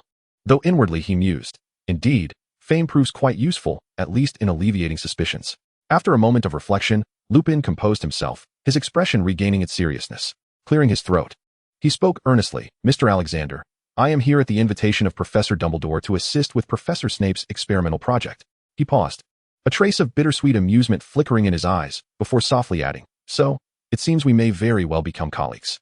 I humbly ask for your guidance." Devero, upon hearing Lupin's inquiry, felt a surge of understanding. Dumbledore's approach was indeed as he had anticipated, not only assisting Lupin in treating his affliction, but also alleviating his life struggles. Was this not the long-awaited chosen laborer for Devero? The thought of finally having someone to share the burdensome tasks of the laboratory ignited his enthusiasm to new heights. "Excellent, Assistant Lupin. Just call me Devero from now on. There's no need for formality among colleagues," he said with a casual wave of his hand. "The work in our lab is quite straightforward, involving data measurement, administering medication, and recording experimental reports. You will grasp it in no time." Lupin listened, a gentle smile gracing his face as he nodded in agreement. Yet, he soon furrowed his brow, a hint of unease creeping into his voice. "By the way, Devero, how is the progress of the experiment currently? I mean, I heard before I arrived that it was already possible to suppress the violent impulses post-transformation. Is that true?" Noticing his concern, Devero patted Lupin's shoulder, his tone light, yet imbued with certainty. "Rest assured, our progress has been quite promising. Before long, you will be able to live like an ordinary person, free from the worries of transformation." As these words left his lips, a glimmer of hope flickered in Lupin's eyes, and his smile brightened. He exhaled a long-held breath, as if years of repression had finally begun to ease. However, his smile soon faltered, as if a sudden realization struck him, causing his demeanor to tighten with tension. Wait a moment." Lupin's voice quivered slightly, his gaze locking onto Devero with intensity. "Devero, how did you know I am a werewolf?" "Severus knows, so why shouldn't I? We are colleagues after all," Devero replied with a light chuckle. His tone relaxed yet tinged with conviction. He understood that if Lupin were to teach at Hogwarts, nearly all the professors would be aware of his true identity. After all, Dumbledore had always embraced such transparency with those in need, ensuring that those around were adequately prepared. Upon hearing this explanation, Lupin's previously taut expression softened a bit. He nodded, a flicker of surprise crossing his features, followed by a self-deprecating smile. "I apologize. I simply did not expect Dumbledore to trust you so implicitly. It seems you hold a significant place in his esteem, haha. Well then, I am quite looking forward to the forthcoming treatment." Lupin's smile was warm and sincere, revealing a rare ease amidst the fatigue. It seemed that having his identity recognized by another brought him a sense of relief. Devero responded with a friendly smile, thinking to himself, Lupin's reaction is indeed that of a cautious, kind-hearted individual, yet one willing to place trust in others. "Assistant Lupin, since that is the case, let us begin to familiarize ourselves with the laboratory," Devero declared, gesturing towards the surroundings. "Over here is our potion storage cabinet, containing various foundational ingredients and some completed potions. It is imperative to confirm the condition of the materials before any experiment, particularly those that are time-sensitive, such as moonstone powder and wolfsbane. Lupin listened intently, his gaze following Devero's gestures throughout the laboratory. His expression gradually became more focused, as if he were striving to commit every detail to memory. There lies our workbench, Devero continued. All measurement data must be meticulously recorded in the experiment log. A gentle reminder, Professor Snape maintains exceedingly high standards for the logs, insisting that even the ink must be uniform, black, to be precise. Otherwise, he may deem it unprofessional. At this, Lupin couldn't help but chuckle softly. It appears I must adapt to Professor Snape's style diligently.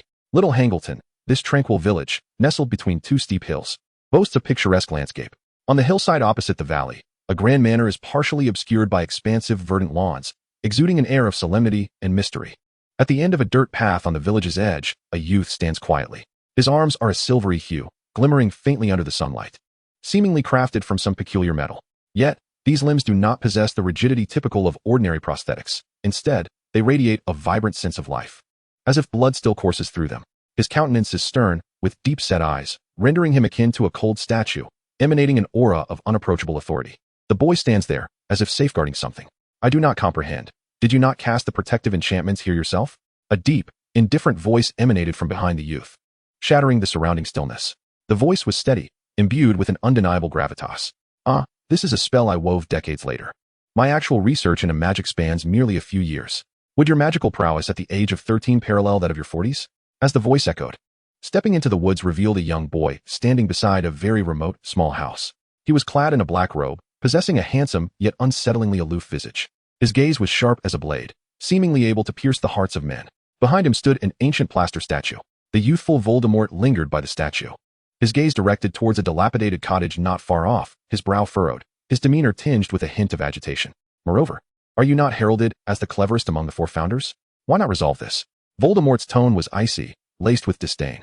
His eyes roamed over the plaster statue, as if both challenging and venting his dissatisfaction. The plaster statue stirred slightly, raising its right arm, which appeared scorched as though by flames. Its surface pitted and exuding a sense of smoldering distress. Its voice emerged, deep and hoarse, as if resonating from a distant realm. I have stated that Dumbledore has transferred the curse onto me. Now, I am perpetually depleting energy, on the verge of being entirely drained. Do not expect any assistance from me. It paused, seemingly in contemplation, then continued. Moreover, this design cannot be unraveled through mere brute force. The exchange of information and the quality of gold are of no use. You must endeavor to decipher the riddle left by your future self, rather than resorting solely to violence. Voldemort scoffed, shaking his head. My future self truly knows how to cause trouble. He stepped toward the small cottage, his gaze skimming over the dead snake nailed to the door.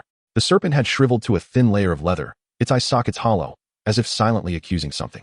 Voldemort halted, drawing his wand from his robe. He lowered it to his left palm, making a small incision, from which crimson blood surged forth, glistening with an eerie sheen. With an impassive expression, he smeared the blood upon the doorframe. The moment the blood made contact, it seemed to be absorbed, vanishing without a trace. Subsequently, the ancient door emitted a low creak, slowly opening inward to reveal a dim corridor. Standing at the threshold, Voldemort inhaled deeply. The voice of the plaster statue echoed once more, laced with a note of caution. This is the final Horcrux. Be careful not to transform it into a golden ring. Voldemort offered no reply. He stepped into the cottage, his silhouette elongated by the dim light. The door quietly closed behind him with a soft click. Ravenclaw, observing the tightly shut door, shifted her gaze back to her withered right arm, her remaining eye narrowing slightly. At this rate, that mad dog will inevitably traverse the angular space. Her voice was low yet imbued with an undeniable authority. This vessel can no longer be utilized. She gazed down at her right arm, her fingers twitching slightly, producing a disconcerting sound of grinding joints. Moments later, she lifted her gaze, her eyes crossing the shadowy woods, landing upon the direction of the cottage. The ancient manor now emanated a faint glow, accompanied by intermittent magical fluctuations. A look of disdain crossed Ravenclaw's face, a weariness and resignation that permeated her very being.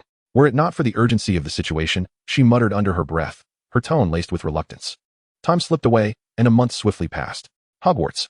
The chill of winter deepened, with snow silently blanketing the entire castle and the surrounding hills. Although the sky was not entirely overcast, a thin mist enveloped the air, bestowing upon this ancient school of magic a veil of poetic obscurity. The morning sun endeavored to pierce through the clouds, casting only a faint, ethereal glow that shimmered on the pristine blanket of snow, glistening with crystalline sparkles. A delicate layer of ice adorned the lake's surface, occasionally disturbed by the swift passage of majestic waterfowl, their feathers brushing against the ice with a sound that resonated sharply in the tranquil air. The trees surrounding the castle stood bare, their branches heaped with snow. And now and then, a gust of frigid wind would sweep through, causing a few snowflakes to flutter down. In the distance, the Quidditch pitch lay cloaked beneath a thick shroud of snow, exuding an aura of profound stillness. Interrupted only by the hurried footsteps of a few intrepid students traversing the snowy expanse, leaving behind a mosaic of footprints. Within the underground classroom's laboratory, a warm hearth crackled, dispelling the chill. Lupin sat at the long table, his gaze fixed upon the parchment before him, diligently inscribing notes with a quill. His expression was one of serene concentration, pausing occasionally to reflect before adding further strokes to the page. The air in the laboratory was imbued with a subtle aroma of potions, creating a striking contrast to the icy landscape outside. Suddenly, the door swung open, the cold wind swirling in with a flurry of snowflakes. A golden-haired boy, rubbing his hands together and exhaling puffs of breath, hurried into the laboratory, promptly closing the door behind him. Oh dear, the snow has come so early this year. It's not even November yet, and we have such a heavy snowfall. It's enough to freeze one to the bone, Devero grumbled, removing his gloves and shaking his reddened fingers. Lupin looked up, a gentle smile gracing his features. Devero, you're late today. We have to attend the International Exchange Conference this weekend. We cannot afford to be so negligent. Chapter 247, Plans for Healing? Yes, I know. Devero replied with a hint of exasperation, waving his hand dismissively as he turned to hang his gloves on the coat rack by the door, his movements casual yet efficient. As he flexed his stiff fingers from the cold, he muttered softly, "But haven't we already completed our work? Oh, I truly do not wish to go. These academic exchange conferences require endless traveling, not to mention dealing with those peculiar questions. I heard from old Batty that once it concludes, there will be a mountain of new materials to organize and write up. Why must researchers always squander time on such formalities?" As he spoke, he approached the workbench and casually picked up a vial of potion, examining it closely in the light. Lupin smiled faintly at his words, setting down his quill while continuing to organize his neatly filled experimental notes into a substantial binder. His tone was gentle, yet laced with playful teasing. There's no escaping it. After all, we are collaborating with Sir Granger. Had he not redefined the formatting standards for potion-making materials years ago, we would not have had the opportunity to publish our findings. This is a rare and fortuitous occasion. Devero pouted slightly, returning the potion sample to its place, leaning against the workbench with his arms crossed. All right. I concede he is indeed impressive. Nevertheless, I still perceive these so-called conferences as mere exhibitions of ostentation. At such events, eloquent speeches will fill the air while attendees plot their shortcuts in the shadows. He hails from an entirely different realm, and as a university student, I am somewhat aware of the prevalent academic cliques. Lupin chuckled lightly, shifting his gaze from the folder to Devero, shaking his head. If you abstain from attending, it seems that only Professor Snape will be able to uphold the atmosphere. However, as you are aware, he is not particularly adept at social gatherings. Without your presence, it is likely we shall attract a multitude of adversaries rather than any sponsors. Oh dear, but you are here, aren't you? Truth be told, I am already contemplating retirement. This old frame can hardly keep up. While Devero spoke, he scratched his head, nonchalantly walking to the center of the laboratory, lowering his gaze to inspect the potion brewing automatically. The laboratory was meticulously arranged with 8 cauldrons, each exuding a rich herbal aroma, while the instruments around the cauldrons beeped rhythmically, indicating the progress of the brewing process. All these potions were being produced using Devero's innovative fully automated brewing technique, with the swirling liquids showcasing various hues, deep purple, vibrant green, and amber gold. Samples for the upcoming international conference nearly filled the entire laboratory space. This device is Devero's new alchemical creation, designed for use alongside the fully automated potion brewing spell. Upon hearing Devero's musings, Lupin lifted his head and cast him a glance, unable to suppress a chuckle. Are you not merely 11 years old? You are aging prematurely, little genius. Devero meticulously examined each potion, and after confirming everything was functioning correctly, nodded in satisfaction. With a flick of his wand, a floral-patterned armchair materialized behind him. He plopped down, the cushion emitting a soft puff sound. Devero crossed his legs and, smoothing his slightly disheveled golden hair, mimicked Dumbledore's tone, saying, "Trust me, Mr. Teaching Assistant, if you work closely with Professor Snape for over a year, even a genius will find themselves aging prematurely, much like I have." Lupin smiled faintly, shaking his head, choosing not to respond. His demeanor was significantly more relaxed than it had been upon his arrival at Hogwarts a month ago. He appeared considerably more spirited. At that time, he had been in tattered clothes, his face marred by fatigue. Now, his robes were refreshed, though not newly purchased, exuding an inexplicable air of cleanliness and sharpness. They were not acquired from a second-hand market, but rather, Devero had transformed his old garment into the present one using transfiguration. Lupin had been greatly impressed by Devero's mastery of transfiguration, mentioning that several of his close friends were adept at the art, yet this casual yet precise transformation was truly remarkable. Devero, with a silent smile, had rejuvenated all of Lupin's belongings.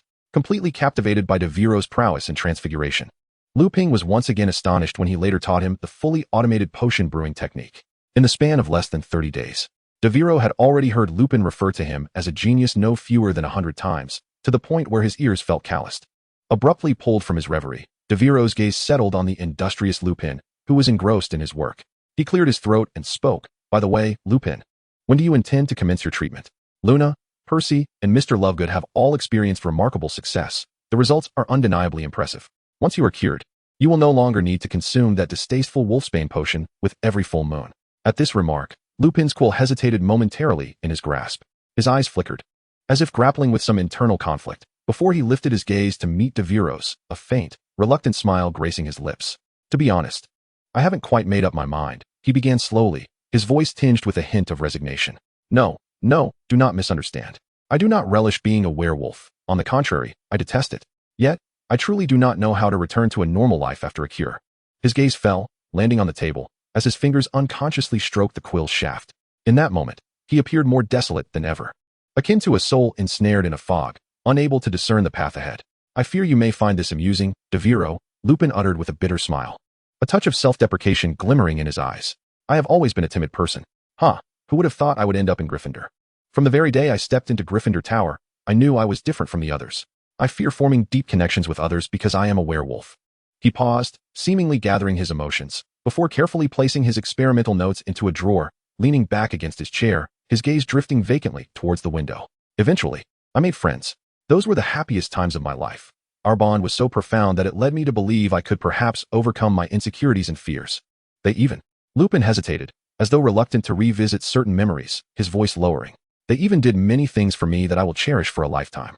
Alas, 2 of them later perished, and 1 was imprisoned in Azkaban. Chapter 248, An Unexpected Position. A profound silence enveloped the laboratory, interrupted only by the faint bubbling of the potion cauldron, filling the air with a subtle resonance. Devero observed Lupin in silence, refraining from interrupting. The suggestion of treatment had, in truth, been broached by Devero since the very first day Lupin had arrived in the laboratory. However, each time, Lupin had deflected with the excuse that he was a staff member and needed to ensure all patients were treated before considering his own situation. Today, however, was the first time Lupin had directly addressed his genuine sentiments regarding the treatment. He lifted his head, peering through the narrow window of the underground laboratory at the indistinct daylight beyond. Outside the window, snow continued to fall, its light reflecting off the thick layers of snow, casting an unusual brightness upon the laboratory, yet rendering it more desolate. Then, let there be peace in the world, he murmured, his tone laced with a hint of self-mockery. Although I had heard whispers of new troubles brewing at the Ministry of Magic, such matters bore no relevance to me. I am but a solitary wanderer. His voice dwindled, akin to snowflakes drifting in the wind, so faint that it was nearly inaudible. After all, I have always been without a permanent abode and have formed no profound connections with anyone. At this juncture, Lupin gradually leaned back against his chair, adopting a more relaxed posture, though his expression remained tranquil. Thus, I find myself feeling somewhat apprehensive, he continued, his voice deep yet steady. After all, there are indeed many in the magical community who are aware of my identity as a werewolf. If I were to truly become a normal person, Lupin's voice abruptly ceased, his lips slightly parting as if to speak, yet hesitatingly closed again. His Adam's apple bobbed, but ultimately, no further sound escaped. Devero flashed a grin, a glimmer of mischief in his eyes. Lupin, are you worried that becoming normal would lead to an overwhelming adoration? Lupin paused, clearly taken aback by Devero's unexpected approach. He lifted his gaze, puzzled, and found Devero wearing an expression of smug confidence, as if he had seen through his thoughts. I say, Professor, Devero continued, his tone tinged with playful sarcasm, are you afraid that once cured, you will be instantly besieged by admirers? Everyone clamoring to befriend you. Even the ministry lining up to send you invitations? Please, I don't even have that kind of treatment. How could you? As he spoke, he stretched lazily, rising from his chair and casually ruffling his somewhat disheveled blonde hair. Devero was well aware that the underlying fear was that once cured, Dumbledore would be compelled to send him away. Upon hearing this, Lupin couldn't help but display a wry smile, ready to retort, but was swiftly interrupted by Devero. If you ask me, you're only 30. It's the prime of your life, Devero remarked, pacing around the laboratory with an air of nonchalance. Then just stay at Hogwarts and be diligent. What does it matter if the outside world doesn't accept you? Dumbledore still has faith in you, doesn't he? He is willing to employ even a kid like me. Surely he would grant you an opportunity? Lupin shook his head, the smile fading slowly from his face, replaced by a flicker of complex emotion in his eyes. No, he replied softly, his tone tinged with self-deprecation. I'm merely here to assist with this project. Once the research concludes, I will not impede the headmaster's plans. Upon hearing this, Devero halted in his tracks, rolling his eyes dramatically, as if utterly exasperated by Lupin's response. He stood before Lupin, hands on his hips, his tone suddenly turning grave. You see, it's merely work. De Villers narrowed his eyes slightly, a cryptic smile gracing his lips. All right, I shall let you in on a little secret. That professor from America, the one who resembles a lump of coal, you know him, don't you? He won't last long, a year at most before he departs. When that time comes, that vacancy will be yours, understand my meaning? Lupin looked up at De Villers, a flicker of surprise crossing his features as he pondered the implications of his words. Observing this, De Villers patted Lupin's shoulder, his tone becoming considerably more relaxed. So, rest assured and focus on your treatment. Do not overthink. As for your future, someone has already taken care of that. There is no need for you to worry. Let others endure that tumultuous existence. Lupin gazed at De Villers in astonishment, his eyes widening as if struck by the gravity of the preceding statement. However, before he could respond, a sudden flurry of hurried footsteps echoed from outside the laboratory, accompanied by a frosty inquiry. Lupin, if you do not commit to your work, do not expect me to write you a recommendation letter a year from now. Have you completed the lab report? As the door swung open, a bone-chilling gust of wind swept in, laden with the harshness of winter. Snape stood at the threshold, his black cloak billowing slightly in the breeze, his face maintaining its characteristic aloofness, as though the cold was an intrinsic part of his aura. Startled by the abrupt sound and chill, Lupin hurriedly rummaged through his meticulously organized lab report, extending it towards Snape with a hint of nervousness. This is the lab report, Professor. Snape accepted the report, his gaze sweeping over Lupin without the slightest alteration in expression. His eyes then shifted to De Villers, his voice low and tinged with impatience. As for you, Snape fixed a steely gaze on De Villers, who remained half reclined in the armchair, his tone growing colder. If you wish to graduate smoothly from the project team, you must apply yourself diligently. Do you understand? De Villers suppressed the urge to roll his eyes, slowly rising from the chair with a tone laden with indifference. Yes, boss. With that, he turned towards a corner of the lab, picked up a collection of empty containers, and approached the sink to commence a spell for cleaning. The water, guided by magic, gently cascaded over the glassware, producing a soft, soothing sound. Noticing Snape engrossed in the lab report, Lupin hesitated before mustering the courage to speak. Professor, regarding the recommendation letter you mentioned without lifting his head, Snape replied coolly. What do you think it refers to? Lupin found himself momentarily speechless, his expression a blend of embarrassment and intricate contemplation. Meanwhile, De Villers paid no heed to their exchange. With a flick of his wand, he activated an automatic cleaning charm, as the water and brushes sprang to life, diligently scrubbing every corner of the containers. He leaned against the edge of the sink, his gaze drifting to a corner of the laboratory, seemingly lost in a reverie. Recently, he had indeed reaped substantial rewards. Devero mused quietly, a faint smile gracing his lips. The treasures acquired from that lad Harry were sufficient to engage in research for quite some time. Suddenly, a gasp erupted from behind him. What? Me, a potions professor? Chapter 249, A Review of Entries. New Discoveries. Devero stared incredulously at Lupin, who sat in a chair, lost in thought, his brow furrowed so deeply that it seemed capable of pinching a quill. He stood with his hands on his hips, his mouth slightly agape, as if he had just heard the most ludicrous joke. At that moment, Snape had already departed. He had been exceedingly busy lately, seldom gracing the laboratory with his presence, only occasionally stopping by to assess the progress of Devero and his partner. As for what kept him occupied, Devero was unaware, merely speculating that it might relate to Dumbledore's forthcoming plans, having spotted him several times in the corridor before the headmaster's office. Wait, are you serious? Devero squinted, skepticism lacing his tone. What does Snape want you for? Lupin, snapping back to reality, slowly raised his head, his eyes still clouded with daze. As if awakening from a dream, he replied softly. He said, he believes I am suitable to succeed Professor Slughorn as the next potions professor. What? Devereau's eyes widened, as though struck by a spell. He paused for a second, then plopped back into his plush chair, cradling his head in his hands. My goodness, what an absurd arrangement. What does Snape intend to do? Devero blinked, cautiously probing. Lupin hesitated momentarily before cautiously stating, he said, he wants to become the defense against the dark arts professor. Upon hearing this, Devero instinctively pressed his forehead, releasing a profound sigh. Good heavens. This fellow certainly has a grand design. Devero had not anticipated that Snape would still covet the rather unremarkable position of defense against the dark arts professor. He shrugged, his expression nonchalant. Well, To be honest, letting him take that role isn't a calamity. After all, you have a job here. Hogwarts can't be without a potions professor, right? Yet, Lupin's expression remained tense, unrelieved by Devero's casual demeanor. He furrowed his brow slightly, appearing somewhat anxious, as if grappling with the implications of their recent dialogue. After a moment of contemplation, he abruptly stood, walked to a corner of the laboratory, and opened an old cabinet. As the door creaked open, he retrieved a hefty tome. The cover bore the title embossed in gold, Advanced Potion Making. Cradling the book, Lupin turned to Devero, offering a nervous smile. If things are truly to unfold this way, he said, determination lacing his voice, I must hasten to acquire knowledge of potions. I cannot let down the goodwill of the headmaster and Professor Snape. Devero paused momentarily, observing Lupin's earnestness as he turned the pages of his book, and could not help but shake his head with a wry smile.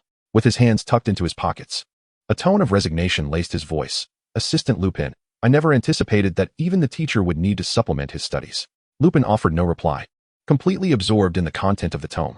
From time to time, he would jot down notes with a quill in the blank spaces of the pages, his expression so focused that it seemed as though the entire world had been reduced to the book before him. Devero sighed and turned toward the several large cauldrons in the laboratory, ostensibly inspecting the contents within, yet his thoughts had drifted far away. His fingers gently tapped against the rim of the cauldron, mentally cataloging the myriad of gains from the past month. He summoned the panel with a casual gesture. Host, Devero Alexander. Age, 11 years. Identity, first-year student at Hogwarts, seasoned potion maker, statistical assistant. Spell repository, killing curse decay, unmatched, soul snare, proficient, microstructural transmutation, proficient.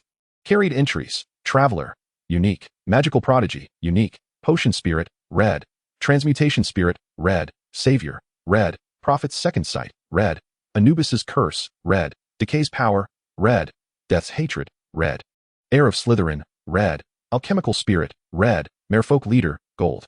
Entry repository, unique, 2, red, 9, gold, 15, purple, 56, blue, 6932, green, 93878, white, 2278431. Pets, L, magic pouch toad, Norbur, Norwegian ridgeback. Items, rosewood modified wand, hand cannon mode, rapid fire mode, troll gloves, marauder's map. Wisdom of the ancients, Zen practices of the revered sound. Magical realm exploration count, 4. During this period, Devero had not acquired any new noteworthy entries, aside from successfully loading the entry for the merfolk leader. At the moment the entry was successfully loaded, a complex and elegant tattoo materialized on his left chest, resembling some playful deep-sea creature. Initially, he believed this to be merely a supplementary effect of the entry, until one day a member of the merfolk from the Black Lake of Hogwarts observed it and remarked that only those of a special bloodline bore such a tattoo. A natural leader, Devero then transitioned from oppressing the merfolk under the weight of Hogwarts might to becoming a noble among their kin. First and foremost, his resistance to the siren song of the merfolk saw a significant enhancement.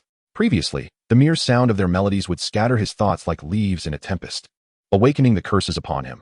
However, now he could at least maintain some semblance of clarity, though his head would sometimes still feel heavy.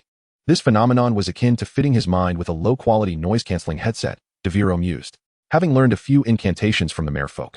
As is befitting his status as their leader, Devero initially sought to acquire their knowledge. However, after experiencing several instances where their melodic chants triggered a resurgence of curses, he ceased his attempts.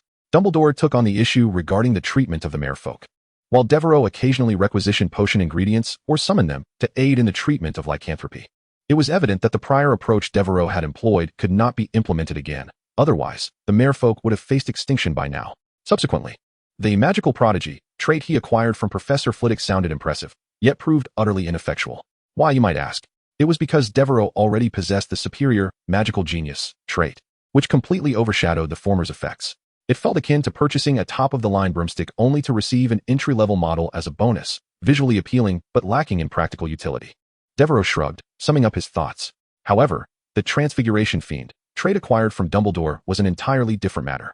As a gold-tier experience trait, it significantly enhanced Devero's transfiguration abilities. He could now effortlessly control the Stone Knights throughout Hogwarts without the fear of exhausting his magical energy, as he had gained a more efficient means of manipulation. I dare say, no one in England could rival my prowess in transfiguration, not even Dumbledore himself, Devero mused contentedly. As for the purple tier traits, Devero's gains were innumerable, tallying up to several dozens. Among them, he was particularly exhilarated by the advancement of two traits.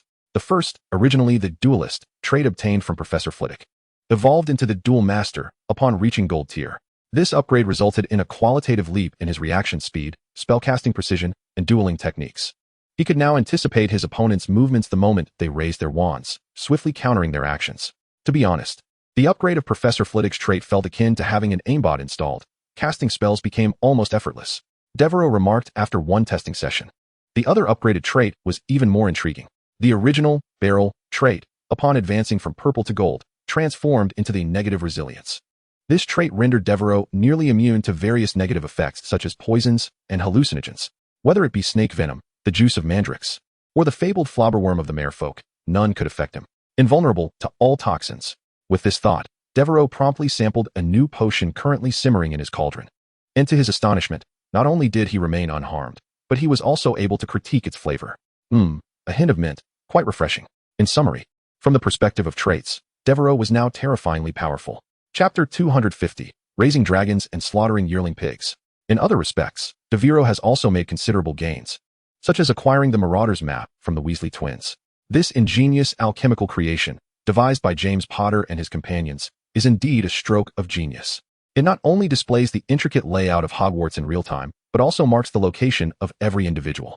This remarkable effect evidently combines profound magical knowledge with exquisite ritualistic enchantments. How did these fellows conceive such an idea back in the day? Devero mused as he examined the map, unable to suppress his admiration. Even if I were to undertake this task now, it would require several months of effort. I truly respect their creativity. The Marauders map has been an invaluable asset during his explorations of Hogwarts. With it, Devero has not only skillfully evaded the vexatious traps within the castle, but has also discovered secret passages hidden in the corners. Of course, he possesses the perceptive abilities to accomplish these feats, yet to avoid a situation akin to that of Ravenclaw, he has chosen to minimize the use of his senses for navigation. More importantly, it has enabled him to thoroughly comprehend the vast and enigmatic castle that is Hogwarts. Contemplating this, Devero felt a spark of inspiration and summoned his exploration panel. Current realm, Hogwarts School of Witchcraft and Wizardry. Current exploration progress, 854. Observing the nearly complete progress bar, Devero nodded in satisfaction. He could almost be regarded as a living map of Hogwarts, having explored all but the Forbidden Forest. And even the depths beneath the Black Lake are now familiar to him. I wonder what treasures the wisdom of my ancestors will bestow upon me this time? Devero yawned widely, stretched lazily, and reclined against the chair's backrest. He glanced at the studious Lupin, a mischievous smile curling at the corners of his lips. Lupin, something has come up with Hagrid. I must attend to it. Keep an eye on things here. Upon hearing this, Lupin furrowed his brow slightly and looked up at him. Are you planning to skip work? Professor Snape will not take kindly to your absence if he returns and finds you gone. Devero waved dismissively, grinning broadly to reveal a row of pristine white teeth. Let him expel me. This workplace is long overdue for a shake-up. He spoke with conviction, as if being dismissed were a cause for celebration. With that, he rose, casually donned the gloves hanging from the coat rack, and prepared to depart. Lupin, seeing this, called out to him, "Wait, what do you need from Hagrid? Why does he want to see you?" As Devero tightened his gloves, he turned back to Lupin, an enigmatic expression adorning his face. "I have been caring for a puppy at his place. Someone is coming to adopt it next week, and I must check on how it is faring." At the Hogwarts Game Reserve, at the edge of the Forbidden Forest, Devero stood before a concealed cellar door, gently waving his wand as the hidden wooden door creaked open with a low, resonant sound. The steps behind the door descend into darkness, faintly illuminated by a soft glow. He strides down, the air tinged with a refreshing chill. Upon reaching the final step, the sight before him takes his breath away. It is an immense subterranean expanse, vast enough to accommodate 5 Quidditch pitches. The area is filled with towering trees, their branches adorned with a delicate layer of white frost, as though they have just weathered a winter snowfall. At the center lies a crystal-clear lake, its surface mirroring the surrounding tree silhouettes, tranquil as a mirror. Above, the dome has magically simulated the external sky, with snowflakes gently descending, blanketing the ground, and producing a soft rustling sound. All of this has been masterfully crafted by Dewiro's magic. "Hey, Dewiro." A hearty laugh resonates from nearby. Dewiro looks up to see a colossal figure waving at him. It's Hagrid. His smile radiates warmth reminiscent of winter sunlight. Dewiro responds with a grin, preparing to approach, when suddenly, a splash erupts from the lake. A massive shadow soars into the air, cutting through the falling snow. Nober. It is a Norwegian ridgeback dragon, though still young. Its scales glimmer with a metallic sheen under the magical lights. It elegantly circles in the air before landing steadily before Dewiro. Nober gently places a gigantic fish on the ground and affectionately nudges Dewiro's shoulder with its large head. Taken aback by this sudden display of enthusiasm, Dewiro steps back, hastily retrieving his wand to dry his damp winter attire. He sighs in resignation and approaches to pat Nober's snout. "You, my friend, remain ever so affectionate. What a good creature, so understanding. Hagrid approaches with a smile, tenderly patting Nober's neck, his eyes filled with affection. Hagrid's smile momentarily falters, and he lowers his gaze, his large fingers unconsciously stroking Nober's scales. He mumbles, "It's about time. I've prepared several barrels of whiskey for him." Dewiro nods in acknowledgement, extending his hand to pat Hagrid's shoulder, only to find it too high, so he settles for patting his leg instead. "Ah, it's already been a week overdue," Dewiro murmurs. "I hope you can bid him a proper farewell." With that, Dewiro opens Nober's information panel. Species, Norwegian Ridgeback Dragon. Status, Young Dragon. Attributes, Underdeveloped Flame Magic, Gold. Underdeveloped Magical Resistance, Purple. Juvenile, Blue. Underwater Breathing, Blue. Underdeveloped Dragon Venom, Blue. Gazing at the newly appeared golden attribute on the panel, he stretches. A faint cracking sound emanating from his neck, and Dewiro mutters resignedly, "What a bother." The new entries on the panel are indeed enticing. One of the purple ones has successfully evolved into gold. However, for Dewiro, this is still not the ideal moment. He furrows his brow, contemplating that loading it now would evidently not yield optimal benefits, especially since the entry is still marked as underdeveloped. Alas, perhaps it would be best to wait until next week when Charlie sends someone. Dewiro muses to himself, exhaling a sigh. Charlie had promised him that in the future, he could visit Norbur in Romania, by which time the entry should have matured. Yet, the thought of having to wait several years leaves Dewiro feeling somewhat vexed. He glances over at Norbur, who is comfortably sprawled by the lakeside, rolling over to expose its belly to the snow, resembling a colossal pet dog. However, that would be several years hence. For someone like Dewiro, whose growth rate is rather impatient, this is nearly intolerable. A sudden thought strikes him. It feels akin to raising pigs in his previous life, after laboriously feeding them for an entire year, only to find that they haven't fattened up as expected. And as the year-end approaches, the thought of slaughtering them for the new year evokes a sense of reluctance. Chapter 251, New Contrarian Voices. Headlines. Reflecting on this, Dewiro cannot help but chuckle silently. Hagrid is currently cradling Norbur, his expression resembling that of a child whose candy has been snatched away, with slightly reddened eyes and a repetitive murmur. "Good boy, Norbur, don't forget me when you get to Romania." Norbur, however, appears unimpressed by this farewell ritual, continuously nudging Hagrid's chest with its massive head, attempting to wriggle free from his embrace. The strength of a dragon is no trifling matter, as Hagrid's feet carve deep impressions into the ground, yet he clings to Norbur's neck as if it were his most cherished toy. "Hagrid, if you keep this up, Norbur will think you intend to make it dinner." Dewiro cannot resist teasing, observing Norbur shake its head impatiently, exhaling a small puff of warm breath that nearly ignites Hagrid's beard. Shaking his head, Dewiro waves goodbye to Hagrid and steps out from the sanctuary he has created. "This place must be utilized well in the future," Dewiro murmurs to himself. This vast underground space has been meticulously constructed through his magical efforts, resembling a self-sustaining paradise. He plans to transform it into a greenhouse for cultivating rare herbs once Norbur has been sent away, thus eliminating the need to frequently journey to Hogsmeade for materials. However, with Norbur present, that would be quite impossible. It would surely leave the place in utter disarray, just as he returns to the castle from the snowy hunting grounds. Shaking off the snow that clings to him, he reaches to loosen his scarf but is startled by a sudden ethereal voice, causing him to fumble and nearly toss the scarf onto a nearby candlestick. Whirling around, he spots a small figure standing in the corner of the wall. It was Luna Lovegood, her tousled blonde hair peeking out from beneath a woolen hat, her cheeks slightly flushed by the biting cold. In her arms, she cradled a hefty stack of books, resembling a figure wrapped in a cozy winter blanket, her striking blue eyes shimmering with a gentle light. "Luna, what brings you here?" Devero exhaled a sigh of relief, patting his chest, his tone tinged with a hint of bewilderment from the earlier fright. Luna tucked her chin into her scarf, her voice buzzing as if emerging from the thick fabric. "I just returned from the Ollery. The latest issue of the Quibbler has arrived. Would you like to see it? My father mentioned it contains a sensational scoop that even the Ministry of Magic wishes to suppress." As she spoke, she extracted one book from the pile and handed it to Devero. The cover depicted a peculiar creature adorned with bat wings and donkey ears. The title boldly emblazoned in crimson, "The Quibbler Special Edition, The Secrets of Hogwarts." Devero raised an eyebrow, suppressing the urge to continue flipping through the pages, a slight smile gracing his lips. Mr. Lovegood is indeed full of vigor, just recovering from illness, and he manages to produce yet another publication. Luna's eyes sparkled with enthusiasm as she responded cheerfully, "Indeed. Dad says inspiration waits for no one, much like a Nixlet bug. They always fly away when you're not paying attention." It was true that Luna had recently contracted lycanthropy after being attacked by a transformed werewolf, a condition that had also afflicted Devero due to his own misfortunes. He had only just recovered the previous week, a week later than Luna and her family. "In retrospect, we owe a debt of gratitude to the fourth-generation Dark Lord," Luna remarked lightly, her fingers idly flipping through the pages as she gazed up at Devero, a subtle smile playing on her lips. Devero, upon hearing this, felt a twitch at the corner of his mouth and scratched his head. He was fully aware that the situation was far from simple. He understood that the root of Luna's affliction lay with him. It was his unfortunate incident that had ensnared her in this web of illness. Thus, he was resolute in his determination to eradicate this disease completely. Fortunately, Luna had finally recovered. She was no longer tormented by the full moon, nor did she feel alienated from the world around her due to her condition. Her smile radiated a renewed sense of carefree innocence, as if all past pains had never existed. Luna, you have been repeating that for nearly half a month.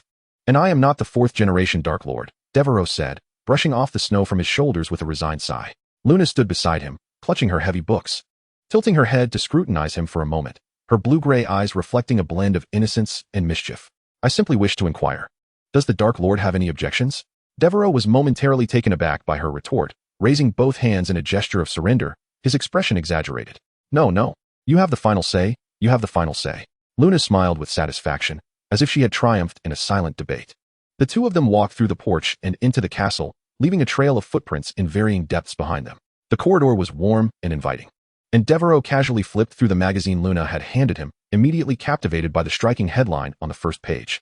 He halted, bowing his head to scrutinize the photograph.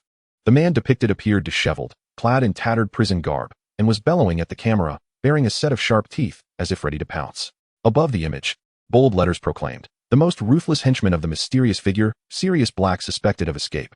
This essentially marked the conclusion of the first year's narrative. Chapter 252. Rumors from the Leaky Cauldron? Rent collection? Hiss, Sirius Black? Devereau's gaze fixated on the magazine's headline, his brow furrowing slightly as his eyes sharpened instantly. This name was not one to be taken lightly, particularly for someone well-versed in the overarching storyline. The timeline was inconsistent. According to the original text, Sirius Black was supposed to escape during Harry's third year, yet now, Hogwarts students were still buzzing with excitement for the upcoming Christmas holiday, indicating that considerable time remained before that event. He glanced back at the magazine's content. Truth be told, Mr. Lovegood's information was often bizarre and dramatically inclined, leaving much to be desired in terms of credibility, yet this particular report was difficult to dismiss. Sirius Black, a name, a heavy tale. Devero was aware that the conditions for Sirius's escape had always been rather favorable. Azkaban's defenses were formidable for ordinary wizards. But for one capable of transforming into an animal and endowed with a natural rebellious spirit like Sirius, it was merely a matter of time. Theoretically, he could have escaped at any point. Devero tapped the magazine cover with his fingertips, a multitude of thoughts swirling in his mind. Devero, what are you pondering? Luna inquired, tilting her head upon sensing his silence. Oh, nothing, Devero replied, pulling his thoughts back to the present and lifting his gaze. I just find this news rather peculiar. He returned the magazine to Luna and continued, if Sirius truly has escaped, why hasn't the Daily Prophet made a sensational report? This is quite significant. Luna accepted the magazine, her voice soft as she replied, perhaps the Daily Prophet deems this matter unimportant? Devero couldn't help but chuckle. That certainly doesn't align with the Daily Prophet style. They never miss an opportunity to incite panic. He paused, his mind racing with analysis. The crux of Sirius's escape lies not in the timing, but in the motive. In the original text, he decided to risk his escape from Azkaban after seeing a photograph of Wormtail in the newspaper. If he has indeed escaped now, there must be a similar triggering point behind it. Has he uncovered some crucial clue? Or is there a deeper secret regarding this escape? Devero murmured to himself, various possibilities swirling in his mind. Nevertheless, the current information was still too scant. He required more intelligence to unveil the truth behind this matter. Luna. He turned to the girl beside him. Do you have any other relevant articles in that magazine? Luna flipped through the magazine, shaking her head. No. There's only this article. However, you might consider asking my father. He might know more. A splendid idea, Devero nodded, a glimmer of contemplation crossing his eyes. It seems a visit to Mr. Lovegood is in order. Of course, Devero was not overly concerned about Sirius potentially attacking Hogwarts. After all, according to the original narrative, Sirius was inherently a good person, and his sole target had always been Wormtail. With Wormtail now missing, Sirius had no reason to turn against the staff and students of Hogwarts. As he pondered this, Luna's voice broke through his thoughts once more. Devero, you're attending that international exchange conference this week, aren't you? Devero shifted his gaze from the magazine in Luna's hands and nodded slightly. Indeed, it's scheduled for Saturday in Diagon Alley. I'll likely be at the Leaky Cauldron for 2 days, then I'll make my way to St. Mungo's for a health check on Monday. Upon hearing this, Luna's expression shifted slightly, as if recalling something, and she whispered, my father mentioned that Tom, the owner of the Leaky Cauldron, has been acting rather strangely lately. He even wrote about it in the latest issue of the Quibbler. Devero couldn't help but chuckle at this. Luna, Are you overthinking it? Tom, Professor Snape, and I are quite familiar with one another. P.S. A seasoned proprietor of the Leaky Cauldron. There's absolutely nothing to worry about. Rest assured, it's entirely safe. Luna frowned, as if she had more to say, but ultimately just clutched her book tighter. All right, don't dwell on it too much. Devero waved his hand with a relaxed smile. Hurry off to class. You wouldn't want to be late. I must return to the laboratory, as I have a plethora of experiments awaiting my attention. With that, he turned and waved goodbye, striding down the corridor. Luna appeared to have more to express behind him. At lunchtime in the Great Hall of Hogwarts, the long tables were laden with a delightful array of dishes, with the air rich with the aroma of pumpkin pasties and hot cream. Students gathered in small clusters, chatting and sharing amusing anecdotes. So what are your plans for Halloween? Ron mumbled through a mouthful of pumpkin pasty. His gaze drifted between Harry and Hermione, ultimately resting on Devero, who was deftly carving a steak. Hermione rolled her eyes and set down her fork. What else is there to do? The professor did mention that there would be a feast, didn't he? As first-year students, we should dutifully partake in school activities and refrain from concocting any mischief. Ron shrugged, clearly dissatisfied with Hermione's response. He turned to Harry. Harry, what do you think? Harry was lost in thought, staring blankly at his plate. When he heard Ron call his name, he jolted upright, his expression somewhat bewildered. Huh, what? I'm sorry, Ron, what did you just say? Ron frowned, displaying his impatience. Harry, what's the matter with you? Ever since you were attacked by the remnants of the decay curse near the Black Lake, you've been utterly distracted. It was evident that both Devero and Harry had tacitly chosen to conceal the details of Harry's dark episode from Ron. After all, following that incident, Harry had shown ample remorse and a willingness to amend his ways, temporarily alleviating Devero's concerns. Of course, this transformation was not solely due to Harry's self-awareness. Devero was acutely aware of that. Behind the facade of regret and correction lay a subtle manipulation he had learned from the defense against the dark arts professor. A touch of desire magic. That day, while Devero was inspecting Harry's memories, he had seized the moment of Harry's mental lapse to quietly implant a potent emotion, the desire to cherish his friends. This form of magic did not forcibly alter one's will but rather, like a gentle spring rain, nurtured a certain inclination, leading the bewitched to believe that specific behaviors or emotions were paramount. Thus, Harry's attitude swiftly shifted from a hint of resistance to active contrition, even displaying remarkable sincerity and patience in front of Ron and Hermione. Devero felt little guilt regarding this. Observing Harry's current demeanor, he secretly felt a sense of satisfaction. There was no denying that the school harbored some restless elements. To prevent Harry from straying down a misguided path, Devero had resorted to this desperate measure. At that moment, Hermione interjected, her tone tinged with discontent. Dim-witted? Are you referring to consistently scoring the highest in every class test? Upon hearing this, Harry waved his hands repeatedly, a sheepish smile creeping onto his face. No, it's merely luck. I truly believe, Hermione, that you should be the one in first place. As for Halloween, I suspect it will involve attending the feast. However, Ron appeared somewhat disheartened. He already felt frustrated by Harry's recent academic surge, and Hermione's remark only deepened his gloom. He pouted and shifted the topic. I heard George mention that he and Fred planned to sneak off to Hogsmeade to experiment with their skipping class products. Upon hearing this, Devero couldn't help but chuckle softly. He glanced at the three of them and remarked nonchalantly, I shall be collecting rent on Halloween. Rent collection? The three individuals inquired almost in unison, their faces etched with bewilderment. Ron blinked, his expression a portrait of confusion. Are there tenants at Hogwarts? Devero smiled faintly. Of course, tenants are not solely those residing within the castle. Those who roam the forest, swim in the waters, they too qualify as tenants. Chapter 253, The Diversification of the Hogwarts Initiative. Halloween guests. Within the Grand Hall of Hogwarts, the Halloween feast was in full swing. Floating jack-o'-lanterns illuminated the room, while the flickering candlelight cast dappled shadows upon the ceiling. The tables were laden with a cornucopia of delicacies, ranging from golden pumpkin pies to steaming beef puddings, the aroma wafting through the air. Students animatedly discussed recent happenings, with some already expressing anticipation for the arrival of Christmas.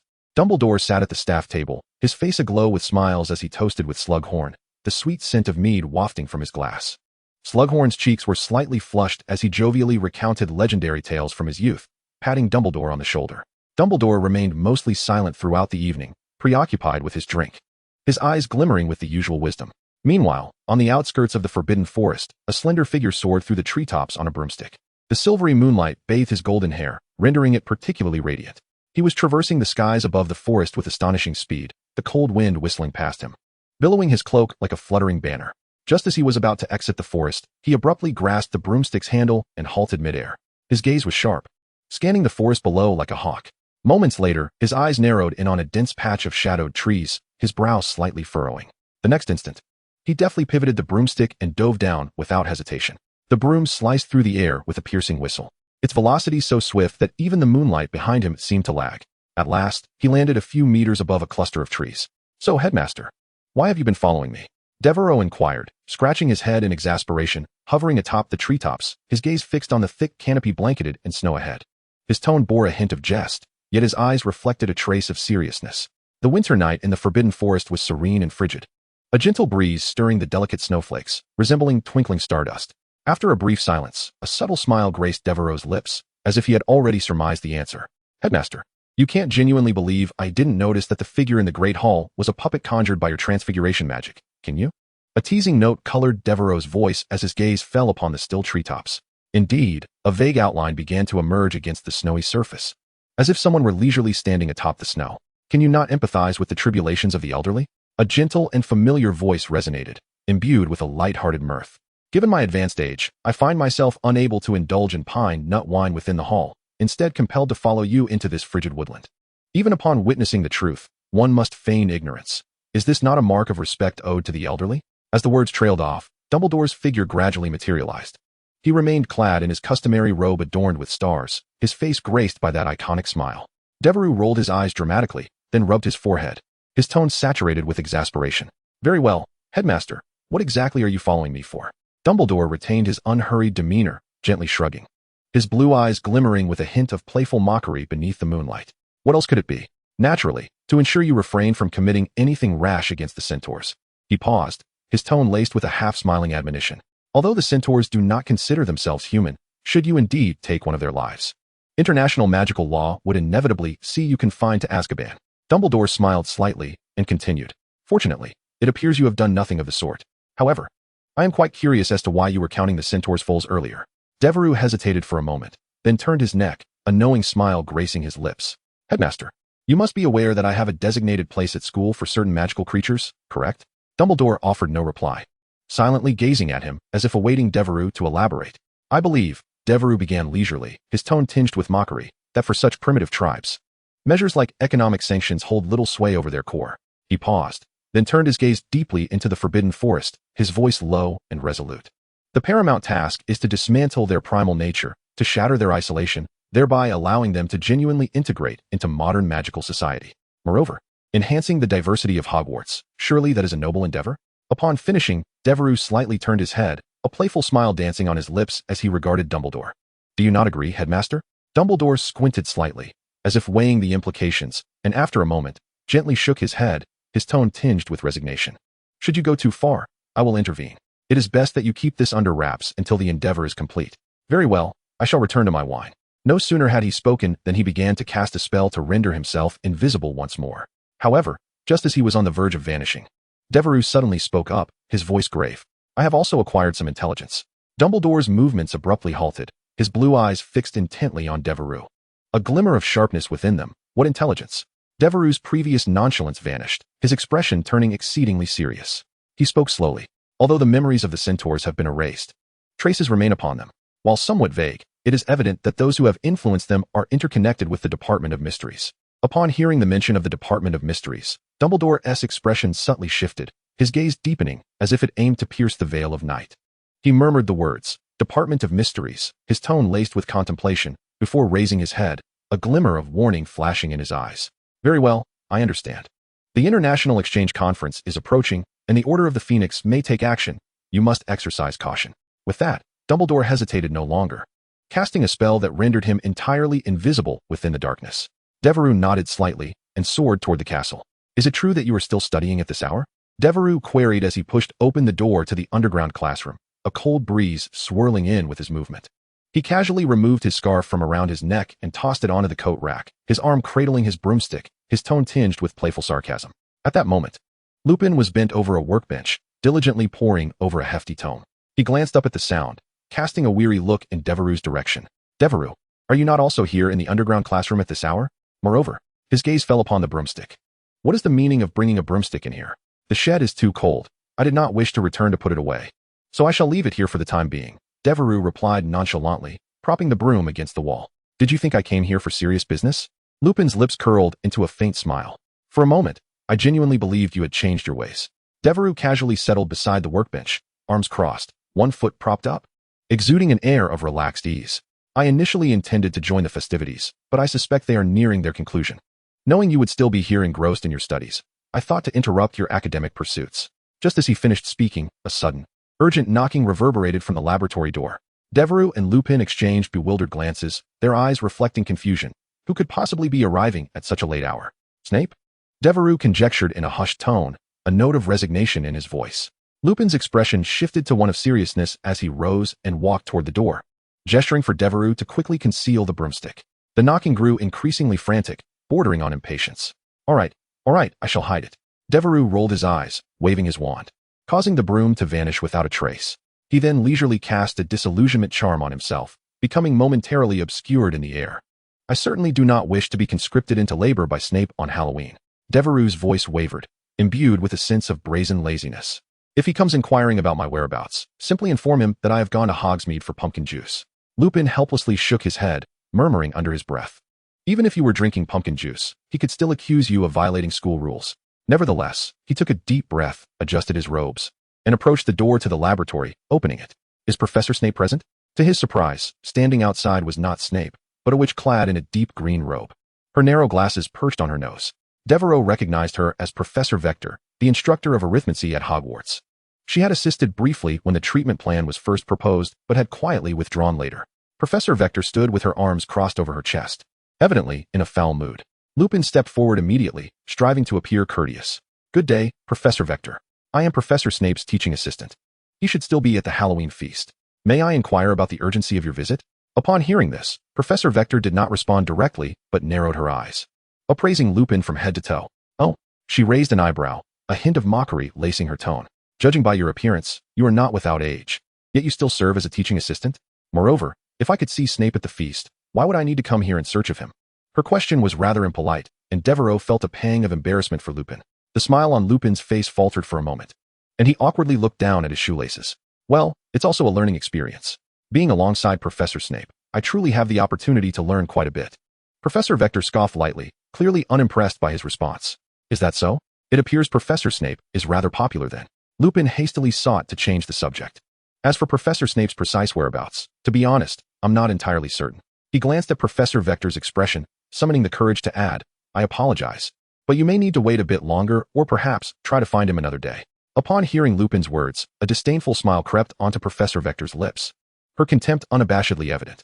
Humph, if you ask me, Snape is rather unremarkable. She lightly shrugged, her tone dripping with sarcasm. You have no idea. He relishes in taking credit for others' work. Lupin frowned slightly, but refrained from interjecting. Take your recent treatment plan, for instance, Professor Vector continued, her voice rising just enough to ensure Lupin heard her clearly. I've heard that this plan was originally proposed by one of his students, yet he shamelessly appropriated it, presenting it as his own achievement. Furthermore, he boasts about having found the most professional statistician. What a farce. Devero grinned, unable to deny that without her, she would not have truly become an expert in statistics. She huffed lightly, casting a glance at Lupin that bore a hint of pity. Following such a professor, your future truly appears rather bleak. Lupin turned his gaze towards the laboratory, seemingly in search of an excuse to terminate this awkward conversation. His expression was somewhat stiff, yet he endeavored to maintain a semblance of politeness. Professor Victor, I believe. Before he could finish his sentence, Victor had already retrieved a business card from the pocket of his robe and casually handed it to Lupin. The card bore the words Wizarding Statistical Association embossed in golden letters, accompanied by a line of contact information beneath. Furthermore, Victor's tone shifted to a more casual demeanor, akin to engaging in idle chatter. Snape appears even younger than you. Even if you were to follow him for decades, you might not attain the position of professor. Why squander your time? Lupin accepted the card, glanced down at it, and when he raised his eyes again, an awkward smile graced his face. This. Victor hardly afforded him the opportunity to explain and continued. In my opinion, securing any position within the Wizarding Statistical Association would be far superior to remaining at this school. The connections you make will yield more opportunities. What prospects can one expect from languishing in academia? She stepped closer, lowering her voice, yet imbued with a warmer tone. Should you contemplate a career change, do come find me. My contact details are on the card, and you are welcome at any time. Behind the veil of an invisibility charm, Devero nearly cursed aloud. He finally comprehended that Professor Victor was not merely seeking Snape. She was clearly attempting to poach talent. Indeed, serving as Snape's assistant was no easy feat. The dual torment, both mental and physical, had long since extinguished Devero's spirit. He privately mused that Lupin was a miraculous presence, having endured so much suffering, yet still managing to withstand Snape's demanding tutelage. Lupin's capabilities were undoubtedly commendable. His role as Snape's aide already attested to that. However, at such a critical juncture, Victor's sudden arrival to recruit him hardly seemed an act of pure benevolence. It was evident that her intentions extended beyond merely Lupin. She sought to undermine Snape as well. Interestingly, Victor exhibited no hint of concern that Lupin might refuse, as if she had everything under her control.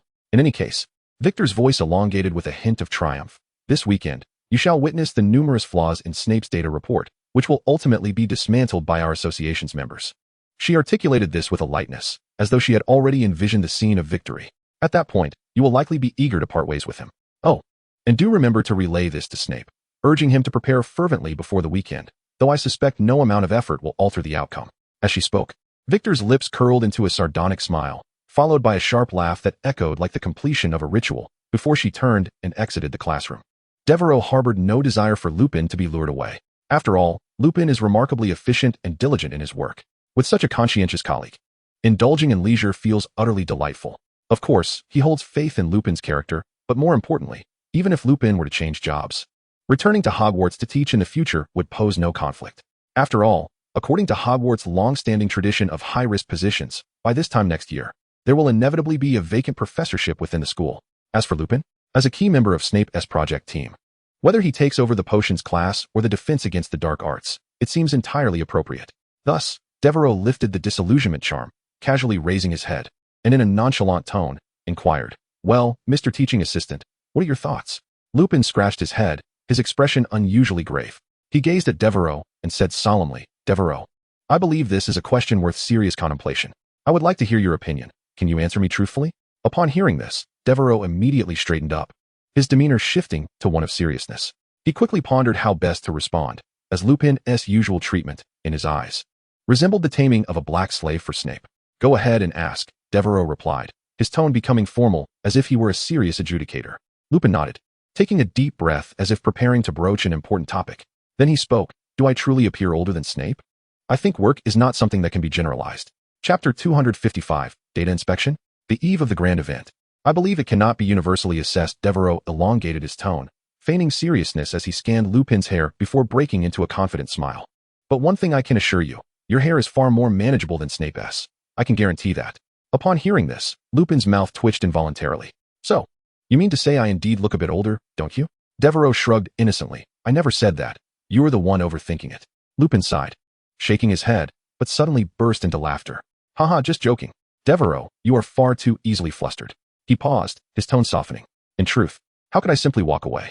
The headmaster and Professor Snape have shown me great kindness. I am not one to abandon my responsibilities midway." Furthermore, he hesitated, sincerity glimmering in his eyes. "I genuinely enjoy teaching. Discussing magic with the students is profoundly meaningful. So rest assured, I will not be leaving."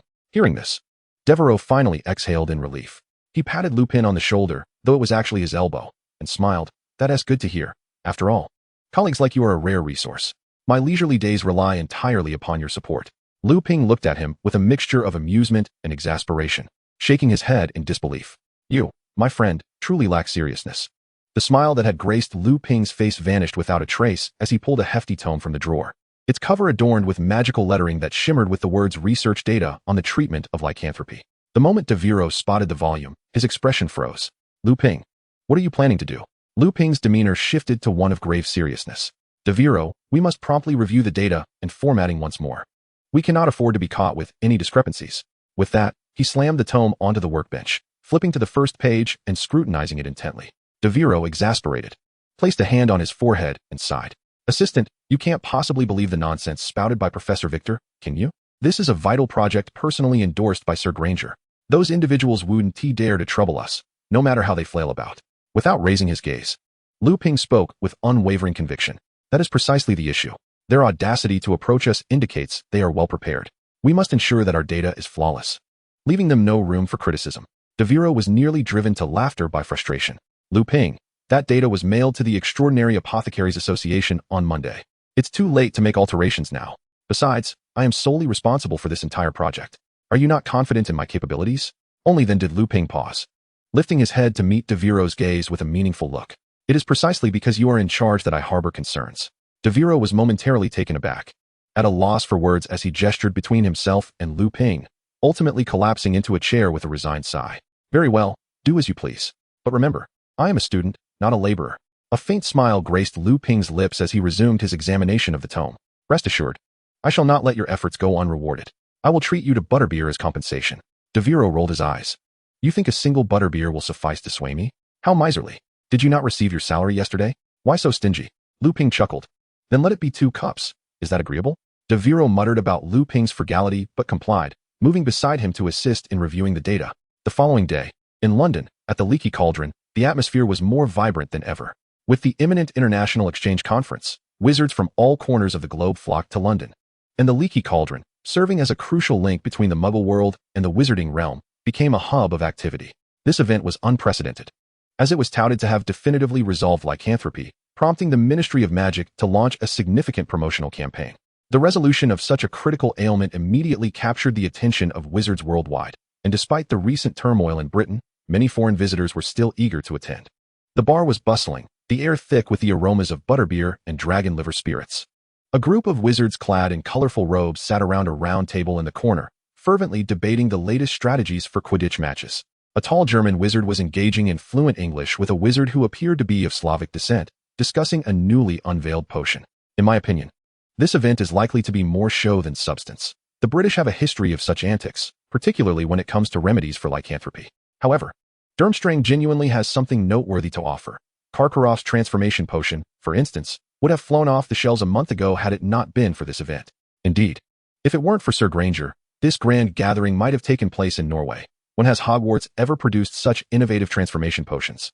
In the center of the bar, an American wizard donned in a feathered cloak was showcasing a dancing miniature magical creature, eliciting gasps of admiration from the crowd. This is a newly cultivated species from Miskatonic University. Attendees can expect more similar products at the upcoming exhibition. The bartender was extraordinarily busy, orchestrating the flight of glasses to patrons with his wand while attending to new guests. The floor before the fireplace had been polished to a shine, with the green flames flickering almost continuously, occasionally ejecting a wizard or two. Amidst this lively scene, the fireplace belched forth another burst of green fire, and 3 figures were unceremoniously expelled. 2 adults and a child emerged, led by a dark-haired, somber wizard in a black robe. Here, the room keys, Severus Snape, as stoic as ever, handed 2 brass keys to Remus Lupin. You two, go upstairs and stow your belongings. Lupin nodded and accepted the keys. Devero brushed off the dust from his robes and gazed at the cacophony of the bar with a hint of a lazy smile. Snape cast a cold glance in his direction. I will speak to Tom regarding the arrangements. Do not wander before I return. Chapter 256, The Spectacle of the Gathering? His final admonition clearly directed at Devero, laced with a note of warning. Devero shrugged innocently, rest assured. Isn't Lupin here to keep an eye on me? Snape scoffed at this, his expression betraying disbelief, yet he ultimately turned and made his way toward the bar. His black robe stood out starkly amid the crowded tavern, akin to a slithering black serpent. Let us go, Lupin urged, tugging at Devereau's sleeve, indicating they should ascend the staircase. What a lively place this is, Devero remarked, surveying the surroundings with keen interest. The International Exchange Conference has yet to commence. Yet this bar has already transformed into a veritable United Nations. Lupin smiled faintly. Indeed, this is the most significant gathering in the wizarding community this year. Who wouldn't wish to seize the opportunity to expand their connections? Wizards from America, Germany, and France have all arrived. However, while networking is important, I am far more intrigued by the local delicacies these wizards bring. Devero mischievously winked. Do you catch the scent of that barbecue over there? I wager it is a magical recipe from South America, certainly worth a try. Lupin shook his head in resignation. Let's settle our luggage first. Devero expertly led Lupin upstairs, though it irked him that Lupin was still clutching that hefty ledger. So, there is absolutely no issue at all. Do you understand? I've checked it a total of 7 times, my dear Lupin. Devero complained while attempting to snatch the enormous book from Lupin's grip. Yet, Lupin clung to it tightly, as if it were an integral part of his existence. That fellow is doing this on purpose. Devero sighed helplessly, a hint of indignation in her tone. She is merely trying to keep us on edge. Your actions play right into her hands. Devero could only shake her head, realizing that being overly responsible could be just as detrimental, bordering on obstinacy. The 2 of them, laden with bags of varying sizes, ascended the creaking wooden staircase. At the top, they encountered a Ministry of Magic official, clad in a deep blue uniform adorned with a metallic badge, who gazed impassively at the passing wizards. The official stood rigidly, hands clasped before him, his piercing gaze seemingly capable of seeing through all pretense. It appears the Ministry is genuinely on high alert this time, even dispatching personnel to monitor events at such a venue. Devero murmured, her eyes sweeping over the official, mentally nodding in agreement. Indeed, it seems the earlier prophecies have borne some fruit. Lupin finally lifted his gaze from the ledger to follow Devero's line of sight toward the official, whispering, "It is true, one rarely sees Ministry personnel stationed at a place like the Leaky Cauldron." The two paid no heed to the official outside and pushed open a door, revealing a cramped twin room, evidently arranged exclusively for the two of them. Given that I am the proponent of this treatment plan, is it too much to ask for a single room? Snape is truly miserly. Devero grumbled as she dragged her luggage inside. She surveyed the room, noting the slightly worn wooden floor, the half-drawn curtains allowing sunlight to filter through the gaps, and the two simple single beds accompanied by a rickety desk.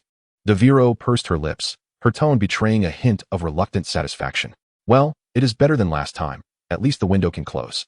At this moment, Lupin carefully placed the ledger on the desk, seemingly unfazed by the room's simplicity. He smiled and began to organize his belongings. It could be worse. I once stayed in a room with 10 people, where I couldn't even lie down, only able to sleep sitting up. Now that there is a bed, it is quite commendable. Upon hearing this, Devero could not help but roll his eyes, the corners of his mouth twitching. I can scarcely imagine how you managed before this. Lupin merely smiled faintly, continuing to fold his clothes neatly and place them in the wardrobe, evidently accustomed to such surroundings. After Devero and Lupin had settled their belongings, they carried Snape's luggage toward the single room at the end of the corridor. The corridor was bustling at that moment, with wizards coming and going. Some hurried past with their suitcases, while others gathered in small groups, engaging in hushed conversations. Occasionally, one could hear snippets of debates or laughter woven in various languages. The magical sconces on the walls emitted a warm glow, elongating the shadows of each wizard. Devero glanced around, involuntarily contrasting the lively scene with the desolate atmosphere he had experienced during his stay here in August. Back then, the corridor was eerily empty, with even the sound of footsteps echoing for what felt like an eternity. Now, however, it resembled a prelude to a miniature international conference, its vibrancy somewhat disconcerting. Truly, too many people and too many eyes, Devero muttered under his breath, his gaze landing on the Ministry of Magic official standing guard at the end of the corridor. Just one person? Devero raised an eyebrow, quietly remarking on the Ministry's cautiousness, albeit somewhat limited. Lupin, hearing his words, turned back and urged him, "Come on, don't dawdle." Prompted by Lupin's call, Devero, though still feeling a tinge of strangeness, shook his head and quickened his pace to catch up with Lupin. Upon entering Snape's single room, Devero noted that it was considerably more spacious than their double room, adorned with a plush armchair and a warm-hued floor lamp. He casually placed the luggage at the foot of the bed, surveying the space with a slight grimace. TSK, a single room, indeed. The stingy professor truly knows how to indulge himself. Exiting the room, he closed the door casually and turned to Lupin. What do you think about giving him a surprise? Perhaps causing him to have an unfortunate bout of diarrhea during his speech at the conference? Lupin chuckled helplessly, patting Devero on the shoulder. If you dare to do that, Professor Snape might very well have you cleaning cauldrons for an entire year. Devero shrugged and spread his hands. All right, I shall let him be. Returning to their own room, Devero immediately flung himself onto the bed, emitting a satisfied sigh. This day has truly been exhausting. I need to lie down for a while. Lupin, meanwhile, sat in the sole chair in the room, picking up the hefty ledger once more to continue his data checks. His expression was one of intense concentration, as if he were entirely immersed in his own world. However, Devero suddenly turned over on the bed, frowning as he spoke. There is something odd. Lupin lifted his head, raising an eyebrow in inquiry. What is odd? Devero propped himself up, leaning against the headboard, his gaze sharp. That fellow from the Ministry of Magic was staring at us the entire time. Did you not notice? Chapter 257, The Watcher? A peculiar invitation? Could it be that he recognized you? Lupin's lips curled slightly, attempting to ease the atmosphere. After all, you are a regular feature in the daily newspaper. One must possess the awareness of a celebrity. Devero rolled his eyes, unapologetically interrupting Lupin's jest. Not likely. His tone dipped slightly, laced with an unmistakable wariness. I am not referring to a mere casual glance. His gaze was peculiar, resembling that of someone scrutinizing, yet also seeking confirmation. Lupin paused, sitting up straight, regarding Devero with earnest intent. Seeking confirmation? Are you suggesting he might be suspicious of us? Devero did not respond immediately. Instead, he furrowed his brow, recalling the scene from earlier. His perceptive abilities stemmed from the hunter entry, rendering him acutely sensitive to the shifts in emotion conveyed through gazes. It's not precisely suspicion. Devero began slowly, his tone tinged with caution. However, his scrutiny was anything but superficial. He lingered too long, as though searching for a flaw. Did he harbor any malice? Lupin inquired instinctively, a flicker of anxiety crossing his features. Devero shook his head, though his expression remained tense. No overt malice. Yet this sensation of being scrutinized is quite uncomfortable. It feels akin to being prey under a hunter's gaze. It is not a casual observation, but one with intent. Lupin fell into a brief contemplation, his fingers gently tapping the cover of the notebook, producing a soft rhythm. His brow knit slightly, as if endeavoring to untangle some threads of thought. Perhaps it's due to the sensitivity of the project we are overseeing, he murmured, his tone imbued with a hint of conjecture. After all, there is much at stake. Devero sprang from the bed, moving with agility to the door.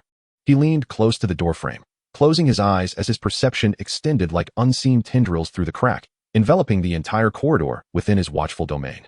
He recalled Dumbledore's cryptic admonition from a few days prior, his expression growing increasingly stern, mirroring the impassive demeanor of the ministry official outside.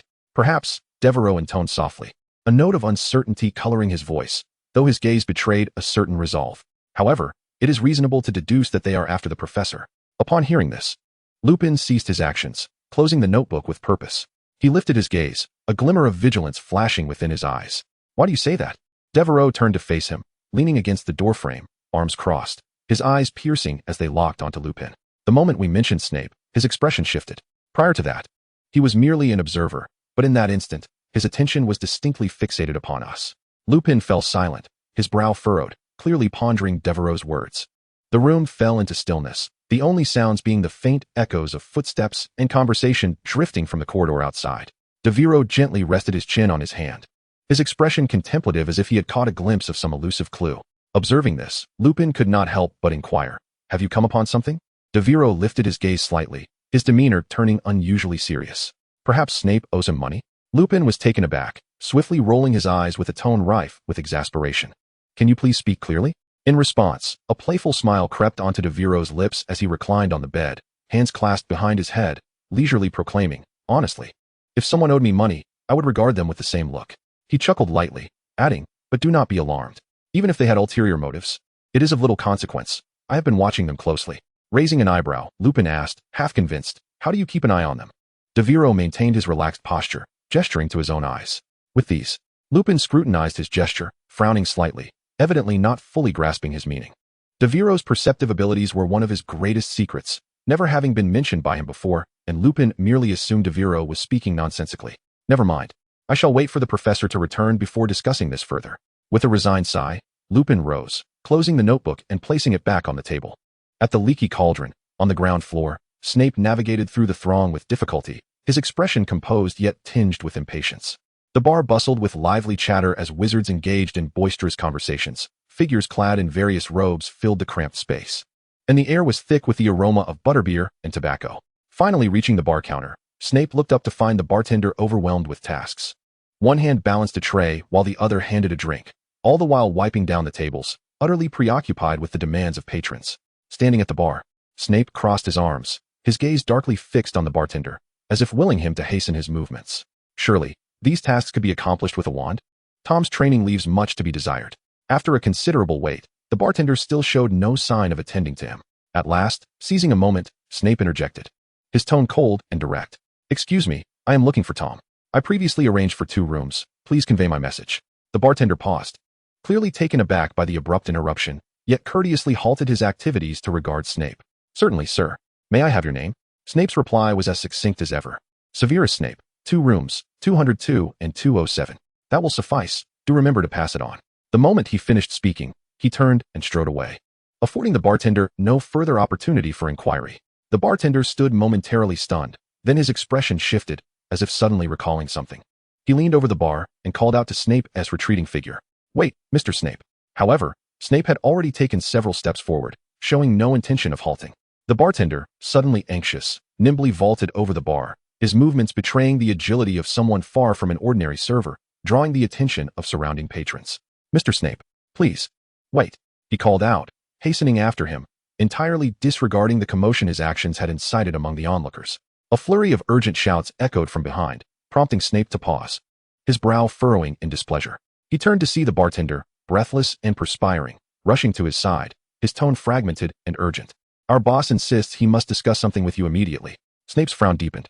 He had always loathed being interrupted by trivial matters, especially at this moment, when curious gazes were fixated upon him, rendering him exceedingly uncomfortable. "What is it?" he inquired coldly, a hint of impatience lacing his voice. Is Tom currently at the bar? The bartender wiped his brow, his gaze earnest. Indeed, he is in the kitchen. He specifically instructed that upon your arrival, I should escort you to him at once, claiming it is of utmost importance. At this, Snape's eyes narrowed slightly, as he stepped closer, lowering his voice. What matter could possibly require my immediate attention? I have a conference tomorrow and need to rest today. Tell him to wait until after the meeting. Snape was acutely aware that if Tom truly had pressing business, he would not send a mere bartender to summon him while he concealed himself in the kitchen. Having said this, he turned to leave, but the bartender, flustered, quickly reached out to stop him, exclaiming urgently, No, no, no. Professor, the boss insists you must see him at the earliest opportunity. It cannot be delayed. Snape halted, his brow tightly knitted, unmistakable impatience creeping into his tone. I said I wish to rest. Are you deaf? The bartender, cowed by Snape's imposing presence, lowered his gaze, his lips moving silently before he finally managed to utter, It concerns Alexander. This phrase detonated within Snape's mind like a bomb, igniting his nerves. His pupils constricted sharply, a dangerous glint flickering in his eyes. Without further inquiry, he swiftly drew his wand from within his robes, the tip delicately lifting the bartender's chin. His voice frigid as ice. Lead the way. Chapter 258. Snape has friends? Very well. Please follow me. The bartender nodded vigorously, neglecting even the patrons still waiting at the bar, hurrying ahead to guide Snape. His steps were somewhat frantic, the soles of his shoes creaking against the floor, the sound jarring amidst the clamor of the bar. Snape trailed behind, his gaze sharp and unsparing, fixated on the bartender's retreating figure. His brow was furrowed as though he might wring water from it. His steps, though steady, exuded an air of latent vigilance. He muttered softly to himself. What could he possibly glean? Moments ago, he had silently employed legilimency, attempting to probe the innkeeper's thoughts for any hint of information. However, the outcome left him astounded. The innkeeper's mind resembled a blank mirror, devoid of any memories or emotions to capture. This was far from a commonplace occurrence. Severus Snape understood well that only a select few exceptionally powerful wizards could entirely shield themselves from legilimency, concealing even the faintest fluctuations of emotion. Such a level of defense did not stem from ordinary mental occlusion spells, but rather from some arcane technique that rebounded the spell before it could even make contact.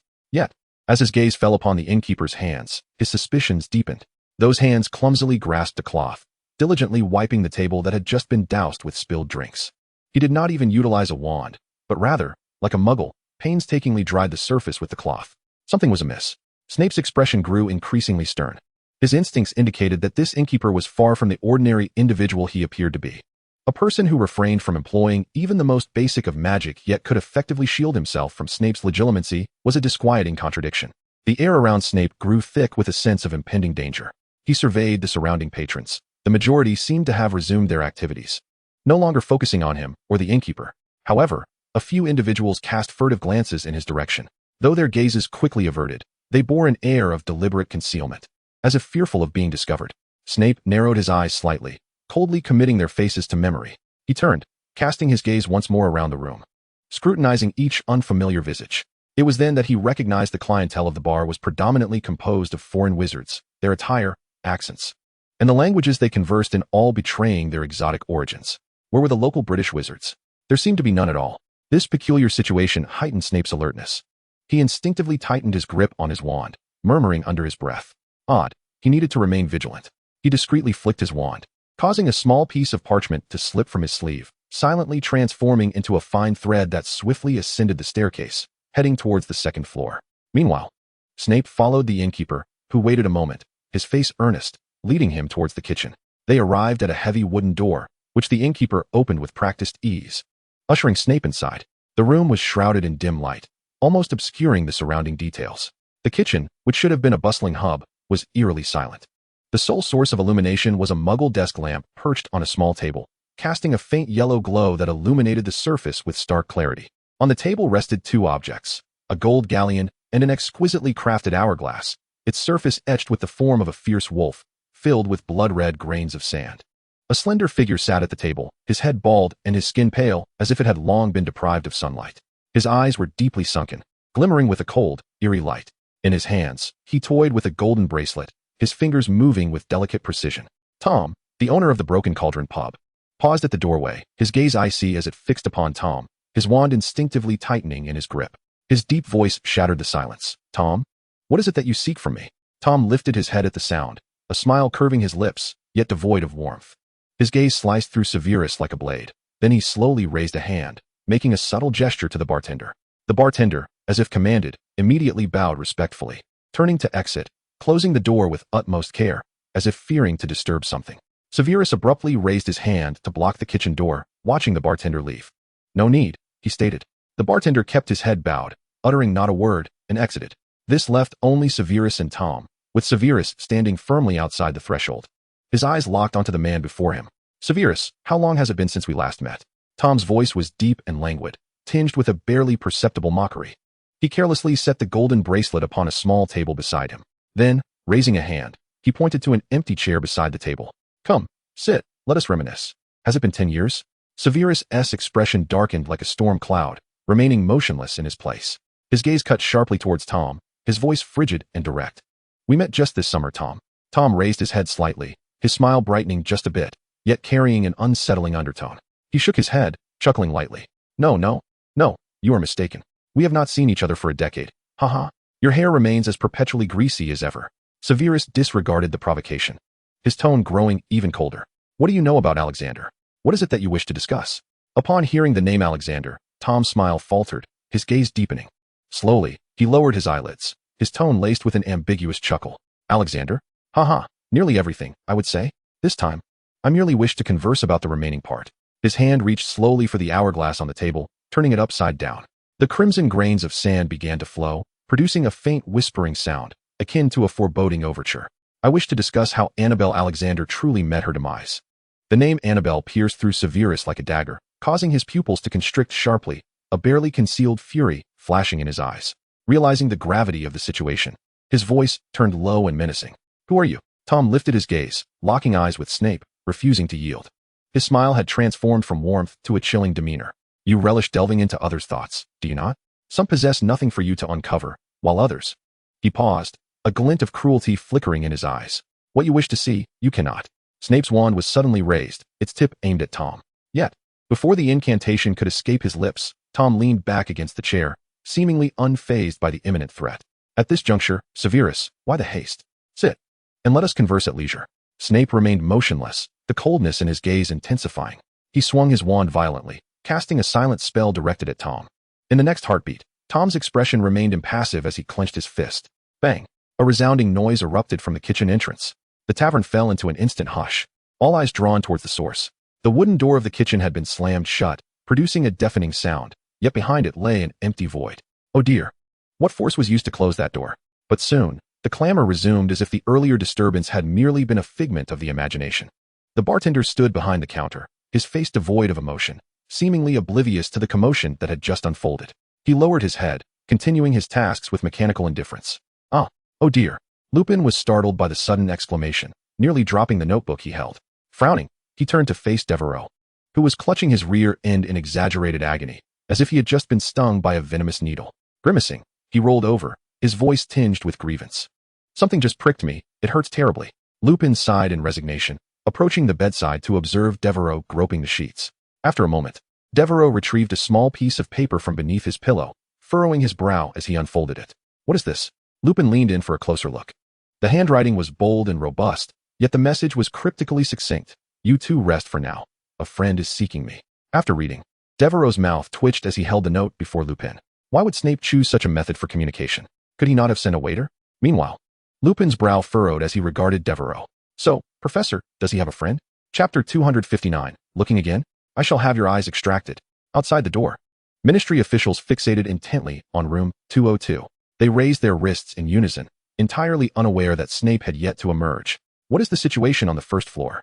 "Well, it cannot be said that nothing is happening," Devero mused, stroking his chin thoughtfully, his tone cautious. "Within the entirety of the Broken Cauldron Tavern, it seems that only the proprietor, Tom, can be considered an acquaintance of the esteemed professor." Lupin, gazing at the note in his hand, scratched his head, furrowing his brow in contemplation. However, it is indeed rare to encounter individuals whom the professor personally regards as friends. After pondering for a moment, he shrugged and casually placed the note back on the bedside, a slight smile gracing his lips as he turned to Lupin with an air of relaxation. "Well then, since the professor has suggested we take a respite, doesn't that grant us our freedom?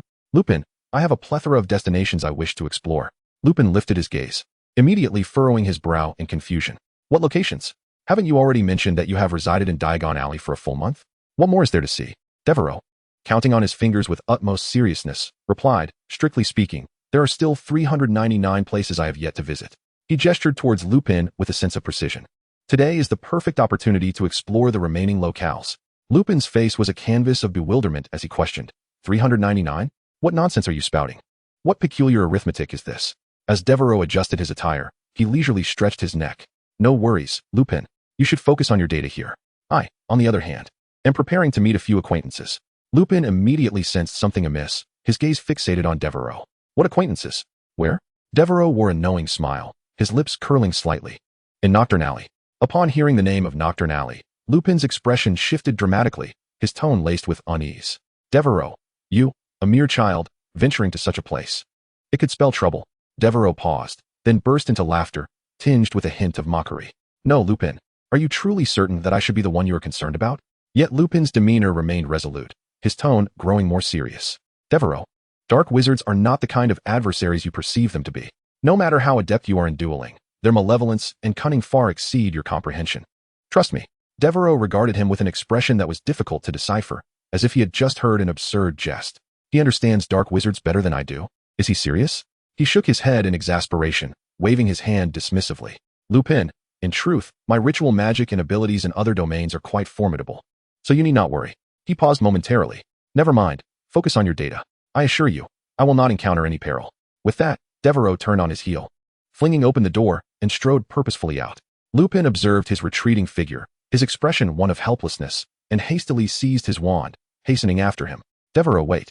Yet Devero showed no inclination to halt, bounding down the stairs with the agility of a nimble cat, vanishing around the corner in an instant. Upon witnessing the scene, Lupin cursed under his breath, hastily closing the door and gripping his wand as he hurriedly pursued the figure. At the end of the corridor, a pair of indifferent eyes remained fixated on the stairwell. It was the Ministry of Magic official on duty.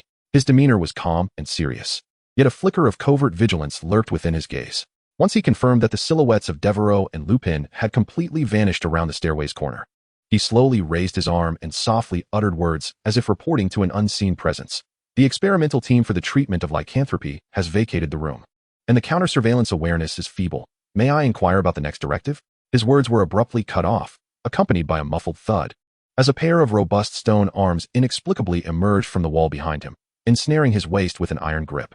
The official's pupils dilated in alarm as he struggled desperately, but before he could reach for his wand, more arms surged from the wall, one pair restraining his flailing arms, while another swiftly covered his mouth, binding him tightly. This transpired in utter silence. Even amidst his frantic thrashing, the corridor remained eerily quiet. Just as terror etched across his face, cold sweat streaming down his brow, a deep, chilling voice whispered in his ear, an echo that seemed to rise from the depths of hell. Should you dare to cast another glance, I shall pluck out your eyes. With the utterance of those words, all the stone arms vanished without a trace, the wall reverting to its original state, as if the entire episode had been naught but a mirage. Nonetheless, the official's visage turned ashen, cold perspiration soaking his back, his legs wavering as he leaned against the wall. What manner of fiend is this? He murmured, his voice trembling to the point of near inaudibility. At that moment, gentle laughter and hushed whispers drifted from the end of the corridor. A few passing wizards regarded him with peculiar glances, whispering, Hey, look at that ministry official. Wasn't he just fine a moment ago? Now he looks as though he has seen a ghost. Indeed. What could possibly frighten him in this place? He must be losing his mind. The official had no time to heed their idle gossip. He raised his trembling left arm, attempting to convey something to whatever was on his wrist. Yet, to his horror, he found himself utterly incapable of articulating anything related to the matter. Look again, and I shall take your eyes, echoed Devero's nonchalant repetition of the threat, a smirk dancing on his lips. What are you muttering about? Lupin inquired, trailing behind him, his face a mask of resignation, evidently accustomed to the youth's antics. Devero glanced back at him, a subtle, mischievous grin adorning his face. Oh, nothing much. Merely reflecting on the wonders of ritual magic. Delayed casting, core competitiveness, you comprehend? What ritual magic? Lupin's brow furrowed, though he clearly lacked the inclination to delve deeper, promptly pressing on with his inquiry. Devero, although I am aware that I cannot dissuade you, I still urge you not to go. It is perilous there. All right. The upside-down alley. Devero grinned, his steps light as he moved forward. Rest assured, I guarantee to show you something extraordinary. Moments later, Lupin stood before the scene, utterly astonished. Are you certain this is the upside-down alley? His tone dripped with disbelief. It resembles more of a labor reform street. Devero was equally taken aback. his gaze sweeping across the transformed surroundings. The once grimy and foreboding upside-down alley now exuded an air of orderliness. Most of the shops lining the street had their doors closed, while several stern-faced Ministry of Magic officials stood guard, wands in hand, vigilantly scanning their surroundings. In the center of the street, a makeshift command post had been erected, adorned with the Ministry's emblem, where several uniformed wizards conversed in hushed tones, occasionally directing others in their tasks. Chapter 260, The Special Operation Against Dark Wizards? From November 1st to November 7th, a special operation against dark wizards? Devero and Lupin stood beside the notice board, staring at the announcement posted by the Ministry. After a few seconds of silence, they exchanged glances, each wearing a complex expression. So ruthless? Devero's voice carried a hint of exaggeration.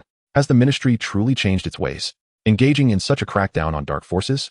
The corners of his mouth twitched as he surveyed the orderly surroundings, nearly questioning whether he had wandered into the wrong place. However, a glance at the information on the board reminded him that this was indeed the infamous Upside-Down Alley. Current Secret Realm, London Wizarding Market, Diagon Alley. Current Exploration Level, 78. Well, Devero sighed. Though this scene is peculiar, at least the safety level has risen. One need not constantly fear being stabbed in the back by dark wizards. Lupin crossed his arms, his expression considerably more relaxed as he gazed at the notice board, his tone revealing a sense of relief. Indeed, this used to be one of the dens for werewolves. I've heard there were numerous strongholds for dark wizards here. His gaze drifted towards the patrol squad in the distance, and he remarked softly, the Ministry has turned a blind eye to the upside-down alley for decades. They must have been pushed to the brink to initiate such a crackdown. However, it's not too late. Let us hope that no new upside-down alley emerges in the future. Devero cast him a sidelong glance, raising a finger to point at the date on the notice board. You seem rather optimistic, but I have not forgotten that this is merely a special operation, limited to 7 days. Then this is rather pointless. Let us meander casually and simply maximize our exploration level. Devero grumbled lazily, hands shoved into his pockets. Resembling a lethargic stray cat, he waved his hand dismissively, signaling Lupin to follow, and thus they began to wander aimlessly through the upside-down alley. It must be said, this place has indeed undergone significant improvements. The public security is markedly better than before. As they strolled along, Devero encountered scarcely any wizards. Even when he did come across a few, they hurried by, heads bowed, as though fearful of attracting the attention of Ministry officials. The patrolling Ministry agents were conspicuously present, their demeanor notably stern. Devero and Lupin had scarcely walked a distance when they were stopped several times. You two, what brings you here? A Ministry official clad in uniform obstructed their path, his gaze flitting suspiciously between Devero and Lupin. We're just taking a look around, merely visiting. Lupin raised his hands in a gesture of peace, his tone as conciliatory as possible. Devero, disinclined to elaborate further, casually produced an invitation to an international conference and handed it over. The official accepted the letter, glanced down at it, his brow furrowing slightly, before his gaze returned to Devero, now tinged with suspicion. You. The official scrutinized Devero's face, as if he found it vaguely familiar, yet could not place it. Turning to Lupin, his tone softened marginally. Listen, do not bring children to such places. Although it has been cleaned up, it remains insufficiently safe. Lupin nodded, offering a resigned smile. Understood, we're merely passing through and won't linger. Devero, however, remained dismissive, crossing his arms and casting a sidelong glance at the official, a smirk playing on his lips. Unsafe? Surely not a rat dares to show its face here now. The official, irked by his demeanor, shot him a cold glare but ultimately refrained from further comment, merely waving them off. Be on your way, don't delay our work. Lupin acquiesced readily, seizing the opportunity to usher Devero away from the area. Yet, in the midst of their conversation, the official's expression suddenly became vacant, his gaze hollow, before he abruptly turned and departed, as though Devero and Lupin had never existed. Wait! Lupin exclaimed in astonishment, reaching out to halt the official. But before he could utter another word, Devero's voice broke in. Hurry up, don't dawdle. We must finish our exploration before Snape returns. Lupin turned to see Devero leisurely tucking his wand back into his belt, his demeanor calm as if he had merely performed a commonplace act. He waved at Lupin and continued deeper into the alley. Lupin hurried to catch up, glancing back at the retreating official, and whispered urgently. Did you just cast a memory charm and confundus charm on that official? Devero halted, turning to face Lupin, a mischievous grin curving his lips. Indeed, what of it? Planning to report me? Lupin, momentarily at a loss for words due to Devero's nonchalance, could only sigh in exasperation, covering his face as he muttered. Do you realize this is a serious offense? One must at least spend 3 years in Azkaban. However, Devero merely shrugged nonchalantly and continued onward. As long as one remains undetected, what does it matter? Besides, this is Nocturne Alley. Who truly cares about rules? He turned back to Lupin with a grin, his eyes glimmering with excitement.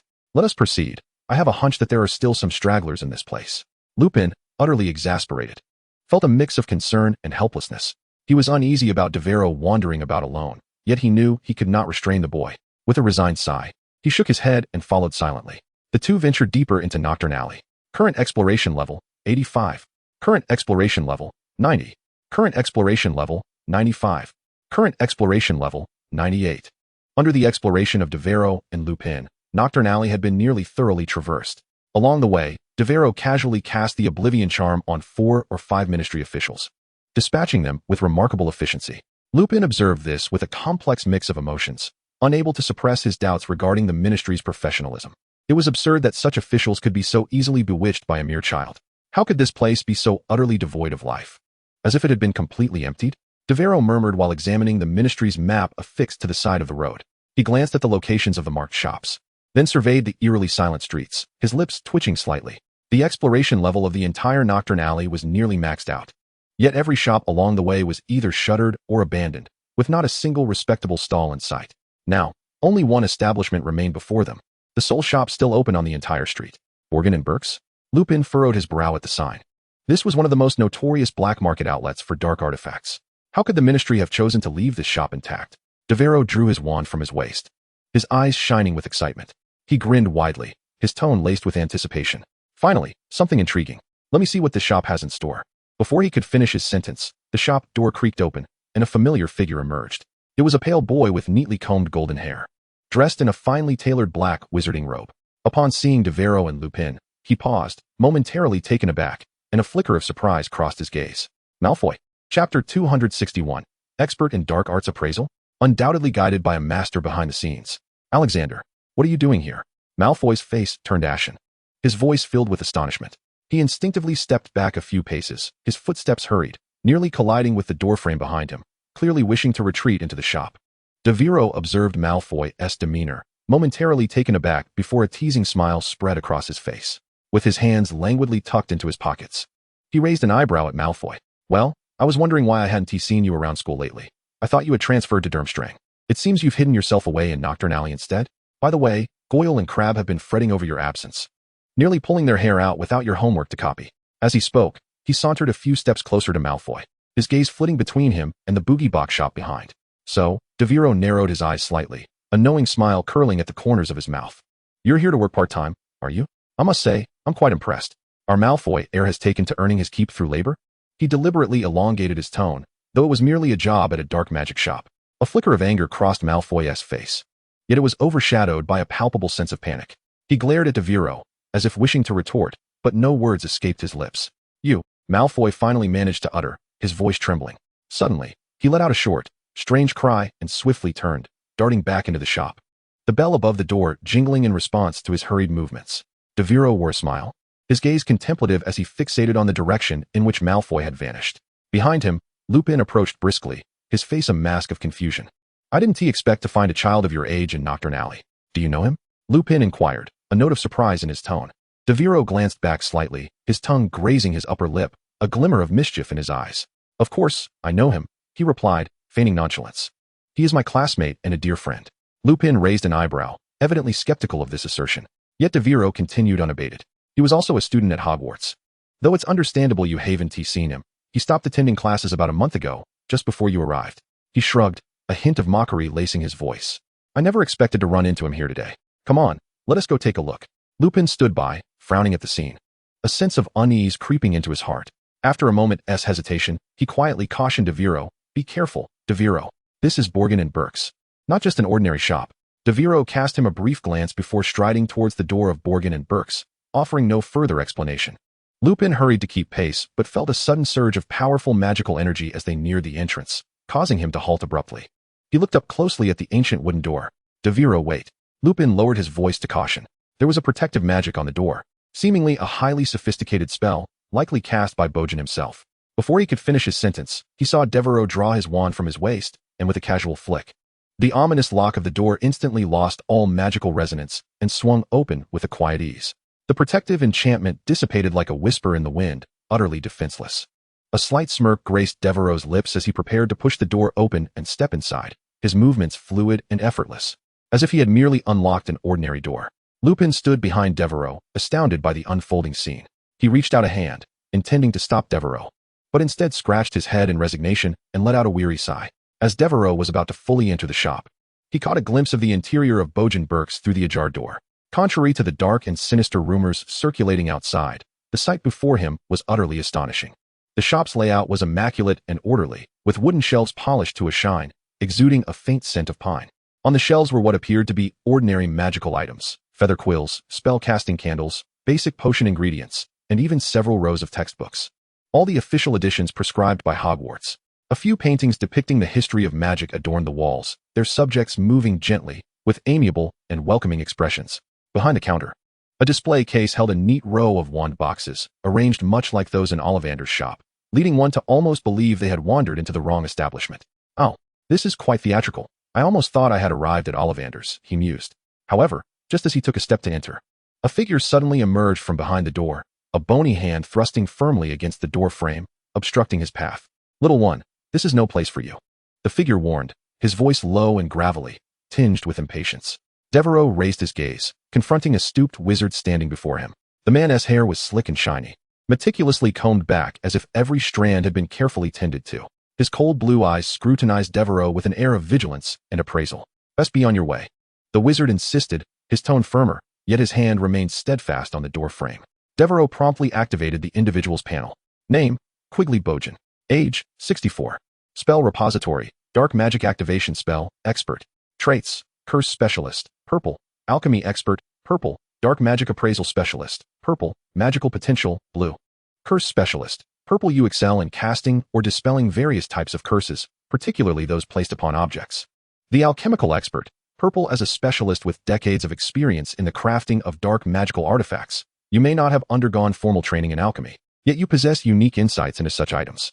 The Dark Magic Appraisal Specialist, Purple. With years spent in the trade and involvement in numerous shadowy dealings, selling items imbued with dark magic or other perilous properties. You have established your reputation by providing clandestine valuations for rare and ancient magical creations inherited from esteemed wizarding families. Thus, you possess an extraordinary understanding of various ancient and precious dark magical artifacts. Devero gazed intently at the wizard before him, a glimmer of excitement in his eyes. He surveyed the individual, silently reciting the term that appeared on the system interface: Dark Magic Appraisal Specialist, Purple. What a splendid designation indeed. The description is rather sophisticated, and it's rare to encounter such quality among purple titles. Chapter 262, An Old Friend? The Return of Marcus. Without a moment's hesitation, Devero focused his thoughts. Ding. Loading copied title: Dark Magic Appraisal Specialist, Purple. Copy complete. In an instant, a torrent of information surged into his mind, flooding him with knowledge concerning the appraisal of dark magical items. He could distinctly perceive the history, purpose, and concealed dangers of each artifact. When he lifted his gaze once more to the shop around him, the scene transformed dramatically. What had initially appeared to be an ordinary establishment now came alive with vibrant details. On the shelves, what seemed to be mere quills were, in fact, crafted from perilous materials harvested from the wings of a magical creature. Those candles, undeniably enhanced by forbidden rituals, could summon lowly malevolent spirits when lit. Even the Hogwarts textbooks on the counter contained one whose cover faintly glimmered with the runes of dark magic, clearly disguised illegal items. The entire room seemed to shift from a tranquil lake surface to a turbulent abyss. Devero slowly surveyed his surroundings, a knowing smile playing on his lips as he murmured to himself, "Ah, no wonder the Ministry of Magic has been unable to take down this establishment. The concealment is impressively deep. Such a level of subterfuge is beyond his own capabilities. There must be a master behind this." He quickly assessed the situation, his curiosity about the hidden power behind the shop intensifying. This seemingly ordinary Bogenbach was evidently far more complex than it appeared. Bojan narrowed his eyes slightly, shifting his gaze from Devero to Lupin, a cold smirk curling at the corners of his mouth, as if he had just stumbled upon something intriguing. "Remus Lupin?" His tone was low and elongated. "What brings you here? You even managed to dispel my protective charm. Greybuck has already changed the gathering place. You have seen the state of the outside. Nocturne Alley is no longer the Nocturne Alley it once was." Lupin's expression darkened immediately, gripping his wand tightly. His tone was curt and unyielding. "I am not here to seek werewolves." Boken seemed indifferent to this response, and was about to say something further when Devero interrupted. "Excuse me." Devero raised his head, his voice calm yet tinged with impatience. "You are blocking my way. May I pass?" His tone was excessively polite, but his gaze was fixed on Boken, assessing his reaction. Boken furrowed his brow, clearly displeased with the youth's demeanor. His gaze swept over Devero again, his voice dropping to a deeper timbre. "Little fellow, I advise you to quickly leave with your long-haired uncle. This place is not for you to wander into at will. Or else." His words elongated in the air, laden with an unmistakable threat. "I shall not be courteous." Upon hearing this, Lupin's expression turned ashen, and he instinctively drew his wand, pointing it at Boken. "Boken, how dare you?" Lupin's voice was low, brimming with suppressed anger, clearly ready for action. Devero, upon hearing this, broke into a smile. Indeed, he had been waiting for the other to lose his courtesy. Boken was evidently prepared, his wand already concealed within his sleeve, fingers twitching slightly, poised to strike. The atmosphere was thick with tension, akin to a taut string, ready to snap at the slightest disturbance. Devero exhaled softly, his fingers resting on his wand at his waist. A faint smile played at the corners of his mouth, yet his gaze remained calm and sharp, scrutinizing every subtle movement of Boken. Just as he was about to draw his wand, a familiar voice resonated from within the room. Suddenly, a voice, one Devero knew well, emerged. "Mr. Boken, let them in." The tone was unhurried yet carried an undeniable authority. "Otherwise, I fear your establishment may not hold up." Boken's expression shifted instantly. He shot a fierce glare at Devero and Lupin, suppressing his displeasure, and reluctantly stepped aside to reveal the shop behind him. However, Devero did not immediately move. His gaze drifted past Boken, landing on a figure slowly emerging from the depths of the shop. It was a young man, his arms shimmering with a silver sheen, resembling prosthetics made of some metallic substance. A semblance of a smile danced on his face. "Long time no see, Devero," the youth spoke, his voice deep, yet laced with a familiar warmth. Devero's brow furrowed slightly. He felt as though he would be shocked no more, having been sufficiently astonished today. What a strange day this is, with so many bizarre occurrences. With that, Devero drew his wand, his eyes piercing as they locked onto the silver-armed youth before him. "Indeed, it has been a long time, Marcus. Do you wish to engage in a direct confrontation, or shall we reminisce first?" Marcus smiled, his gaze fixed on Devero, as though observing the movements of prey. His demeanor appeared relaxed, yet he resembled a predator poised to strike. In stark contrast, Malfoy was hunched over, clutching the hem of his clothing, his head bowed deeply as if attempting to conceal himself. Each time Devereau's gaze swept in his direction, he would tremble slightly, evidently unnerved. "Let us converse," Marcus suggested calmly, akin to inviting an old friend for tea. "Perhaps after our discussion, you will feel disinclined to resort to violence." Boken let out a derisive snort from the side, casually stowing his wand back into his sleeve before turning to sit behind the counter, where he busied himself with a worn ledger, seemingly dismissing the trio entirely. Devero nodded slightly and prepared to step into the shop, only to be halted by Lupin's firm grip on his shoulder. Lupin's expression was grave, his brow furrowed as he whispered a warning. "There may be treachery afoot. Do not act impulsively." Devero turned his head, a faint smile gracing his lips as if to convey that Lupin's concerns were entirely unwarranted. He raised his hand gently, activating the hidden giant's glove within his palm, a subtle surge of magical energy pushing Lupin's hand away. "Rest assured," Devero said in a light tone, soothing the overly anxious elder. "I can discern if there is deception. We ventured out to explore every nook and cranny, did we not? Moreover," he tilted his head, his gaze landing on Marcus, his tone suddenly imbued with a chill. "It is certainly of no consequence." Lupin opened his mouth, intending to voice further caution, but ultimately sighed, opting instead to maintain vigilance at the entrance. His hand remained near his wand, clearly prepared for any eventuality. Without hesitation, Devero stepped into Bokenbroke. The moment he crossed the threshold, a crisp notification echoed in his ears. Ding. Current exploration level, 100. Gained the wisdom of the ancients. Chapter 263, Agrippa's projection technique. Possessing the wisdom of the ancients, Agrippa's projection technique. Agrippa's projection technique. By harnessing magical energy, one can create illusions that mimic authentic sounds and movements. The deeper the understanding of the subject, the more lifelike the projections become. Initially, these projections cannot inflict direct harm. But as magical power increases and understanding deepens, the illusions gradually materialize, acquiring the original abilities. However, this power comes with immense risks. Once life is bestowed upon the projection, its actions will increasingly deviate from the hostess' control. Furthermore, allowing it to exist for prolonged periods could yield dire consequences. Devero inhaled softly, the corners of his mouth twitching slightly. He raised his hand to stroke his chin, marveling inwardly. This ability is extraordinarily potent. It is the ultimate manifestation of my contemplative power. One can even conjure life from thin air, albeit fleeting, yet one can endow it with abilities through one's understanding. How absurd is that? A flurry of wild thoughts surged in his mind. To create a legendary hero, breathe life into it, and then have it wage war on his behalf. Such an idea seemed utterly magnificent. If only I could project Sun Wukong and grant him life. A subtle smile crept upon Devero's lips, a glimmer of yearning in his eyes. Wouldn't that render me invincible? However, as this notion surfaced, he quickly regained his composure. Wait, how would Wukong perceive me once he emerged? Would he stand by my side or turn against me? He furrowed his brow slightly. My knowledge of these figures is far too superficial. I might not even be able to project a basic form, let alone imbue them with genuine abilities. He shook his head, striving to cast aside these fantastical musings, and began to ponder the true utility of this power. The ephemeral granting of life suggests that this is not merely a combat skill. Devero's gaze deepened, his mind racing with calculations. If wielded wisely, it could even sow chaos, disrupt the enemy's judgment, or create illusions to deceive. At this thought, he couldn't help but chuckle softly, a hint of excitement lacing his voice. Intriguing, this ability far surpasses mere combat prowess. Agrippa's wisdom indeed lives up to its reputation. Ahem, Devero? A deep cough pulled him back from his reverie. He blinked, raising his gaze to Marcus, whose familiar silver arm shimmered coldly under the light. Oh, I'm fine. Devero waved his hand dismissively, then allowed a playful smile to grace his lips. So tell me, how do you intend to persuade me not to break your limbs and send you back to St. Mungo's? As he spoke, he casually strolled to a shelf within the shop, where delicate trinkets lay displayed, appearing innocuous. Yet, Devero's fingers glided over the items, as if appraising their worth in secret. His expression bore an air of nonchalance, yet his hands remained steady as a rock. Now is not the time to test new abilities, Devero reminded himself.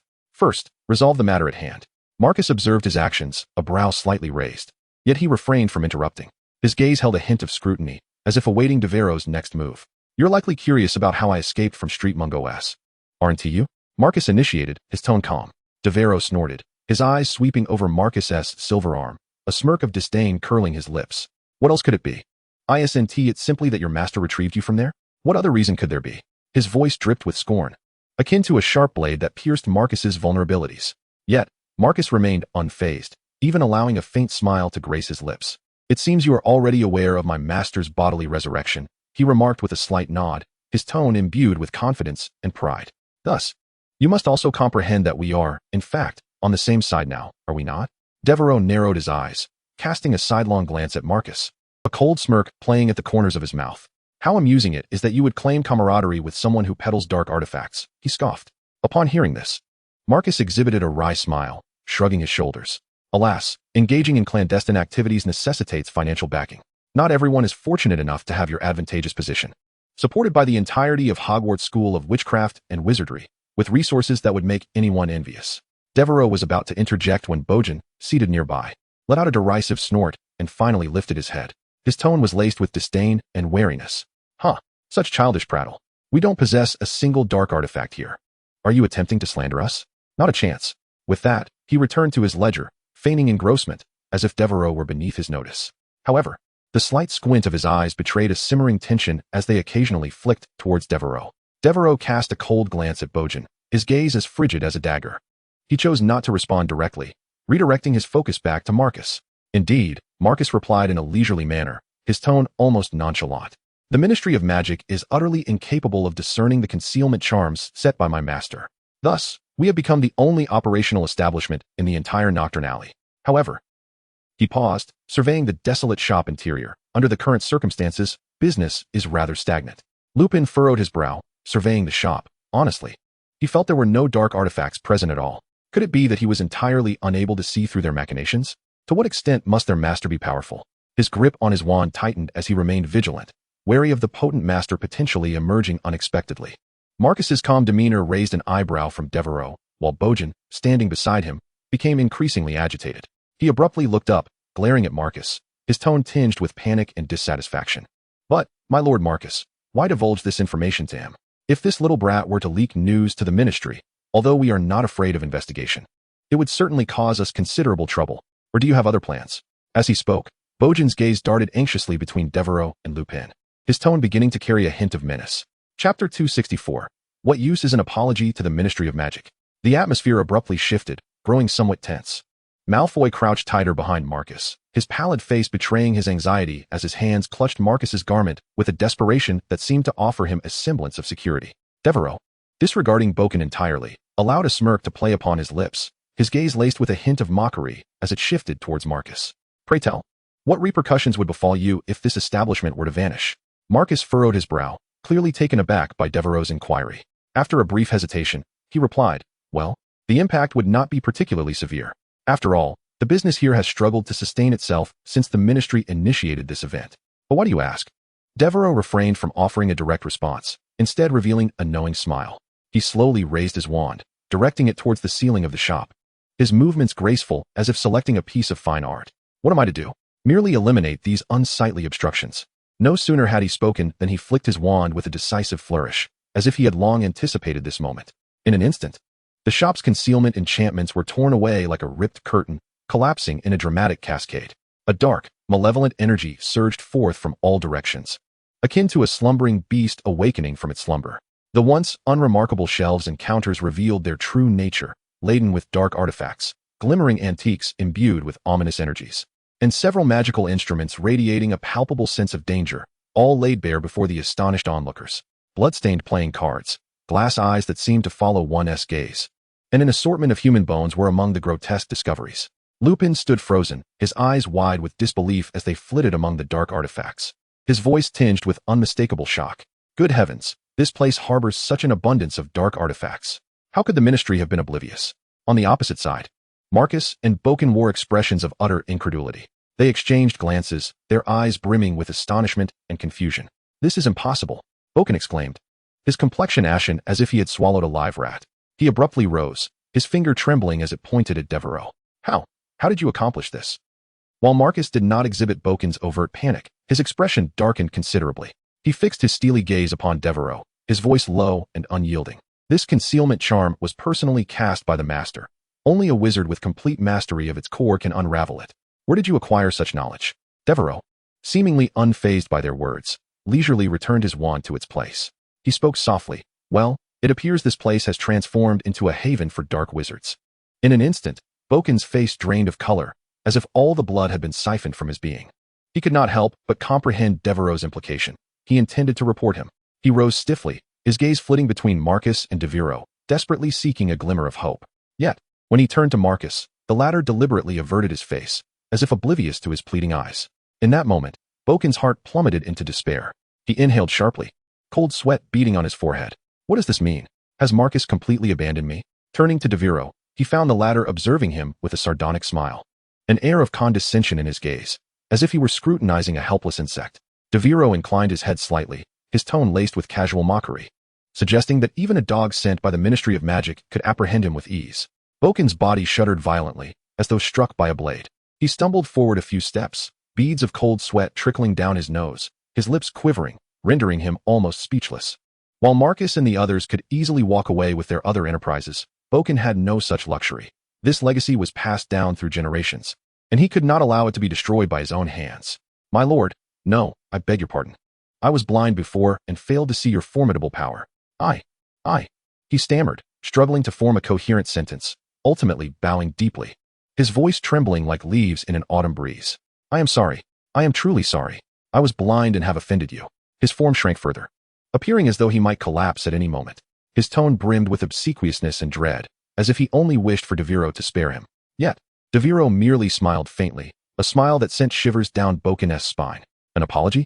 Devero's voice floated lightly, yet bore an undeniable weight of authority. If apologies were sufficient, what need would there be for the Ministry of Magic? Boken trembled, nearly collapsing to the ground, his mouth reduced to meaningless pleas.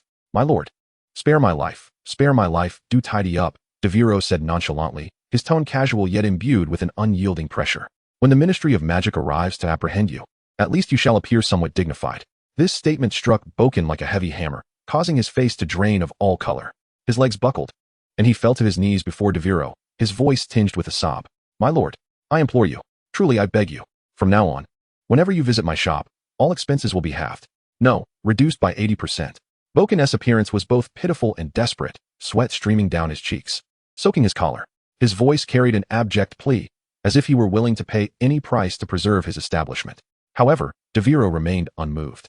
He stepped forward slowly, looking down at Boken, a faint smile gracing his lips. He extended his hand and gently patted Boken's shoulder, his tone laced with a hint of mockery. Since it has come to this, why not simply gift me the shop? It would save us both some trouble, wouldn't it? This statement detonated in Boken's mind like a bomb. His complexion grew even more pallid, his lips quivered slightly, yet he found himself at a loss for words. His thoughts were a chaotic whirlwind, torn between the fear of losing his establishment and the apprehension of offending the seemingly youthful yet unfathomable wizard before him. Just as Boken stood there, bewildered, a hand suddenly clapped on his shoulder from behind. Silence. Marcus's voice rang out coldly, imbued with an undeniable authority. If you remain silent, no one will mistake you for a mute. Now, step back. Boken, taken aback, glanced up at Marcus, only to find an implicit warning glimmering in his gaze. He dared not speak further, retracting his neck and tremblingly rising to retreat behind the counter. He feigned interest in the ledger. Yet his eyes could not resist furtively darting towards the entrance, as if anticipating the imminent arrival of ministry officials, ready to apprehend him along with the dark artifacts within the shop. Marcus cast an irritated glance at Boken before shifting his attention to the now smiling Devero. You have grown stronger. I am no match for you, and I shall refrain from making requests for you to spare Boken. Taking a deep breath, he looked at Devero. Thus, I wish to exchange a piece of advice for your forbearance towards Boken. Chapter 265. The Council of Tom Riddle. Stepping into the river of time. Moreover, Devero, we harbor no direct conflict between us, do we? Marcus's voice remained calm, his gaze fixed on Devero. The earlier astonishment at Devero's ability to effortlessly dispel Voldemort's concealment charm had dissipated, replaced by a composed probing. Yet, Devero was evidently not swayed by such tactics. He slowly raised his head, a knowing smile playing on his lips. Advice? I presume you come bearing Voldemort's orders, correct? Then provide me a reason to spare this opportunistic merchant for a matter that will inevitably come to light. Devero's tone was casual, yet it carried an undeniable sense of pressure. His gaze cut through the air like a blade, piercing directly at Marcus, causing the latter's brow to furrow slightly. Clearly, Marcus had not anticipated that Devero would so easily discern his intentions. Meanwhile, Boken shuddered at the mention of Voldemort, his entire being jolted as if struck by lightning. His face turned even paler, beads of cold sweat forming on his forehead, his hands gripping the edge of the ledger as if it were his sole lifeline. Lupin, too, widened his eyes in shock, his gaze darting between Devero and Marcus, his voice tinged with incredulity. What? They are his subordinates? At this, Devero's mouth twitched slightly. He turned to glance at Lupin, a hint of helplessness in his eyes. It was undeniable that Lupin had fallen far behind, unaware that Voldemort's essence had already been confined. Yet, there was nothing to be done. There would be no opportunity to catch him up on recent events. Marcus's expression was grave, his gaze revealing a touch of hesitation. He had just parted his lips, seemingly wishing to justify himself, when Devero interjected. Unless, Devero's voice, tinged with a hint of levity, was impossible to overlook. I need you to do me a favor. A knowing smile graced his lips, his eyes glinting with a hint of mockery, as if relishing his control over the situation. Marcus remained unyielding, his gaze sharp as he fixed it on Devero, his tone low and cautious. What favor? Yet, Devero took his time to respond. He languidly stretched, yawning nonchalantly, as though he dismissed the tense atmosphere around them. His eyes swept over Marcus, exuding a trace of disdain while concealing his true intentions. Let us first discuss what news our little comrade Tom has brought you. Devero's voice carried a subtle amusement, as if Tom were merely an inconsequential figure. At this juncture, his smile deepened, and he added casually, as for the favor, you'll know when the time comes. Marcus's expression shifted slightly, clearly taken aback by Devero's ambiguous terms. His gaze flickered, weighing the pros and cons of the situation. After a moment, his brow furrowed, his demeanor fluctuating between shadows of discontent. Ultimately, Marcus sighed deeply, resigning himself to fate, and nodded in reluctant agreement. A trace of reluctance laced his voice. Very well, you win. But I hope you do not make us regret this decision. Devero's smile widened, his eyes fixed on Marcus. Rest assured, I am not one to act irrationally. As long as you comply, matters will be quite simple. The corners of Marcus's mouth twitched slightly, evidently displeased with Devero's demeanor, yet he chose silence. He understood that in this negotiation, their side was undeniably at a disadvantage. Devero's terms, unless overly excessive, left them no choice but to acquiesce. Marcus inhaled deeply, casting a complex gaze towards Devero. His expression held a hint of uncertainty, as if he were weighing his words, grappling with the ambiguity of what he was about to convey. My master advises you. His voice was low, yet laden with an ineffable weight. However, he paused, as if organizing his thoughts or attempting to comprehend the message he was about to deliver. His brow furrowed slightly, and a hint of hesitation flickered in his gaze, as if he himself were not entirely convinced by the words he was about to utter. Beware of Dumbledore, he cautioned. Those who have dared to tread the currents of time are either madmen or those who feign sanity. Upon hearing this, Devero's pupils constricted ever so slightly, clearly stirred. Yet, he refrained from displaying overt emotional fluctuations, instead allowing a sardonic smile to grace his lips. His gaze fixed intently on Marcus, as if probing or assessing the intentions of the other. Is that all? Devero's voice was calm, albeit laced with a note of disdain. Marcus nodded slightly, his expression remaining grave. Indeed, that is all. Devero chuckled lightly, shaking his head as if he had encountered a particularly poor jest. He spread his hands, his tone imbued with a degree of mockery. Goodness, no? If Voldemort wishes to sow discord between me and the headmaster, he should at least present some genuine merit. Does he truly believe that sending a mere messenger to utter ambiguous nonsense would sway me? He underestimates me gravely. Marcus raised an eyebrow, his demeanor unruffled by Devereaux's reaction, seemingly unperturbed by the exchange. He spoke slowly. My master has instructed me to convey only this. How you interpret it is your own concern. Devero nodded slightly, his gaze drifting over Marcus's face before settling on the trembling knees of Malfoy, who was cowering behind Marcus, pale and seemingly on the brink of collapse. Devereaux's attention returned to Marcus, his expression softening somewhat. A peculiar sentiment welled up within him, for this individual before him was the first Slytherin friend he had made upon his arrival at Hogwarts. In a sense, he had served as a guide, providing significant support in navigating life. Witnessing him in this state stirred an array of unwarranted emotions within Devero. Thus, his tone lightened, as if engaging in a casual conversation with an old friend. So then, my prefect, might there be a possibility for you to accompany me back to Hogwarts? A flicker flashed in Marcus's eyes, yet he swiftly regained his composure. His response was resolute, his tone unwavering. No, I am in pursuit of my ideals. Upon hearing this, a smirk of disdain curled at the corners of Devereaux's mouth as he gently shook his head. Is that so? Yet I recall that the dream of the Marcus Flynn I know is to become an esteemed physician. Ah, how masterfully one can be brainwashed without a nose. This statement struck like an arrow, piercing through the memories of the past. However, Marcus's expression remained unchanged, his gaze steadfast as he held Devereaux's eyes, his tone steady. Devero, medicine cannot save the world. Chapter 266, Voldemort encourages education. Upon hearing these words, Devereaux's smile faltered slightly. He scrutinized Marcus's face, as if searching for some elusive answer, and ultimately let out a resigned sigh. His voice was tinged with a hint of mockery, interspersed with a touch of regret. Very well, Mr. Treeman, I shall no longer concern myself with you. His tone shifted, glancing at Malfoy behind Marcus, his voice laced with a subtle derision. And what of this lad? He hardly seems the type suited for grand endeavors alongside you. Devero casually pointed at Malfoy, his gesture nonchalant, as if indicating an inconsequential object. Yet, his gaze pierced Malfoy's back like a needle, causing the latter to flinch, nearly pressing himself against Marcus. Marcus turned to glance at Malfoy. His expression remained largely unchanged, though his tone bore a hint of complexity. Well, his situation is rather unique. However, he should be able to return to school soon. We truly do not require any members who have yet to undergo formal wizarding education. Devero stretched languidly, twisting his neck as if they had just engaged in a trivial conversation. He then turned to Marcus and Boking, his tone dismissive. Fine. Just ensure you expedite the handling of these dark magical items. I shall not bother with you further. As he spoke, his gaze shifted to Boking. That glance was light, yet it struck like an icy blade. Boking immediately seemed to lose all composure, trembling slightly, his face plastered with obsequious smiles, nodding fervently, eager to pledge his loyalty on the spot. Devero withdrew his gaze and turned to leave. Once outside the door, his demeanor abruptly shifted. A newfound gravity etched upon his face. He murmured to himself, his tone laced with confusion and a hint of unease. The river of time? A madman? Damn it. What does this all mean? What is Tom trying to convey to me? Has Dumbledore lost his sanity? To be frank, it is not entirely implausible. However, when I encountered him previously at the school, he seemed perfectly normal. Yet, Dumbledore is likely the most adept at concealing his true intentions in this world. It is difficult to ascertain whether he is merely feigning rationality. The crux of the matter is that the information available is still woefully scant. Marcus, in his condition, probably hasn't grasped even this statement, so extracting any further details from him seems unlikely, thus limiting my options for inquiry. Devero shook his head, momentarily suppressing these thoughts, and beckoned Lupin, who stood nearby. Let us depart from this wretched place. Lupin nodded solemnly, his vigilance directed towards Marcus and the others within the shop. Following closely behind Devero, the two swiftly traversed the overturned alley, vanishing into the mist. Meanwhile, the atmosphere within the shop remained stiflingly oppressive.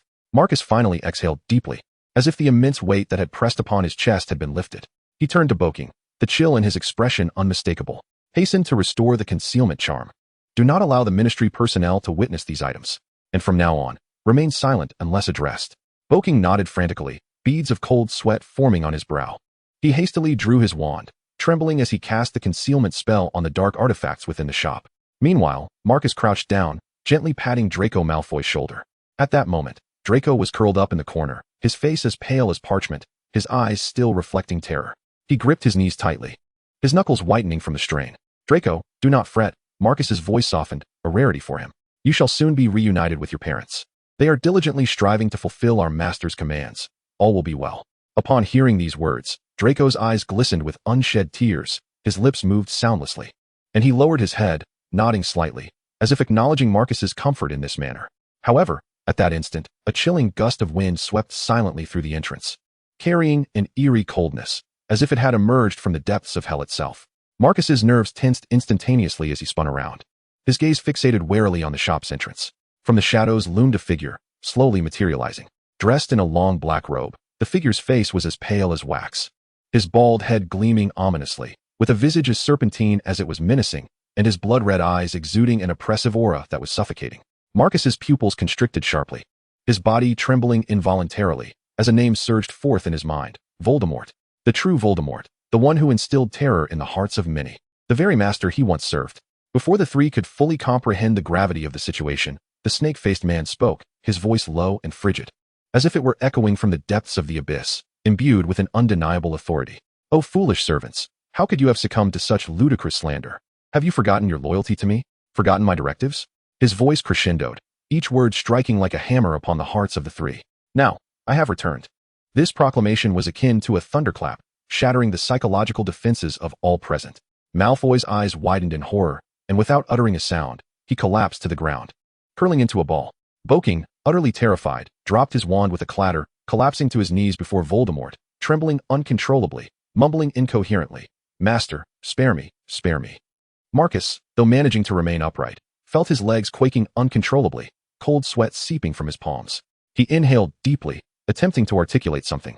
But before he could utter a sound, Voldemort abruptly turned his head, his blood-red gaze locking onto him. In that fleeting moment, it felt as though an invisible force had seized Marcus by the throat, rendering even the act of breathing a laborious endeavor.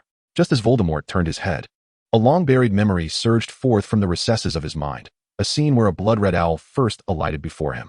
This vision shattered the last remnants of Marcus's sanity.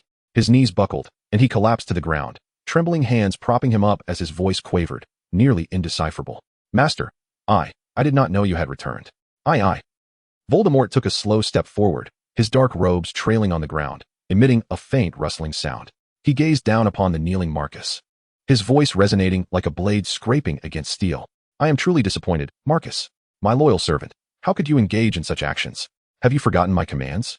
Each word struck Marcus's heart like a frost-laden dagger. His body shook uncontrollably, his forehead pressed to the ground, voice choked with emotion.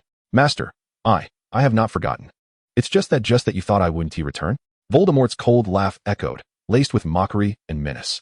Marcus shuddered, shaking his head vigorously. "No, it is not like that. I merely did not anticipate your actual return." Voldemort scrutinized him with a glint of amusement. It seems you have been deceived. Are you willing to undertake certain tasks to regain my trust?" Marcus swallowed hard, responding with a tremor in his voice. "I am willing to do anything for the Dark Lord." Voldemort nodded in satisfaction, a knowing smile curving his lips. "Excellent. Then I require you to become a doctor." Marcus was taken aback, raising his head in utter disbelief. A doctor?" Voldemort continued. "Indeed, a true physician. You must graduate from Hogwarts with commendable grades, particularly in potions, herbology, transfiguration, and defense against the dark arts. Then, you will need to pass examinations and apply for an internship at St. Mungo's Hospital. Following that, you will study under a mentor for several years, becoming well-versed in various healing spells and potion making. Once you have amassed sufficient experience, you may attend an interview to formally become a physician." His tone was casual, as if discussing the simplest of matters. Marcus's expression froze, his lips twitching slightly. "Master, this is not my area of expertise," yet Voldemort wore a knowing smile. "I believe you are quite suited for this, Flint Marcus. After all, while medicine may not save the world, it could save you." With that, his form suddenly transformed into a wisp of black mist, gradually dissipating into the air. Marcus remained kneeling, dazed, his mind a blank slate. He gazed at the dissipating black mist, a few moments passing before he comprehended the sinister smile's implication. Suddenly, he sprang to his feet and burst through the shop door, bellowing towards Nocturne Alley, Devero Alexander. His voice echoed through the alley, drawing the attention of the Ministry of Magic officials. Chapter 267, An Initial Experiment in Mental Projection. Lupin exhaled deeply, leaning against the stone wall, his face still bearing the pallor of recent fright. His chest heaved violently, evidently fatigued by the harrowing experience in Nocturne Alley. Finally, he had escaped. He wiped the beads of sweat from his forehead with his sleeve, his tone imbued with a sense of relief at having survived. He had not anticipated encountering such an event.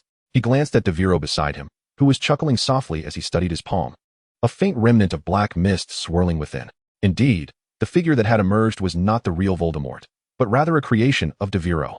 However, this was no mere transfiguration or illusion spell. It was the ancient wisdom of Agrippa's mental projection technique, recently uncovered by Devero during his explorations of hidden realms.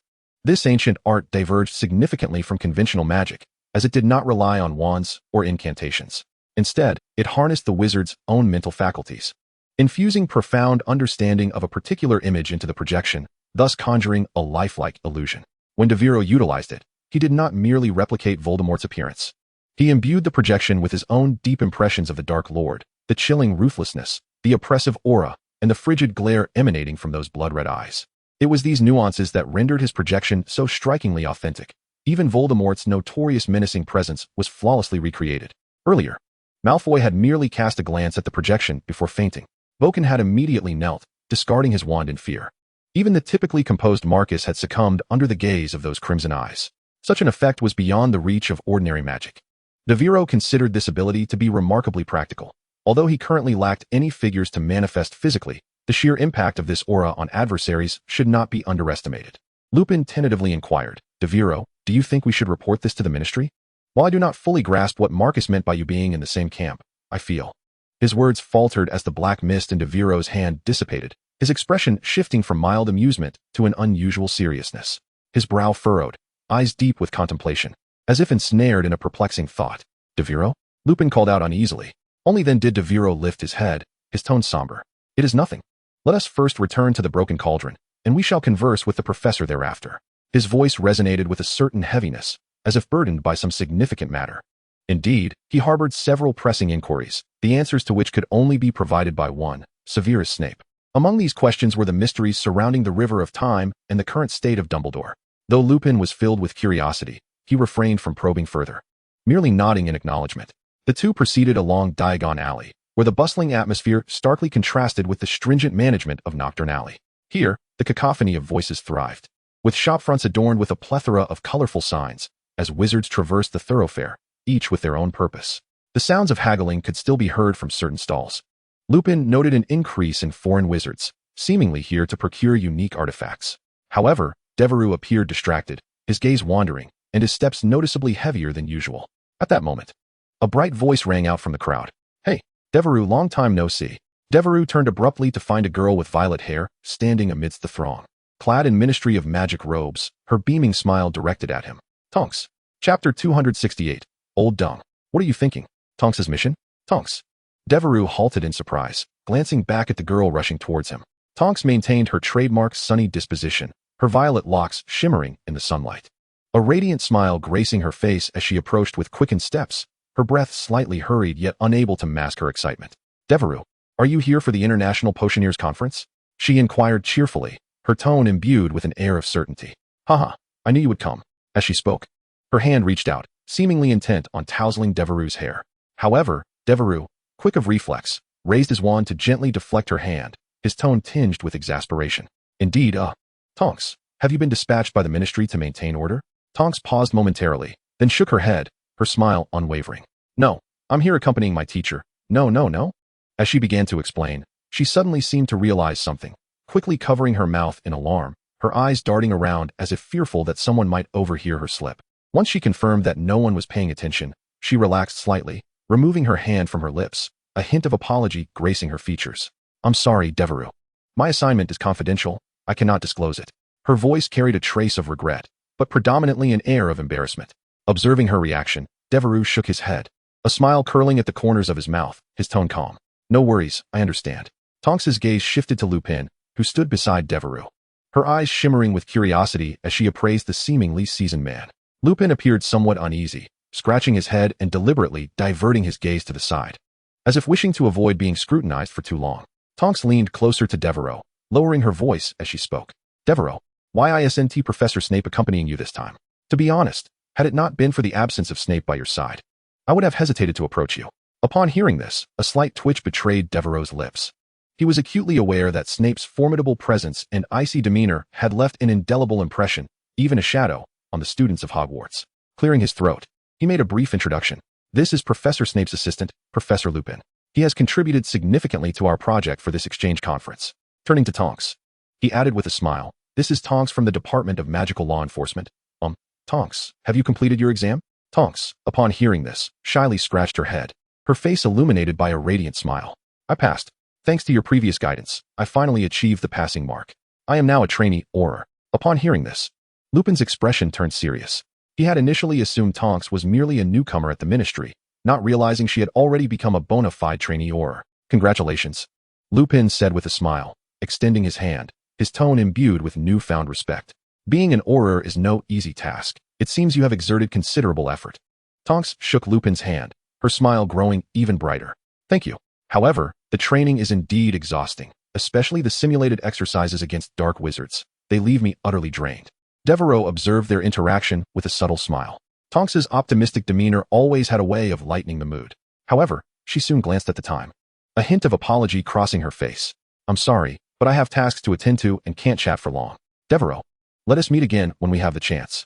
Take care, Devero nodded, watching her figure gradually fade into the crowd. Lupin and Devero walked side by side along the path to the leaky cauldron, the streets around them becoming increasingly lively. Shop windows were adorned with Halloween decorations, and the air was infused with the warm aroma of gingerbread. As midday approached, the winter sun gently cast its golden rays upon the streets and the throngs of people. After a moment of silence, Devero suddenly turned to Lupin, his tone relaxed. What do you think? Lupin, clearly taken aback by the question, paused for a moment and, under Devereau's slightly surprised gaze, felt his cheeks flush ever so slightly. He ran a hand through his hair, stammering, I think she is quite nice, very cheerful though. Her hair color is a bit unusual, but all in all, she seems like a good person. Devero, upon hearing this, rolled his eyes dramatically. Not at all. I am asking what you believe Tonks has been sent by the Ministry of Magic to accomplish. Who inquired about your opinion of her character? What on earth are you thinking, old friend? Lupin was momentarily taken aback by the reproach, and he quickly cleared his throat, striving to mask his embarrassment. Oh, I see now, he continued, feigning nonchalance. Well, I suppose it is possible that a significant figure from the Ministry is arriving, and she has been dispatched to escort them. After all, such arrangements are customary for the Ministry. Devero listened intently to Lupin's assessment, nodding slightly. Indeed, that is a plausible scenario. However, he recalled Tonks' somewhat unreliable demeanor, his brow furrowing slightly. However, what? Lupin inquired curiously. Devero sighed, his lips twitching in contemplation. However, judging by Tonks' appearance, I genuinely feel a twinge of concern for the esteemed individual she is meant to protect. To be frank, I am beginning to question whether assisting her with her studies and sending her ahead to the Auror office was a prudent decision. As the two conversed, they made their way back to the leaky cauldron, where the atmosphere remained vibrantly lively. The air was infused with the rich aromas of honey beer and roasted meats, intermingled with a cacophony of languages from diverse nations creating a vibrant backdrop. Devero stood at the entrance, casting his gaze over the entire hall, his brow slightly raised. He closed his eyes, concentrating, allowing his senses to expand throughout every corner of the tavern, from the counter on the ground floor to the private rooms upstairs. He left no area unexamined. In the kitchen, chefs were busily and efficiently employing magic to stir the contents of large pots, the sound of clattering utensils ringing clearly. Everything appears to be in order, he mused to himself, his mind assessing the lack of any anomalous magical disturbances within his perception. Aside from the presence of numerous foreign faces, this establishment seemed no different from usual. He stood at the stairway, surveying each patron in the hall. Yet his thoughts drifted in another direction. Why hasn't the professor returned? He murmured softly, a hint of confusion lacing his tone. Logically, he merely went out to meet a friend.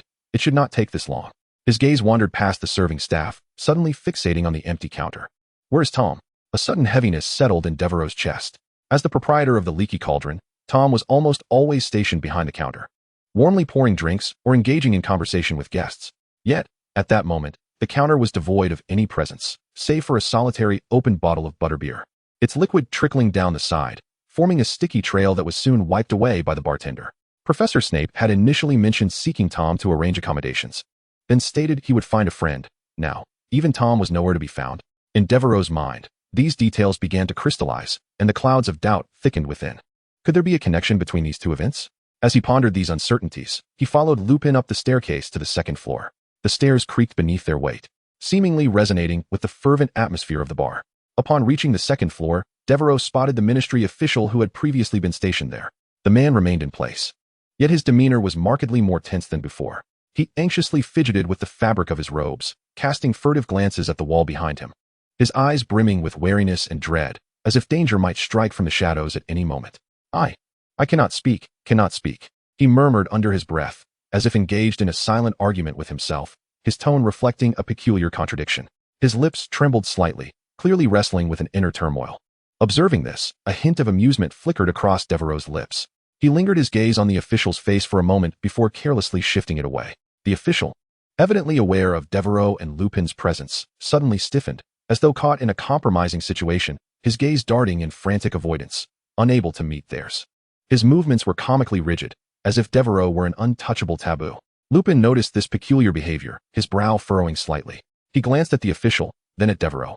His expression tinged with confusion, yet ultimately, he said nothing and proceeded directly to their room. Devero leisurely followed behind, fully comprehending the official's peculiar demeanor. Indeed, the desire magic had proven to be quite effective, he internally affirmed. The official's abnormal reaction was a direct result of Devereau's handiwork. When he had previously employed ritualistic magic to intimidate the official, he had subtly implanted a faint suggestion, causing this individual's subconscious to impose a stringent self-restraint.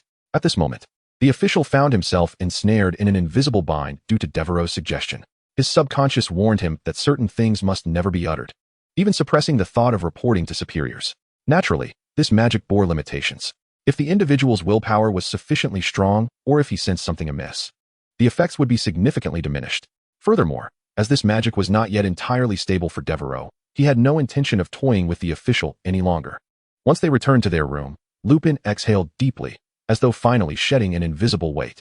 He casually pulled out a chair and sat at the table strewn with data files, rubbing his temples, clearly fatigued. At last, we are back, he said, his voice tinged with relief. Devero, you shall remain here obediently today. When the professor returns, we will examine the data together, rest well, and prepare for tomorrow's presentation. Devero listened, merely shrugging his shoulders before reclining onto the bed, his hands resting behind his head, exuding an air of indifference. He sprawled across the mattress, his gaze fixed upon the ceiling, a faint, elusive smile playing at the corners of his lips. All right, I shall heed your words, he replied languidly, his tone imbued with a touch of nonchalance. At this moment, Devero was unconcerned, having already grasped the wisdom of his ancestors from Diagon Alley. He closed his eyes, seemingly savoring a fleeting moment of tranquility, yet soon reopened them. Turning his head to glance at Lupin, he mused aloud, I wonder when the professor will return.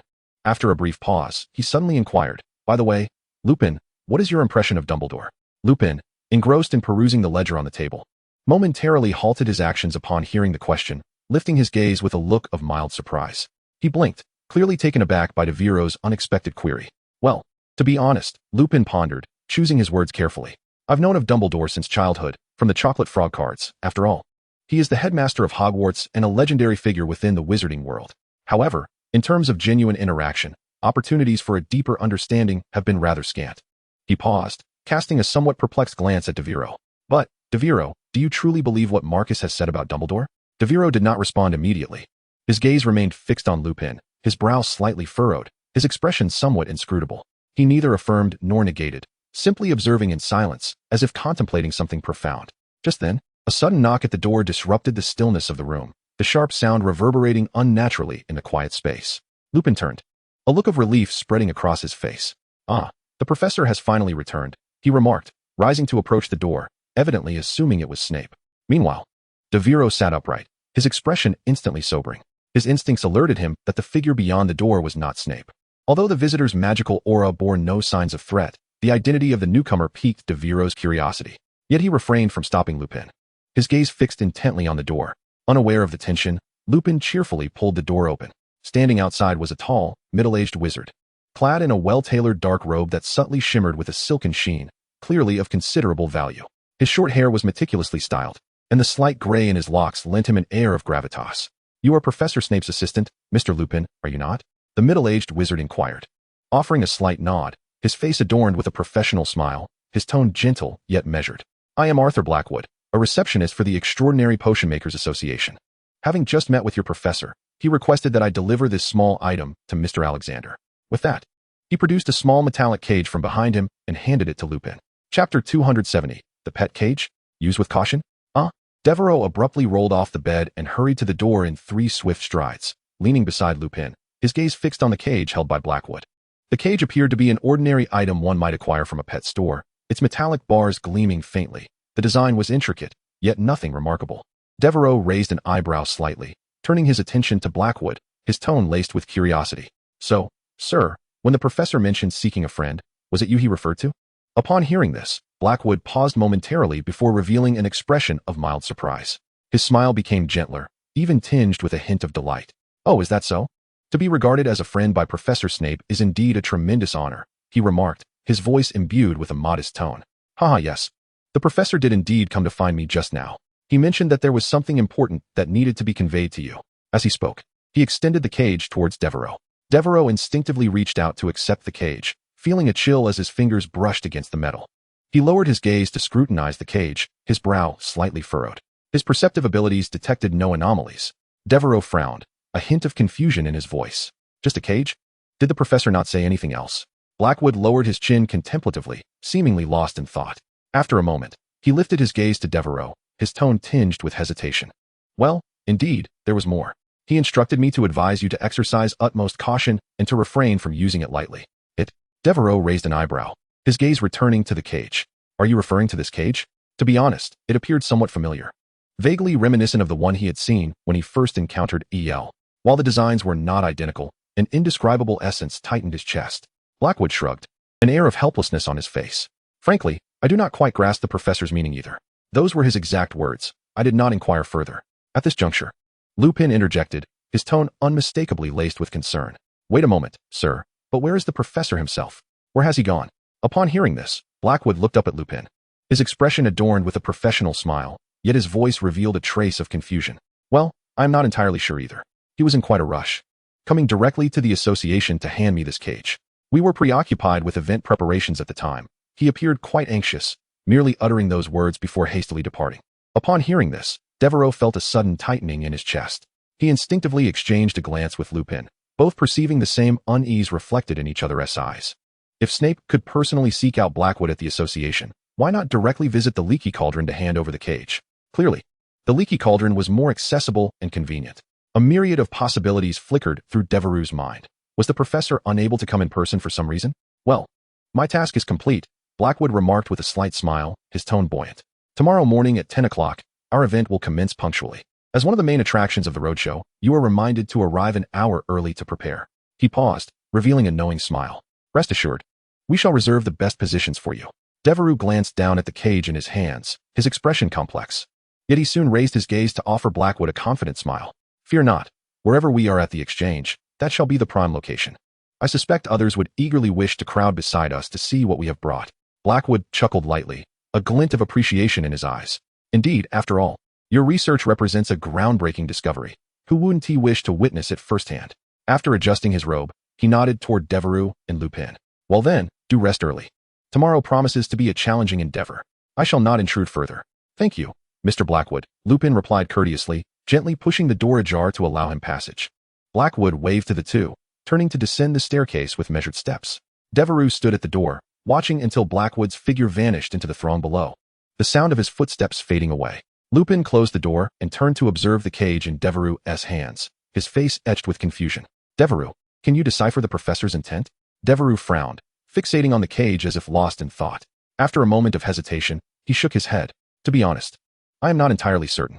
However, one thing is clear. This cage is no ordinary object. He turned the cage over, scrutinizing the runes and the markings at the metal seams, his tone laced with perplexity. It appears to be some form of alchemical item, yet the craftsmanship is remarkably unique. Observing these markings, he traced his finger along the edge of the cage. It does not resemble anything created through conventional alchemy. Rather, it evokes a sense of uncanny familiarity, though I cannot place it at the moment. Lupin stepped closer, peering at the cage. Familiarity? You mean you have encountered something similar? Perhaps, but its structure is undeniably peculiar. Devereux replied, shaking his head slightly, his brow furrowing deeper. It seems to utilize a variant of a seamless expansion charm, yet it does not yield an effect of increased space. This object conceals further mysteries. As he spoke, he cradled the cage in his arms, turning to return to the bedside, gently placing it upon the nightstand, his gaze unwavering. However, according to Blackwood, the professor appeared to be genuinely entangled in pressing matters this time. Lupin sighed, an air of resignation tinging his tone. What could he possibly be preoccupied with? Devero offered no reply. His attention was wholly captivated by the cage, his fingers softly tapping its surface, seemingly in search of some concealed mechanism or clue. Observing this, Lupin could only shake his head in resignation and return to his desk, resuming his examination of their research data. Time slipped away until 6 in the evening. When Lupin finally acknowledged the need for dinner, he let out a sigh, deciding to have the waiter bring the meal upstairs, allowing him to continue his work without the worry of wasting time. Shortly after, the waiter entered, bearing 2 steaming dinners, placing the trays upon the table. The aroma of roasted beef wafted through the air, yet Lupin's expression did not lighten with the impending meal. Instead, he appeared somewhat anxious. He scratched his head, seemingly hesitating to speak. Devero, Lupin finally broke the silence. I just visited the professor's room, and he still hasn't returned. Is this not a bit too long? A hint of concern laced his voice. Devero glanced at him, his demeanor markedly calm. He reached out, gently patting the cage resting on the nightstand, as if organizing his thoughts. By the way, Lupin cast a hurried glance at the cage, urgency creeping into his tone. Have you discovered anything about this? Devero finally set the cage down, sitting upright. His brow remained furrowed, a flicker of complex emotion flitting across his eyes. He lifted his gaze to meet Lupin's, speaking in a low, deliberate voice. This is a time converter. Chapter 271, 2 Temporal Anchors? The intent to kill reemerges. A time converter? Lupin's eyebrows shot up, his expression a mix of astonishment and confusion. He leaned in slightly, his eyes fixated on the seemingly ordinary cage. Isn't that a regulated item by the Ministry of Magic? How could such a thing possibly circulate freely? How could Professor Snape possess this? Devero did not respond immediately. He stroked his chin thoughtfully, his expression grave, clearly deep in contemplation. After a moment, he shook his head, his tone dark and composed. No, this cannot be the Ministry's standard time converter. The Ministry's time converters adhere to fixed models and stringent production processes. They are intricately designed and complex, not something that can be casually assembled like a broken key. His brow furrowed further as his fingers traced the metallic patterns of the cage, a note of puzzlement in his voice. This device, its structure is entirely different from that of the Ministry's. It marked only 2 temporal anchors. One was this morning, the moment preceding our departure, and the other was Devero paused, lifting his gaze to meet Lupin's, his eyes revealing a hint of inquiry. 7 years ago. Do you believe there was anything significant about that moment? 7 years? Lupin momentarily faltered, then furrowed his brow and ran a hand through his hair, attempting to unearth clues from his memory. A tinge of hesitation colored his tone. 7 years ago, I am unaware of any noteworthy events transpiring. A decade ago, the mysterious figure fell from grace, and indeed, many occurrences unfolded that evening. Yet, 7 years ago he paused again, his expression dimming, his voice lowering. At that time, I had succumbed to despair. As you know, after the war, I lost many things. My state was quite dire, nearly drifting through life, indifferent to the shifting tides of the outside world. I was aware only that under Dumbledore's leadership, our realm gradually returned to tranquility. After listening, Devero exhaled softly, his gaze deepening in contemplation. Perhaps you were right. There truly were no significant matters publicly acknowledged during that time. He hesitated, a note of resignation in his tone. However, this time converter is evidently damaged. I am uncertain if I can repair it. Lupin's brow knitted tighter, his gaze flitting anxiously between the cage and Devero. Yet, why would the professor entrust you with a broken time converter? His voice brimmed with confusion. What purpose does it serve now? Devero gently shook his head, weariness evident in his eyes. I do not know. Perhaps the professor has his own intentions. Maybe once I repair it, I shall comprehend his purpose. Hogwarts School of Witchcraft and Wizardry. As the sun dipped below the horizon, the warmth of the Gryffindor common room enveloped the space. The crackling of the fire in the hearth casting a cozy glow throughout the room. The red and gold tapestries and plush sofas rendered this place both inviting and secure. Harry Potter sat in an armchair beside the fireplace, cradling a steaming cup of water. He directed his gaze toward the table before him, where lay a neatly arranged stack of parchment, the fruits of his recent academic labors. The meticulously penned words on the thick sheaves of parchment bore testament to his diligence. He nodded slightly, a faint smile of satisfaction gracing his lips. In recent weeks, he had ceased to be overwhelmed by the burden of assignments as he had been at the start of the term. Now he consistently completed all tasks by Saturday, and on occasion, he even resolved the majority of them by Friday evening. Of course, this was not due to a newfound diligence, but rather because his abilities had evolved to surpass those of the vast majority of adult wizards. Owing to the remnants of those memories, Harry gently sipped from the warm water, the soothing liquid gliding down his throat, instilling within him a sense of relaxation. His gaze drifted towards the window, where the sun hung low on the horizon, casting a serene glow upon the spires of Hogwarts. Perhaps this was the sole benefit in such circumstances, he pondered with a complex mix of thoughts. Raising his head, Harry noticed Ron, seated across from him, slumped over his homework, blissfully unaware of the world around him. Ron's head tilted to one side, his lips slightly parted, breathing steadily, clearly lost in the realm of dreams. At that moment, the Weasley twins passed by, one after the other, their eyes glimmering with mischief. In perfect synchrony, they halted, one stealthily producing a small red clown nose and gently placing it upon Ron's unsuspecting face. The other stifled a laugh, gesturing for silence, before they both dashed away, leaving behind a quiet scene of playful trickery. Harry witnessed the entire episode, unable to suppress a soft chuckle. He gazed at Ron's innocent sleeping visage, the red nose appearing particularly comical in the flickering firelight. Despite the amusement, a twinge of reluctance tugged at Harry's heart. After all, the common room was bustling with activity, and one could never know who might stumble upon this sight in the next moment. He rose from his seat and approached Ron, carefully removing the red nose. It felt soft in his hands, and he couldn't resist giving it a gentle squeeze, relishing its absurd elasticity, a smile once again gracing his lips. Harry's gaze returned to Ron's face, who remained deeply asleep, his chest rising and falling gently, a piece of parchment scattered across his abdomen. Ron's neck lay bare, his fair skin appearing particularly delicate and vulnerable in the firelight. As Harry's smile faded, it was replaced by an inexplicable emotion. He found himself fixated on Ron's face, as if some invisible force anchored his gaze, rendering him unable to look away. His heart began to race, a wild beast roaring within his chest, compelling him to draw closer, to touch. Harry's hand trembled slightly as it rose, his fingertips almost grazing Ron's skin. Just then, a familiar voice suddenly erupted in his mind. Like a thunderclap, forcefully subduing that wild beast. "We can still choose our friends." The voice was resounding and clear, as though it emanated from the depths of his very soul. Harry jolted, feeling as though he had been doused in icy water, abruptly awakening to reality. He stumbled back a step, nearly tripping over the chair behind him. He stared at Ron, still sound asleep, his face paling in the wake of the tumultuous revelation.